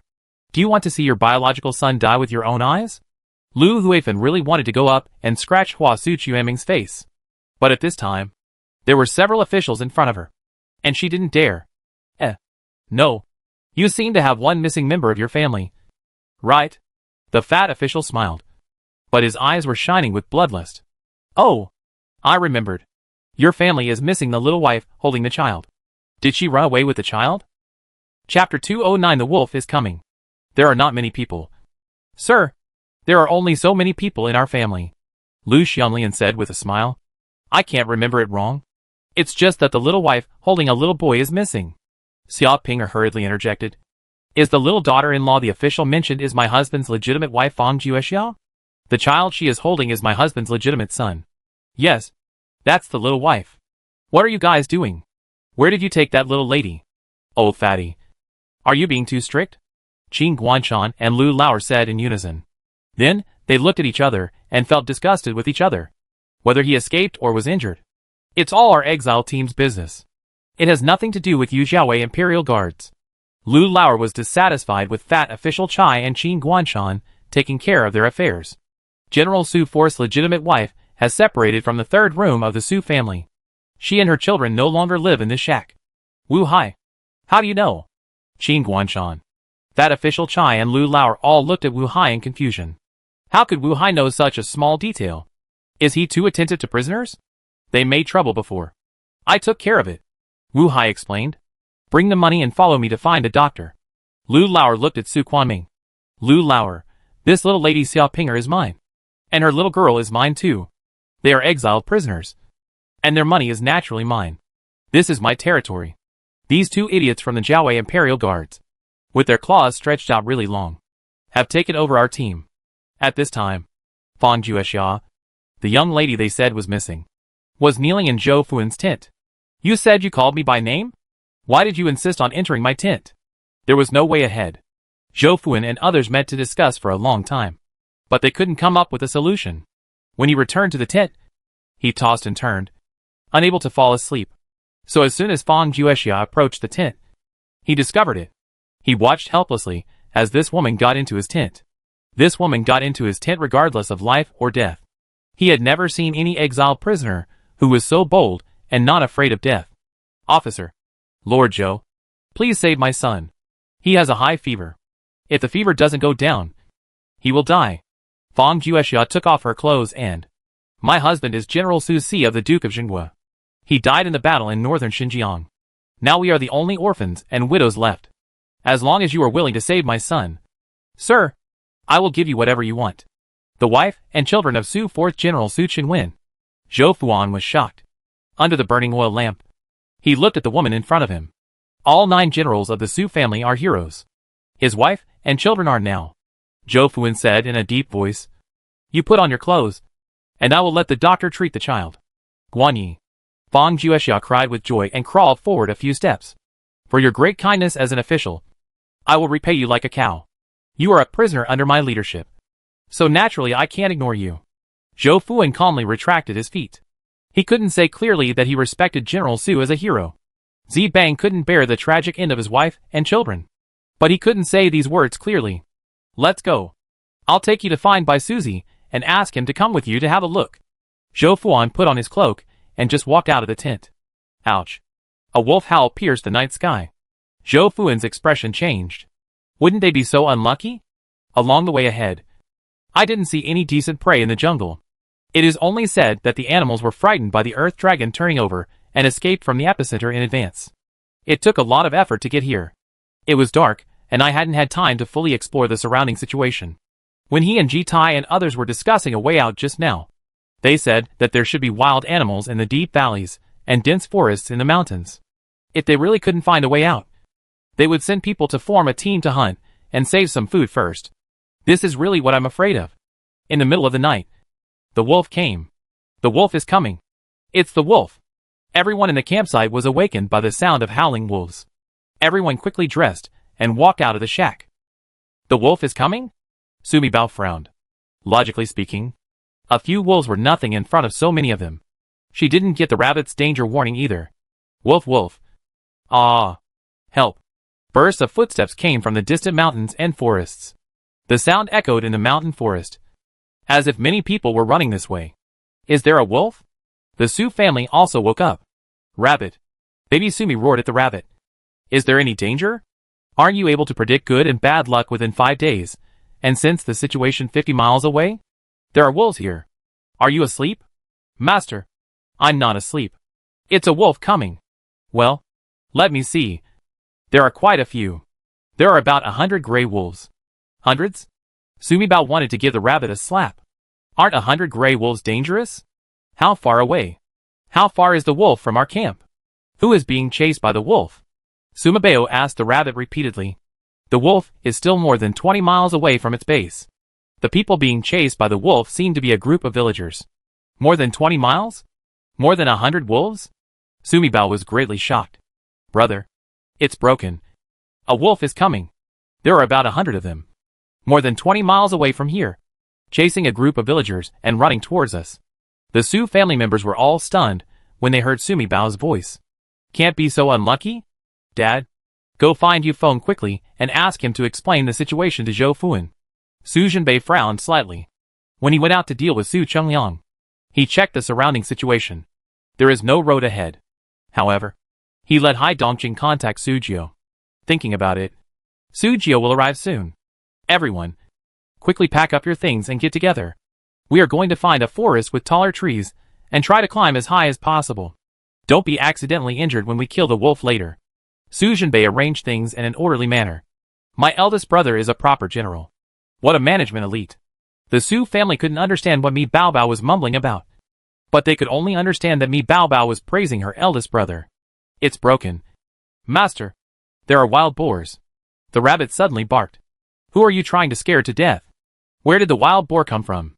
Isn't it a pack of wolves? Yes. A group of villagers are in front. And the wolves are following behind. 30 miles away. Deep in the mountain forest. There is a group of wild boars chasing the wolves. So, you said the danger comes from wild boars? How many are there? Sumi Bao had an unknown premonition in his heart. I felt so many of them. The ground was shaking. Otherwise, why do you think wolves are afraid of wild boars? Unless wild boars are several times more numerous than wolves.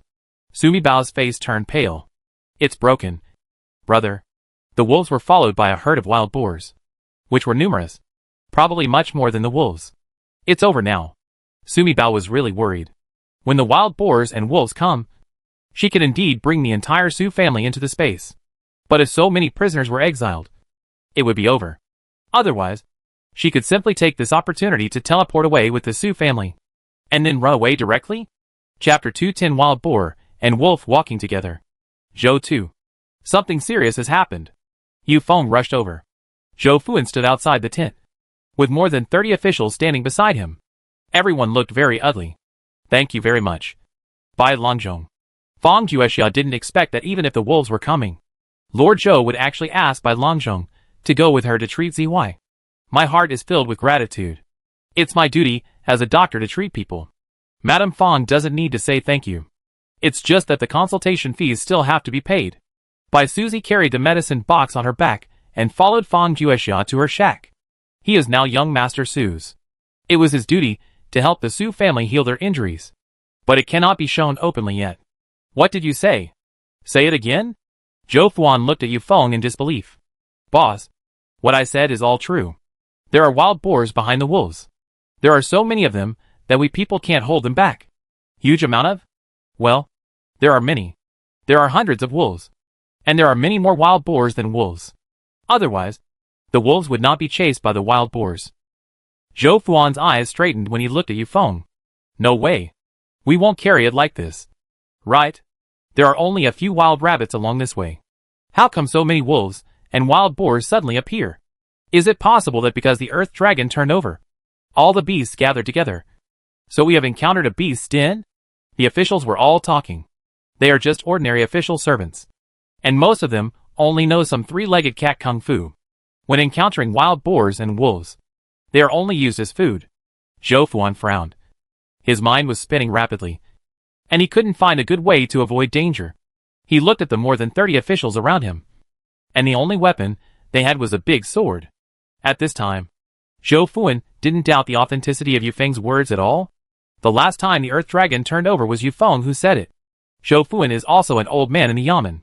Naturally, we know that Yu Feng must have been inserted into the official ranks by some great master. He had no interest in finding out who Yu Feng was from. Even if he knew it, a small warden like him wouldn't be able to offend him. Someone among the officials heard the howling of wolves getting closer and closer, and his face turned pale, and his legs shook. Zhou 2. Let's run away first. Who cares? These more than 300 exiled prisoners cannot be protected by their 30-odd swords alone.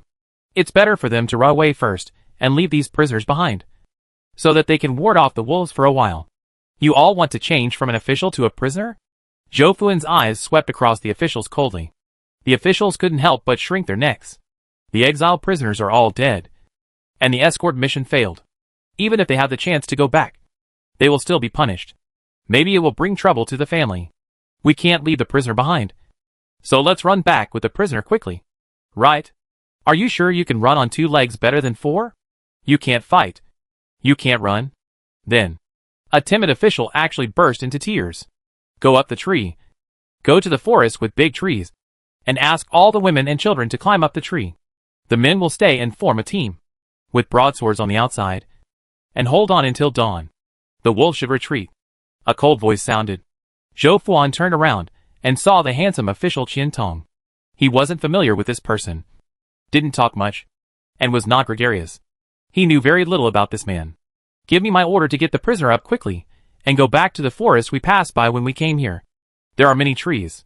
As the officers yelled and cursed, the whips crackled. The prisoners quickly retreated towards the woods from where they came. "Go up the tree. Hurry up. Naturally. We can no longer hide it at this time." Su Jinbei and Su San sent everyone from the Su family to 3 big trees. There was a rush, and most of the more than 300 exiled prisoners climbed up the tree. "Steward Su, come up quickly. Leave that donkey alone. The Su family is anxious." Steward Su took the donkey and climbed up the tree by himself, unwilling to lose the donkey. "Come up here. We'll buy the donkey later." "Mrs. Su called to Butler Su and told him to leave the donkey and get up the tree quickly." Steward Su hesitated for a while, until Su Jinbei glanced at him. Steward Su untied the rope. "Let the donkey go, and let it run away. Whether he can escape with his life depends on the fate of the donkey." Ah! As soon as Butler Su climbed up the tree, everyone heard a burst of miserable screams. Then the people in the trees saw a scene they would never forget. A group of villagers ran over, followed by a pack of wolves, chasing and biting. Up the tree. Up. The leader, the old man, was covered in blood. He saw so many people on the tree from a distance. After being startled, he immediately raised his voice and called to the villagers behind him to climb up the tree. "Ah, don't bite me! My leg is broken." Some people climbed the tree, and some were knocked down by the wolf. Only then did Sumibao notice that the reason why these people were able to hold on here was because there were 30 or 40 young people in this group, each holding sticks and other objects in their hands, following the back of the crowd and kept running, while fighting with the wolves. The young people fell down one by one, giving some people the opportunity to climb the tree. Ah! Another cry of pain came. Everyone in the tree was surprised to find that a group of people were running towards the place where they had just camped. Those prisoners were all wearing wooden shackles, and their hands and feet were shackled with iron shackles. They couldn't climb the tree at all. After running here, we were overtaken by a pack of wolves. Only everyone gathered together, back to back, and beat the wolves outwards. There are many skilled practitioners among the prisoners. Otherwise, he wouldn't have been able to hold on until this point, and he would have become food for wolves long ago, killing and biting. After a busy period, the man and the wolf formed a strange confrontation.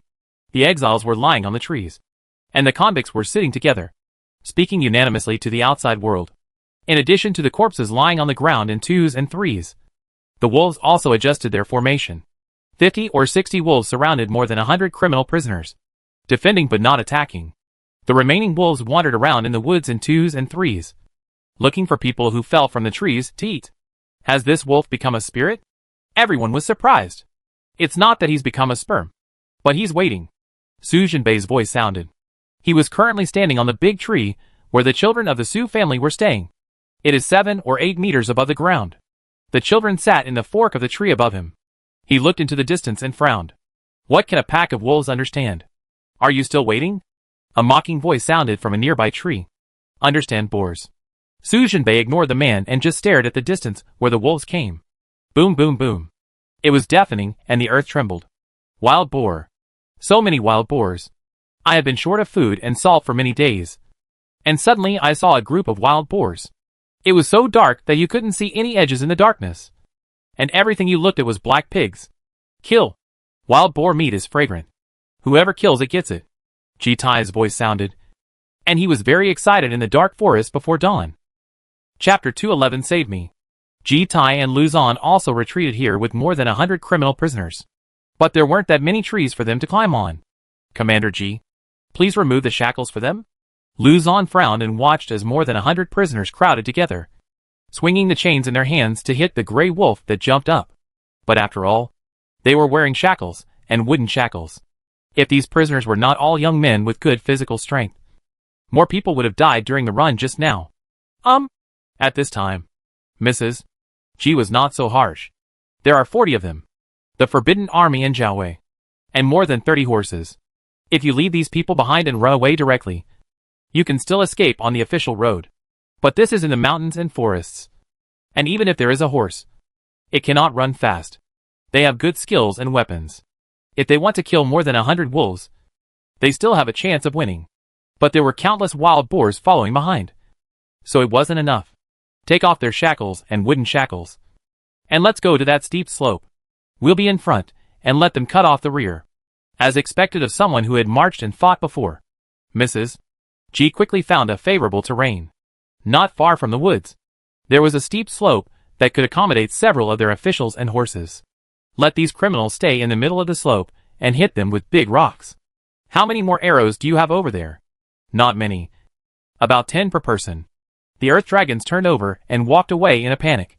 And lost some. There are about 100 more. That's good. We put our quivers together and threw them away. Ji-Tai looked at Luzon. Give us some. Not more. Just half will be enough. Luzon wanted to curse in his heart. In this case, one more arrow equals one more chance to save his life. Mrs. G is so shameless. The lion is so open-minded. How can he have the nerve to ask me to share half of his arrows? Angry in his heart, Luzon couldn't openly break up with Mrs. G. He asked the brothers to give half of the arrows to Ji-Tai. The Jiaowei and Imperial Guard shot down wolves one after another with a swish, and cut a bloody path, leading the prisoners towards the steep slope, probably fearing the arrows from Jiaowei and the Forbidden Army. The Alpha Wolf roared loudly, and the Grey Wolves moved out of the way, waiting for Ji-Tai and the others to rush up the hillside with the guilty prisoners. Then, they surrounded the forest again. Jiaowei and the Imperial Army ran away, but those who stayed behind were unlucky. The wolf put all his hatred on the people left behind. Ah! The donkey brayed sadly. The Su family watched helplessly as the donkey that had just been let loose was being driven and hissed and bitten by several wolves, and was quickly divided up. Ah! Help me! With a cry of pain, a person fell from the tree. A young daughter-in-law. And the wolf pounced on her. The young daughter-in-law had an arrow stuck in her leg. It turned out to be the one accidentally shot by Jiaowei and the Forbidden Army when they were shooting wolves. Don't be afraid. Wife. I'm here to save you. A young man jumped down from the tree, beat the wolf with a wooden stick, and protected his little wife. Daughter-in-law. Hurry up the tree. I'll block you. The young man was beating and dodging. And after a while, he was bitten until he was bloody. The two of them were fighting the wolf while retreating, rolling and crawling under a big tree next to the Su family. The young daughter-in-law hugged the big tree and climbed up. Several wolves pounced on the tree below, shaking around. Ah! The young man screamed, and a wolf jumped up and bit off a large piece of meat from his shoulder. The young man climbed up the tree desperately. The young man finally climbed to the lowest fork in the tree and lay on it, covered in blood and with a face full of fear. He is the son of the village chief. Sumi Bao saw the familiar face of the young man. Isn't this the son of the village chief of Daliaswang? Taking a closer look at the little daughter-in-law on the tree. Hey! She is really the new daughter-in-law of the village chief's family. Muxiang. This is the new daughter-in-law of the head of Daliaswang village. Her name is Muxiang. And she is from Mujiabao. She is not Lu Er's wife at all. The baby in her belly belongs to the village chief. Sumabao quickly shared what he knew about the melon with his family. TSK. TSK. That's really pitiful. This Lu Er really thought Muxiang was his wife. In order to save Muxiang, he was willing to sacrifice his own life. How pitiful. It turns out that those villagers just now are all from Daliaswang. Song Jinha looked at the people on the trees around him. De Liuxuang and them separated at the foot of the mountain. After walking for a few days, I didn't expect to meet him here. Why did the people from Daliaswang also go up the mountain? Could it be that the official roads down the mountain were cut off, and they had no way to go up the mountain? Brother, we will solve the problem of wild boars and wolves in a while. But we still have another troublesome problem. Sumi Bao thought about Wang Laobao. Lu Laoer and the others always thought that Wang Laobao was with the widow of Lu Zhuang's best friend. Brother, what should we do? Sumi Bao's swaddling clothes were tied to Song Jinha's back with a rope. Mr. and Mrs. Song Jinha and Mrs. Su were on a big tree next to Su Jinbei. The wild boar is coming, and the wolves are waiting for the wild boar. Su Jinbei stood on the tree and looked at the wild boar running in the distance. Wang Laobao's matter was not urgent. What had to be solved at that time was the problem of wild boars and wolves. As the first wolf howled several times, the wolves began to surround the group of villagers. And there were 2 or 3 wolves under each tree. The alpha wolf howled several times in the direction of the wild boar. And then several howls were heard from the wild boar team. What is this for? Everyone was still confused. And the first wolf barked a few more times. Following the bark, 6 white wolves came out of the dense forest, each holding a small wild boar in its mouth. The white wolf killed the little wild boar and put it in the forest. then stepped aside. Master. That's bad. The alpha wolf is really smart. It deliberately brought the wild boar cub to chase us. When the wild boar sees the dead cub, it will definitely think that it was the humans in the tree who killed it. They will kill all the cubs. The trees were gnawed down. Sumibao's eyes widened. The wolf must be too smart. Would you actually trick someone? If she didn't okay it, she would still wait to run away with the Su family. But, looking at so many exile prisoners, and then looking at so many villagers, Sumibao was troubled. She doesn't want to be a hero. She just wants to be miserable and live a life of salty fish. But the form won't let her show off. Hidden weapon? Archery? Shooting? What cannonballs? Sumibao thought about all the weapons in her space. But these weapons are too conspicuous when used. Before Sumibao could think about it, the wild boars came over like a flood. Seeing the corpse of a small wild boar in the woods, the wild boar group became angry. Sure enough, he gnawed, bit, and bumped the tree. Soon a tree fell down, and the people on the tree fell to the ground and were drowned by wild boars and wolves. There were bursts of shrill screams. Ah! A woman screamed. Misty rain. Not far away, one of the trees where the Wang family was hiding was bitten down by a wild boar. Thump thump. Like dumplings, there were 3 Wang family members on the tree, and they all fell down. Song Jin had turned around and saw that the woman who fell from the tree was Yenyu, the young queen of Taifu Wang. Xian Qingxiang, the legitimate wife of Wang Taifu's second son, Wang Changlin, and their youngest daughter, Wang Zhaoxi. As soon as Qian Qingxiang fell to the ground, he reached out and picked up his youngest daughter Wang Zhaoxi and climbed up another tree. But Wang Yenyu grabbed her skirt. Second sister-in-law, take me with you. I can't climb trees. Chapter 212. The eldest daughter of the Wang family. The loving father and filial piety. She cried and held on to Qian Qingxiang's skirt. Yenyu, please let me go quickly. I will send Zhaoxi up the tree first, and then I will come down and pull you. Qian Qingxiang was filled with hatred and wanted to kick Wang Yenyu in the face. But she couldn't do that. After all, she is the second daughter-in-law of the Wang family. She had 2 sons and 2 daughters with Wang Changlin, and she could not be divorced. Qian Qingxiang's skirt was torn in half by Wang Yenyu, revealing her pants underneath. Eat the melon. Eat the big melon. Rabbit became excited. Master, you don't know? This Qian Qingxiang is the biological sister of Queen Qian.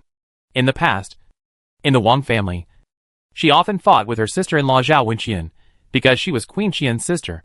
Her sister-in-law Zhao Wenqian gave birth to a princess, but she couldn't suppress Qian Qingxiang. She is very powerful. It's just that now that Queen Qian is no longer good, her life in Taifu Wang's family should not be easy either. Queen Qian? Sima Bei remembered. Wasn't Queen Qian deposed? Into the coal palace. As soon as Queen Qian was mentioned, the melon seeds applet immediately broke the news again. Queen Qian is not in the coal palace now. Princess Chaoyun asked for a marriage proposal, and in exchange for money, the queen was sent to the imperial mausoleum to worship the Buddha with green lanterns. TSK. It's been a long time since I've had food from the royal family of the Daqi dynasty. Sumibao hee. But this is not a good time to eat melon. Go and save your sister. Mrs. Wang's face turned pale with anxiety, and she shouted at Wang Changlin. Mrs. Wang was Taifu Wang's second wife.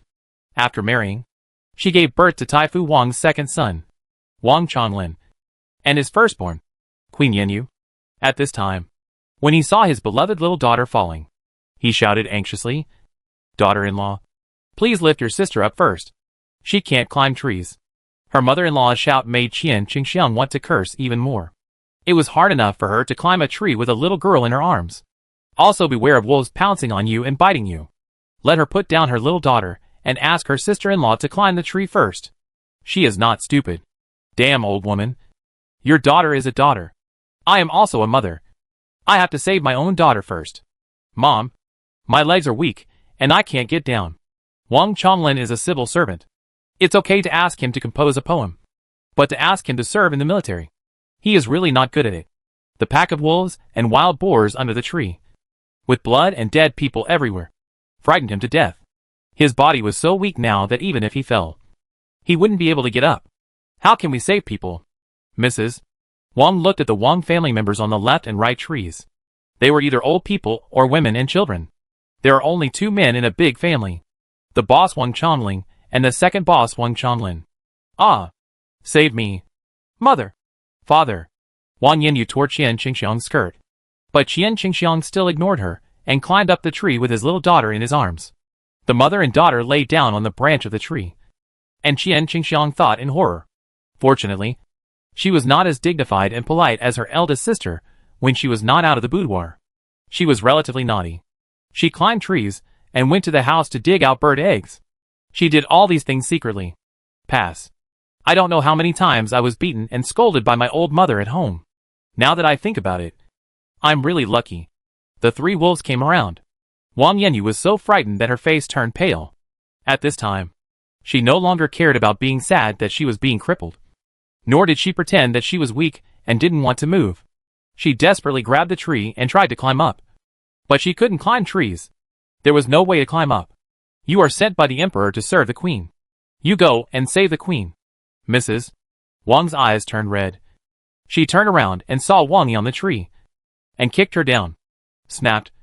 Wang Yi fell under the tree, and the veil covering his face fell off, revealing an ugly face full of scars. Ah! Everyone in the Wang family on the tree saw that the palace maid named Wang Yi actually had a disfigured face. No wonder he always wears a veil. Romer? Xiao Wenqian, who was sitting on another tree, looked at the disfigured face, and an extremely familiar feeling came over her. Her daughter Wang Zhirong, the crown princess.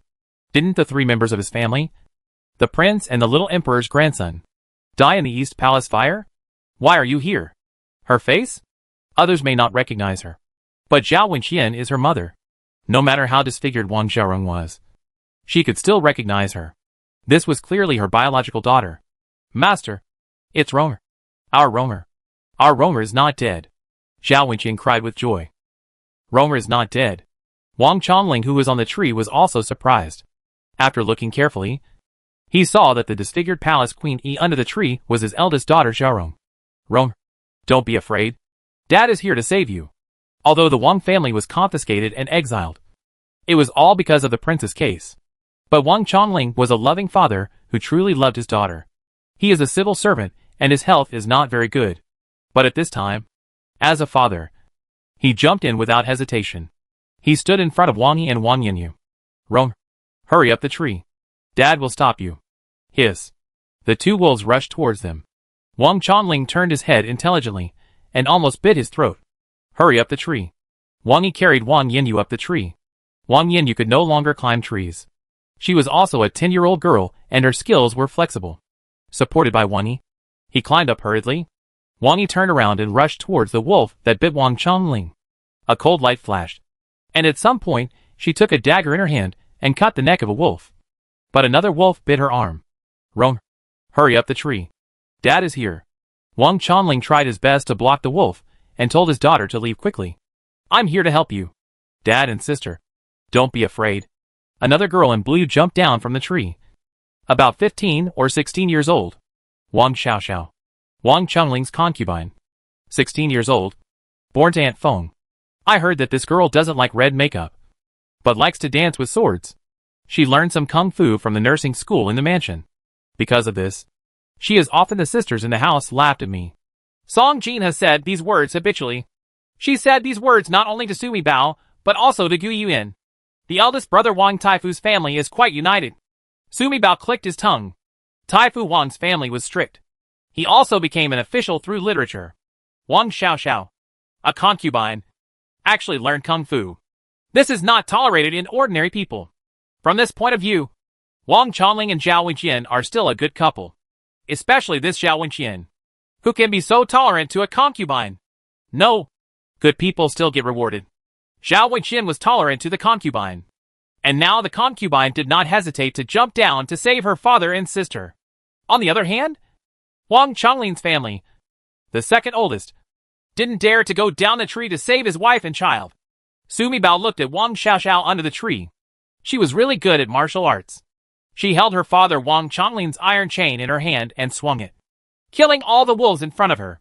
Looking at Wang Yi again, I really didn't see it. She is quite ruthless. A short dagger, stabbed in the front and picked in the back, actually killed two wolves. Soon, the father and daughter helped each other and climbed the tree. Under the tree is a pile of dead wolves. Chapter 213 Mi Baobao's official partner appears. Ah! With a scream, the Su family saw two tigers slowly walking out of the bushes. The one who was driven out of the bushes by the tiger, rolling and crawling, was Zhou Fuan and about 30 other officials. Desperate. So desperate. There are wolves and wild boars in the woods. And more wild boars are coming in from the distance. Behind are two leisurely tigers. Zhou Fuan and others looked pale. As official servants, before the wolves surrounded them, they opened the shackles of all the exiled prisoners, as agreed upon, and allowed them to climb trees to escape.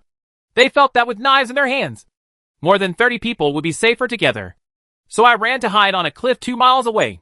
That place was discovered by an official sent out to explore the road. Unexpectedly, when I clicked on my back like this, I encountered two tigers that had just come around from the other side of the mountain. They fled all the way here and shot all their arrows. Now, even if they wanted to climb the tree, it was too late.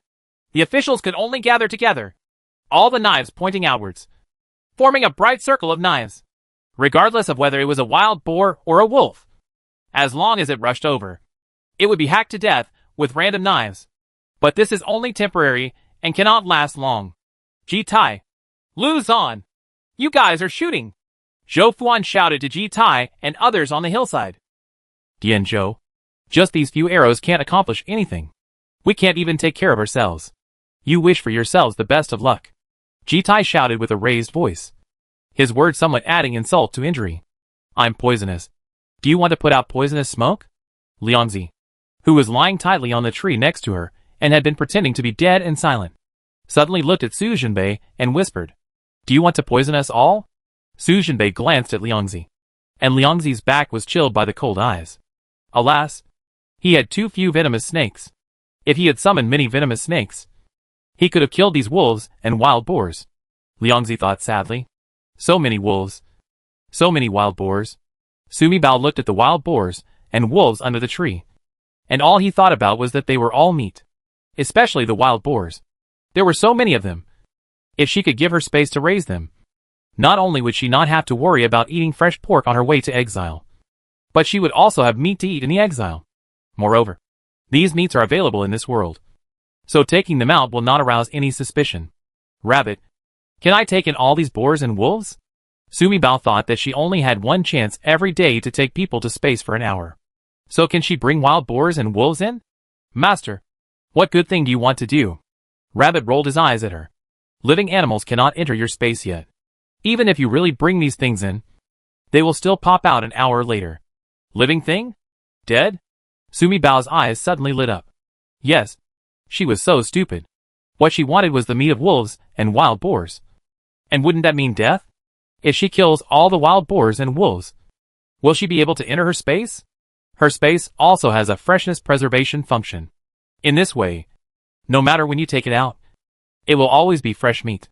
Only, what was she going to do to kill so many wild boars and wolves at once? Correct. And those two tigers. If you kill it and throw it into space, then your whole body will be full of treasures. It's full of the smell of money. Brother, what can I do to kill all these wild boars and wolves? And then put them into the space so that we can eat meat on the road in the future? He still had to die. He still had to get into space. And he still had to not be discovered. Sumi Bao thought it was really difficult for her. In her mind, she went through all the weapons in her space. Finally, she came up with an excellent solution. Set off smoke bombs. Setting off smoke bombs in this forest will not only block everyone's view, it can also make these beasts blind. To facilitate their slaughter, you bring me a needle, and I'll use it as a hidden weapon. It's not difficult to kill tigers and some wild boars and wolves. Just can't finish it. The most difficult thing is to put things into the space in front of such people. Little sister, it is too dangerous. Easy to expose. Su Jinbei knew that hundreds of people were staring at this place. He couldn't just let his little sister take action. Brother, I have an idea. I tell you. Sumi Bao briefly colluded with Su Jinbei. Su Jinbei thinks the younger sister's method is really good. I will deal with the tiger. Brother, you, Su San, and Butler Su will kill wild boars and wolves. She killed as many as she could, and then she took the opportunity to spray some pepper water on those animals, blinding their eyes and making them run away with their tails between their legs in fear. After discussing it, Su Jinbei asked the Su family to sit in the tree, covering their mouths and noses, not to open their eyes or look around, and just stay in the tree. Ah! Another wild boar howled. Several people rushed over from the other side of the forest. Wherever they went, wild boars and wolves fell. Who is here again? Sumi Bao was thinking hard, but he couldn't remember who appeared in the original book at this time. Protect the young master, an old man exclaimed, and two men dressed as nursing homes rushed over to block the fallen little boy. Little boy? Encountered a pack of wolves in the forest? As if he had been enlightened, Sumi Bao's eyes widened. Yanqingji. The male protagonist in the original book is Yanqingji, the crown prince's only son and grandson. She is the official spouse of this little cannon fodder. The original book says that the two met on the road to exile. This is really an encounter. The author is too obsessed with it. Because of her arrival, the plot has been twisted like that. But the author is still able to twist the story back to the main line. On the way to exile, the half-ace queen is destined to meet the male protagonist. No matter. Kill the tiger and wolf first. Stock up on more meat. And we'll talk about the rest later. Putting aside these messy thoughts, Sumi Bao first took out the drug from the space and threw it under the tree. And then threw the smoke bomb. As the smoke bomb exploded, a white mist suddenly appeared in the forest, and soon enveloped the entire area. Woods. The white mist rises, and the forest is like a fairyland, filled with smoke. Then, Sumi Bao asked Rabbit to take out the gas shield from the space and throw it to several people. Then each man gave them a weapon. The elder brother's is a long sword. Butler Su's is a big knife. Su San's is a hammer. What Sumi Bao has is a gun. I'm here to save you. Suma Bao summoned his true form, with a sword in his right hand and a pistol in his left hand, and rushed straight towards the two tigers. I feel sorry for my points for 1 minute. It costs a lot of points for her to appear as her original self like this. Or it costs money per minute. I feel sad. Under the dual effects of smoke bombs and poison, coupled with the extremely strong combat power of Su Jinbei and others. There were also 3 guards accompanying the emperor's grandson, who joined the wolf slaughter halfway. Soon there were mountains of wild boar and gray wolf carcasses piled up in the forest. Seeing that the situation was not good, the remaining wild boars and gray wolves immediately raised their heads and howled, calling on the other wolves to flee. When the wolf ran away, the rest of the wild boars followed. Suddenly, the sound of running was deafening. Chapter 214, The Ghost Doctor is here. Take advantage of the smoke. Collect. Collect. Collect.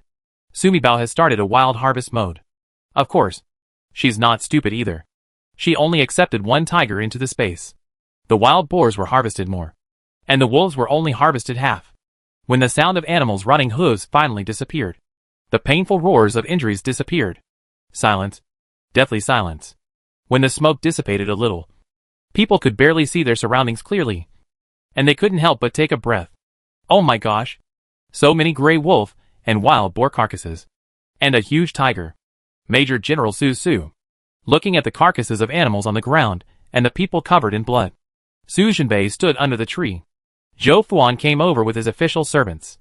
His face was filled with guilt and embarrassment. They had just asked Ji Tai and Lu Zan for help, but no one paid any attention to them. They were saved by the prisoners they escorted. Thank you, Major General Su, for your help. Wu Hai was the person sent by the Queen Mother to protect Su Jinbei. He took the opportunity and immediately stepped forward and thanked him. The Queen Mother sent me to protect Major General Su. Taking advantage of this opportunity, I happened to be in front of Captain Zhou to gain favor with Major General Su. In the future, if someone sees me getting close to the Su family, I will say that the Su family saved us by killing wolves, and we must give them some benefits. That way no one will doubt me. However, it is really strange that after so many days, I still haven't found out who the other person said by the Queen Mother is. Sumi Bao listened to Wu Hai's heart. I couldn't help but feel happy. Yes, she was also curious about who the other person sent by the Queen Mother to protect her eldest brother was. For so many days, no official came to care about her elder brother. If something happens to the official, we will also be in trouble. Su Jinbei said calmly that he had already made some calculations, and when they left the mountains and passed Yancheng, they would be out of the Emperor's sphere of influence. Coupled with the Earth Dragon stand-up, the connection between the capital and the official officials was severed. Even if he shows signs of physical recovery, no one can do anything to him. Cough. Cough. He coughed a few times, and a streak of blood emerged from the corner of his lips. Young master. You? Su-san stepped forward nervously. It's okay. I just used my true energy to move the soul-suppressing nail. As soon as the word soul-suppressing nail came out, everyone's expressions changed.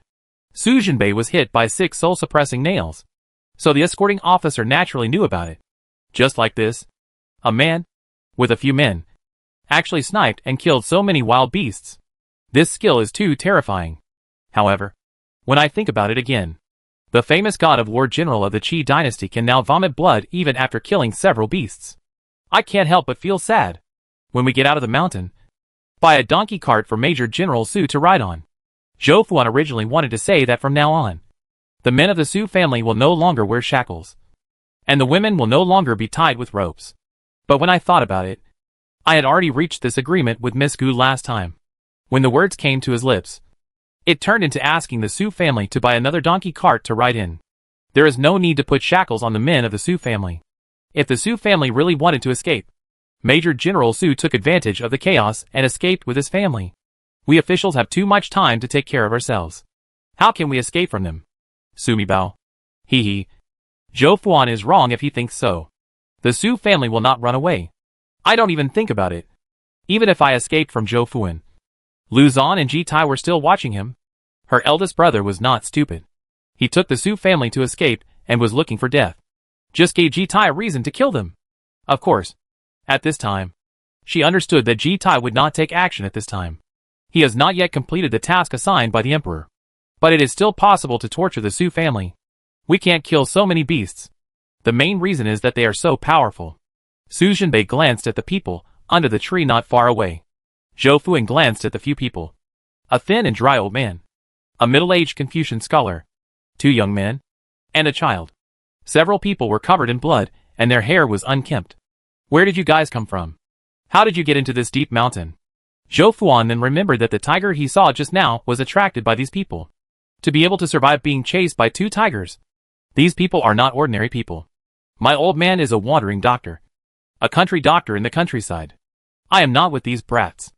I was collecting medicine in the mountains. And I met these unlucky boys who were chased by tigers. And I became unlucky. The old man rolled his eyes with an expression that said, Don't look for me. I don't know anything. Humph. I can't let these officials see that. I was sent by Mr. Yin to treat Mr. Su's injuries. My old man chased them all the way, and encountered an earth dragon turning over, and another mudslide. He found out that the Su family had entered the mountains, and chased them all the way, and was almost eaten by a tiger. Fortunately, I found Su Shuzi. This stinky boy has a really stinky face. He knew clearly that it was me, but he deliberately let the officials find trouble with me. What a brat who deserves a beating. Ghost Doctor? Sumabeo was shocked. In the original book, the Ghost Doctor with the best medical skills in the Qi dynasty was also the former owner of Yaowang Valley. He was actually taken into the palace by King Yin. Hasn't King Yin already sent by Suzy and 2 people here to treat the elder brother's injury? Why did they send a Ghost Doctor again? Humph. If my old man hadn't lost his way, I would have found this brat long ago. The Ghost Doctor snorted coldly in his heart. However, if I don't get lost this time, why can't I meet the Emperor's grandson in the mountains? The Ghost Doctor glanced at the middle-aged Confucian scholar with a disdainful look on his face. Look! This Han Taijung is really blind and handicapped. This disguise technique is too bad. Old man, I could tell right away. Han Taijung? Listening to the old Ghost Doctor's thoughts, Sumi Bao twisted his little head desperately to look at the middle-aged Confucian scholar. Is this middle-aged yellow-faced man Han Taijung? Oh! The Ghost Doctor said it was disguised. This shouldn't be true. Han Taijung, the future #1 counselor of the Qi dynasty. It was he who exchanged his 4-year-old son for the life of the Emperor's grandson. There was a fire in the East Palace, and his son and his wife all died in the flames. The son was burned to death in the sea of fire for the Emperor's grandson. Where is the wife? He was afraid that his wife would be too heartbroken to lose her son. So he behaved strangely and missed important events. So he killed his wife with his own hands. Such a man. Loyal enough, but definitely a cold-blooded husband and father. Sumabeo could not understand the die-hard loyalty of the ancients. No wonder the author named him Han Taijung. He was so loyal. For a word of loyalty, he killed his wife and abandoned his son, and his family was ruined. Although he knew that Han Taijung had changed his appearance, Su Mibao still twisted his little neck to see what kind of face the most loyal minister in the world had. TSK. TSK. Look at this little Susie. He really has a face that will bring disaster to the country and the people. Every time my old man sees him, he can't take his eyes away. It's no wonder that Yan Shizi can't forget him. Hey. The meridians on his body seem to be open. Where's the soul-soothing nail? Is there anyone in the world who can take out the soul-suppressing nail without hurting anyone? Or 6? The ghost doctor looked at Su Jinbei in shock. Thinking this, he walked over in a few steps, stretched out his hand, and clasped Su Jinbei's wrist. You have serious internal injuries. Let me take a look at you. Chapter 215 Han Taijung in the East Palace. You kid. You have hurt my old man. My shoes have all gone away. You will have to pay me a pair of shoes later. The ghost doctor pressed Su Jinbei's pulse with his dirty fingers and whispered in his ear. Su Jinbei gave the ghost doctor a look. This crazy old man had very good medical skills. He also has a weird temper. If he hadn't been entrusted by his old friend, he wouldn't have stayed in Prince Yan's mansion. The ghost doctor not only has high medical skills, but also has high poison skills, high disguise, and high qigong. Living in Prince Yan's mansion, he often changed his face every day and came and went without a trace throughout the day. Therefore, there are only 3 people in the entire capital who have seen the old man's true face. The prince, King Yan, and Su Jinbei. Oh! You handsome boy. The injury is serious and cannot be cured. You won't live long. The ghost doctor shook his head and went crazy. Old senior, please show our young master quickly. Han Taijung came over and asked the ghost doctor to treat the emperor's grandson. My old man can tell you the ugly story. You can ask me to see a doctor, but my consultation fee is high. This old man has great medical skills. I just met him in the mountains and forests. Look at him collecting herbs. Let him treat the emperor's grandson. The old man refused. I am also worried that he is a wandering doctor in the countryside, so he should not be ruined by the emperor's grandson. Now when I see him treating Su Jinbei, I can see that Su Jinbei has a soul-suppressing nail in his body. If it cannot be cured, he will not live long. From this point of view, the medical skills are not bad. Now in this deep mountain and old forest, the only way to see a doctor is this old man.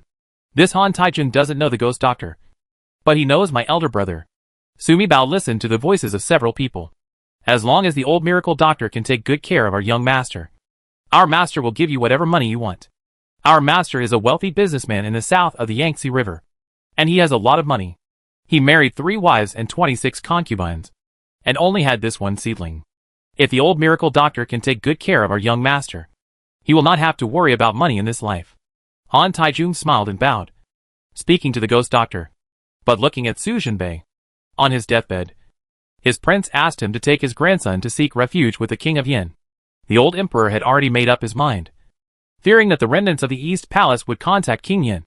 All roads leading to King Yan's fiefdom were heavily guarded and investigated day and night. There were only Long Yi and Long Air beside him, and the 3 of them protected the emperor's grandson. Although Long Yi and Long Air are highly skilled in martial arts, they are worthy of rivals in the world. But Han Taijun always acted very cautiously. He did not take the emperor's grandson to King Yan's fiefdom, nor did he chase him east to find King Yan. Instead, he took the emperor's grandson with him and followed the Su family's exile team. He wanted to hand the emperor's grandson into the hands of Su Jinbei. The emperor would not have thought that the emperor's grandson was still alive, let alone that the emperor's grandson would actually be living in exile with Su Jinbei. He stayed dormant like this for a few years, waiting for the emperor's grandson to be older before he started to take action again. Watching Han Taijun wink at his elder brother, his eyes almost cramped, Su Mibao was a little confused.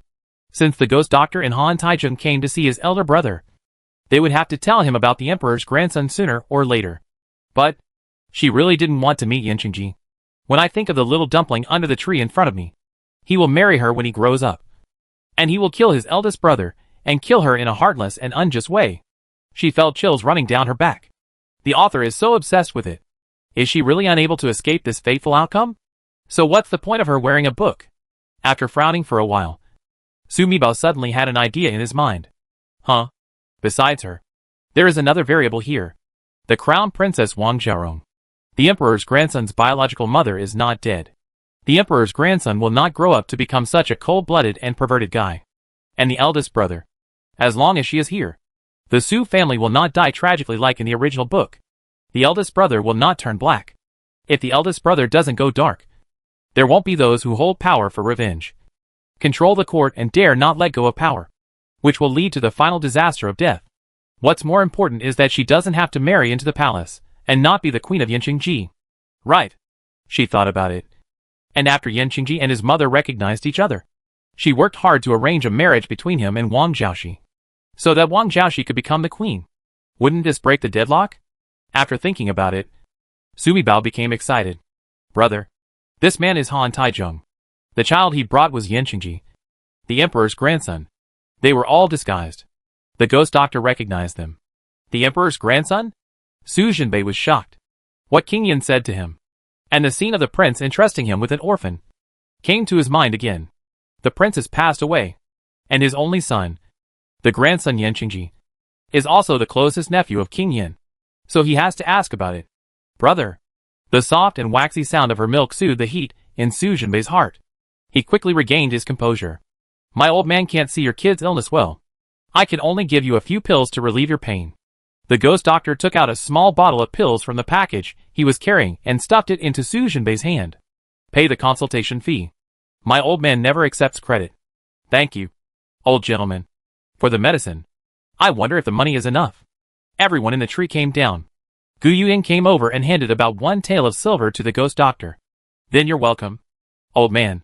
I've been wandering around this mountain for a few days, and I'm so poor that I don't even have a copper. The ghost doctor smiled happily, took the money from Gu Yuyin, looked at the scars on Gu Yuyin's face. This scar is a bit deep. Even if it is cured by ordinary medicine, it will still leave a scar. I will collect herbal medicine along the way and prepare a cosmetic scar removal ointment for you. Please ask the doctor to look at my wife's injuries and try our best to keep her pain-free and reduce inflammation.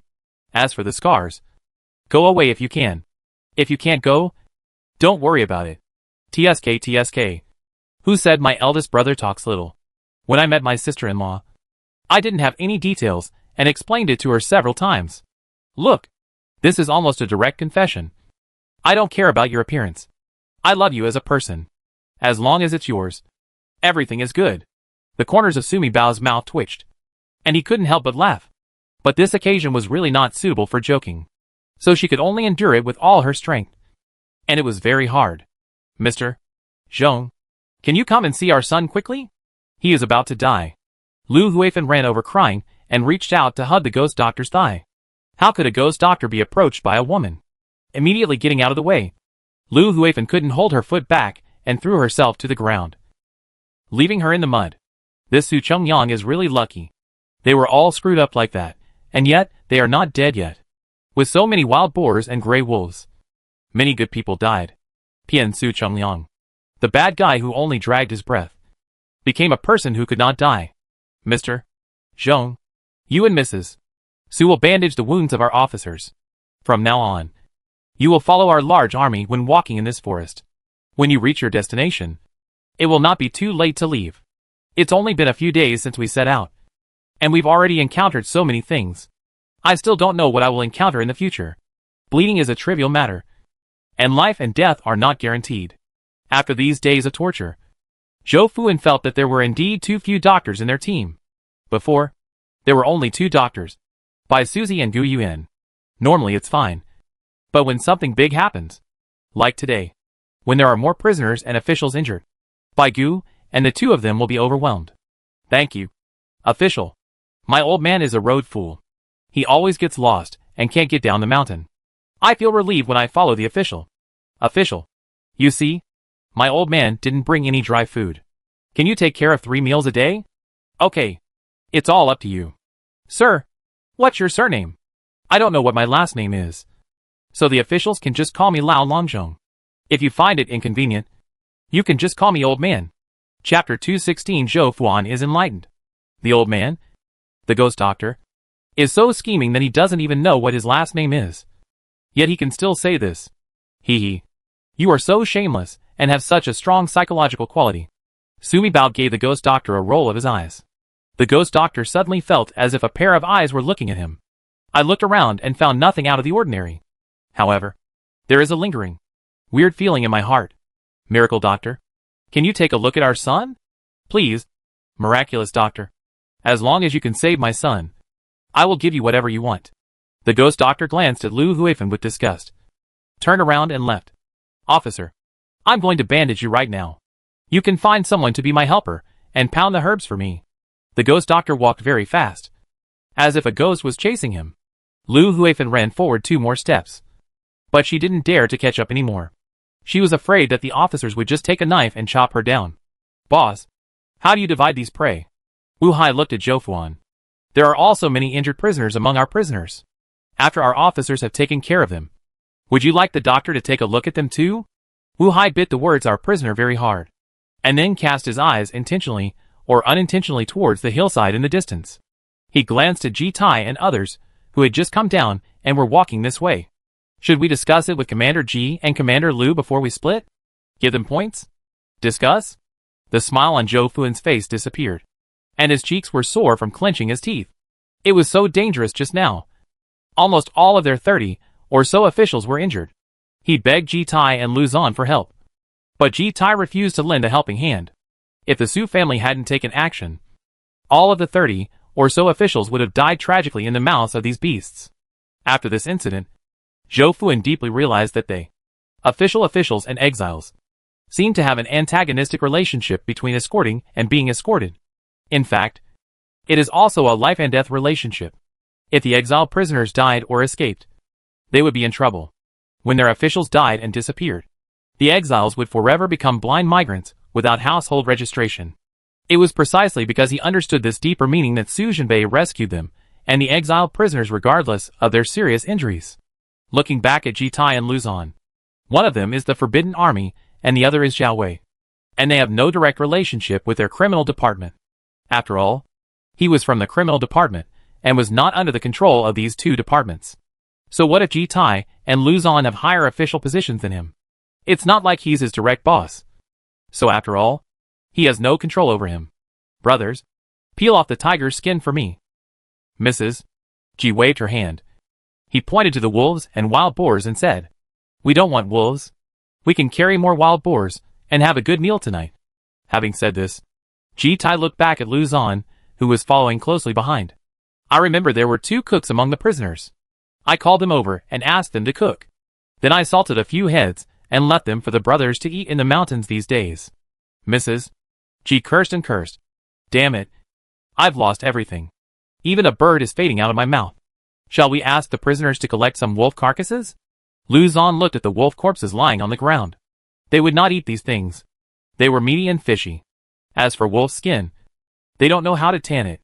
They only need to stay for a few more days. After leaving the mountains and forests, they can get to Yancheng early. After they complete their mission, they can return. Listening to Ji Tai talking about these praise unscrupulously, they take possession of them, as a matter of course. Zhou Fuan's face became increasingly ugly. For the first time, he no longer smiled at Ji Tai and Lu Zan. We hunted the tigers, and we hunted the wild boars.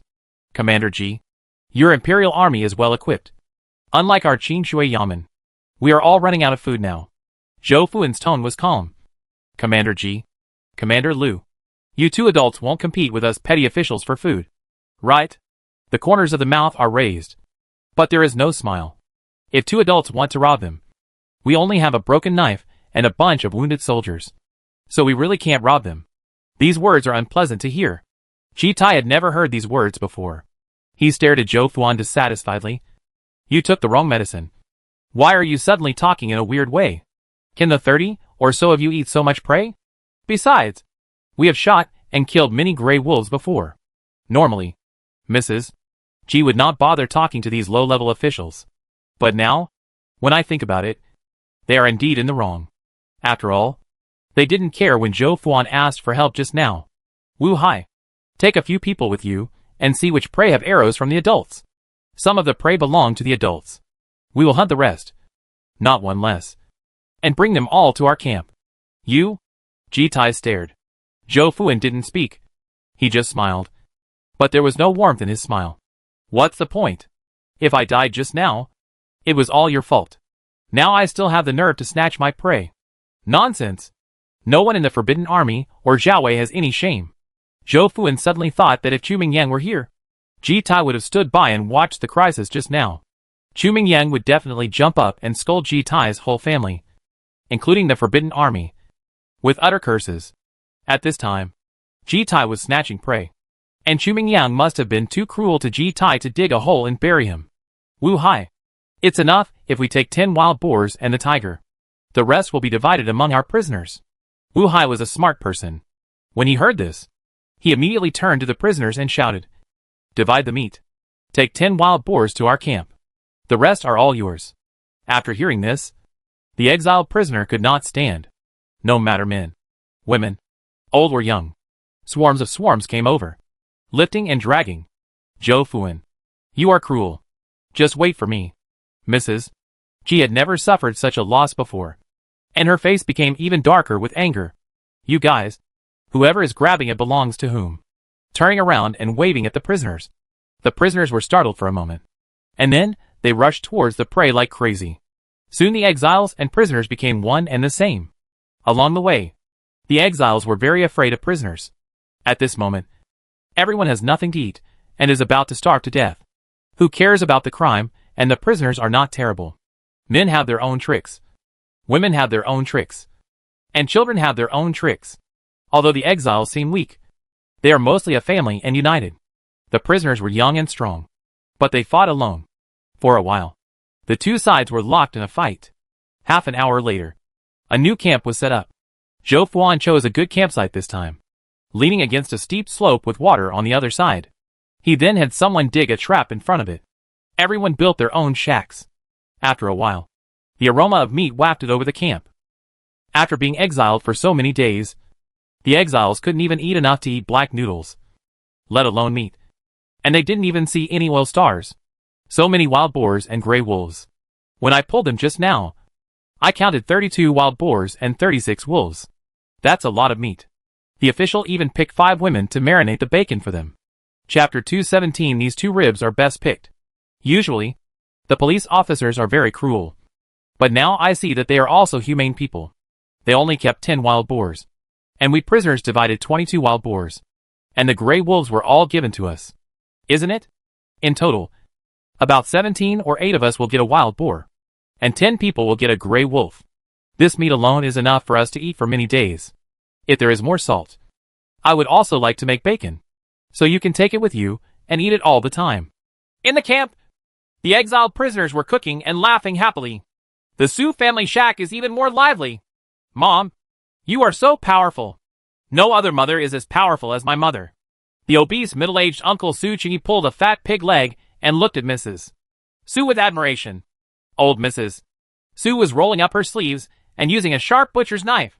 She stabbed it here and there, and in a short time, she cut apart a big wild boar clearly. The meat was meat, and the bones were bones. Our master was famous as a pig killer back then. Except for the old man. No one on that street was as good at killing pigs as our master. The master's knife tip was very accurate. If a customer asked for 1.5 kilograms of meat, it would never be more than 1 pound. 2 to go. Grandma Su's injury is healed. She packed the meat quickly and said proudly to the younger Su family members who were watching, "Oh hee. Why did I forget this? My grandma was born as a butcher. She watched her father kill pigs and sell meat since she was a child. With a butcher's knife, she was better than her brothers." Sumi Bao was being held by Song Jinha, watching Mrs. Su kill the pig. Mom is very powerful. I'm fine with settling accounts, let alone killing pigs. Just seeing the blood makes my legs weak. Song Jin had glanced at Yi Ranqing sitting next to him. In our family, I'm afraid not. Only younger siblings can compare with mother. Sumi Bao nodded like a chicken pecking at rice. Is not that right? My 7th aunt was born a bandit, let alone killing pigs. Killing people is like chopping vegetables. Hearing Mi Bao's thoughts, Yi Ranqing smiled at her. Baby me, there is something wrong with what you said. Killing is more difficult than chopping up a melon, because the neck is harder than a melon. Ha ha. Sumi Bao couldn't help but feel happy. Her 7th aunt's brain is always different. Aunt Su was happy and thought to herself. The master was even more powerful when he was young. Married to a pig-killing lady. The Duke of Wa also had some fickle thoughts when he was young. The master knew and said nothing. He moved his hands on the Duke's body and said with drooped eyelids, "Well, these 2 ribs are best picked. The Duke was so frightened that he almost peed his pants. He never dared to think about it again in his life. Ha ha ha. Unable to bear it any longer, Sui Bao burst out laughing. At the same time, this sentence was completely transmitted to all the adults present. He only avoided Grandma and Aunt Sue. Hey hey. The Sue family is thinking about how to marinate meat, and what to make delicious at night. The atmosphere in Tai Fu Wang's family was a little solemn at this time. Outside the Wang family shack, the Wang family was killing pigs and dividing the meat. His mother-in-law and parents were helping. The people in the second room of the Wang family also gathered around to watch the pig being killed and the meat divided. In the shack, there are the Queen Mother, Tai Fu Wang, Mrs. Wang, Wang Chongling and his wife, and Wang Yi. What you just said is true. Do the Queen Mother and the Emperor know that you are still alive? Did Yin Yu know your identity in the palace? Tai Fu Wang's face was expressionless. Everyone in his family was familiar with his expression, which was the expression he used when he was thinking about some important things. There is no expression on the surface, but there is a lot of drama in the heart. I used the tiger talisman in exchange for my sister-in-law's life. The Queen Mother took pity on me. For a disfigured widow who lost her husband and lost her son, what scruples could the Emperor have? Naturally, he would betray the Queen Mother to save her face. The expression on Wang Yi's face was the same as that of her grandfather.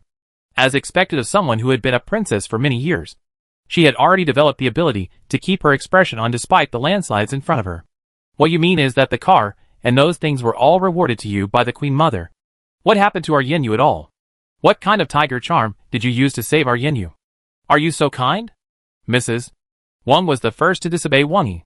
What? Wang Chongling was the son of Tai Fu Wang's deceased wife, and he actually raised a princess. Over the years, the old man has always been partial to Dafeng. All the scenery in Tai Fu's mansion is from the big room. In the past, the crown princess was a member of the royal family. Now, it has become like this. Even her name has been changed to Wang Yi, and her identity has become a palace maid. Why would she accuse her daughter? Shut up. Tai Fu Wang glanced at her coldly, and Mrs. Wang immediately looked downcast like a defeated chicken. He was demoted. With his age and body, the Emperor must have known that he might not survive the exile, and would die on the road. Therefore, the Emperor brought the dead princess to him, and turned his daughter into a beauty, and returned it to the royal family. What kind of chess is the Emperor playing? Dad? That man was holding a child and said that our family has many children of the same age as his son, and he wanted to give his son a clean piece of clothing to replace. As long as our family is willing, they are willing to buy our child's old clothes at a high price. Clothes? Outside the shack, the voice of the second oldest Wang Chonglin sounded. Child? Tai Fu Wang's eyes were deep. Let him in. Then he raised his eyelids and glanced at Mrs. Wang. There is a foreign man. Please stay out of the way. Is there a foreigner? Want her to avoid it. Mrs. Wang couldn't help but stare at Tai Fu Wang. In this entire shack, to say the least, there is her mother-in-law and the Queen Mother in it. Speaking of young, below are the eldest daughter-in-law Zhao Wenqian and her daughter-in-law Wang Yi. Why did he let her go out all the time? Using an excuse to avoid the foreign man? It was really bad. The master has never used such a bad excuse in his life. So it would be better to just send her away. When Mrs. Wang went out, she passed Han Taizheng. Mrs. Wang frowned. Why did he think this man looked familiar? But for a moment, I couldn't remember who this person was. As soon as Han Taizheng entered the shack, he immediately knelt down towards Wang Yi. My subordinate Han Taizheng pays homage to the crown princess. Han Taizheng? Wang Yi's face suddenly became covered with tears. His Royal Highness the Crown Prince entrusted his confidant to Han Taizheng. Seeing this, Han Taizheng had changed his appearance. No wonder she also saw those people when she was killing wild boars in the forest. But the situation was critical, and she didn't think much about it. Jeer him? Back to your majesty. His Highness the grandson was frightened. Caught in the rain, and caught wind and cold. He was sometimes cold and sometimes hot. In order to treat his Highness, my subordinates and others chased the old man digging herbs in the mountains. The old man, but he is stubborn and unwilling to show it. As soon as he heard that his son was ill, Wang Yi forgot everything. And only his son was the only thing in his heart and eyes. Chongling, go find Su Jinbei. Tell him the truth, and ask his wife to see a doctor for his Royal Highness. There was a rare expression on Tai Fu Wang's face, and there was an unconcealable surprise in his eyes. God will not destroy their Wang family. It turned out that the prince was dead, His house was confiscated and exiled. And the emperor wantonly humiliated her granddaughter and daughter. He has always been heartbroken because he knew that as long as the prince and the emperor's grandson were gone, no matter how hard he tried, it would be meaningless. The Wang family could not find a prince they could rely on, and they were doomed to decline. Unexpectedly, the crown princess is still alive, and His Royal Highness, the grandson, is still alive. Great. He had to make plans quickly. How to use the Su family, especially Su Jinbei, to help his great-grandson Yan Qingji win the world. The world of Dead Qi was conquered by him, and Duke Shengua accompanying the late emperor. How could there be no place for the Wang family in this country? Chapter 218, Taking in the Emperor's Grandson. I disagree. Mrs. Wang opened the tent door and walked in. Mother. Sir. I don't agree to accept the Emperor's grandson. Who asked you to eavesdrop? Taifu Wang was angry. Something unexpected happened. Mrs. Wang, who had always been obedient to Mrs. Wang, for the first time strongly opposed her man. Sir, our prince has been exiled because of his loyalty to the crown prince. At this time, do you still want to risk the lives of your whole family for the sake of a grandson? Mrs. Wang has a tough attitude. Mother-in-law. Sir, everyone has enjoyed the prosperity of this house. In the end, my little daughter Yanyu has to bear the emperor's wrath. The prince is dead. Queen Qian is dead. And everything in the past is like a dream. All broken. Mrs. Wang stared at Taifu Wang angrily. Today, my eldest grandson Meng Qi is only 9 years old. And my eldest granddaughter Xiaoxi is only 4 years old. Isn't the emperor's warning clear enough? I don't want to see my 2 good grandsons die in front of me. Mrs. Wang looked at Wang Chongling. I don't want my children and grandchildren to die for other people's children and grandchildren. Some people think they are superior to others. Their lives are lives.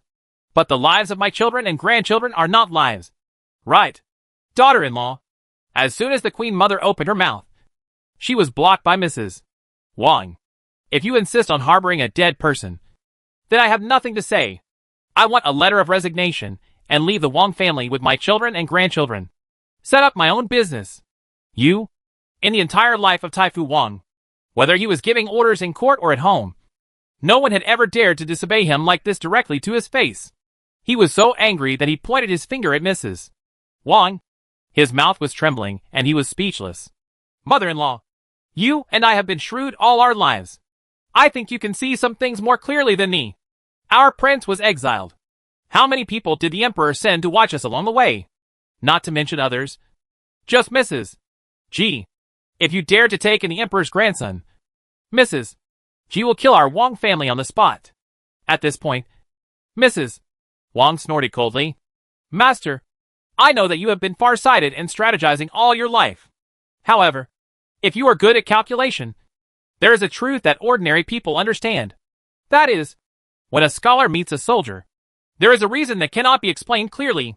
Mrs.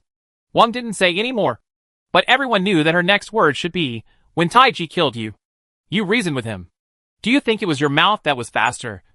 Or Taiji's knife that was faster? Silence. Deathly silence. Grandma. Dad? Please don't make things difficult. In the final analysis, Rongwei and her son are our eldest family's business. Wang Chongling fell to his knees in front of the Queen Mother and Mrs. Wang. Grandma. Dad? I am disowning myself. From now on, our eldest son is no longer a descendant of the Wang family. No matter good or bad. It has nothing to do with the Wang family. Wang Yi's eyes couldn't stop watering. She has been a princess for many years, and has never seen anything like this. She had seen many times how ruthless and unjust the Tian family father and son were. And now she saw that her father was willing to become an unfilial descendant, and cut off ties with the Wang family for the sake of her and Jir. Grandma. Mother-in-law. My husband is right. Rong. Mother and son are in serious trouble. If this matter is discovered, it will definitely be a catastrophe. Our whole family will be killed. Mother is worried about the safety of her second brother and little sister. Worry. I am also a mother. I cannot harm other people's children for the sake of my children. Let's break off the relationship and leave the Wang family. Taifu Wang was silent. After a long sigh. You all think simply. He raised his eyelids. Even if your eldest brother breaks up with us, once Jir's identity is discovered, all of us in the Wang family will still die. Even Madam. You reconciled with me. And you took your children and left the Wang family. After the incident, there is no escape from death. What should I do? Mrs. Wang panicked and stared at Wang Yi fiercely. It's all because of you. Not only did you cause our whole family to be exiled, but you also wanted to cause us all to die. Only then would you be happy. Right? You? Why don't you and your little bitch die in the fire? Mrs. Wang did not say this sentence after all. Although the prince died, he left my son with 100,000 dragon guards, 100,000 Su family troops, and 300,000 Donglin troops. Those armies can only be mobilized if they have the tiger talisman left by the prince. Didn't you just say that you saved Yanyu with a piece of tiger charm? I know you didn't say a word of truth. Mrs. Wang looked at Wang Yi resentfully. This dead girl became the princess and supported her biological parents. She has been married into the house for so many years. But she has never suppressed the big house. Now she is down and out. It took a few hard steps to make her feel better. The tiger talisman I gave to the emperor is indeed half of the tiger talisman used to mobilize the 100,000 Su family army and 300,000 Donglin army. If it really works, we must find the other half of the tiger talisman on the Duke of Laotian in order to truly mobilize the Su family army and the Donglin army. Otherwise, it's just a piece of trash. Wang Yi took out a tiger charm from his pocket. This is the tiger talisman that mobilizes 100,000 dragon guards. As long as we arrive at the place of exile and let the dead soldiers in the dragon guards go find the half of the tiger talisman left by the Duke of Laotian, then the Su family army and the Donglin army will still be in our hands. 100,000 dragon guards? The late emperor's dragon guard. Taifu Wang was extremely excited. He never expected that the Wang family, which was already in a desperate situation, would encounter such a big turn of events. The Su family army is loyal to the prince, and the Donglin army is the prince's army. Without the tiger talisman, as long as the emperor's grandson comes in person, these troops will naturally obey the emperor's grandson's orders. The emperor's grandson, the army, he has everything now. God will not kill me. Taifu Wang is not afraid of death. He is only afraid that the Wang family will never have a chance to be reborn in this life. Now that the opportunity has come, he will not let it go. The only way at the moment is to send someone to kill Mrs. G. A fierce look flashed in Mr. Wang Taifu's eyes. Among the three escort leaders, Zhou Fuan was just an ordinary official and was not something to be afraid of. Lu Zan was obviously from Gu Tai, but secretly he was from His Highness the Crown Prince and Su Jinbei. There was no need to consider this. Only Ji Tai. As long as he is killed, can His Highness the Emperor Taizan be safe? Also, they couldn't take in the Emperor's grandson openly. He wanted to hide the Emperor's grandson close to him, and he didn't want to be discovered. Unless Taifu Wang felt a pain in his heart. They were all his descendants, and he felt sorry for them. But apart from this method, they were on the road to exile. And as prisoners, there was no other better way. Madam, go and bring Ming Jing over. Mrs. Wang frowned. Why are you holding Ming Jing? He is not in good health. He has just stabilized after taking the medicine given by the Su family. Go and hold the baby. Don't say anything else. Don't ask anything. Mrs. Wang wanted to say something else, but Mrs. Wang glared at her sharply. If you want your children and grandchildren to live, you must listen to me. Mrs. Wang opened her mouth, but in the end, she didn't say anything against it, because even though she had a tough attitude just now, she was unwilling to let the Wang family accept the emperor's grandson. But she also understood the situation that the master just analyzed, regardless of whether she takes in the emperor's grandson or not. Once the truth about the emperor's grandson's death is revealed, the emperor will directly destroy all 9 of their clans. Chapter 219 The 3 little childhood sweethearts of the emperor's grandson. I have decided to replace the emperor's grandson with Ming Jing. From now on, only a few of us here will know this secret. Change children? Wang Chongling and Wang Yi exchanged glances. Wang Yi didn't say anything. As the crown princess, she had seen a lot of the inside stories of the royal family's competition. I no longer feel much. Just like the reason why her son was able to leave the East Palace was because Han Taijun exchanged his own son for Jier's life. Wang Yi frowned. But Ming Jingdu is 6 years old, and my Jier is just over 4 years old. Isn't it okay to change like this? Taifu Wang smiled. The smile was on his face, but there was no smile in his eyes. Although Ming Jing is 6 years old, he has been weak and thin since he was a child. He looks like a 4 or 5-year-old child. His Royal Highness the Emperor Taizun has been practicing martial arts since he was a child. Although he is 4 years old, he is strong and powerful, just like a 5-year-old child, a 6-year-old child. Besides, the two children look exactly alike. If they are dressed up, it would be impossible for ordinary people to tell them apart. But Wang Chongling felt a little guilty. But how can I explain it to my second brother? Ming Jing's mother-in-law and son won't agree either. The children have been replaced, so of course we can't keep Aunt Sun anymore. Father. Wang Chongling was so shocked that all his guilt disappeared. He didn't expect that in order to exchange for a child, his father would ruthlessly get rid of Aunt Sun. It's just an aunt and a bastard. Chonglin won't say anything. Exchange a bastard for a lifetime of prosperity behind the Wang family. Of course, Tai Fu Wang could figure out this deal. What to do with Ming Jing's child? How about asking Han Taijun to take him far away and take Aunt Sun away with him? Find a place for mother and son and settle them down. Wang Chongling's words were interrupted by Tai Fu Wang. A woman's kindness. No wonder it's hard for you to become a great person. Having said this, Tai Fu Wang turned to look at Wang Yi. Rong, come and tell your father why you can't keep Aunt Sun and her son. The crown princess is dead, and there is no more Wang Xiaorong in the world. Grandfather, please call me Wang Yi from now on. Wang Yi looked at her father indifferently, with no emotion at all on her face. If we want to achieve great things, we must not make any mistakes. Letting Aunt Sun and her son go is tantamount to leaving a big loophole. Once someone finds it, not only will our big plan fail, but all of us will die. We will also be punished. 9 tribes. Wang Chongling shuddered. Although he felt sorry for Aunt Sun and her son, they were not his own flesh and blood after all. Moreover, his kindness to women will kill his whole family in the future, and his daughter and grandson will suffer misfortune. Thinking of this, Wang Chongling no longer said that he wanted to spare the lives of Wang Mingjing's mother and son.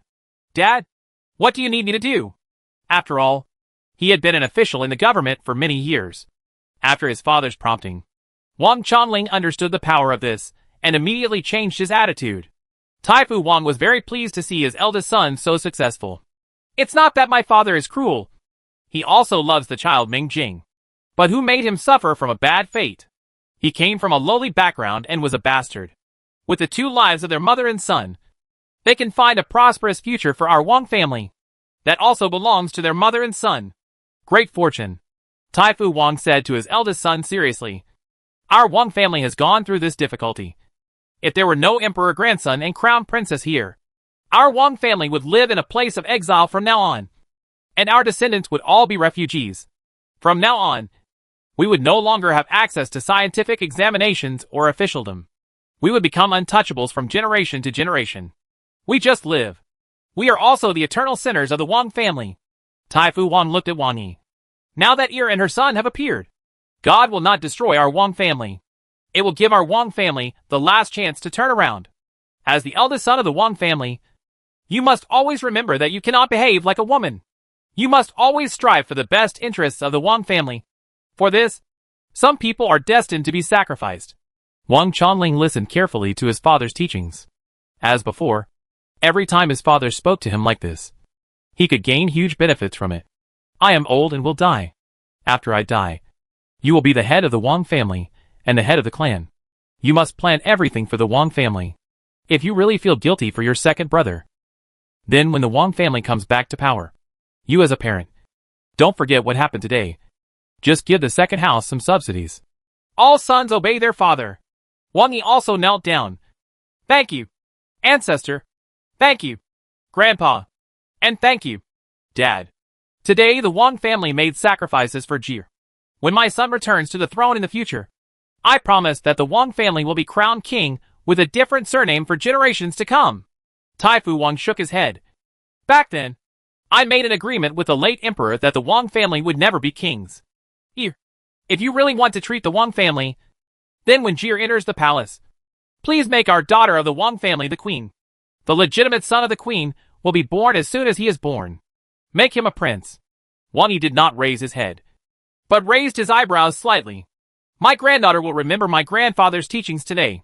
My mother and son have sworn to the country to abide by the agreement and never break the promise. Dad, the top priority is to deal with Aunt Sun and her son, and we must also get rid of Mrs.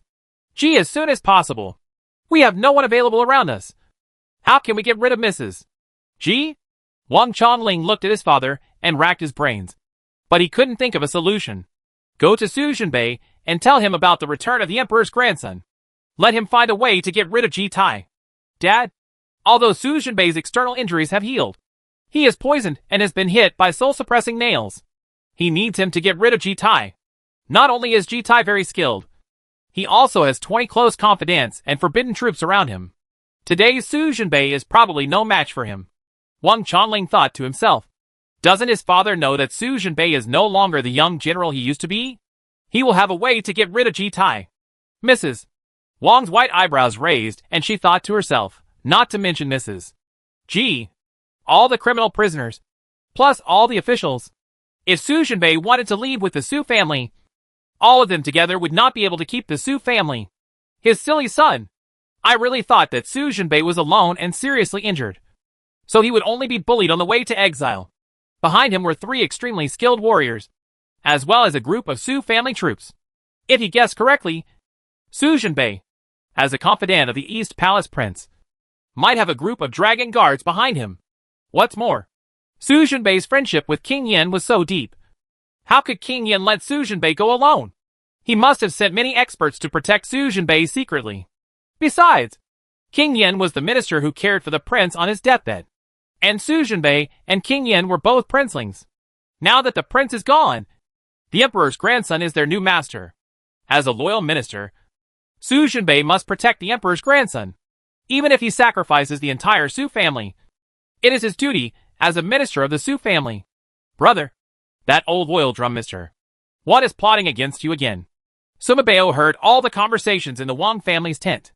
The color on the little face changed again and again. In the end, I couldn't help it and secretly hacked my mother in my heart. Author, you are really stubborn.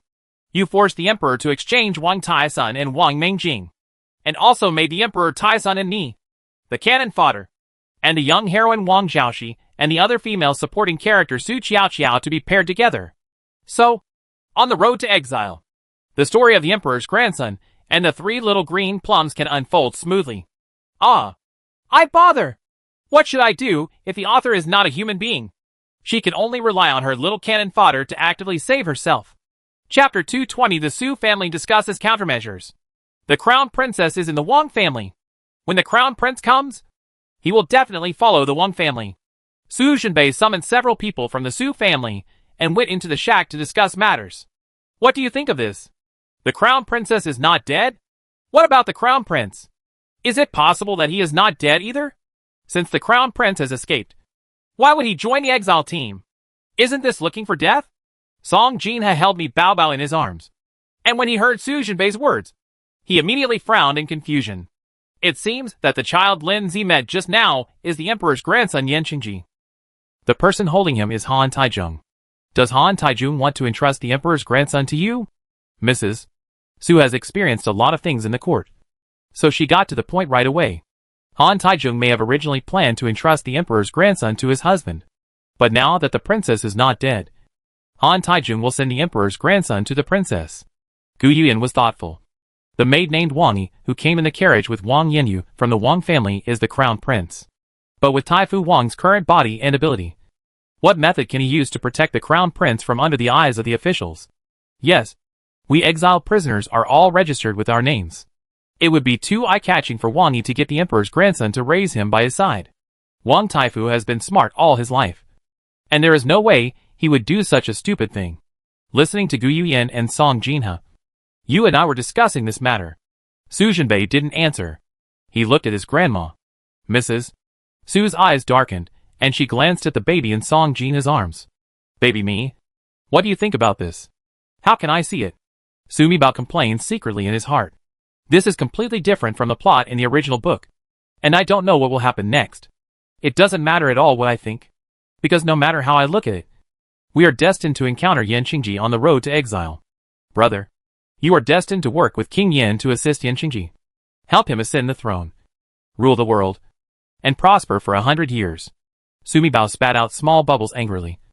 No matter what the author writes, I don't care. Anyway, I just focus on showing off. I will not fall in love with the little emperor. nor will I be his queen. It's all your men's business to conquer the country. I just think of it as my salted fish and it's okay. Sumi Bao complained about the author's big obsession, and his mood calmed down, and he completely lost his attitude. Anyway, no matter what Yan Qingji plans, he might as well go with his mother or pester his eldest brother. The ending is doomed. It's just that the process has changed a bit. The three women of the Su family listened to Mi Bao Bao's thoughts and looked at each other. They couldn't understand what Mi Bao Bao was talking about. All endings are destined to be good. They have been deeply attracted by Mi Bao Bao's words. You are destined to assist Yan Qingji together with King Yan. Help him ascend the throne, dominate the world, and prosper for 100 years. Attracted? They know best that their baby Mi is no ordinary person. Mi Bao Bao said that the emperor's grandson would ascend the throne and become emperor in the future, unify the world, and make the Qi prosperous for 100 years. This news made them very happy, because if the emperor's grandson becomes the future emperor, the grievances of the Su family will naturally be cleared. Jinbei, did you hear what Mi Bao Bao said?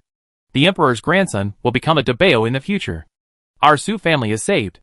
Your father and all the uncles will be happy when they hear this. Of Mrs. Su's first reaction was to think of her husband and several sons who died fighting for the country. My heart is sad. Since this is the destined ending, then the emperor's grandson will follow us, and we will reach the place of exile safely in the end.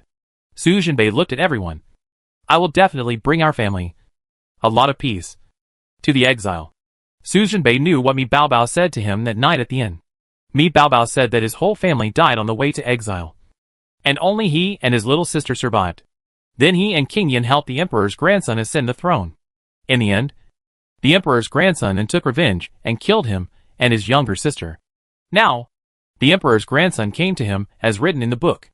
It's just that both he and his little sister have changed.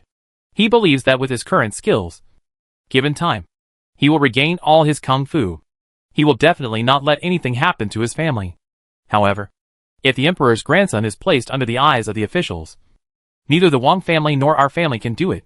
Gu Yuyan was thoughtful. Unless graft, Gu Yuyan and Su Jinbei said in unison. Then shut up and looked at each other. Gu Yuyan smiled knowingly. She really liked her husband more, and more the more she looked at him. Wang Mengjing. Who was Su Jinbei? He was looking in the right direction. After thinking about it for a moment, he immediately locked onto the target person, because it was too obvious. The Wang family and the emperor's grandson were of the same age, similar stature, and had somewhat similar faces, apart from the 6-year-old concubine Wang Mengjing, who was in the second room of the Wang family. There was no one else to choose from. No way. Wang Mengjing is also Taifu Wang's grandson. Even if he is a commoner, he should be very precious in the Wang family.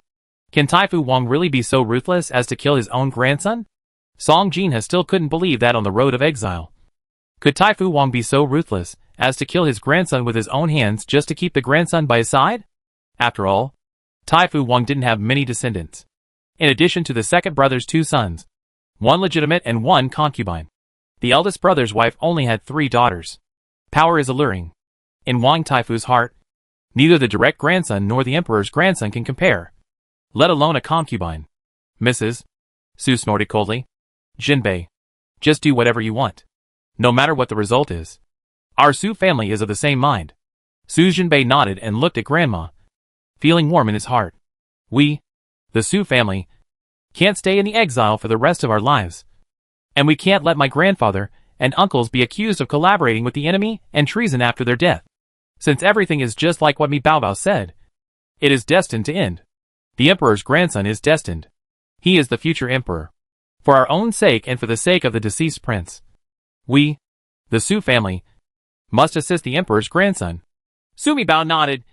Yes, Grandma is still brave. There was no such thing as child exchange in the original book. But now her arrival has triggered a series of chain reactions. Now, Taifu Wang actually thought of this method of exchanging sons. Then, Aunt Sun and her son would be in danger. Strangely, at the end of the original book, Wang Mengjing clearly entered the capital and became a high official.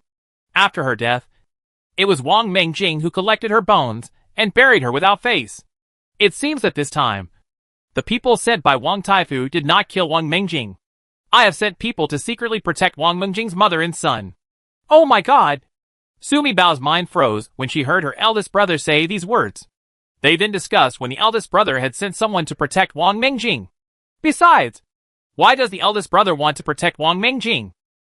Chapter 221. Su Quanming wants to abandon his son. Su Mibao didn't know that Su Jinbei saved Wang Mingjing because Su Mibao's active rescue when Wang Mingjing was ill previously attracted his attention. Su Jinbei is a person with an extremely deep and sensitive mind. He knew that his little sister was not a kind little girl. The little sister was so active in saving Wang Mingjing. That child must have a special meaning to the little sister. Ouch! Wang Chanlin. Why are you here? Su Qingyi's voice suddenly sounded outside the shack. Enthusiastic and loud. Several people from the Su family were discussing matters in the shack. And Mrs. Su asked Su Qingyi to guard outside. Everyone in the Su family knew that Su Qingyi was a big talker. And they were afraid that if they let him get involved, he would be in trouble if he spilled the beans afterwards. Several people from the Su family looked at each other. Su Mibao rolled his eyes. Hey! Look! Say Chow Chow. Chow Chow will be here. Wang Chanlin must have followed his father's orders to come to his eldest brother to talk about the emperor's grandson. Su Qingyi brought Wang Chanlin in. The Su family member said Lo and went out, leaving Wang Chanlin and Su Jinbei in the shack. In the night wind, the aroma of meat wafted over the camp. Along the way, the exiled prisoners and prisoners, who had been hungry, ate a lot of wolf meat and wild boar meat. Everyone was full, rubbing their bellies, lying in the simple shack, and soon started snoring. There were 3 shacks built in the 3rd room, and a low-pitched quarrel came from one of the shacks. Cheng Liang was already seriously injured, but now a wolf has chewed off one of his legs. He will not survive. Su Quanming sat there with a gloomy face. There was cooked wolf meat and wild boar meat on the floor in the shack. He was so hungry that he felt dizzy, but he couldn't eat anything. He only had 2 sons in his life. The eldest son died, and now the younger son is about to die too. His Su family is going to be extinct. Su Quanming. What do you mean by this? Do you want to leave Cheng Liang here? Lu Huifen's eyes were red, like a she-wolf, staring at Su Quanming fiercely. She didn't eat meat either. If these 2 couples don't eat, everyone can't eat either. More than a dozen people sat crowded together, listening to the couple arguing and smelling the aroma of meat. They became increasingly hungry and in a bad mood. Stop arguing. Huifen, didn't you go find the doctor? The official refused to let the doctor show Liang. Lianger's matter won't be solved for a while. No matter how much you argue, you can't make Lianger happy. Grandma Lu watched her daughter and granddaughter looking at the meat, her eyes bright with lust. She was also greedy and dissatisfied to persuade Su Quanming. We have to travel early tomorrow morning. Let's eat first. After eating, everyone will go to rest. We adults will sit together and discuss carefully to see if there is any other way to save Lianger. Otherwise, we all sit here. If we quarrel here, we will not be able to save Lianger. If the officials notice us, they will beat us and take away all the meat. Our whole family will starve to death tomorrow, Grandma Lu said while winking at Lu Xianglian. Sister, brother-in-law, mother is right. We can't just ask for help for Lianger's injury. It can't be cured in one go. We might as well listen to mother. Eat well and sleep well first, and then think of ways to go and ask for help. It's better than arguing here and waiting for Lianger to die. Speaking of this, Lu Xianglian looked at Su Quanming and smiled charmingly. Brother-in-law, Lianger is my nephew. As an aunt, I can't just watch him die. Later, after dinner, I will go to ask for a job, and you can find a second wife. No matter which one of us, anyone who finds a way is hope for Lianger. Right. Seeing Lu Xianglian's gentle smile and listening to this heartwarming and sweet voice, Su Quanming finally came to his senses and nodded. Okay, I'll listen to my mother-in-law and sister. Is this right? Come on. Son-in-law, I'll give you this piece. No matter how serious the matter is, you have to eat first. If you don't eat on the road of exile, you will die sooner or later. Grandma Lu quickly took a piece of fat wild boar meat and handed it to Su Quanming. The aroma of wild boar went straight to his nose, and Su Quanming's stomach suddenly woke up. It twitched and twitched. It was like a big hand stretched out and grabbed the meat. He took a big mouthful of fat and didn't even know that he was. How did you swallow it? The meat fell into his stomach, and all the muscles in his body were awakened. Come on. Come on. Eat quickly. After eating, go and rest quickly. Grandma Lu quickly winked at everyone, and everyone immediately stretched out their hands to grab the meat. For a while, the sound of eating meat filled the shack. Lu Huifan wanted to say something else, but her mother stuffed a piece of wild boar meat into her hand. Huifan, eat. You are a mother. You can't fall down first. Lu Huifan looked at her mother, then at the wild boar meat in her hand, took a bite, and ate while shedding tears. After eating, everyone realized what was going on and immediately went out and crowded into another shack to sleep. Only a few people in charge were left, discussing countermeasures in the shack. Leonor can't do it anymore. It's useless no matter who you look for. Su Quanming ate a belly full of wild boar meat, and by this time his sanity had returned. Although his face was still sad, it was no longer dejected. How can it be useless? As long as my beloved son has a breath. Su Quanming, I can't let you throw him away. Lu Huifan has been acrimonious and mean-spirited all her life, but she had doted on her youngest son all her life. Especially after hearing Grandma Lu explain her boss's life experience, she became even more persistent. Leonor is her only son. Without Leonor, what's the point of living for her? Then I thought about Grandma Lu saying that she was old, but Su Quanming could still take a concubine and live again. She gritted her teeth with hatred. It's okay for you to be domineering at home before. Lu Huifan, you have to understand that this is the Exile, and we are prisoners. Leonor looks like that, with injuries all over his body, and his legs are gone. He can't survive at all. Just take him with you. That is procrastinating. When Su Quanming thought that he had carried Su Chengliang all the way today, his legs were shaking. If Su Chengliang were to carry Su Chengliang on the road again tomorrow, and Su Chengliang had to drag on like this and live for 10 days and a half before dying, he might die in front of Su Chengliang. Su Quanming, don't think that you are the only one who is smart and everyone else is blind. When the wolf came today, did you think no one saw what you did? When Lu Huifan heard Su Qiuming's words, she immediately became furious. Su Qiuming's entire face darkened when Lu Huifan mentioned the cry of wolf. You still have the nerve to tell me that when the wolf came, you ran faster than anyone else. You climbed the tree. What about me? I was carrying Leonor on my back, and I couldn't run at all. We both had to die. I put Leonor on the tree with a crooked neck. Wasn't it just because there was a deep valley down there? And the wolf wasn't stupid and wouldn't risk his own life just to eat someone. Why didn't you say you were afraid of death? So you abandoned your son and ran away? When Lu Huifan thought about it, she heard the wolf was coming. She reflexively ran with everyone. When she climbed up the tree, she remembered that Su Quanming was carrying her son on her back. She lay on the tree and saw from a distance that Su Quanming hung his son on a tree growing on the edge of the cliff. He climbed a big tree by himself. My son swayed on the crooked tree. If my son hadn't been in a coma, he would have woken up and saw himself hanging on a tree on the edge of a cliff. He could have fallen off at any time, and he would have been scared to death. Then the wild boar rushed over, sending up a cloud of dust and smoke. Chapter 222, Divorce. You house spoiler. Wait until it's all over and the white smoke dissipates. Lu Huifan ran over and, together with her concubine Lu, got Su Chengliang down from the crooked neck tree, only to find that Su Chengliang was still unconscious. But one of his legs was missing. Lu Huifan fainted from fright. You are a person who never uses his brain when talking. If I hadn't been smart enough to come up with that good idea, tell me, with my body and carrying Chengliang on my back, we both would have died together. Su Quanming glared at Lu Huifan. He was getting more and more disgusted with this woman now. She and Leonor are obviously biological sisters. So why are they so different? When he got to the place of exile and settled down, he would definitely have to find a way to divorce this woman. Anyway, both of his sons are dead now. He never wanted to live with this woman again. You've seen Cheng Liang's injury. The doctor also said that it can't be cured. Even if we take him with us, it's just procrastinating. Su Quanming thought that every day from now on, he would have to carry his rotten and smelly son on the road until his son died on his back. He was so uncomfortable that he died. Look what you said. What do you mean? Our son is not dead yet.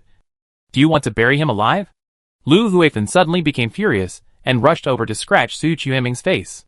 Their son was destined to die, and the couple was holding their breath in their hearts. They dislike each other.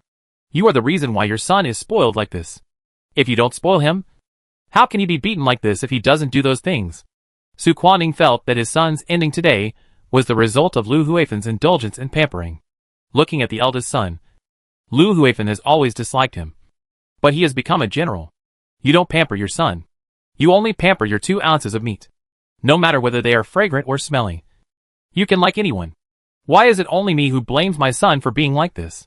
If you want to say it is blame, it is also blame. Your upper beam is not straight, and your lower beam is crooked. It's all because of you. An immoral man. When he thought about losing his son, the man behaved like this again. Lu Huifan became even more uncomfortable and scratched Su Qianming's face.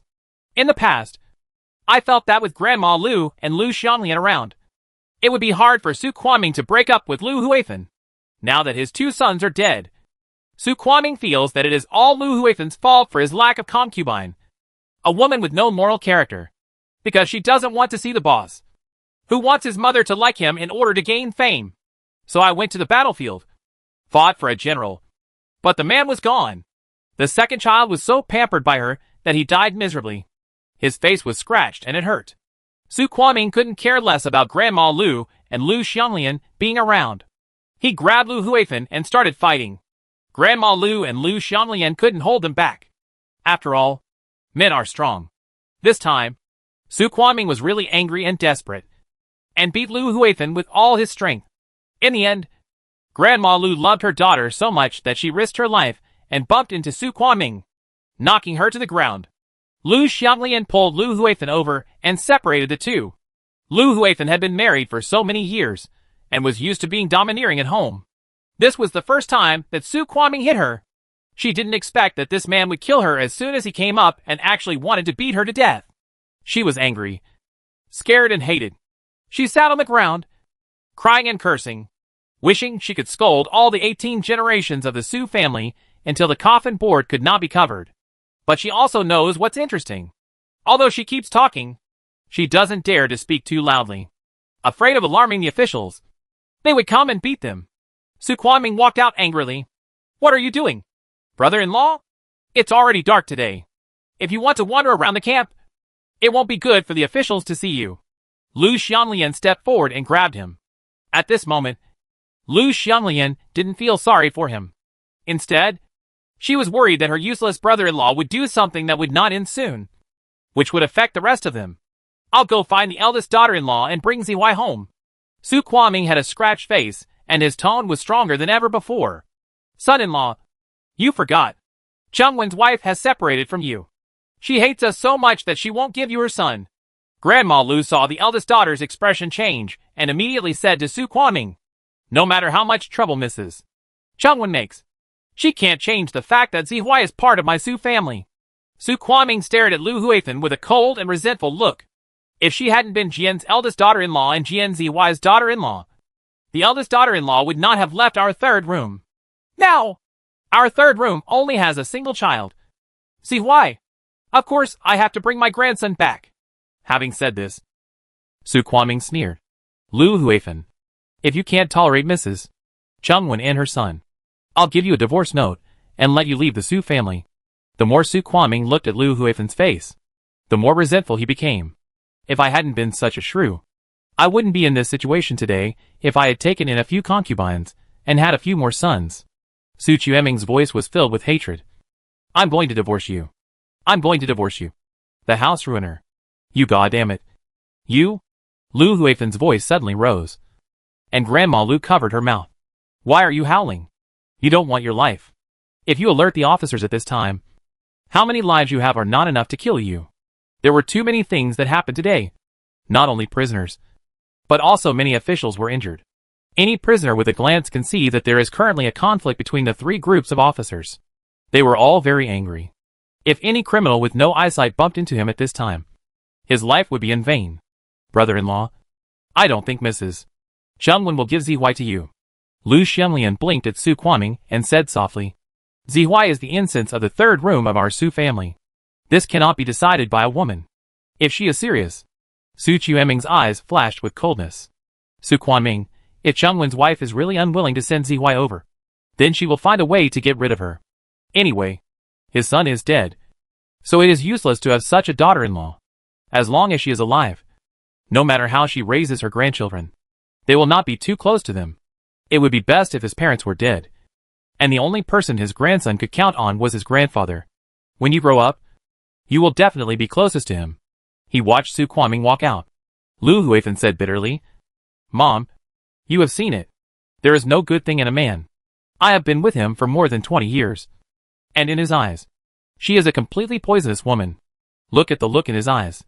She is disgusted, and wants to kill me. Lu Huifan was really heartbroken. She has been domineering and unreasonable all her life. Take advantage of everything.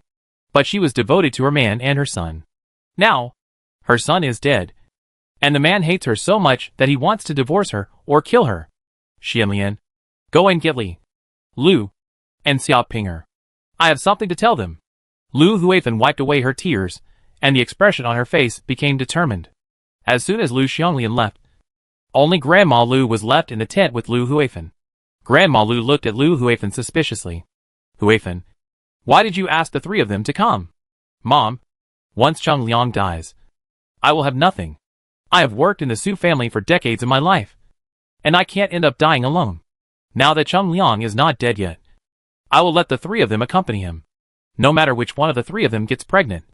They are all my biological grandsons. Chapter 223 A Nest of Little Widows. Grandma Lu was startled when she thought of Su Chengliang being unconscious and his whole body was in pieces. I can't help but frown. Huifan, it's not what my mother said about you. Cheng Liang is like this, and he can't do anything. Lu Huifan looked at her mother dissatisfied. Mom, don't say that. As long as a man survives, that object can be used. I am also providing a way for the three of them to make a living. Whoever gives birth to my legitimate grandson will be the future mistress of our third house. Grandma Lu looked at the bewildered eldest daughter and couldn't help but curl her lips. They all ransacked their homes and were exiled. So what else could they say about the head of the house and the mistress? In addition to a bunch of mouths to eat, this family doesn't have much wealth to control. Huifan, look, I know Leonor is like this and you feel sad. But calm down and think about it. We'll rest here tonight. We have to hit the road early tomorrow morning. Look at what Guanyi is like. And we'll hit the road now. Leonor's body will not stop easily. Without medicine, he will not be able to survive for 2 days. Grandma Lu held the trembling Lu Huifan in distress. The whole body is rotten. Think about it. He only has this breath. Let's not say what the son-in-law will think if he is asked to carry him on his back. Just think about Leonor. Think about how much it hurts. Sooner or later, he will be a damn it. You mother-in-law, do you want to watch him die in pain? If you really feel sorry for him, you might as well let him rest in peace. Mom, my child, this is the only child I have. Even if he is gone, I will survive. Lu Huifan hugged Grandma Lu and did not dare to cry loudly. She could only shed tears and tremble at the same time. It's all fate. Now that I think about it, maybe I shouldn't have changed my child back then. God can't stand it if we rob someone else's child. So he accepted our child. Huifan, we are all mothers. It's all your fault. Lu Huifan stopped crying, raised her head, wiped away her tears. Mom, I never believe in fate. You did the right thing back then. Huang Qionyang lost her child. It was because she was useless. It had nothing to do with my mother. Now, I listen to my mother, and I won't cry anymore. Wait for them, the three of them are here. I'll take them to Leonor's shack, and I'll stay outside. When it's done, I'll dig a good hole for Leonor to go safely. Huifan, you can understand. Mom will be relieved. We can send Leonor away tonight, and get him a good burial. If we wait until we hit the road tomorrow, and he dies on the road, and if the official doesn't let us stop, he will just kill him. He threw it away, and there was nothing we could do. Grandma Lu patted Lu Huifan on the back. I have seen it. This place has mountains and rivers. It is a good place to bury Leonor here. Let's mark it again, and wait for him to settle down in the future. In a few years, he will come again. I will wait for you for 100 years. Finally, with him by your side, you are not alone. Well, Mother, you're right. I've thought about it. Lu Huifan nodded. If they can give birth to a son and a half, I will raise him and let him go home as a good son. If he cannot give birth to a child, then when he becomes stable in the future, I will adopt one. He will bear it in the name of a good son. It can be regarded as an end to his innocence. When she thought that 100 years later, none of her children or grandchildren would burn a piece of paper for her, Lu Huifan felt terrible pain in her heart. In addition to Leonor's affairs, son-in-law's affairs must also be dealt with as soon as possible. Judging from the look on my son-in-law's face, I am afraid that he hates you this time. regardless of whether he can hold Susie White or not. He will probably divorce you. If a woman is divorced, it will not only be a disaster for the woman, but also a shame for the woman's natal family. He wants to divorce me, marry a young Jiao Didi, and have a family of children. Bah! Even Su Quanming is worthy of him. The expression on Lu Huifen's face turned vicious. If he really dares to divorce me, I will make him a eunuch. Then I will see why he takes concubines and has children. Grandma Lu looked at Lu Huifen's resentful face and sighed. It is true that he cannot be allowed to give birth to a child.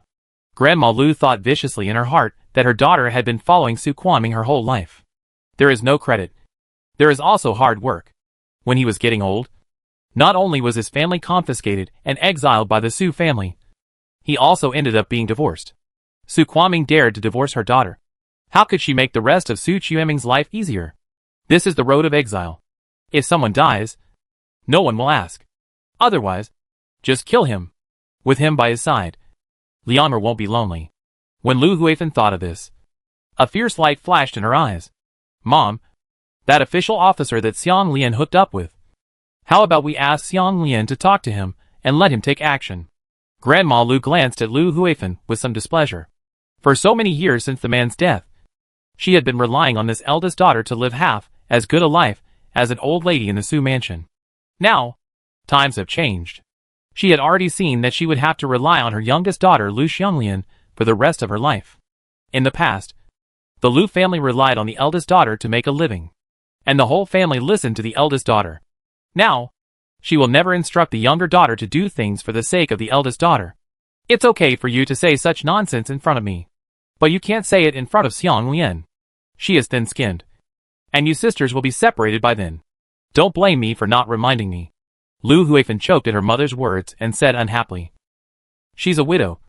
Halfway through her words, Lu Huifen saw her mother's expression change and immediately shut up. After thinking about it, her expression also changed. In the future, whether Su Quanming divorced her or she got rid of Su Quanming, she is a woman without a man. Like her younger sister Lu Xianglian, she became a widow. However, the younger sister is a young and beautiful widow. Got on good terms with the officials again. From now on, I will point at my little sister all the way. She really couldn't boss her little sister around like she did before in the mansion. Although I understand that no one is strong in the current situation. But Lu Huifen was still angry in her heart. Her younger sister and her mother had enjoyed so many years of glory and wealth thanks to her protection in the Jinghua Palace. As soon as she lost her position, her face immediately changed, and she had to be careful with them. Angry, really angry. Grandma Lu looked extremely ugly after being spoken to by a widow named Lu Huifen.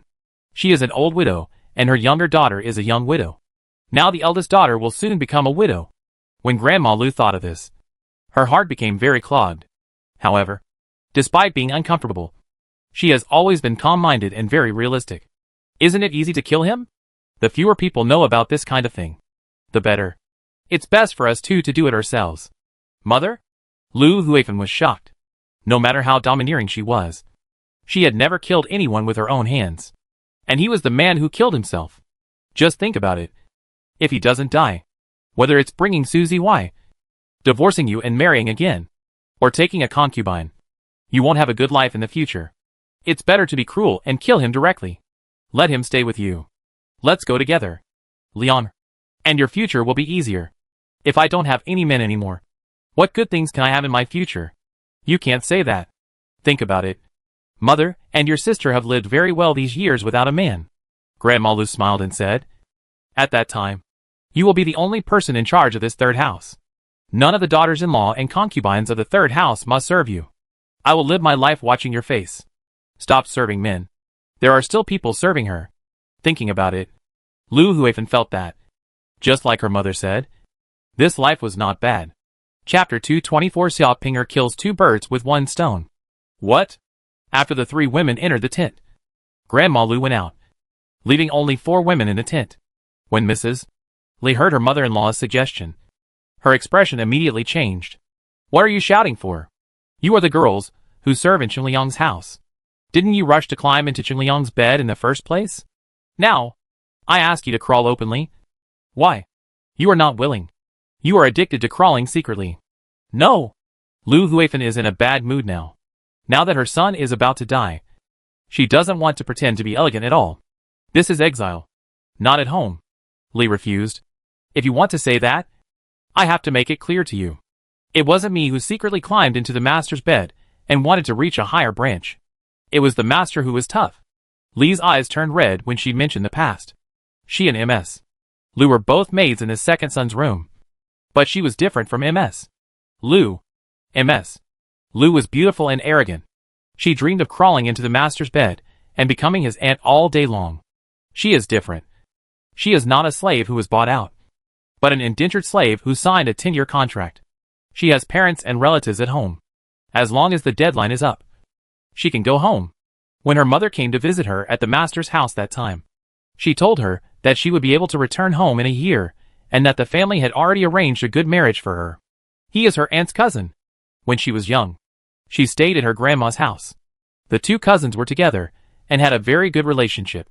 Who would have known that Su Chungliang was not a good person and would keep so many beautiful concubines in his room? But that night, he blocked her in the room and forced her to. Although it was just for one night, she became Su Chunliang's. So he could only take her as his concubine. The maids nearby all envied her. Some were jealous of her, and some hated her. But she really hated Su Chungliang and hated him for ruining everything for her. When she thought about this, Mrs. Li wanted to kill Su Chungliang. Snapped. With a loud slap. Lu Huifeng glared at MS. Li. Shut up. You bitch. A bitch born as a slave dares to talk back. Li covered her face and stopped talking. But her eyes were still filled with resentment. You're not going to imitate that little bitch. Are you? Lu Huifeng looked at MS. Lu with anger and coldness. This Mrs. Lu is not as tough-tongued as Mrs. Li. But she looks like a vixen and can speak with her mouth. In the past, Lu Huifeng annoyed her the most. Because Mrs. Lu looks very much like her little sister Lu Xianglian in her movements. Mom, how dare I disobey you? Mrs. Lu hurriedly stepped forward, her face turning into a peach blossom smile. I listen to mother. You go and serve me now. Lu Huifeng didn't expect Mrs. Lu to be so good at talking. So she immediately smiled, took out a jade bracelet she had hidden in her arms, and handed it to Mrs. Lu. You are a good boy. If you get pregnant in the future, you will be the wife of our third bedroom. MS. Lu, this old woman. She thought she was at the Jinghua Palace? They've all had their homes confiscated and been exiled. So why mention the boss's wife? This pie is too big. Humph. Anyway, you can't watch me face to face when I go in. Can you know whether I serve your son or pinch your son?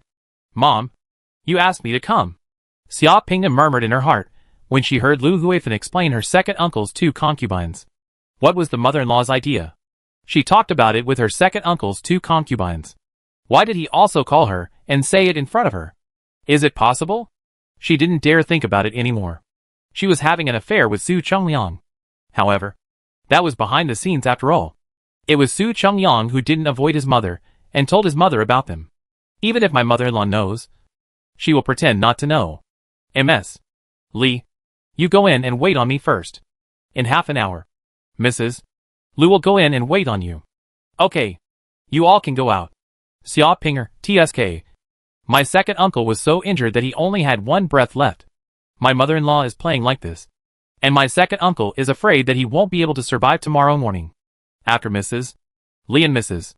Lu had gone out, Lu Huifeng took Xia Pinger and sat down, veering away from her previous domineering behavior towards the two concubines, smiling and squeezing Xia Pinger's soft little hand. Pinger, my mother and I have always been in love. Ever since you entered the house. My mother has loved you so much. Xia Pinger, what kind of trick is this? But with a gentle smile on his face. Mom, look at what you said. Pinger knows how good you are to Pinger.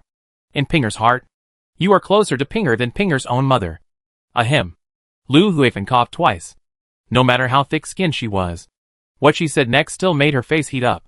Pinger, you also know Chungliang's situation now. Mom, don't be sad. Second uncle's injury is a bit serious. But as a family, we can always find a way to save people if we work together. Pinger, Mom just likes your mouth. Why do you speak so beautifully? Lu Huifeng became more and more satisfied with Xia Pinger. Just now, she deliberately ordered her son's two concubines to do such a thing in front of Xia Pinger. Also to observe Xia Pinger's expression. After all, although Xia Pinger had an affair with her son behind his back, on the surface, Xia Pinger was still his son's sister-in-law. If Xia Pinger blocked her words as soon as she opened her mouth, there would be nothing she could do.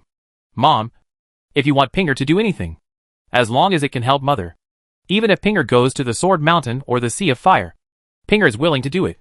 Mother, be good to Pinger, and be good to Pinger's children. Pinger will always remember my mother's goodness. Oh, you kid. You are so sweet-mouthed and kind-hearted. It really hurts my heart. Mom, we are the only two here. If you have any questions, just say it. Oh, since Pinger is so sensible, Mom will show off her old face and say something that can't be seen in person. You heard it just now. Mom might as well tell you the truth. If Chung Liang doesn't do it, Mom doesn't want to. Chung Liang was thrown in the middle of the road by the official, and he couldn't even cover himself with earth. My mother thought. Xia Pinger, come on. This old woman really had this idea. This is because I want to be like the two concubines, pregnant with a second uncle's child. After Mrs. Lu comes out. In half an hour, you go to the shack to see the second child. Lu Huifan spoke vaguely. No matter how thick-skinned she was, she couldn't say it to her face and led Xia Pinger directly. Xia Pinger, well, I'm worried. This is really what comes to mind. This opportunity was really given to me by God. It should have arrived on her 3 days ago. The result has not come until now. She had been feeling uneasy. Come to think of it, she might be pregnant. After another calculation, this child could only have been conceived by those officials that night in the prison. I don't know which official is from it. If something like this happened to the Duke of Jin in the past, she would have asked the maid to secretly buy a package of medicine and give it a beating. Now on the road of exile, not only can't buy medicine, but if the medicine doesn't work well, it will be over, and you will lose your life. That's why she thought of seducing Lu Lao. When the time came, she would put the blame on Lu Lao. For the sake of the child, Lu Lao will also take care of her. When the time came, the third wife of the Su family knew that she was pregnant, and she quietly told Lu Huifan that the child she was carrying was Su Qingliang's. Lu Huifan will also take care of her for the sake of her children. Unexpectedly, before she could take action, Lu Huifan came to her door begging for help. After a while, she became pregnant. Lu Huifan would naturally think that the child in her belly was Su Qingliang's child. Mom, I listened to everything you say. Oh, you are really my good daughter. Pinger, my mother has only given birth to 2 boys in her life and never a daughter. From now on, you will be my biological daughter. Xia Pinger, just now, I said that if she gave birth to a child, she would be the wife of the 3rd bedroom housekeeper. In the blink of an eye, she became a biological daughter again. Chapter 225. Widow Lu comes to the door. As the night fell, there were fewer sounds in the camp, and many people began to fall asleep. Lu Lao and Zhao Shuqi share a tent. At this moment, a woman's delicate voice suddenly sounded outside the tent. Brother Lu, are you asleep?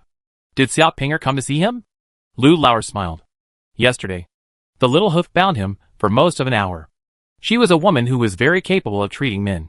Brother Lu, I'm going out for a moment. Zhao Shuqi is a quick-witted person. The 3 of them are not the same group as Zhou Fuan. As old escort officers who often walk this exile road, the 3 of them had been moving together and living in the same tent. Since Wang Loba left, only Zhao Shuqi and Lu Lao lived together. This bitch is so disobedient. I told her not to come to my place in front of everyone. She is so disobedient. She is really itchy. Lu Lao spit on the ground. You stay here. Let her in. Zhao Shuqi chuckled. He and Lu Lao had been walking this road for several years. It was normal for female prisoners in exile to enter their tents. Although Brother Lu is ruthless, he is still very particular as a brother. Neither money nor women eat alone. This is why he and Wan Laba follow Lu Lao with all their heart. Come in. As soon as Lu Lao finished speaking, a young woman walked in from outside. A torch was lit in the tent, which reflected on the woman's face. Young and beautiful, but not Xia Pinger. Lu Lao's eyes suddenly fell on the woman's belly. The belly is slightly swollen, looking like it is 4 or 5 months old. I am a villager in Daliaswang. My surname is Lu. Everyone calls me Widow Lu. I'm here to see Wang Laoba. De Liuzhuang. Widow Lu. Wang Laoba. These words instantly made Lu Lao feel something bad. He turned his head, and his eyes collided with Zhao Shuqi's. Both of them saw something ominous in each other's eyes. Bago's best friend in Dahlia's wing is called Widow Lu. Zhao Xuqi said this to Lu Lauer. Then turned to look at Widow Lu in confusion. Why did you come here on your own? We just finished what we were doing. I was just thinking about going out later and looking for minas at your camp. You went to our village to find Wan Laoba. But he didn't go to our village? Widow Lu looked at the two of them puzzledly. Our village was in the woods today.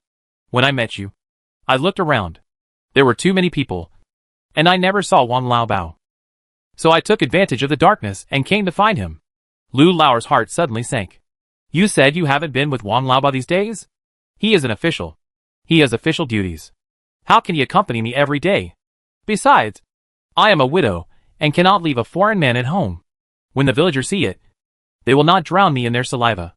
Speaking of this, Widow Lu's face turned ugly. I used to live in Murakami. I was afraid that others would find out, so I never dared to go out.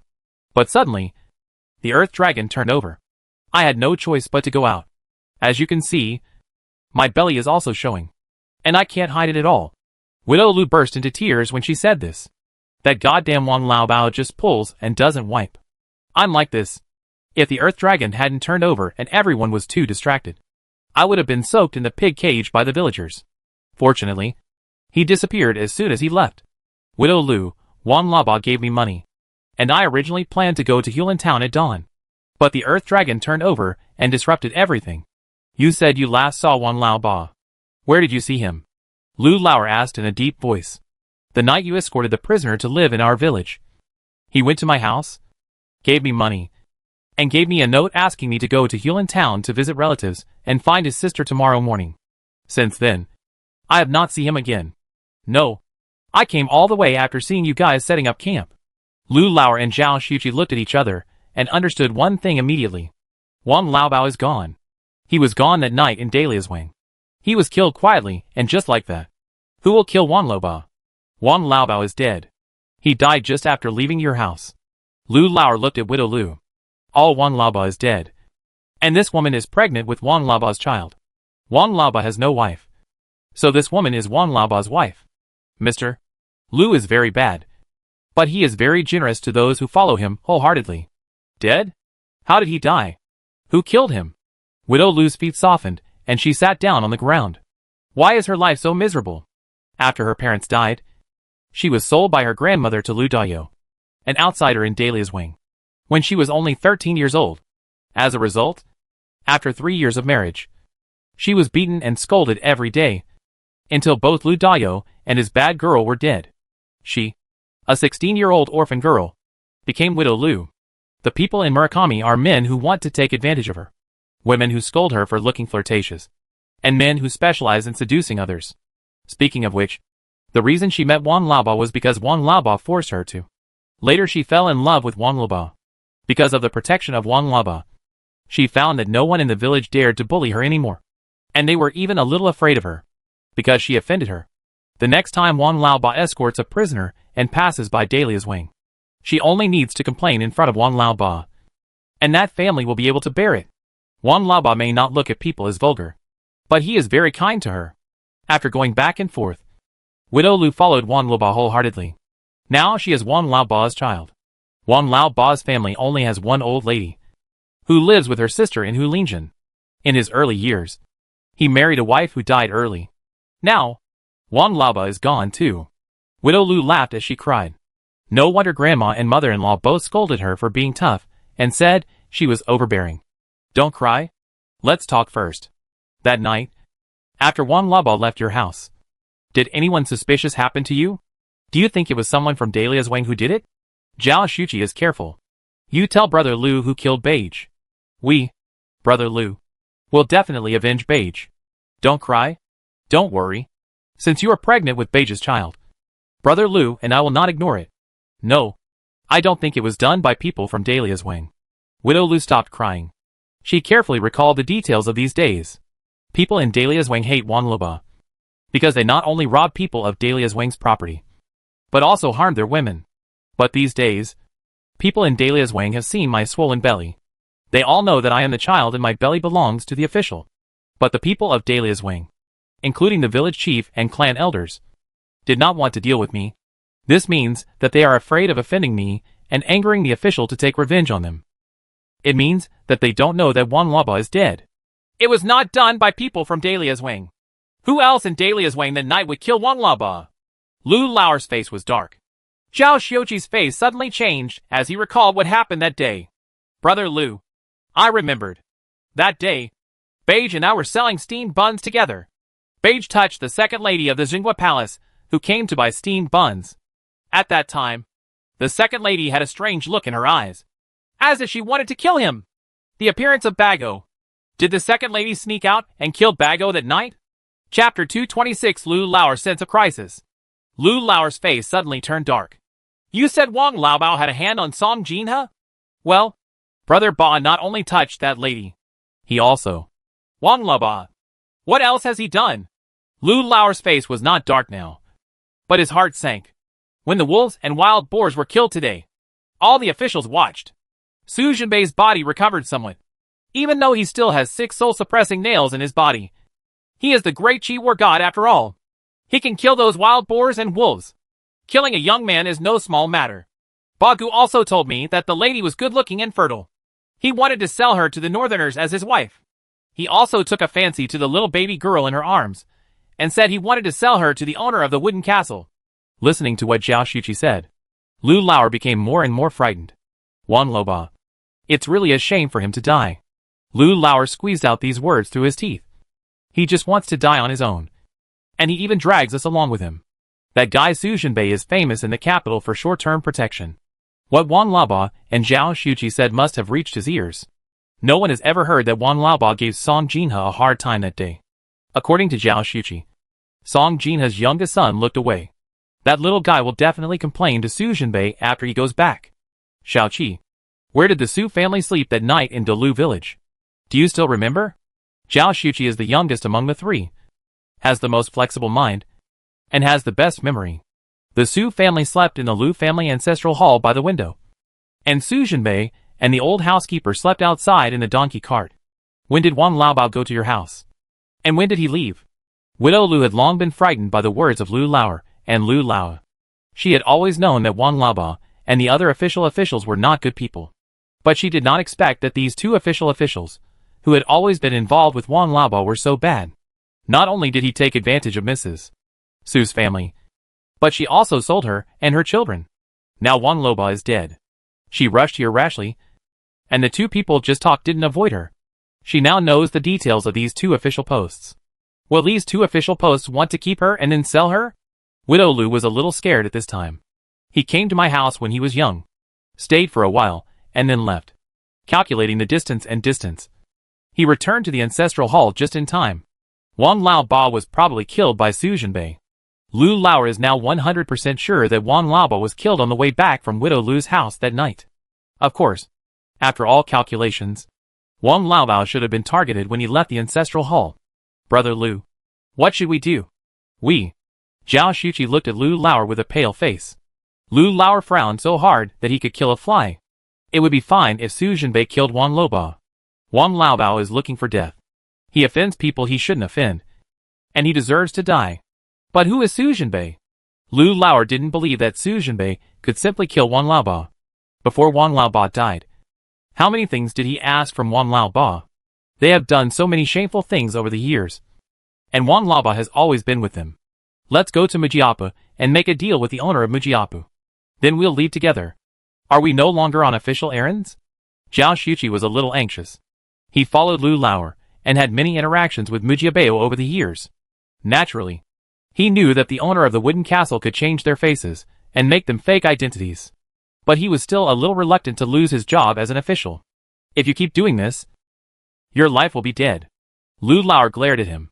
Anyway, after Dilong turned over, he was cut off from contact and supplies with the capital. No one knows whether he will survive to the place of exile if he goes on this journey. Lu Lao's face was as gloomy as water. Lu Lao, if I lose my life on the road, then all the money I have saved and purchased over the years will be at an advantage to others. It's better to take this opportunity to leave. Zhou Fuan will naturally not retaliate against us for escaping. His officers escaped, and he was also implicated. Therefore, he will definitely die on the road in the end. But we left like this. There was a look of struggle on Zhao Xiuqi's face. Of course we can't just leave like this and give them an advantage. Before we leave, we need to bring a batch of goods to the castle owner. Brother Lu, I will do whatever you say. I will be with you for the rest of my life. I heard that I will make a fortune before I leave. Zhao Xuqi was immediately happy. If you want to take us, why not take a few more? Take some children to Mujiabao. Then take a few beautiful girls to the building. Zhao Xuqi, over the years, I have made a lot of money following Brother Lu. They were all sent back to their hometown to build a house and buy land for their parents. But I'm apparently dead, so I can't go back. If it doesn't work out and I can't follow Brother Lu, I will go directly to Yulin Mountain to join my distant cousin and become a mountain bandit. Also ended up in a carefree and happy life. Widow Lu's face turned pale, and her whole body was shaking. It's over. Her life was really miserable. And she had sent herself to the wolf's den. These two people will definitely give her to that wooden castle owner as a medicine man. After all, it's not easy for her to sell her body to the building now. When the time comes, you follow us. Lu Lauer didn't care about Widow Lu's face. Thump! Widow Lu suddenly knelt on the ground. Her belly was so big that she couldn't kowtow. He rubbed his hands together and looked at Lu Lauer with pleading eyes. Please, for Wang Loba's sake, please spare my life and my child's life. Lu Lauer was surprised at first, and then his face turned darker. Zhao Xuqi quickly stepped forward to help Widow Lu up. Don't be afraid. Brother Lu will never make things difficult for our own people. Lu Lauer stared at Widow Lu. You are pregnant with Wang Laba's child. We will take you away from here. When we get down from the mountain, we will reach Yulin town after walking dozens of miles. At that time, we will send you to Wang Laoba's sister's house. Lao Ba often told me that Brother Lu is very kind and righteous. Widow Lu quickly smiled flatteringly at Lu Lao. I'll go back and get my luggage right now. Me? You don't want to go back. Ask Zhao Xuqi to get the things. The people in Dalia's Wang are watching you. You go back and get your luggage yourself. What should you say? Widow Lu, well, Lu Lauer is right. The official went back to help me get my luggage. The people in the village will think that I have been favored by the official and have taken advantage of me. I am a widow with no foundation. If I am taken away by the officials, no one from the village will come to intercede for me. Xiaoqi, please. Lu Lauer escorted Zhao Xuqi out of the tent and immediately told Zhao Xuqi that after getting back Widow Lu's things, he could casually go find Mu Xiang, the village chief's daughter-in-law. Mu Xiang is the medicine man of the owner of the wooden castle. If the owner of the wooden castle can send Mu Xiang to Dalia's Wang, he must have a big plan. He might as well take advantage of his plan. Cooperate with Mu Xiang, and use the medicine in Mu Xiang's hands to get a few more people to sell it. Chapter 227. The truth is revealed. Mu Xiang, who was worried about Lu Lao, was feeling anxious in her heart at this time. The resting place for the people of Dolu village. In the shack of village chief Lu's family. Mr. Bye. Please show my daughter-in-law quickly. She is still pregnant with a child. Village chief Lu was very attentive with a smile on his face. He finally negotiated with Zhou Fuan and invited Bai Suzy to come over and look at the injuries of his son and daughter-in-law. Because village chief Lu led the official envoys before Dilong turned around. After the official envoys went up the mountain, he stayed and waited until the people from Delu village came over. And then he took the people from Delu village up the mountain with him. They were familiar with this area, but they didn't want to go with officials. Village chief Lu took the villagers and took a small road into the mountains, deliberately avoiding officials and deported prisoners. Therefore, their village arrived here earlier than Guanchai. However, they were unlucky and encountered a pack of wolves and wild boars. So they were chased back here and bumped into an official. Since village chief Lu was still a bad official, Zhou Fuan didn't give him any trouble and asked Bai Suzy to come over for diagnosis and treatment. I'm fine. Can the doctor please take a look at my man first? He is seriously injured. Mu Xiang, I can't let this doctor treat me. I am a medicine man who has been trained in Mujiabao for many years. And my blood is full of drugs and poisons. Anyone who touches my blood will be dizzy if it's too little, or die if it's too much. The child in my belly will never grow up or be born. Even if you are lucky enough to be born, you will still die. But she can't say these words to village chief Lu now, let alone let the doctor see her injuries. Mother, please take a look at my son. His whole body is covered with wounds, and the 2 wounds on his shoulders and back are too deep. 2 pieces of flesh were chewed off by wolves while he was still alive. The village chief's wife looked anxious. He was also dissatisfied with the village chief. His son was so seriously injured, and he only had eyes for his daughter-in-law. The daughter-in-law is pregnant with their grandson, who has not yet been born. Even after he was born, his son was more important than his grandson in her heart. He is a grown man. He has some flesh injuries. What can he do? Let the doctor take a look at his daughter-in-law and prescribe some medicine. You can quickly follow the doctor to get it. What if something happens to our grandson? The village chief stopped talking. The second child, Xiao Lu, was anxious. Mom, just listen to Dad. I'm fine. Let the doctor show Musiang first. I don't want it. Let me show it to my husband first. Bai Suzy felt a little moved as she listened to the family's concessions. This is on the Exile road. If the injury is serious and treatment is delayed, it is easy to die from infection. This young couple gives in to each other and is so loving. You all, stop pushing. I'll show him first. He's seriously injured and can't survive without treatment. Then I'll show you. Bai Suzy looked at the wound on Musiang's leg. The arrow was shot deep enough. If it was not treated properly, the leg would be lame. Look at the young man lying in the shack again. This young man was seriously injured. His clothes were torn. His whole body was covered in blood. And blood was still oozing from his 2 blood holes. It needs to be cured quickly. Bai Suzy didn't listen to village chief Lu's words, and squatted down directly to treat Xiao Lu's injuries. Although the injuries on this young man's body were serious, the poison in his body was even deeper. It should be more fatal to him than the injuries on his body. Bai Suzy frowned. Have you ever seen a doctor before? Have you ever been poisoned? Upon hearing this, the expressions of village chief Lu and Musiang changed.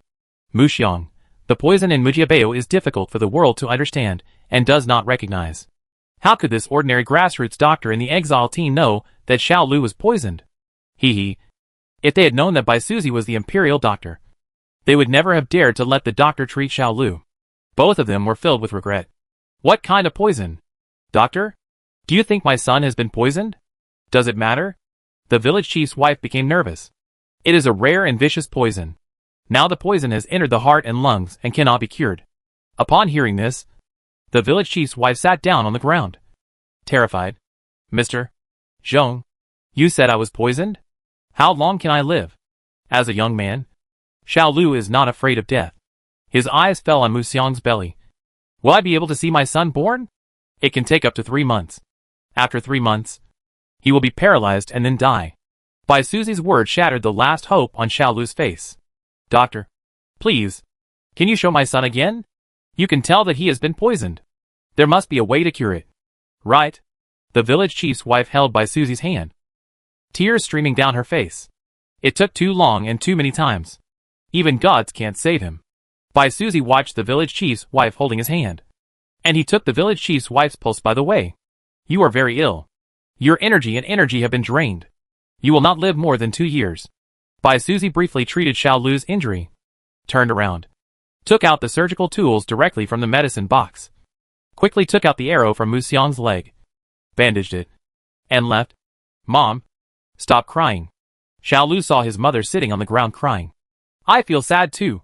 Musiang, daughter-in-law, I'm sorry for you.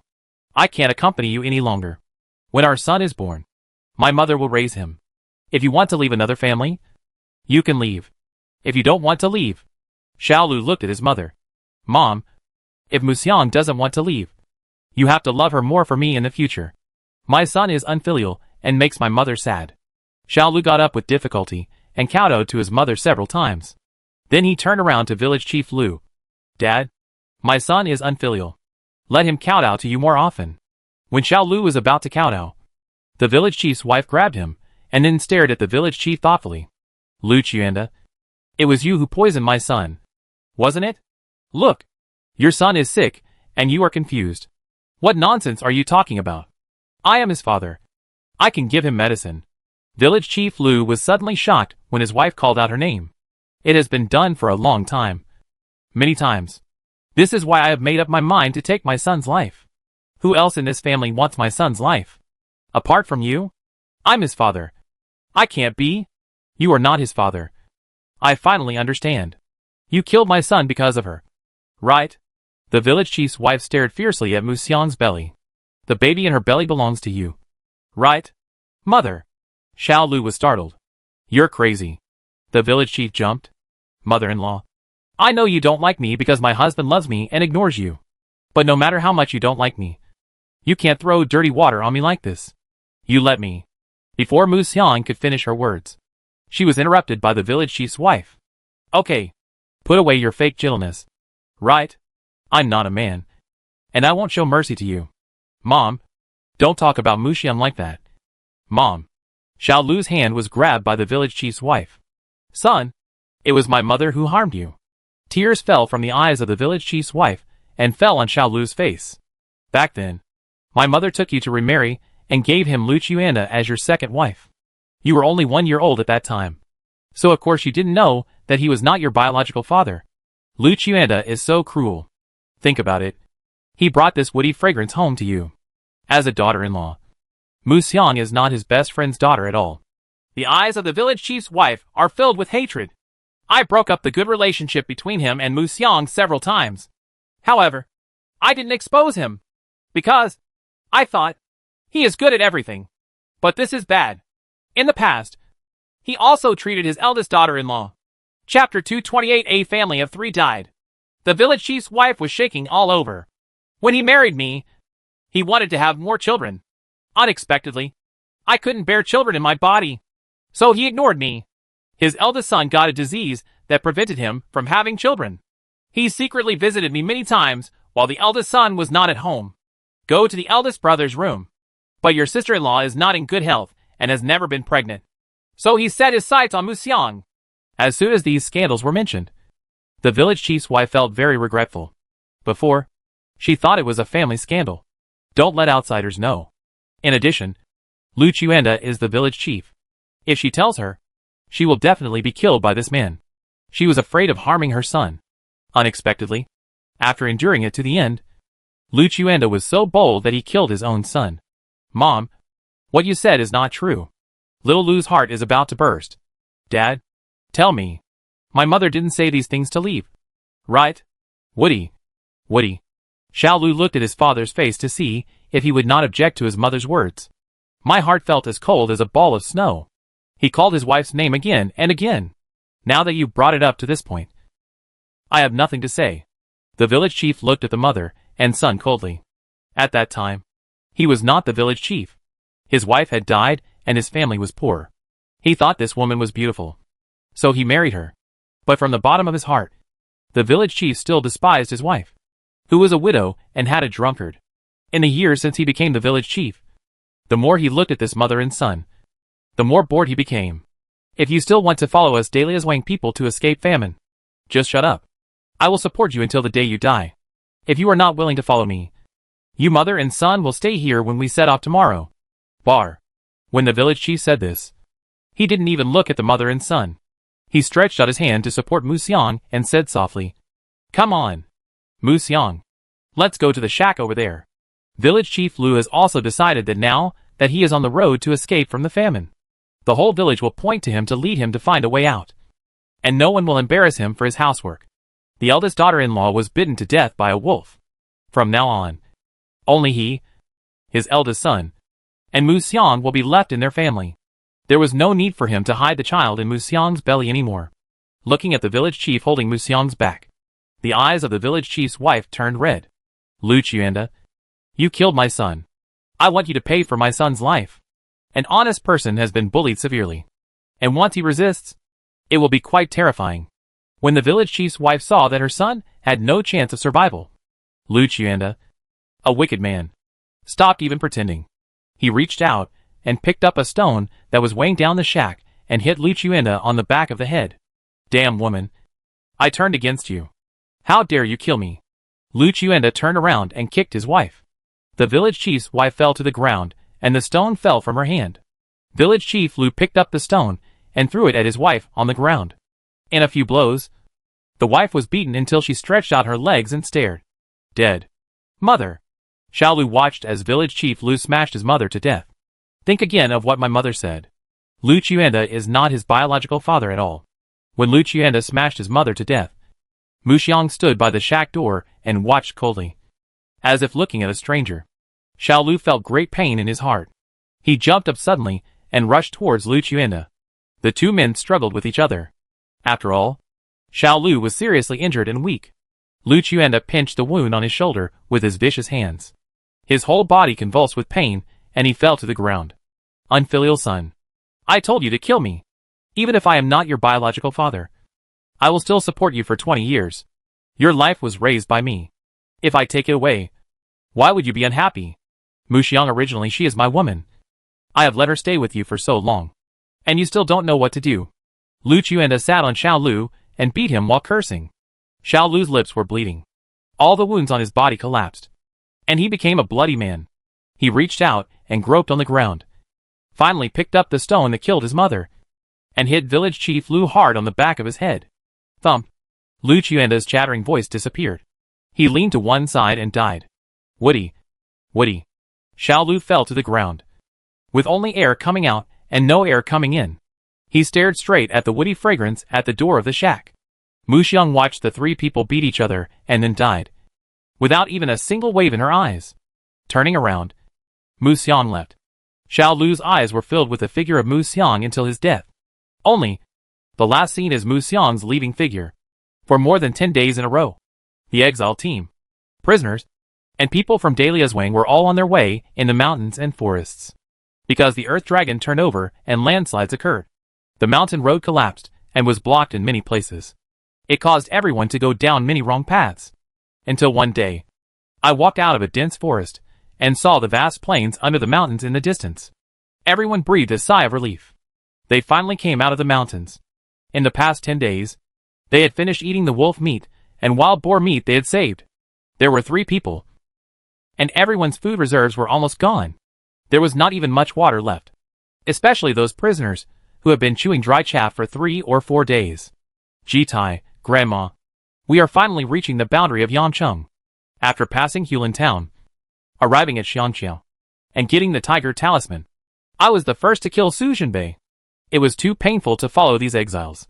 Lu Zan, Lieutenant Gu asked me to find the person who was in contact with Su Jinbei in Xiangqiao, get the tiger talisman, and kill the whole family of Jinhua Gongfu. Lieutenant Gu must have arranged for someone to be waiting for us at Xiangqiao in advance. What should I do? Zhou Fuan, now we go down the mountain and walk for more than 10 miles to Hulin town. If we go further, we will reach Yancheng. There is no old friend when leaving Yancheng in the north. After leaving Yancheng, we went all the way north, leading directly to the Exile in northern Xinjiang. Will Chu Mingyang be in Hulin town? Still in Yancheng? Or did something happen on the road? Looking at the looming small village in the plain below the mountain, the 3 of them each had their own agenda. Without speaking to each other, they all urged their teams to move faster and hurry up to see if they could get down from the mountain before dark. Even if they couldn't make it to Hulin town, they could go to that small village to spend the night. Get some food and water by the way. Mom, let's go down the mountain and go to the village to ask someone if we can buy a cart first. Song Jinha held Sumi Bao in his arms and looked at the disheveled appearance of the family. Without the cart, the donkey was eaten by wolves. During these 10 days in the mountains, the Su family, like all the exiled prisoners, could only walk on 2 legs. The women themselves were very tired from walking, and the children could not walk in the mountains at all. I have to carry it on my back from time to time. The Su family was in a very miserable state, but they had Sumi Bao to secretly subsidize some food. They were haggard, but compared to the prisoners who were skinny, it was much better. First pay someone to boil water and wash it clean. Then have a full meal and have a good sleep. Tomorrow I will buy a cart and take Grandma and the children with me. It is plain and it is an official road, so it will be easy to travel. Many. Gu Yuyan looked at the village in the distance with a happy expression on her face. Brother, I didn't find a chance to get rid of Ji Tai in the mountains. Now that we're down the mountain, Ji Tai won't let our family make it to Yancheng alive. Right? The familiar little milky voice sounded unexpectedly. Su Jinbei frowned. Well, he is so depressed that he will probably kill us when he gets to Xiangqiu. Su Jinbei's attitude remained as calm as before. Chapter 229, I want to be your son-in-law. What should we do? The Su family became nervous. Kill Ji Tai. Su Jinbei's face was expressionless. But the Su family was frightened after hearing this. Ji Tai is very skilled, and there are imperial guards around him, so it will not be easy to kill him.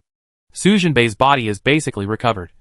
But if he wants to kill Ji Tai, not only the imperial army but also all officials will be involved. Can Su Jinbei do it alone? Mrs. Su glanced worriedly at Yi Ranqing, who was following behind her. From yesterday to now, Yi Ranqing's stomach has been feeling uncomfortable. Counting the days. Mrs. Su was worried that Yi Ranqing would give birth prematurely.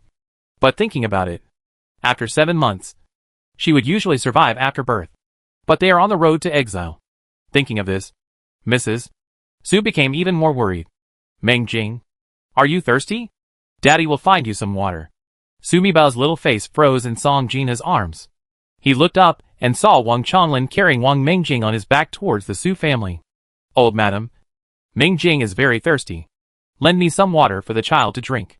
When Wang Changlin said this, he raised his head and looked at Su Zhenbei. Look, our Wang family threw away my biological son in order to keep the emperor's grandson. You, Su Zhenbei, are the prince's loyal minister. I ask you to kill Ji Tai. Why are you bothering? If we don't kill Ji Tai and let him find out about the emperor's grandson, we will all die. Su Mibao raised his head and met the eyes of the grandson on Wang Chonglin's back. Her skin is white and tender. Her long eyelashes flicker, and her black eyes are bright. Looking at Su Mibao, a smile suddenly breaks out, and a pair of small dimples make people want to reach out and touch them. Such a cute and beautiful little cub. She was thinking this in her heart, and she was doing the same with her hands. She stretched out her little hand and touched the little face of Yan Qingji opposite her. So smooth, tender and soft. It really feels good to the touch. I really want to pinch it again. Thinking of this, Su Mibao really pinched him. I want to be with her. A clear child's voice suddenly sounded. The Su family was startled by the suddenness. Temple. Wang Changlin was glanced at coldly by Su Zhenbei. And then he realized that he had almost revealed his mouth, and was so frightened that he quickly changed it. It's wrong to worry about other people's little sisters. Meng Jing, wait until Dad asks you for some water. Drink it, and we'll go back and play with your sister Xiaoxi. This little sister is too young. She can't speak. She can't play with you. It was so dangerous. I almost called out your highness. If my father finds out, he will beat me to death. My father gave me thousands of warnings. Let me not show my fault. In order to protect the emperor's grandson, Han Taijun took my son away, and Long Yi and Long Air could only follow and protect me in secret. Han Taijun left with the real Wang Mengjing in his arms? Su Mibao squinted his eyes. Yes, Han Taijun and the Wang family put on a good show. Han Taijun was good at disguise. He disguised Wang Mengjing and Yan Qingji, exchanged their identities, and left with the real Wang Mengjing. Eldest brother said that he would save Wang Mengjing and aunt's son. But where are the arrangements? If Wang Mengjing and her daughter were really rescued, what about Han Taijun? Will he die? Neither Wang Mengjing nor Han Taijun died in the original book. Su Mibao just thought about it in her heart, and she didn't want to ask her eldest brother. After all, these things have little impact on their Su family now. She touched me, and I'm not clean anymore. I want to marry her. What? The exiled prisoners walking nearby laughed when they heard these words. The journey of exile was difficult, and everyone was worried to death. Listening to such children's words, I felt funny. And then I saw that the little kid who was talking was extremely good-looking. He was obviously a little boy. He was so good-looking, but he kept clamoring to marry a little girl. So funny. Someone teased Yan Qingji. You are a boy, so you can only marry the little sister. You cannot marry the little sister.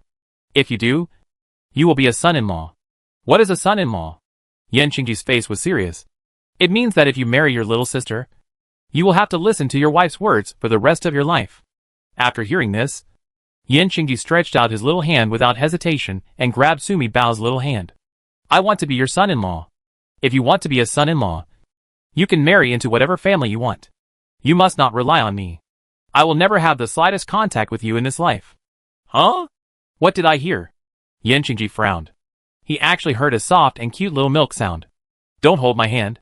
If you do again, I will bite you to death. When I think of my own ending in the original book, Su Mibao couldn't wait to leave Yanqing. Thousands of miles away. Helpless, this guy took her little hand. She was too small to get away, so she lowered her head and bit her. The pain in my hand came. Yan Qingji, the voice I heard just now belonged to this little sister. The little sister obviously can't speak. Why do I hear her voice? Could this be what the Imperial Master said was my destined marriage that day? Su Mibao, bullshit destiny marriage. You and I are destiny enemies. Hurry up and get out of here as far as you can. If you pester me again, I will kill you first before you kill me, regardless of whether you are the future emperor or not. Yan Chengji, the future emperor? What kind of destined enemy? Why does my little sister want to kill me? Who is Yan Chengji?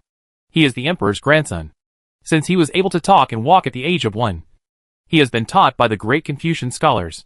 When he was 4 years old, he could read history and literature and crack monuments in martial arts. He is a well-known prodigy in both civil and military fields in the imperial city. Hearing Sumi Bao's voice, not only was he not afraid, reminiscent of what the imperial master said, only when he encounters a destined marriage will he be supported by the 2 dragons, soar into the sky, and return to the great treasure. You go back and tell Taifu that I will get rid of Mrs. G as soon as possible. When Su Jinbei saw the interaction between his little sister and the emperor's grandson, his eyes were dark, and he was holding back his emotions. Brother. Well done. Chase this idiot away quickly. I don't want to see him. Yan Qingji grabbed Sumi Bao's hand and bit him. But he didn't let go. His face turned red with anger, and he could only open his mouth and cried. The little body was twisting, with words written all over his body. I resist. Don't touch me. Water. Give it to your child. Gu Yuyan was quick thinking and immediately handed a water bag to Wang Changlin. Song Jinhe just restrained himself from being affectionate to Sumi Bao, because the child opposite him was the emperor's grandson. But now she was crying when she saw her baby. Gu Yuyan gave him another step, quickly pulled Yan Qingji's hand away, and took a step back while holding Sumi Bao. Mom, take me away quickly. I never want to look at this bad boy again. Run quickly. Otherwise, I will die miserably in the future. Cut into pieces by him. Song Jinhe's face immediately darkened. Will the emperor's grandson kill Sumi Bao in the future? At this moment, Song Jinhe didn't care who Yan Qingji was, let alone the emperor's grandson. He was the emperor. Anyone who would harm her baby me was her enemy. Song Jinhe held Sumi Bao and walked forward quickly. Only the small people in Yanqing were left, messy in the wind.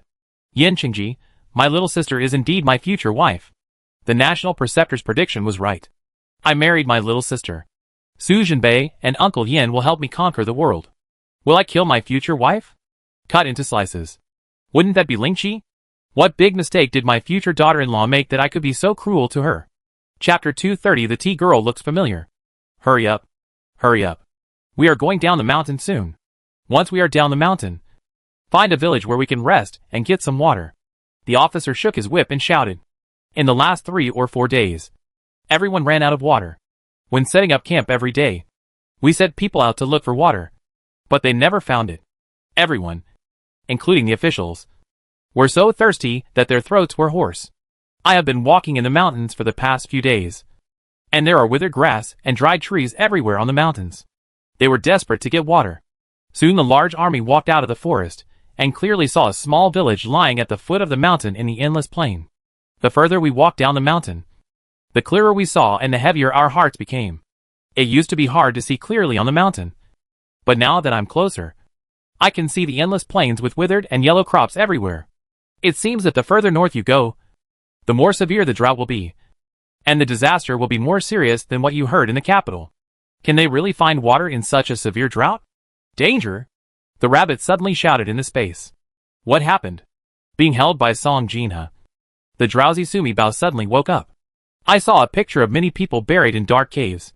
There is also a room full of various medicine jars.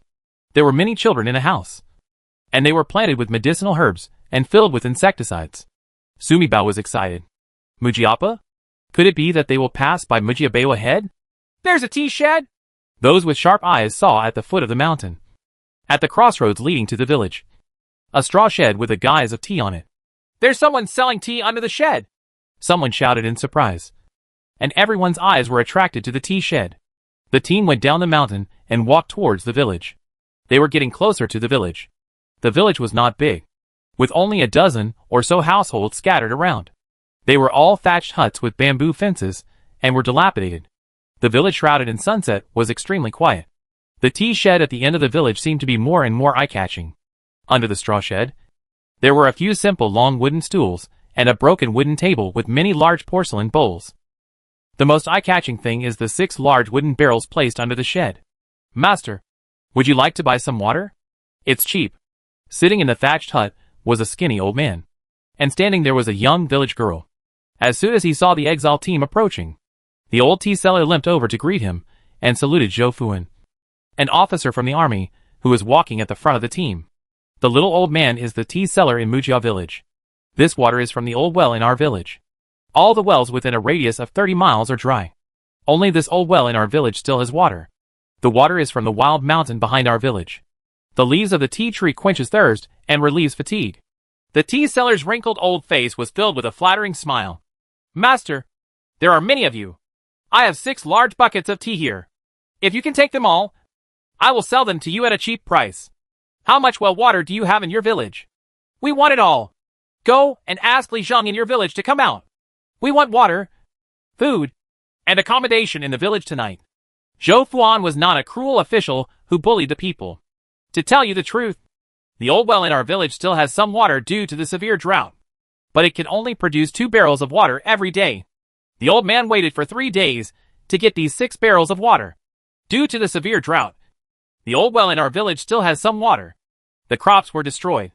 Li Jing took the whole village to escape.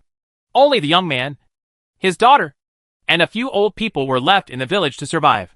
The tea seller said sadly, if the old man hadn't been lame and couldn't walk, he wouldn't have dragged the little girl to stay. The tea seller looked at Zhou Fuan flatteringly. My lord, the little old man is also bold. I want the lord to buy the 6 buckets of water from the little old man. No money is required. As long as the chief lord can leave some food for the little old man, it will make the little old man and his daughter have more money. Take a few days. While the tea seller was talking, the village girl in the shed spread out the large porcelain bowl, lifted the bucket, and poured water into the bowl. The water in the bowl made all the exiled prisoners' eyes turn green when they saw it, and they wanted to rush over and bring the cow to drink. This village is weird. It's too quiet. There's no sound of people. Not even the sound of chickens or dogs. Gu Yuyan whispered to Su Jinbei. He is a master of light kung fu. Can you do martial arts? Or qigong? When Su Mibao heard the conversation between his eldest brother and his sister-in-law, he turned his little head and looked at the tea seller who was talking to Zhou Fuan. How can you tell that this little old man is a master of qigong? Brother, these 2 people may be related to Mujibao. There may be something wrong with their tea.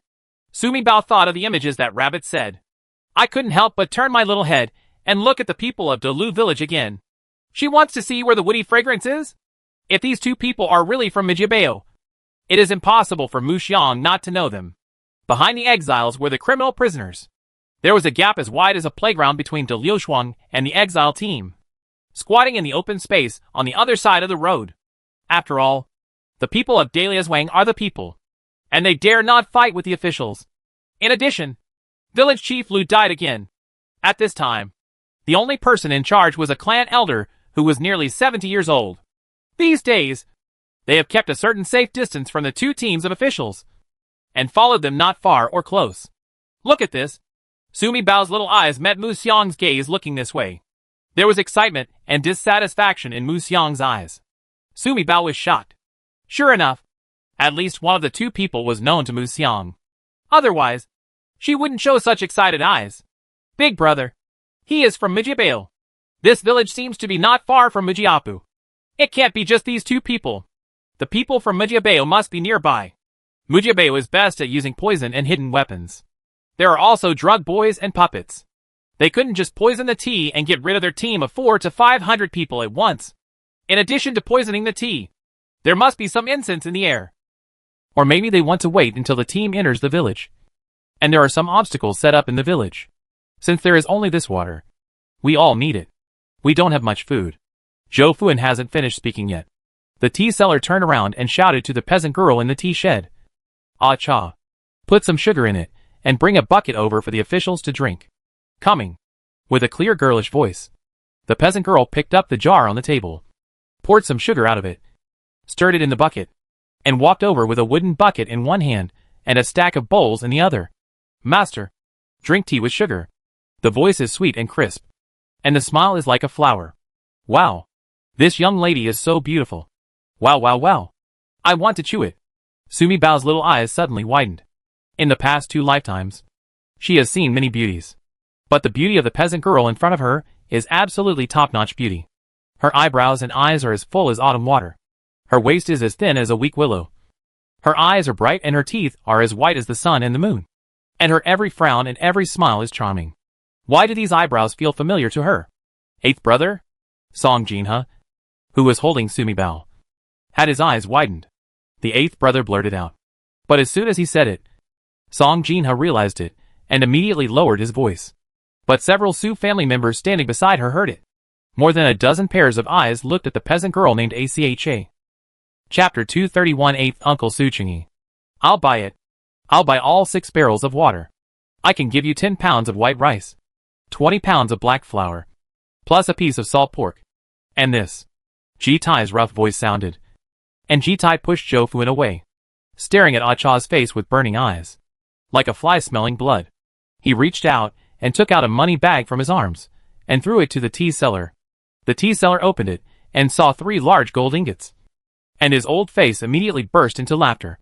Ah Cha, why don't you give me tea quickly? The tea seller looked into Ah Cha's eyes and seemed to pause his cane intentionally or unintentionally. Ah Cha's whole body was shaken, like a controlled puppet. He raised his face and looked at Ji Tai, smiling charmingly. Please invite me to tea. The tea seller took the pile of bowls and took out one. Oka lifts the bucket and fills it up. The tea seller handed a full bowl of tea to Ah Cha. Ah Cha held it and handed it to Ji Tai. With her little face upturned and her standing posture, every angle is the most beautiful.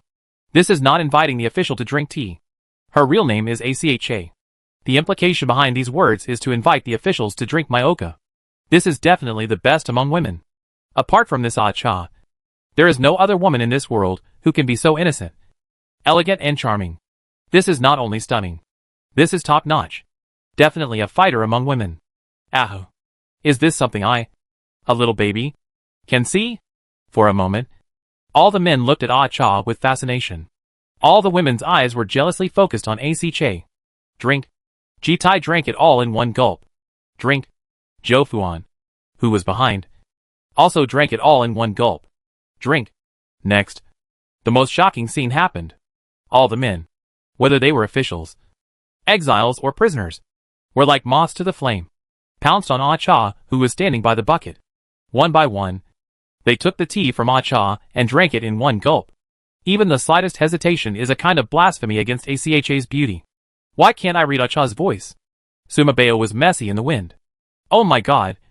What are you doing? Sumibao saw Su Jinbei walking past her, took the bowl from Ah Cha's hand, and drank it all in one gulp. Husband? Gu Yuan stretched out her hand to pull Su Jinbei, but failed. He watched helplessly as Su Jinbei also drank the tea and followed the group of men towards the village. Ah! What happened? What happened? The vision happened too quickly. In the blink of an eye. Men, whether they were men from Dahlia's wing or exiled prisoners, officials or prisoners, all were vying to drink the water from Ah Cha's hand. After drinking, they all lined up like primary school students to go to the village. Go. Only the exiled team, and the women and children of Dahlia's wing were left. The children didn't understand. The women were stunned. And then, there was a lot of shouting. Run quickly. There's a monster. The women were running around. The Su family stood there without running away. The women all looked at Acha's face with different expressions. Here. Is that you? Mrs.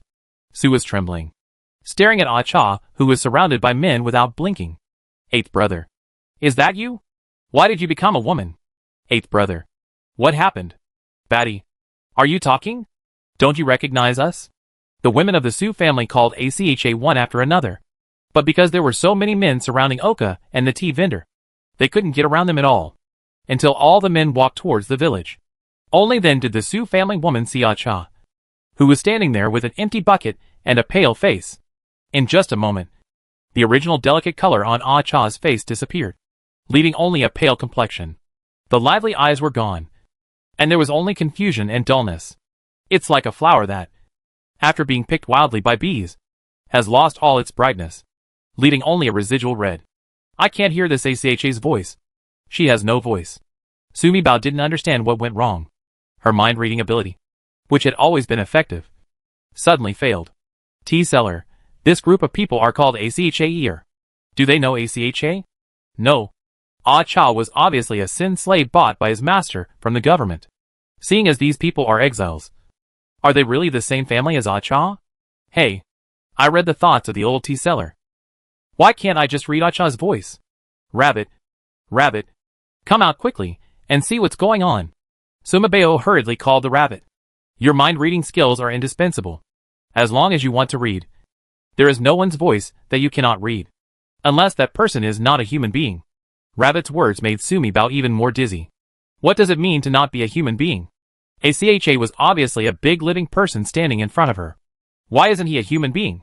Don't worry. Let me take a look. Rabbit stretched out his spiritual power and penetrated Acha's mind. She has no memory. She has no thoughts. In a word, she only has a human body. She has no independent consciousness of her own. Listening to Rabbit's words, Sumibao suddenly remembered that in the original book, it was said that Mujiabeo was particularly good at making poisons. Medicine boys and puppets. Puppet! This Acha is a puppet. Such a powerful puppet can possess such advanced charm skills. Sumibao, who has lived 2 lives in his past life and this one, has only been seen on TV. Gee, that's awesome. And this Acha's charm technique is absolutely top-notch. Because not only can she charm men, but many women present also find her extremely beautiful. Sumibao hee. I really think this Oka is incredibly beautiful even if she doesn't learn the art of charm. There are 2 types of beauties in the world. One is skin beauty, which is the beauty on the outside. Another type of bone beauty is a naturally beautiful set of bones, which are beautiful from the inside out. Sumibao felt that the beauties she had seen were both male and female. Her eldest brother Sujinbei counts as one. And this Acha definitely counts as one. If you want to compare who is the most beautiful between the 2, I can only say that they are both beautiful in their own way. The eldest brother has a kind of heroic spirit and chilling air of a man in his beauty. The male and female of Acha are indistinguishable. Just like a delicate flower blooming from the inside out. There is no place that is not beautiful, and no inch that is not pleasing to the eye. Mom, Acha is a puppet. She was being controlled. No memory. No thought. The person who controls her. Sumibao's eyes fell on the tea seller with a fake smile on his side. It seems that the person who controls Ocha is the tea seller. Her name is not Acha. And she is not a woman. She is your 8th uncle. Suchingi. Song Jinha excitedly exchanged his thoughts with his little daughter. Suchingi. The 8th general of the Su family? Sumibao searched for parts about Suchingi in the original book. The 8th general Suchingi is an inconspicuous cannon fodder in the original book. Still the kind of super cannon fodder who disappeared from the beginning. He appears a limited number of times in the original book. And the author doesn't write much about it. She didn't read carefully and only remembered some superficial information. Suchingi, the 8th general of the Su family, is 18 years old, 2 years younger than her eldest brother. He is the most beautiful general among the 8 generals. And he is also the general who has read the most among the 8 generals. Winning 3 yuan in a row. He became the best husband sought after by the ladies of the capital. Later, he suddenly abandoned literature and embraced martial arts, and followed his father and brother to northern Xinjiang. During the battle in Yanqing, he disappeared and his life and death were uncertain. How did this become a woman? Still become Oka in this Mujiappa? Chapter 232 I want Acha. Next to her. Mrs. Wang pressed her forehead. Ouch. I feel dizzy. Xia Pinger looked at the official Lu Lauer, who was confused and left. And frowned. My head hurts a little and my eyesight is a little blurry. Seeing everyone nearby covering their heads and moaning. Sumi Bao's expression changed. Broken. I was so careless. There is a scent in the air. Sumi Bao quickly said to her mother. Mom, we are under the spell of incense. Sumi Bao quickly shouted to the rabbit. Damn rabbit. Why don't you come out quickly? Didn't you have some danger warning? How come you don't know about the incense? Master, you are too unreasonable. Didn't I tell you? I saw many people buried in the black hole. There were also many children in a strange house, being planted with flowers and infected with insects. Rabbit felt a little aggrieved. Alas, Sumi Bao felt that this time it was really his fault. As a military doctor, why did her vigilance weaken after dressing up as a baby? Do you think it behaved like a child sometimes? She had been paying attention to other dangers, and felt that the problem must be in the water. So the focus is on the water. Unexpectedly, it was waterproof, but not airproof. Antidote? Sumi Bao quickly said to her mother. Mom, let everyone sit down quickly. I'll make the antidote. Sumi Bao knew that Mujiabeo was famous for making poisons, medicine boys, and puppets. Even these intoxicating drugs are of various kinds. Put it in the air. It's almost inaudible. But the effect is so good. Song Jinha quickly sat down and covered Sumibao with a small quilt. Sumibao entered the space instantly and hurriedly worked on the antidote. When their team went on missions in the past, they would also bring various poisons and antidotes with them. She could also make it herself. After a while, it was done, took it out, and asked my mother to quickly eat it for everyone in the Su family. Mom, some of the adults and Mrs. Wang's eldest family pretended to be faint. They were not charmed. I saw clearly that it was Wang Yi who gave them something to eat. Gu Yuan whispered to Song Jinha. Looking at the remaining more than 100 people, they were all women and children. A large piece was lying on the ground, and some of the lighter ones were struggling. Song Jinha said to everyone. Everyone pretends to faint first. Chaso, you are so capable. In the time it took you to smoke a pack of cigarettes, you took care of all these women and children. Sumibao suddenly heard a familiar voice. She was nestled in the arms of Song Jinha, who was pretending to be unconscious. Her little face turned sideways, her eyes just falling on the person coming. That slightly protruding belly and those special embroidered shoes. Woody! She is indeed from Mujiabao.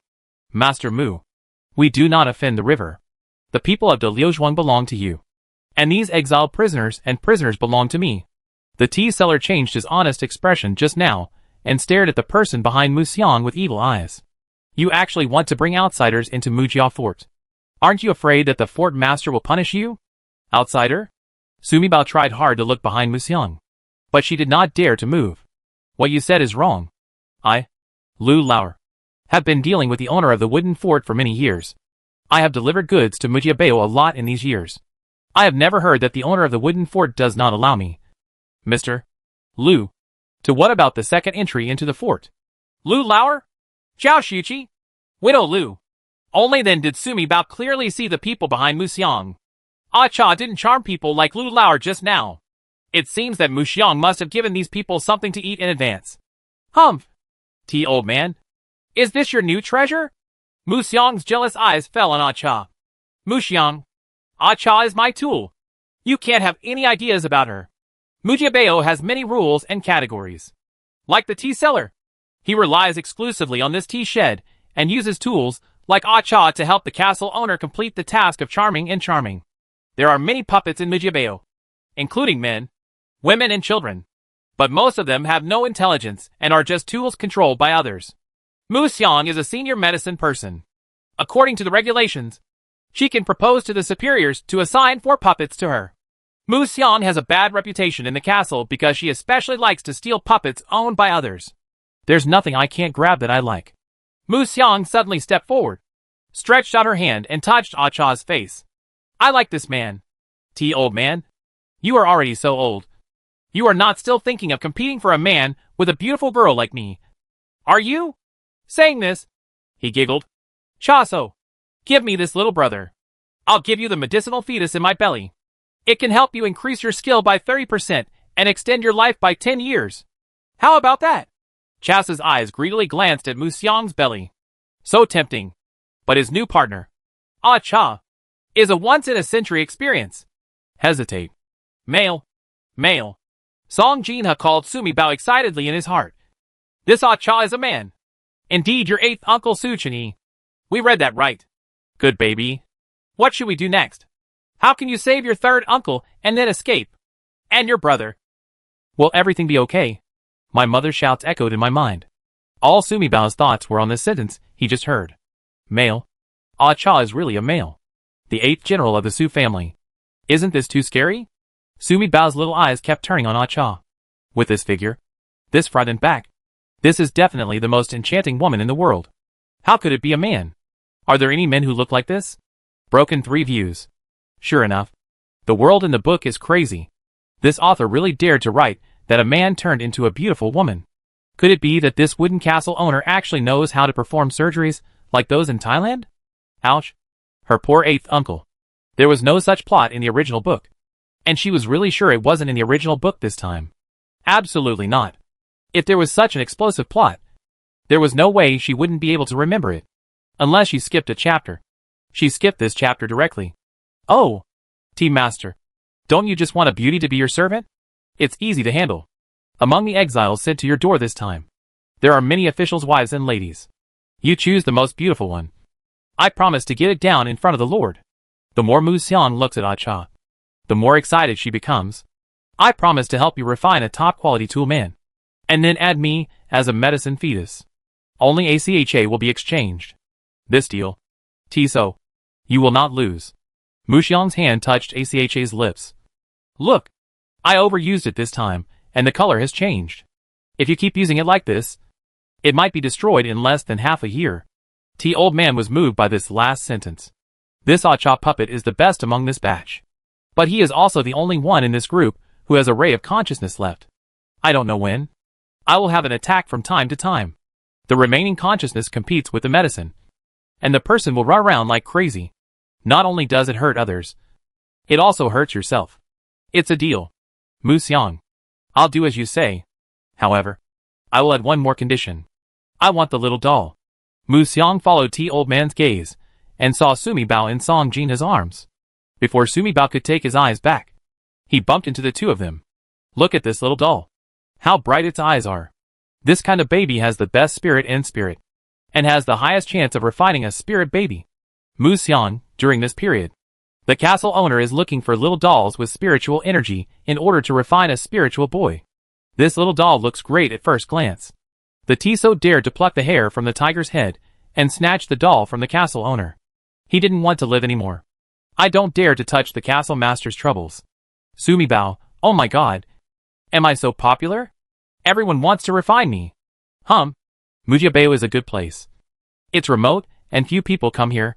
Do I want to take out a machine gun? Pop it. And send these pieces of shit into the sky?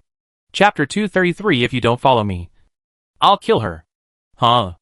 Actually, I want to throw a few grenades and blow this castle to pieces. Don't stay and hurt others who come after you. Master of the fort. I will put my ugly words to the forefront. The prisoners and exiles are all my fault. The people of Liuzhuang are your fault. You must not rob me.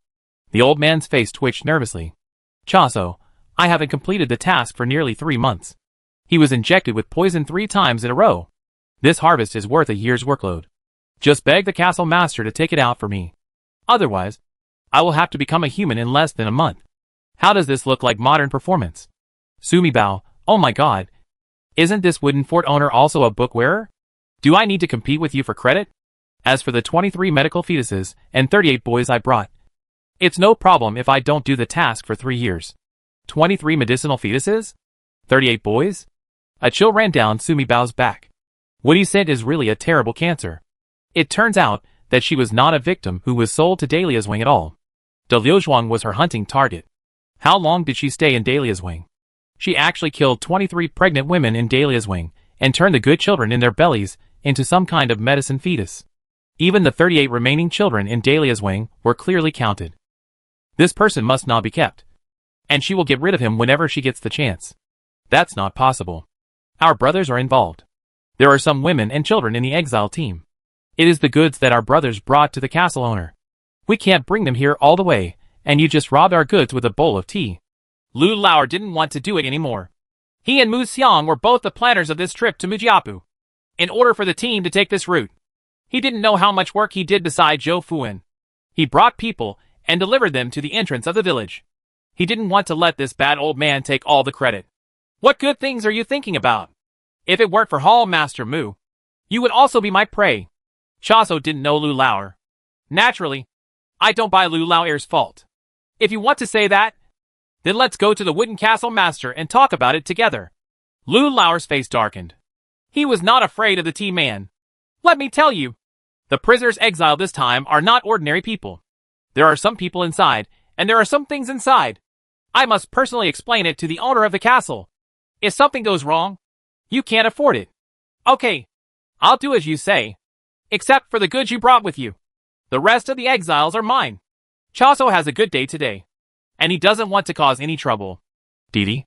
The tea man blew a whistle. In the quiet village, there was sudden movement, and soon 30 or 40 young people walked out. You guys, send Hall Master Mu's people over.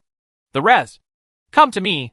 The tea old man pointed out 10 people to Lu Lauer and Mu Xiang and asked them to carry the goods Lu Lauer just mentioned. Quickly, carry all the goods in. Sort them into categories, and I'll report them to the fortress owner. Goods? By category? Sumi Bao was speechless. In the eyes of these people are not living people at all. But goods? Just raw materials for their experiments. The situation is unclear, and one cannot act rashly. Sumi Bao felt that since this was Mujiabeo's territory, it should follow Mujiabeo's usual behavior. There should be many traps and poison circles in this area. Ah! Sumi Bao was suddenly bent down and picked up by someone. Her little face faced that extraordinarily beautiful and handsome face. Oka! She actually bent down and took herself from her mother's arms. AC Che, do you also want to be a mother?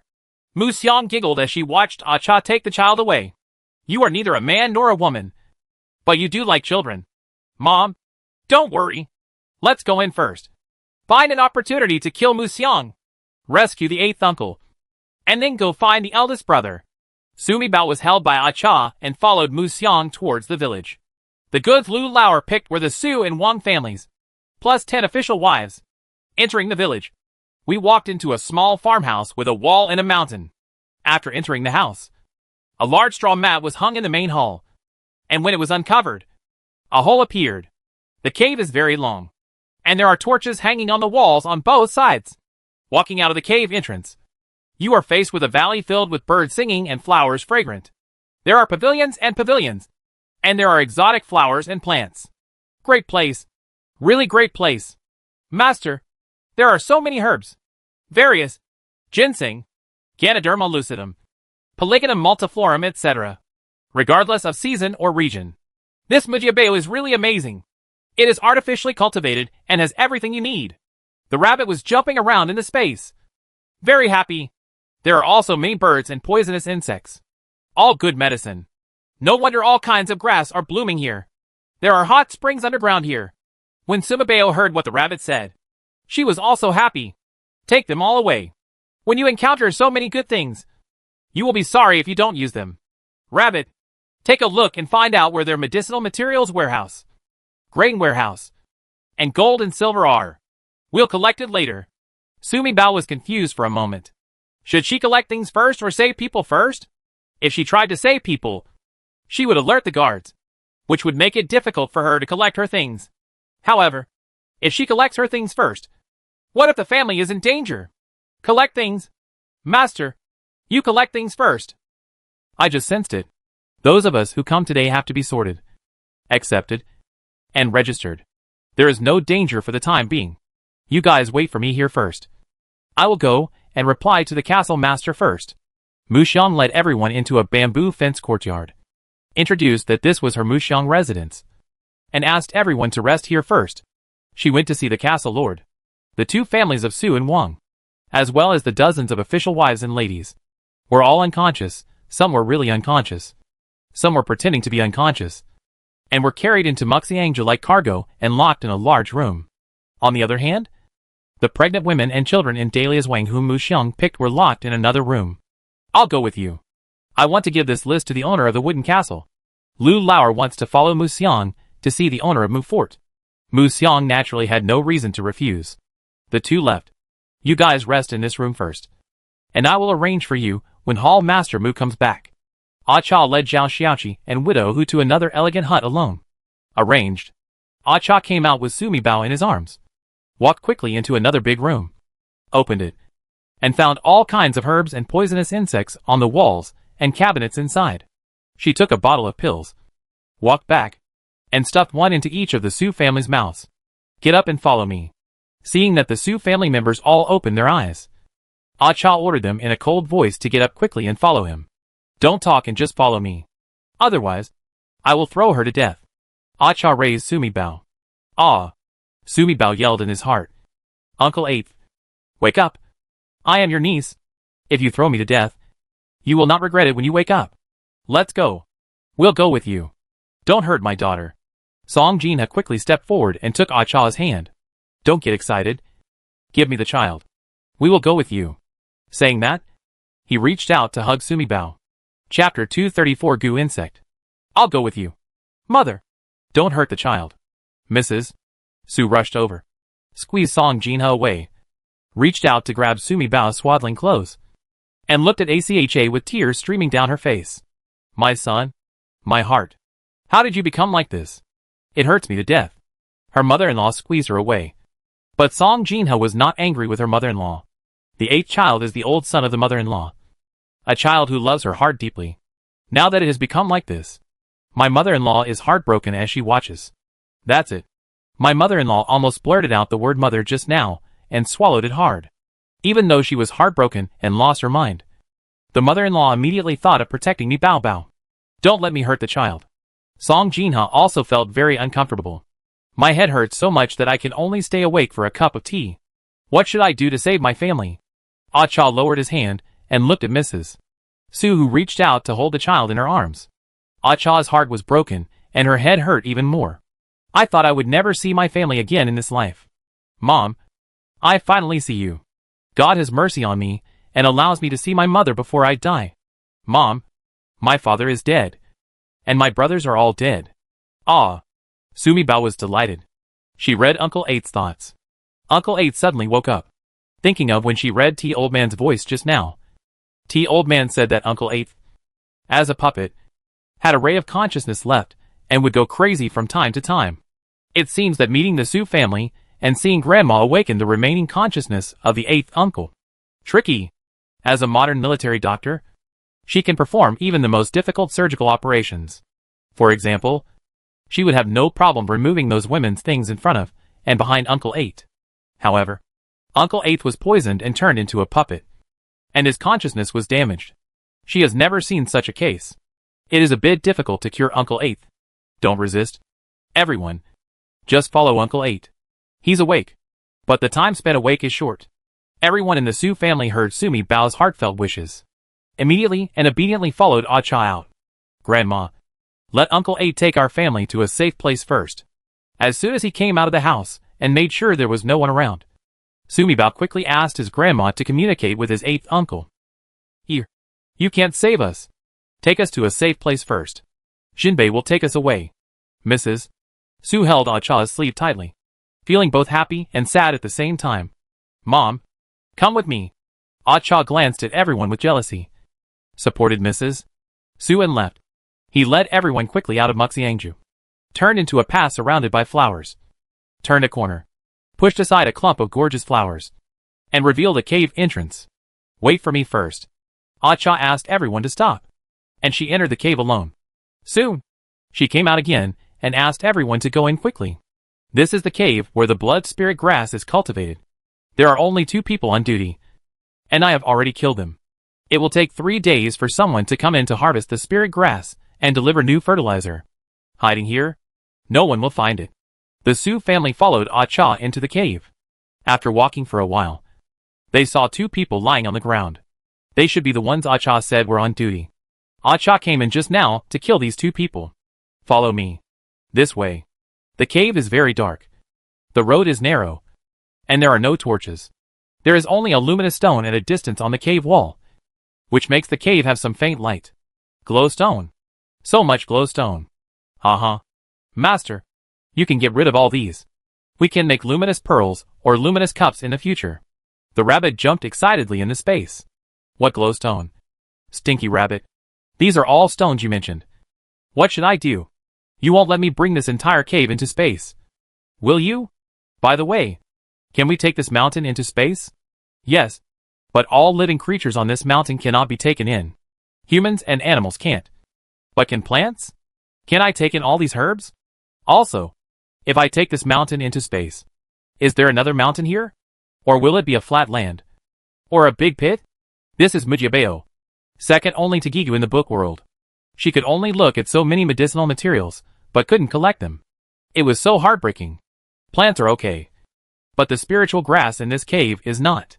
The rabbit hesitated for a moment. That depends on how you collect it. You have collected everything under the mountain. The deeper you go, the deeper the hole will be. Oh! Sumi Bao mused.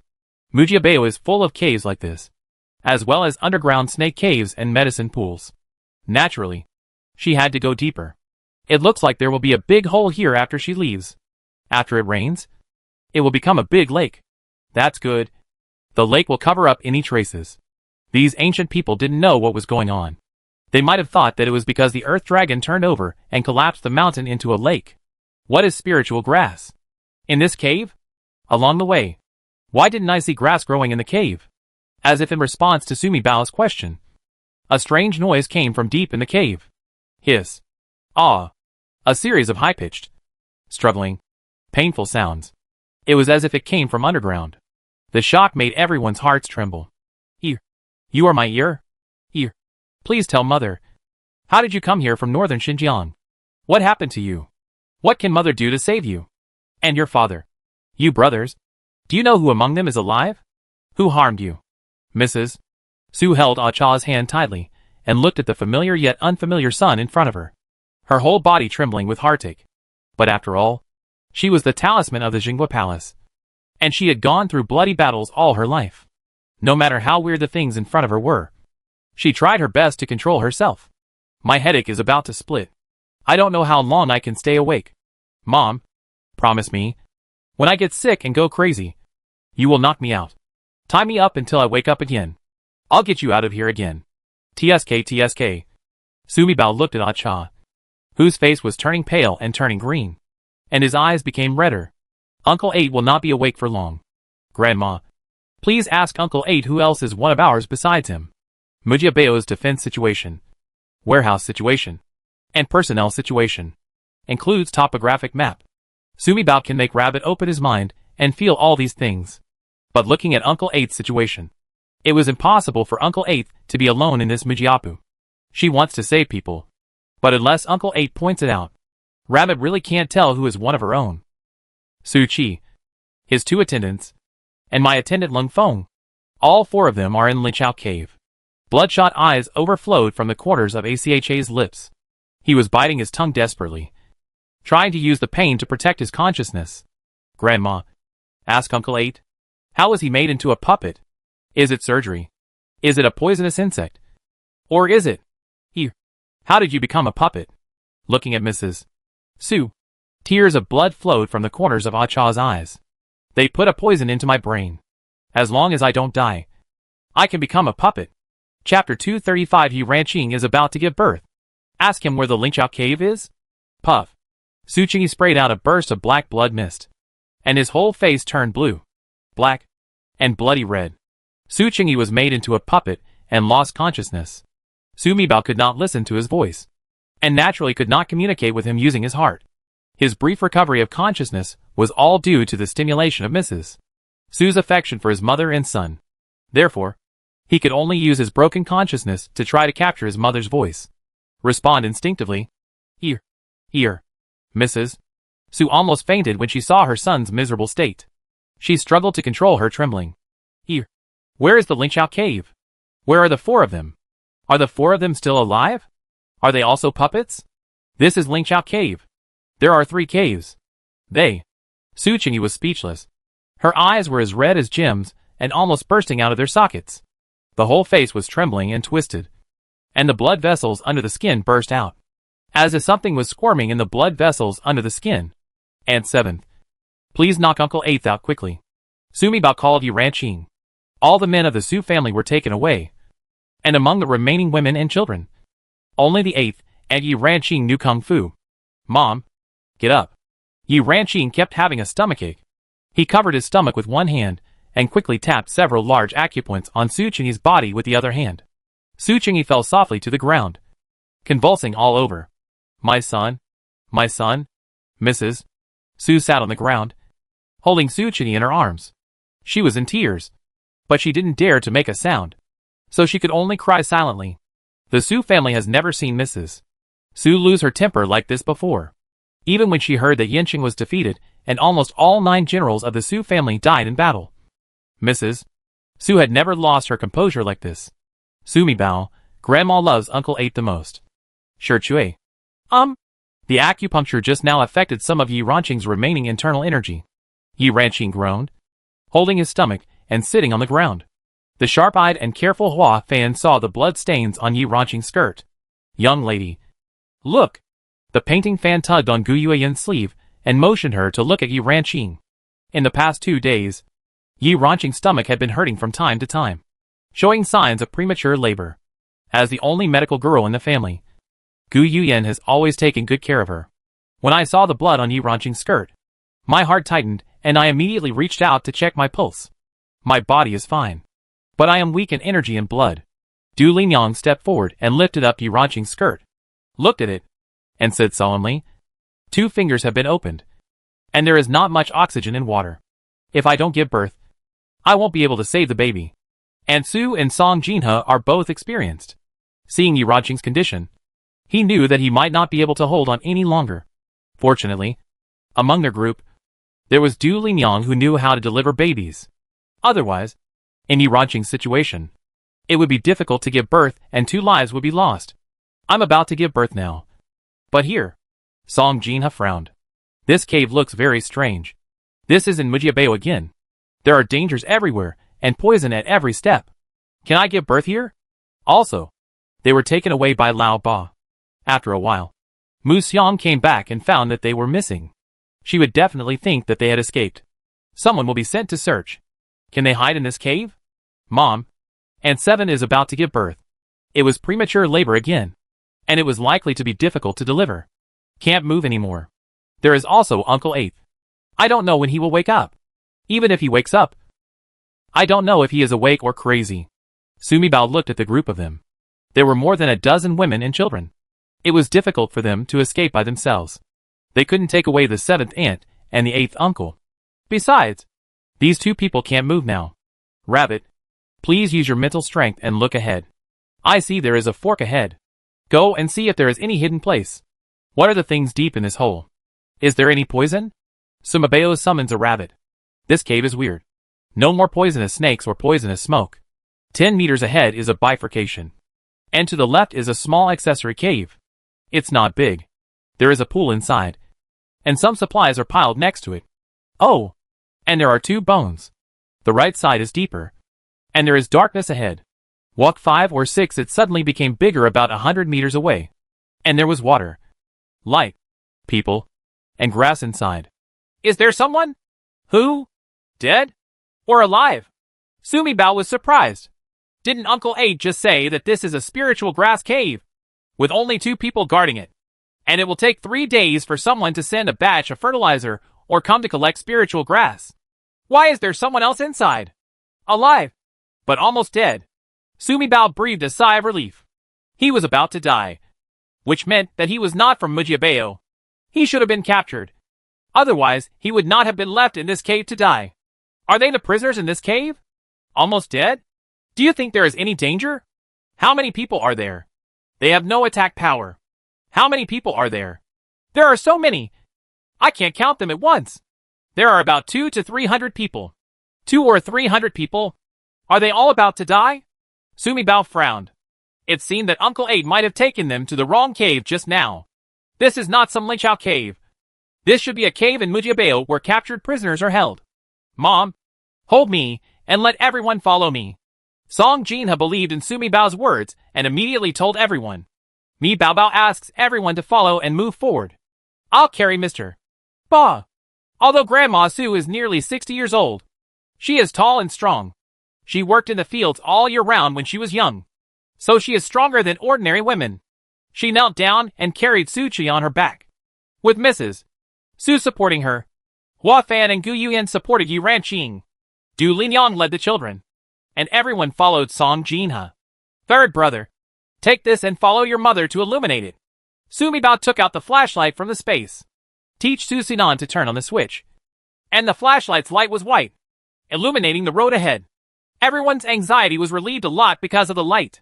The cave turns left and is a little narrow, and only 2 people can pass through it side by side. The road was still smooth, but a little damp. After walking forward for more than 10 meters, when I turned a corner, I suddenly saw a small cave about 50 or 60 meters long. There is a small pool on the side, the size of a big bed. Not big, but deep, with water coming out of it, emitting white smoke. Dead. Su Sinan's remaining few kilograms of fat meat were trembling. He pointed to a few sacks of supplies piled on the other side of the cave, with 2 bones lying crooked next to them. The dead are safer than the living, no matter what they do. Xiao Wang Su Yuan laughed at Su Simon for being too timid. They had seen a lot of things along the way, but none of the women in the Su family showed fear of these two bones. Everyone was more interested in that pool of water. The water is hot. This is hot spring water. Gu Yuan took a step forward and checked. The water is not poisonous. It is real hot spring water.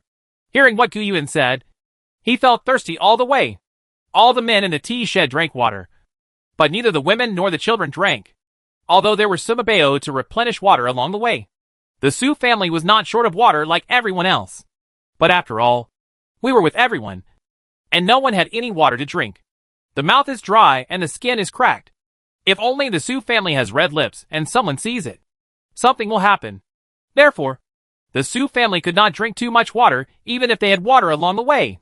Now when they heard that the water was not poisonous, several children immediately ran over and wanted to squat down and drink the water with their hands. Don't move. Let me test if there is anything else in the water. Chapter 236 Bloody Fairy Grass.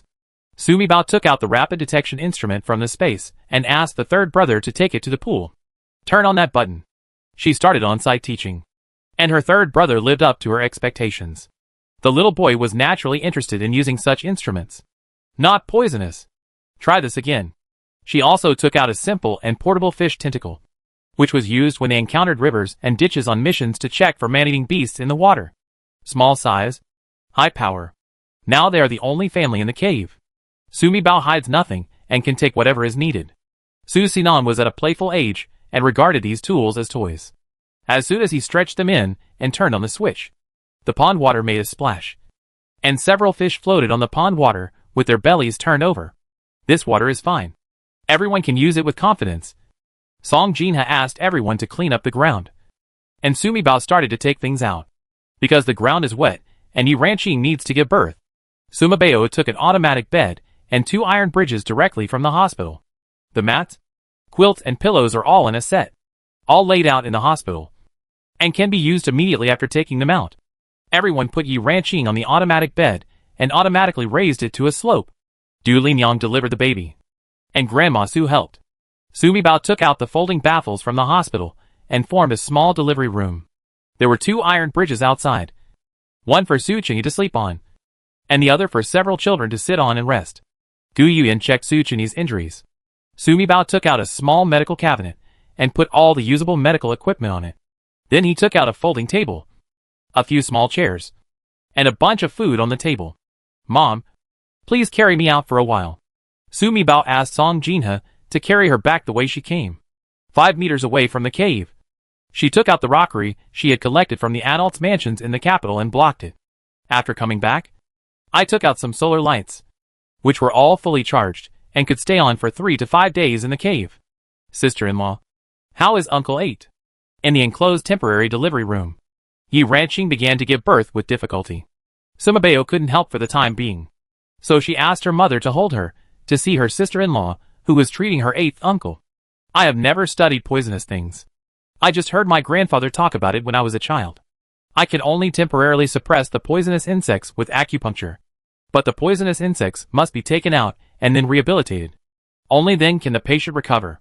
Probably good. Taking out the goo worm is not something that ordinary people can do. What's more, this is the goo insect from Mujiabao, which is second only to Yaowang Valley in the world. Ghost doctor. I know someone who can take out the worms. There is a ghost doctor beside King Yin, although no one has seen his true face. Junbei must have heard from King Yin, and Su had been immersed in sadness. When she heard Gu Chong was mentioned, she suddenly raised her head and said these words. Ghost doctor? Sumi Bao was startled. Oh my god! This is really effortless and easy to find. The ghost doctor happened to be in their Exile team, but the old man should be with his eldest brother at this time. Hee hee. Sumi Bao really wants to slap his stupid head away and take a look. With the ghost doctor here? Why are they afraid of Mujiabao's poison? Grandma, don't be sad. I can find the ghost doctor. I'll let him cure Uncle 8 of the poison.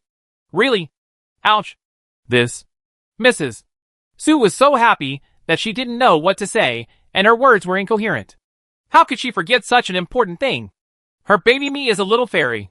What kind of doctor is she looking for? If others can't find it, can she still find it?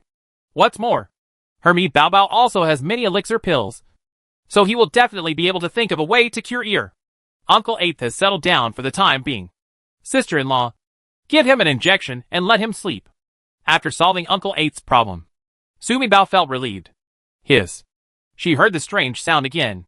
Except for the seventh aunt, who has kung fu, and the elder sister-in-law who has medical skills. These are all women and children in the family. Sumibao originally thought about letting her mother hold her, and she and her sister-in-law would get the painting fan and go to the hole on the left to take a look. But after thinking about it, I decided to forget it. You all stay here. I'll go take a look at the hole on the left. For safety reasons, I will temporarily close the road here. Sumibao decided to spend his points, transform into his original self, and go see what was going on in the hole on the left by himself. I spent a lot of points, and spent half an hour changing to my original body. Song Jinha watched helplessly as the baby me he was holding suddenly disappeared, and a girl in her 20s suddenly appeared in front of her. Mom, I'll come as soon as I go. Sumibao turns out to be in her 20s, and her name is Song Jinha, 38. Outsiders may find it a bit strange, but Sumibao was used to it and didn't think anything of it. But Song Jinha stared blankly at the big girl in front of him, with a vague look of baby Xiaomi between his eyebrows. Is this what my baby me will look like when he grows up? A girl from Jejia looks like she has an iron-blooded aura, which is comparable to that of her eldest son Su Jinbei. Not to mention Song Jinha was stunned. The Su family nearby were stunned when they saw that baby Xiaomi suddenly turned into a big girl. I will go with our master. I will protect him. Wang Gongs and Sumibao appeared together, and the rabbit squatting on her shoulders smiled at everyone. Sumibao walked forward for a while, took out the rockery from the space, blocked it, and disappeared. Mom, is that really my little sister? Gu Yuan couldn't close her mouth for a long time. My little sister is bigger and taller than me. And, Mother, can you hear me? That rabbit is talking. Su Sinan looked horrified. Mom, am I going to change from an older brother to a younger brother? No matter how big or tall she is still your sister. The rabbit is your little sister's pet. You have seen these things, but you can't tell them outside in the future. Song Jinha looked at his naive little son and felt really worried for this boy. Sumibao quickly headed to the hole on the left. After advancing a few hundred meters, he turned a corner and suddenly saw a clear view in front of him. This is? Sumibao stopped and looked in front of him. Is this a paradise on earth? There is a huge cave with water, rocks, white fog, illuminated stones, and lush plants everywhere. Those plants grew too lush, with leaves as thin as willows, but extremely long and dense. They grew in clumps. The leaves were not green, but red. The slender red leaves had blue blossoms on them, of little flowers. However, under the flower is not soil, but people. The red grass is luxuriant, and the blue flowers are blooming on each person's body. It's so beautiful that it's breathtaking, and so terrifying that it's like H.L. on earth. What's happening here? Even Sumibao, who had been on countless missions and witnessed numerous bloody scenes, felt his scalp numb. Some of those people had clothes on them that were very tattered. Some had no clothes, only purple and rotten skin. The grass grew from human skin and bones. It is as if there are grass seeds in the human body, nourished by human flesh and blood, and growing crazily. Some people died, probably those who came first, and they were all covered with red grass. Some people are still alive, probably later, and only part of their body has red grass growing on them. And the red grass doesn't grow much, and it looks like it's just sprouting. Chapter 237 Rescue Su Qi and Leng Feng. Fairy grass is grown here, and fertilizer and herbs are delivered once every 3 days. Sumibao suddenly remembered what Uncle Eight said. She originally thought it was some kind of special fertilizer for growing medicinal herbs, so she only needed to deliver fertilizer every 3 days. Unexpectedly, this fertilizer is actually a human being? This wooden castle owner deserves to be killed and must die. Sumibao's mind was filled with murderous intent. I'm here to save people. Where is Su Qi? Is there still cold wind? Sumibao's voice echoed in the cave. Those people, whether alive or half alive, were struggling and squirming, but none of them spoke, and they opened their mouths and made hoarse sounds. Terrible. Sumibao looked at the empty mouths of those people. There were no tongues, and some even had no teeth. Is this person here to save me? Who would send him to save me? The only one who knows I am here is the 8th General. Could it be that this person was sent by the 8th General? No. The 8th General himself was made into a puppet. I saw it with my own eyes. Sumibao suddenly heard a weak voice. She followed the sound and saw a man in tattered clothes, with clumps of grass sprouts sprouting from his body. But his face was intact. It seems that the arrival time is short. Are you Cold Wind? I am from the Su family. The Major General brought us here. We have rescued the 8th General. The 8th General said that the 4 of you are all in the fairy grass cave. Where are Su Qi and the 3 of them? Are you here too? When Sumibao saw the man, he was excited. His whole body was shaking, and he desperately crawled towards her. But something seemed to be tied to him, and he showed an expression of extreme pain. The 8th General is saved. The Major General is here to save us. I knew that the Major General would definitely come to rescue us. Before we were caught, Xiao Yu jumped off the cliff and sent out a signal to the Su family. The spies sent by the Major General must have seen it and came to rescue us. Who is this woman? How can I hear her voice? Her voice is so strange. Why is it the voice of a little baby? I used to hear that there were many strange people around the Major General. Could this girl be one of them? I am Su Qi. I am here. On the other side, a man with the same tattered clothes emerged from the grass. He looked a little better than Lung Feng. Half of his body had grass sprouts growing out, while the other half was still intact. There were no grass sprouts on his face, but there were scars all over his face that looked like they had been bitten by something. The skin is broken and pus is leaking, which is very scary. Fortunately, these 4 people are all in this cave, saving her from going out to find the other 2 fairy grass caves.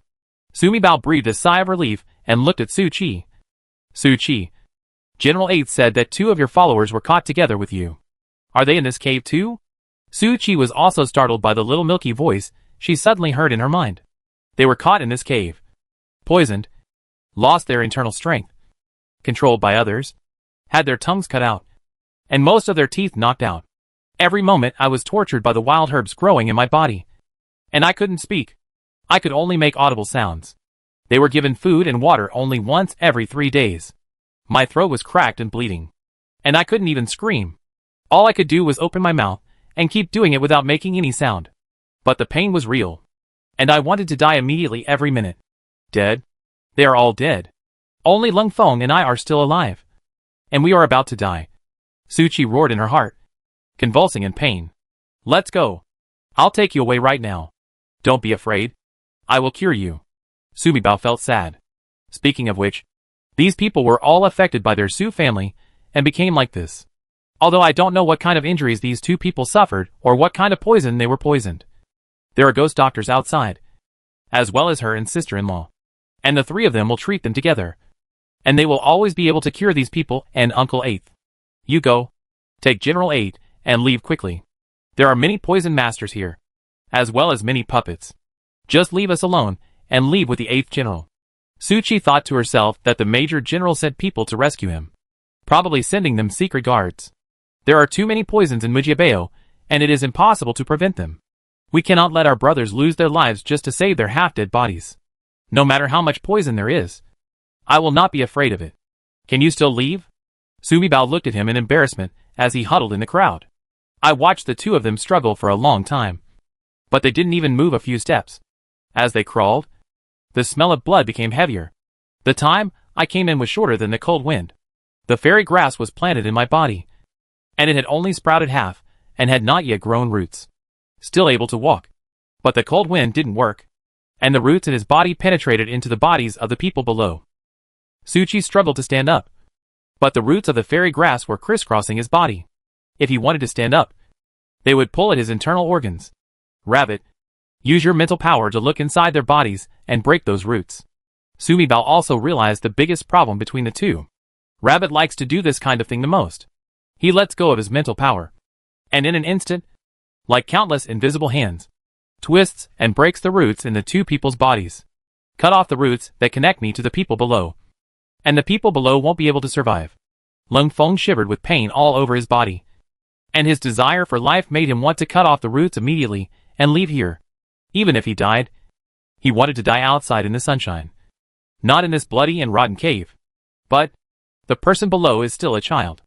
Although his body was almost completely rotten, and he couldn't live for more than a few days, he still couldn't do it. For the sake of his own life, he let this child die now. Who said breathing is called living? Sumibao roared to the rabbit. Cut off. The rabbit trembled. cutting off the connection between the cold wind and the people below. The child below convulsed and died. Sumi Bao glanced at the squirming people under the herbs. 200 to 300 people could not be called alive. They were just pieces of breathing meat. Every minute of living like this is torture. And death is the greatest respect for life. Rabbit, can you make these people die instantly? A painless death. I'll do it. Rabbit's mental power spreads out, killing everyone in an instant. Visible to the eye, the blooming flowers withered in an instant, and the wildly growing grass softened, quickly turned into dead leaves, and then turned into ashes. This place is too weird. TSK. Sumi Bao felt a little pity. It seems that this fairy grass is extremely evil and must be worth a lot of money. If I had known earlier, I would have picked these fairy grasses first and then dealt with them. How are they both feeling now? Sumi Bao turned to look at Lung Feng and Su Qi, and was surprised to find that the grass buds on their bodies had withered and turned into ashes and fallen off. It seems that the roots in their bodies were cut off by rabbits. It feels like there is nothing in the body pulling or sucking us. Can walk now. That is. Before she finished speaking, Su Qi's stomach made an embarrassing sound. And then, there was the cold wind. Take this to drink. Sumi Bao took out 2 cartons of milk from the space. Open one and let them suck it. Because they have no tongues and no teeth in their mouths. I've been hungry for a long time. Don't eat too much at one time. Ching. Don't do it. An exclamation came. Sumi Bao's expression changed. Chapter 238 Mu Xiang is here. Difficult childbirth. Your 7th aunt has a difficult childbirth. And both the adults and the child will not be able to survive. As soon as Song Jinha saw Sumi Bao running over, he grabbed her hand. Old madam, you have to make up your mind now. I'm afraid I won't be able to keep it. Aunt Su had blood on her hands and looked anxious. Du Linyang is still busy inside. No. Mother. Please. Save the child. Save my child. Yi Ranqing's feeble voice came from inside. Aunt Su looked at Mrs. Su anxiously. Old madam. The child is a transverse fetus. This adult cannot save it. At this time Du Linyang also came out. I'll try again. Mother. Give me a little more time. I followed my mother, and saw that my mother had delivered a child like this. I'm just not familiar with the technique. I'll try again. Linyang. If you try again? If it doesn't work, don't have children. You must keep cheating her. Mrs. Su shook her body. The child in Yi Ranqing's belly was Lao Qi's posthumous son. In this way, Lao Qi's family was completely cut off. Sumi Bao frowned and thought about a cesarean section. Although she was a military doctor and had never done a cesarean section, she couldn't care less at this critical moment. She was thinking about taking out the things needed for the operation, asking her sister-in-law to give her a hand, and then went in to perform a cesarean section on Aunt 7. Okay. The fetal position is a little straighter. Sister, please try harder. Du Linyang's voice was full of surprise. Bang bang bang. Suddenly there was a sound of rocks hitting outside the cave. Sumi Bao covered his face. Really speechless. Before the 7th aunt's matter was resolved, something happened outside the cave again. Today is a really unlucky day. Everything comes together. Ah cha. I know you are in there. Come out quickly. You are really capable. You actually led people to escape into this cave. The sound of woody fragrance came from outside the cave. Half an hour ago, Mu Xiang and Lu Lauer finished talking with the castle owner. When they came back, Lu Lauer found that there were fewer people. Go to Acha and ask. Didn't you ask her to guard this person? Lu Lauer was bored. What happened today made him very angry. He said so many good goods to the owner of the wooden castle this time. As a result, the owner of the wooden fort said that this batch of goods had the participation of their Mujibeo T-man, and he could not pay according to the list of goods brought by Lu Lauer. I just gave him less than half of the original money. Lu Lauer felt aggrieved. He had been dealing with the owner of the wooden castle for 5 or 6 years. This is the first time that the owner of the wooden castle has forced him to lower the price. For so many years, he has been in the business of a wooden castle owner. How can he be a simple person? He found his informant, who was buried in Mujibeo. After asking around, it turned out that the owner of the wooden castle was connected with the second prince. With the second prince and the prime minister being quite supportive, the lord of the wooden castle would naturally no longer take him. An ordinary official like him. Seriously? When I came back feeling angry, I saw that the goods had been lost again. Lu Lauer was a little gloating. Anyway, the castle owner paid the money, and the goods were out of his hands. Now that it's lost, It's just the right thing to do, which makes the castle owner feel bad. Hurry up and send someone to find Ah Cha. It's possible that you have been hunting geese all your life, and you will be blinded by the geese. I have long seen that Ah Cha is not simple. Lu Lao's expression changed when he looked at Mu Xiang. Looking for it. I've overturned everything around Muxiangju. I also want to find Ah Cha and the Su family. Mu Xiang angrily asked her men to search the area around Mu Xiang's residence. But no one was found. Brother Lu, you have seen a lot. Can you give me a good idea? Mu Xiang is a smart person and immediately winked at Brother Lu. This is not easy. Bring the Wang family, who live in the same room as the Su family. We will know after the first trial. Lu Lao likes women like Mu Xiang who are knowledgeable and interesting. Mu Xiang asked Lu Lao to go with him and torture the Wang family. The Wang family and the Su family were locked in the same room. And the Su family was all gone. How could the Wang family not know the inside story? Bang bang bang. He whipped Wang Chanlin several times in a row. Wang Chanlin was beaten up and down. But he didn't say anything. Mu Xiang walked over and lifted Wang Yinyu's chin. This little face is so beautiful. It's so pitiful. I don't know how many people will touch it in the future. Mu Xiang smiled coldly. Drag it out and sell it to a flower shop tomorrow. I am the Emperor's concubine. You can't do this to me. The Emperor will not let you go. You are the Emperor's concubine? You don't even urinate and look after yourself. You are a shriveled child. But the Emperor will like you and make you his concubine. Then why did you come to this exile? I'm afraid it's not a concubine that the Emperor got tired of playing with. So it's better. Right? A has-been concubine like you, with the name of a concubine, will definitely be sold at a good price. Mu Xiang would not be angry with someone like Wang Yinyu. Wang Yinyu was frightened when she heard this. Beautiful sister, don't betray me. I'm telling you. The Su family is not in a coma at all. They were all rescued by ACHA. Why would Ah Cha save the Su family? I heard Mrs. Su call ACHA Ear. They know each other. Ear? The old lady of the Su family? Mu Xiang's heart skipped a beat. To be called Ear by Mrs. Su. Su Qingyi. The beautiful general among the 9 generals of the Su family. Oh my god. Where did Chaso get Su Qingyi? It has already been spread outside. The Jinhua government colluded with foreign enemies, ransacked his house, and sent him into exile. Yan Jing was defeated. And all 9 generals of the Su family were almost dead. Is the 8th general Su Qingyi not dead? But why did he come to Mujiabao? You know, their Mujiabao is more than 2,000 miles away from northern Xinjiang? Was he even made into a puppet by the castle master? Does the castle owner know that Ah Cha is Su Qingyi? When did you wake up? What else did you hear them say? Lu Lao looked at Wang Yanyu suspiciously. Wang Yanyu lowered her head guiltily, feeling the eyes of the whole family staring at her back, which could literally drill a hole into her back. The Wang family, because of Wang Yi's reminder, took the palace's secret detoxification pills, which can detoxify hundreds of poisons. So they did not fall into coma. Naturally, such a secret cannot be known to officials. Wang Yanyu could only lie to cover up. I am young, and because of my frailty, I have been taking the medicine I got from the palace. Maybe it was because of the medicine that I didn't get knocked out. Did you hear where they were going? Mu Xiang interrupted Wang Yinyu's explanation impatiently. The Su family escaped from her Muxiangju. Ah Cha was something she had just gotten from T old man. When the castle owner found out, she couldn't eat it and had to carry it around. I heard they were looking for someone. Who are you looking for?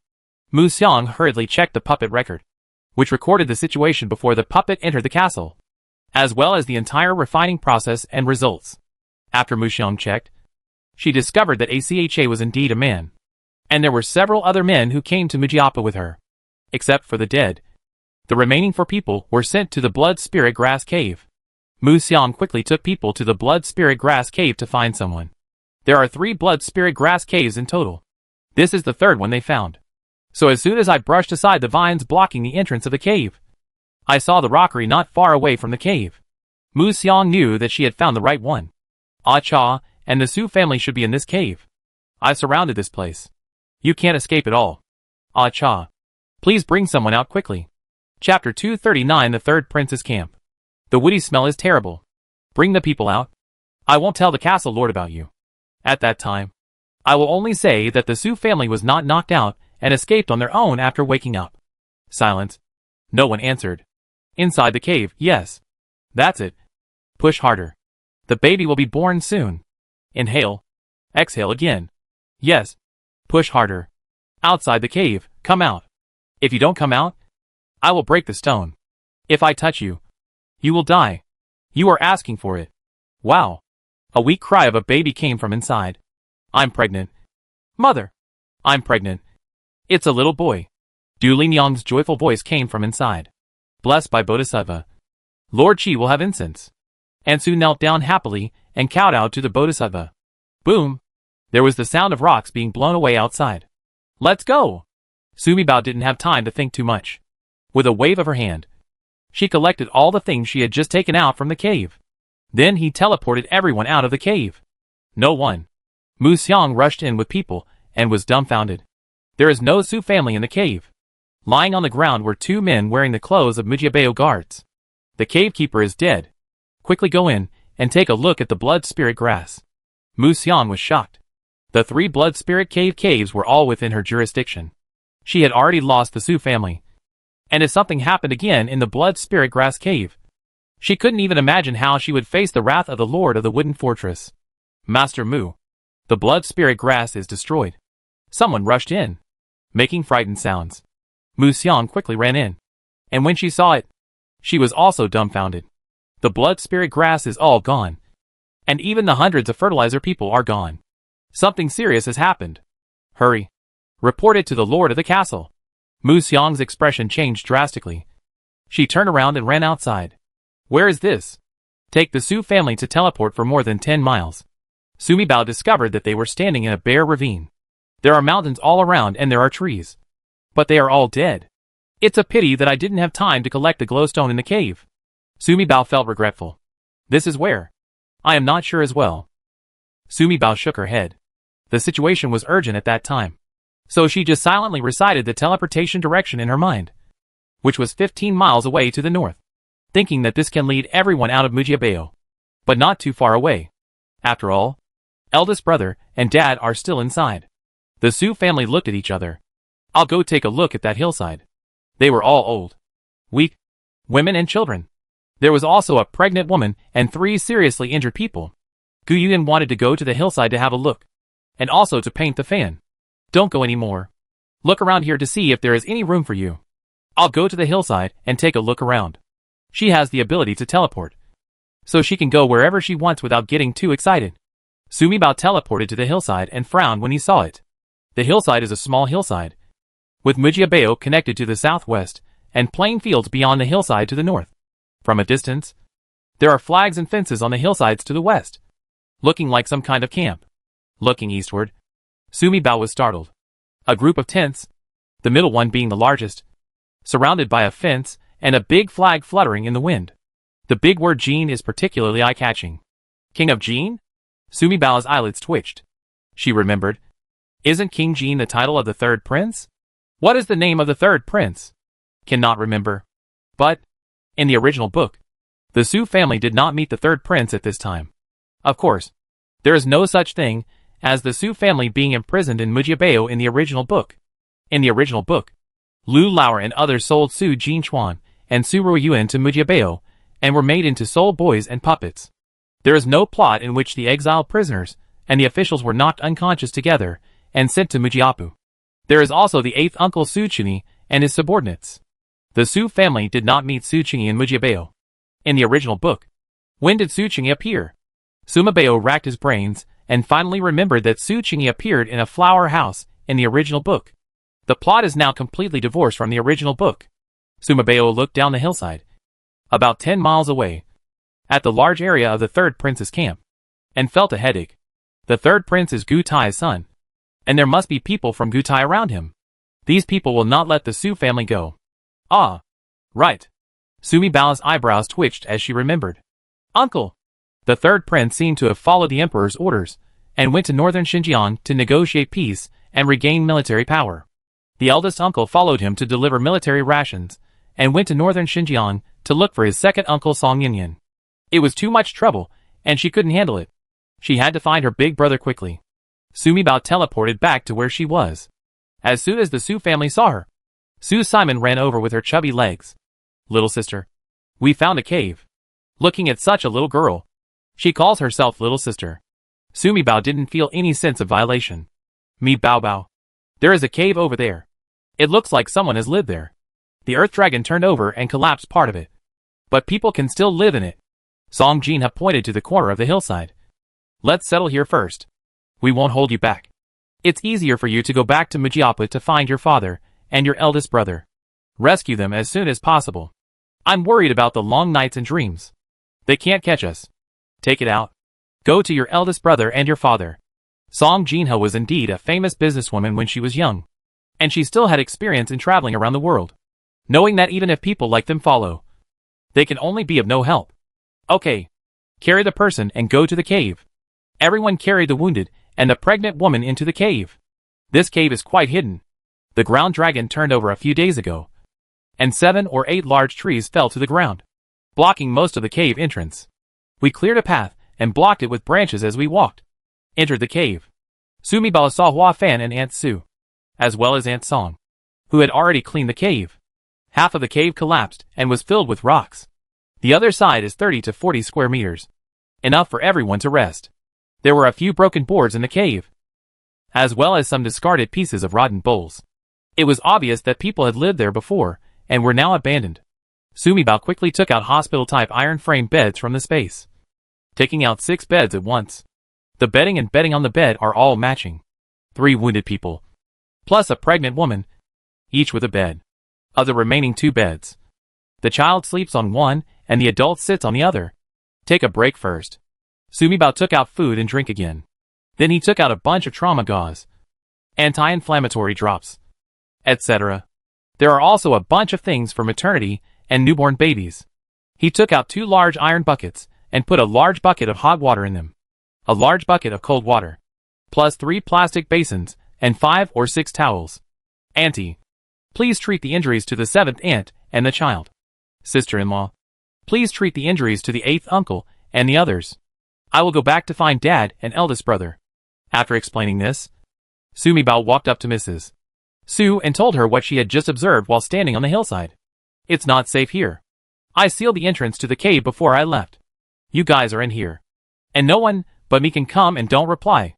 Chapter 240. The person I was waiting for is here. When Mrs. Su heard that there was a military camp on the other side of the hillside, it was the 3rd Prince's army, she immediately became anxious.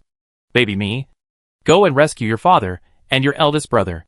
The 3rd Prince has always been at odds with your eldest brother. If he finds out that your eldest brother is imprisoned in Mujiabeo, there will be trouble. The meaning behind Mrs. Su's words was very clear. Song Jinha's face turned pale when he heard this. The 3rd Prince, Yen Si, was a man with a bad temper and a cruel nature. If he takes the opportunity to kill his eldest brother here and blame everything on Mujiabeo, he will be in trouble. Well, you guys wait until I come back. Sumabeo took out 2 more solar lanterns, hung them in the cave, turned around and walked out. A rockery stone was placed casually to block the entrance of the cave. Mom, didn't you say that my eldest brother followed the 3rd Prince to northern Xinjiang? Song Jinha looked at her mother-in-law. Baby me said that the 3rd Prince's camp is not far from here. Should we contact my elder brother? No, for now. Wait until Jinbei comes back to discuss it. Mrs. Su looked at Su Chingy, who was still unconscious lying on the bed, with her heart burning. And Su stood nearby with a sad look on her face. How did the 8th master become a girl? Master, you said that finding the ghost doctor cured the 8th master's poison. Then if the 8th master wakes up and sees that he has turned into a girl, what can he do? Can you bear it? Ear is so pitiful. Alas. Mrs. Su let out a long sigh. At the beginning, she was all focused on whether her son was unconscious and whether he could survive. After listening to Mi Bao Bao's words, I knew that Mi Bao Bao could find a ghost doctor and cure his son's poison. Now that her son was no longer in danger, Mrs. Su realized another bigger problem. Ear became a girl? Looking in front of my son. Mrs. Su's heart ached for a while. She didn't even dare to lift up her son's clothes to take a look. It's all like this above. But what about below? Has my son really become a ruthless person? After the son woke up, with his arrogant and lonely temperament, how could he accept such a blow? When she thought of this, Mrs. Su felt that she could hardly breathe. My heart feels so tight. The other side, all the men in exile and the officials were being divided into groups. Groups of 10 were tied with ropes and driven through the ravine. Where are you driving us away? I don't know. How are your mother and your sister doing? Su Qingyi was tied in front of Su Jinbei and asked Su Jinbei in a low voice. As long as my sister is here, they will be fine. Su Jinbei knew if he encountered any danger, the little sister will bring her family into the space and teleport away. You're right. Your little sister is here. They must be safe. But, look at there are so many of us. There are so many officials. Everyone is so fascinated that they have lost their minds. Where are they sending us? When can we leave? The Su family and others have always pretended to be obsessed. But the officials and these prisoners were really fascinated. He became like a walking zombie, driven away by these guards. Not everyone is obsessed with their minds. Su Jinbei has been observing, and he has long discovered that among the officials and among the exile prisoners, there are also some who are pretending to be mentally ill. It's just that the 200 prisoners have not been seen again since they were detained separately in Mujiabao. The people escorting us are not from Mujiapu. Su Jinbei, who had Taifu Wang tied behind him, suddenly spoke. They are the leftist prime minister's private soldiers. Wang Taifu raised his white eyebrows, and he knew that Su Jinbei was so powerful that he must have discovered the problem long ago. The left prime minister is colluding with Mujiabao. Where are they going to send us? Dad? Are the prime ministers Hua and the second prince trying to kill us? Taifu Wang was followed closely by the Wang brothers. The second eldest brother, Wang Changlin, said timidly, before they kill us, they want to make the best use of our resources and send us to do hard labor first. Su Jinbei's eyes were deep, and he kept staring at the roadside. But what he was thinking about was that these exile prisoners and official servants would be sent to do coolies. As for the few of us, there may be other arrangements. He felt that since Mujiabao had colluded with Zhuxiang, how Zhuxiang would deal with him and Taifu Wang would definitely not be as simple as killing them directly. There's a mine ahead. For a moment, several people were speechless, with stern expressions on their faces. Did Zhuxiang open a private mine here? Counting here, it is only 300 to 400 miles away from the capital. The left prime minister is really cunning, and he actually played such a big game under the emperor's nose. Iron ore? Coal mine? Or a gold mine? Su Jinbei stared dimly at the escort guards next to him. The gleaming sword in each person's hand caught his attention. Iron ore? The leftist prime minister actually opened an iron mine here? Zhuxiang is the grandfather of the second prince. Over the years, he has been paving the way for the second prince. But I didn't expect that he would dare to mine iron ore privately, forge weapons privately, and raise private soldiers. This is a capital offense with intent to treason.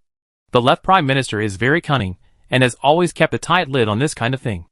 Now that the prince is dead, the emperor's adult princes only have the second prince and the third prince. Both of them wanted that seat. The forces behind them will naturally plan for it. This means that the prince is dead and the battle for the throne is imminent. So we must forge weapons and recruit private soldiers as soon as possible. Do you want to raise an army? Knowing who we are as a group of deported prisoners, they still want us to go into the mountains to mine. It's clear that they want us to never come back, to bury our lives in this iron mine. Su Jinbei sneered. This matter is really not in line with the behavior of the left prime minister, who is always rigorous and known as the old fox. It seems that, really anxious. How do you know that some of us haven't lost our minds? Wang Changlin asked Su Jinbei reluctantly. Palace maid? Su Jinbei only said 2 words. And Taifu Wang frowned imperceptibly. On the surface, Wang Yi was following the team as the palace maid of Wang Meiren. Su Jinbei discovered that Wang Yi gave detoxification pills to the Wang family. What else does this kid know? It was our Wang family who took the initiative to tell him about the emperor's grandson. Wang Yi was the crown princess. So she didn't die. Mrs. Su had met Wang Yi in the palace. As soon as Wang Yi followed Yin Yu into the Exile team, maybe the Su family would have recognized her. Taifu Wang thought about it, and found that Su Jinbei had agreed to assist the emperor's grandson. The Su and Wang families were like grasshoppers on a rope. Su Jinbei will not harm the Wang family at present. What do we do next? Do we run now? We won't be able to run until we enter the hole in the ground. Wang Changlin looked not far away and saw big black mouths at the cave entrances. His face became paler and his legs became weak. You are a military commander. How do you think we will fight today's battle? Taifu Wang looked at Su Jinbei calmly. He knew that no matter how smart he was, the Wang family, father and son, were all civil servants. and they could only rely on the Su family for this matter today. After all, Su Jinbei and Su San are both very powerful in Kung Fu. Even if he is hit by the soul-suppressing nail, in terms of beating, he is still worth 1,000 troops. Wait. What are you waiting for? Tai Fu Wang thought to himself. Could it be that he was waiting for the right time? Waiting for someone. Su Jinbei looked not far away, and saw a small man walking over to escort the guard. The person I was waiting for is here,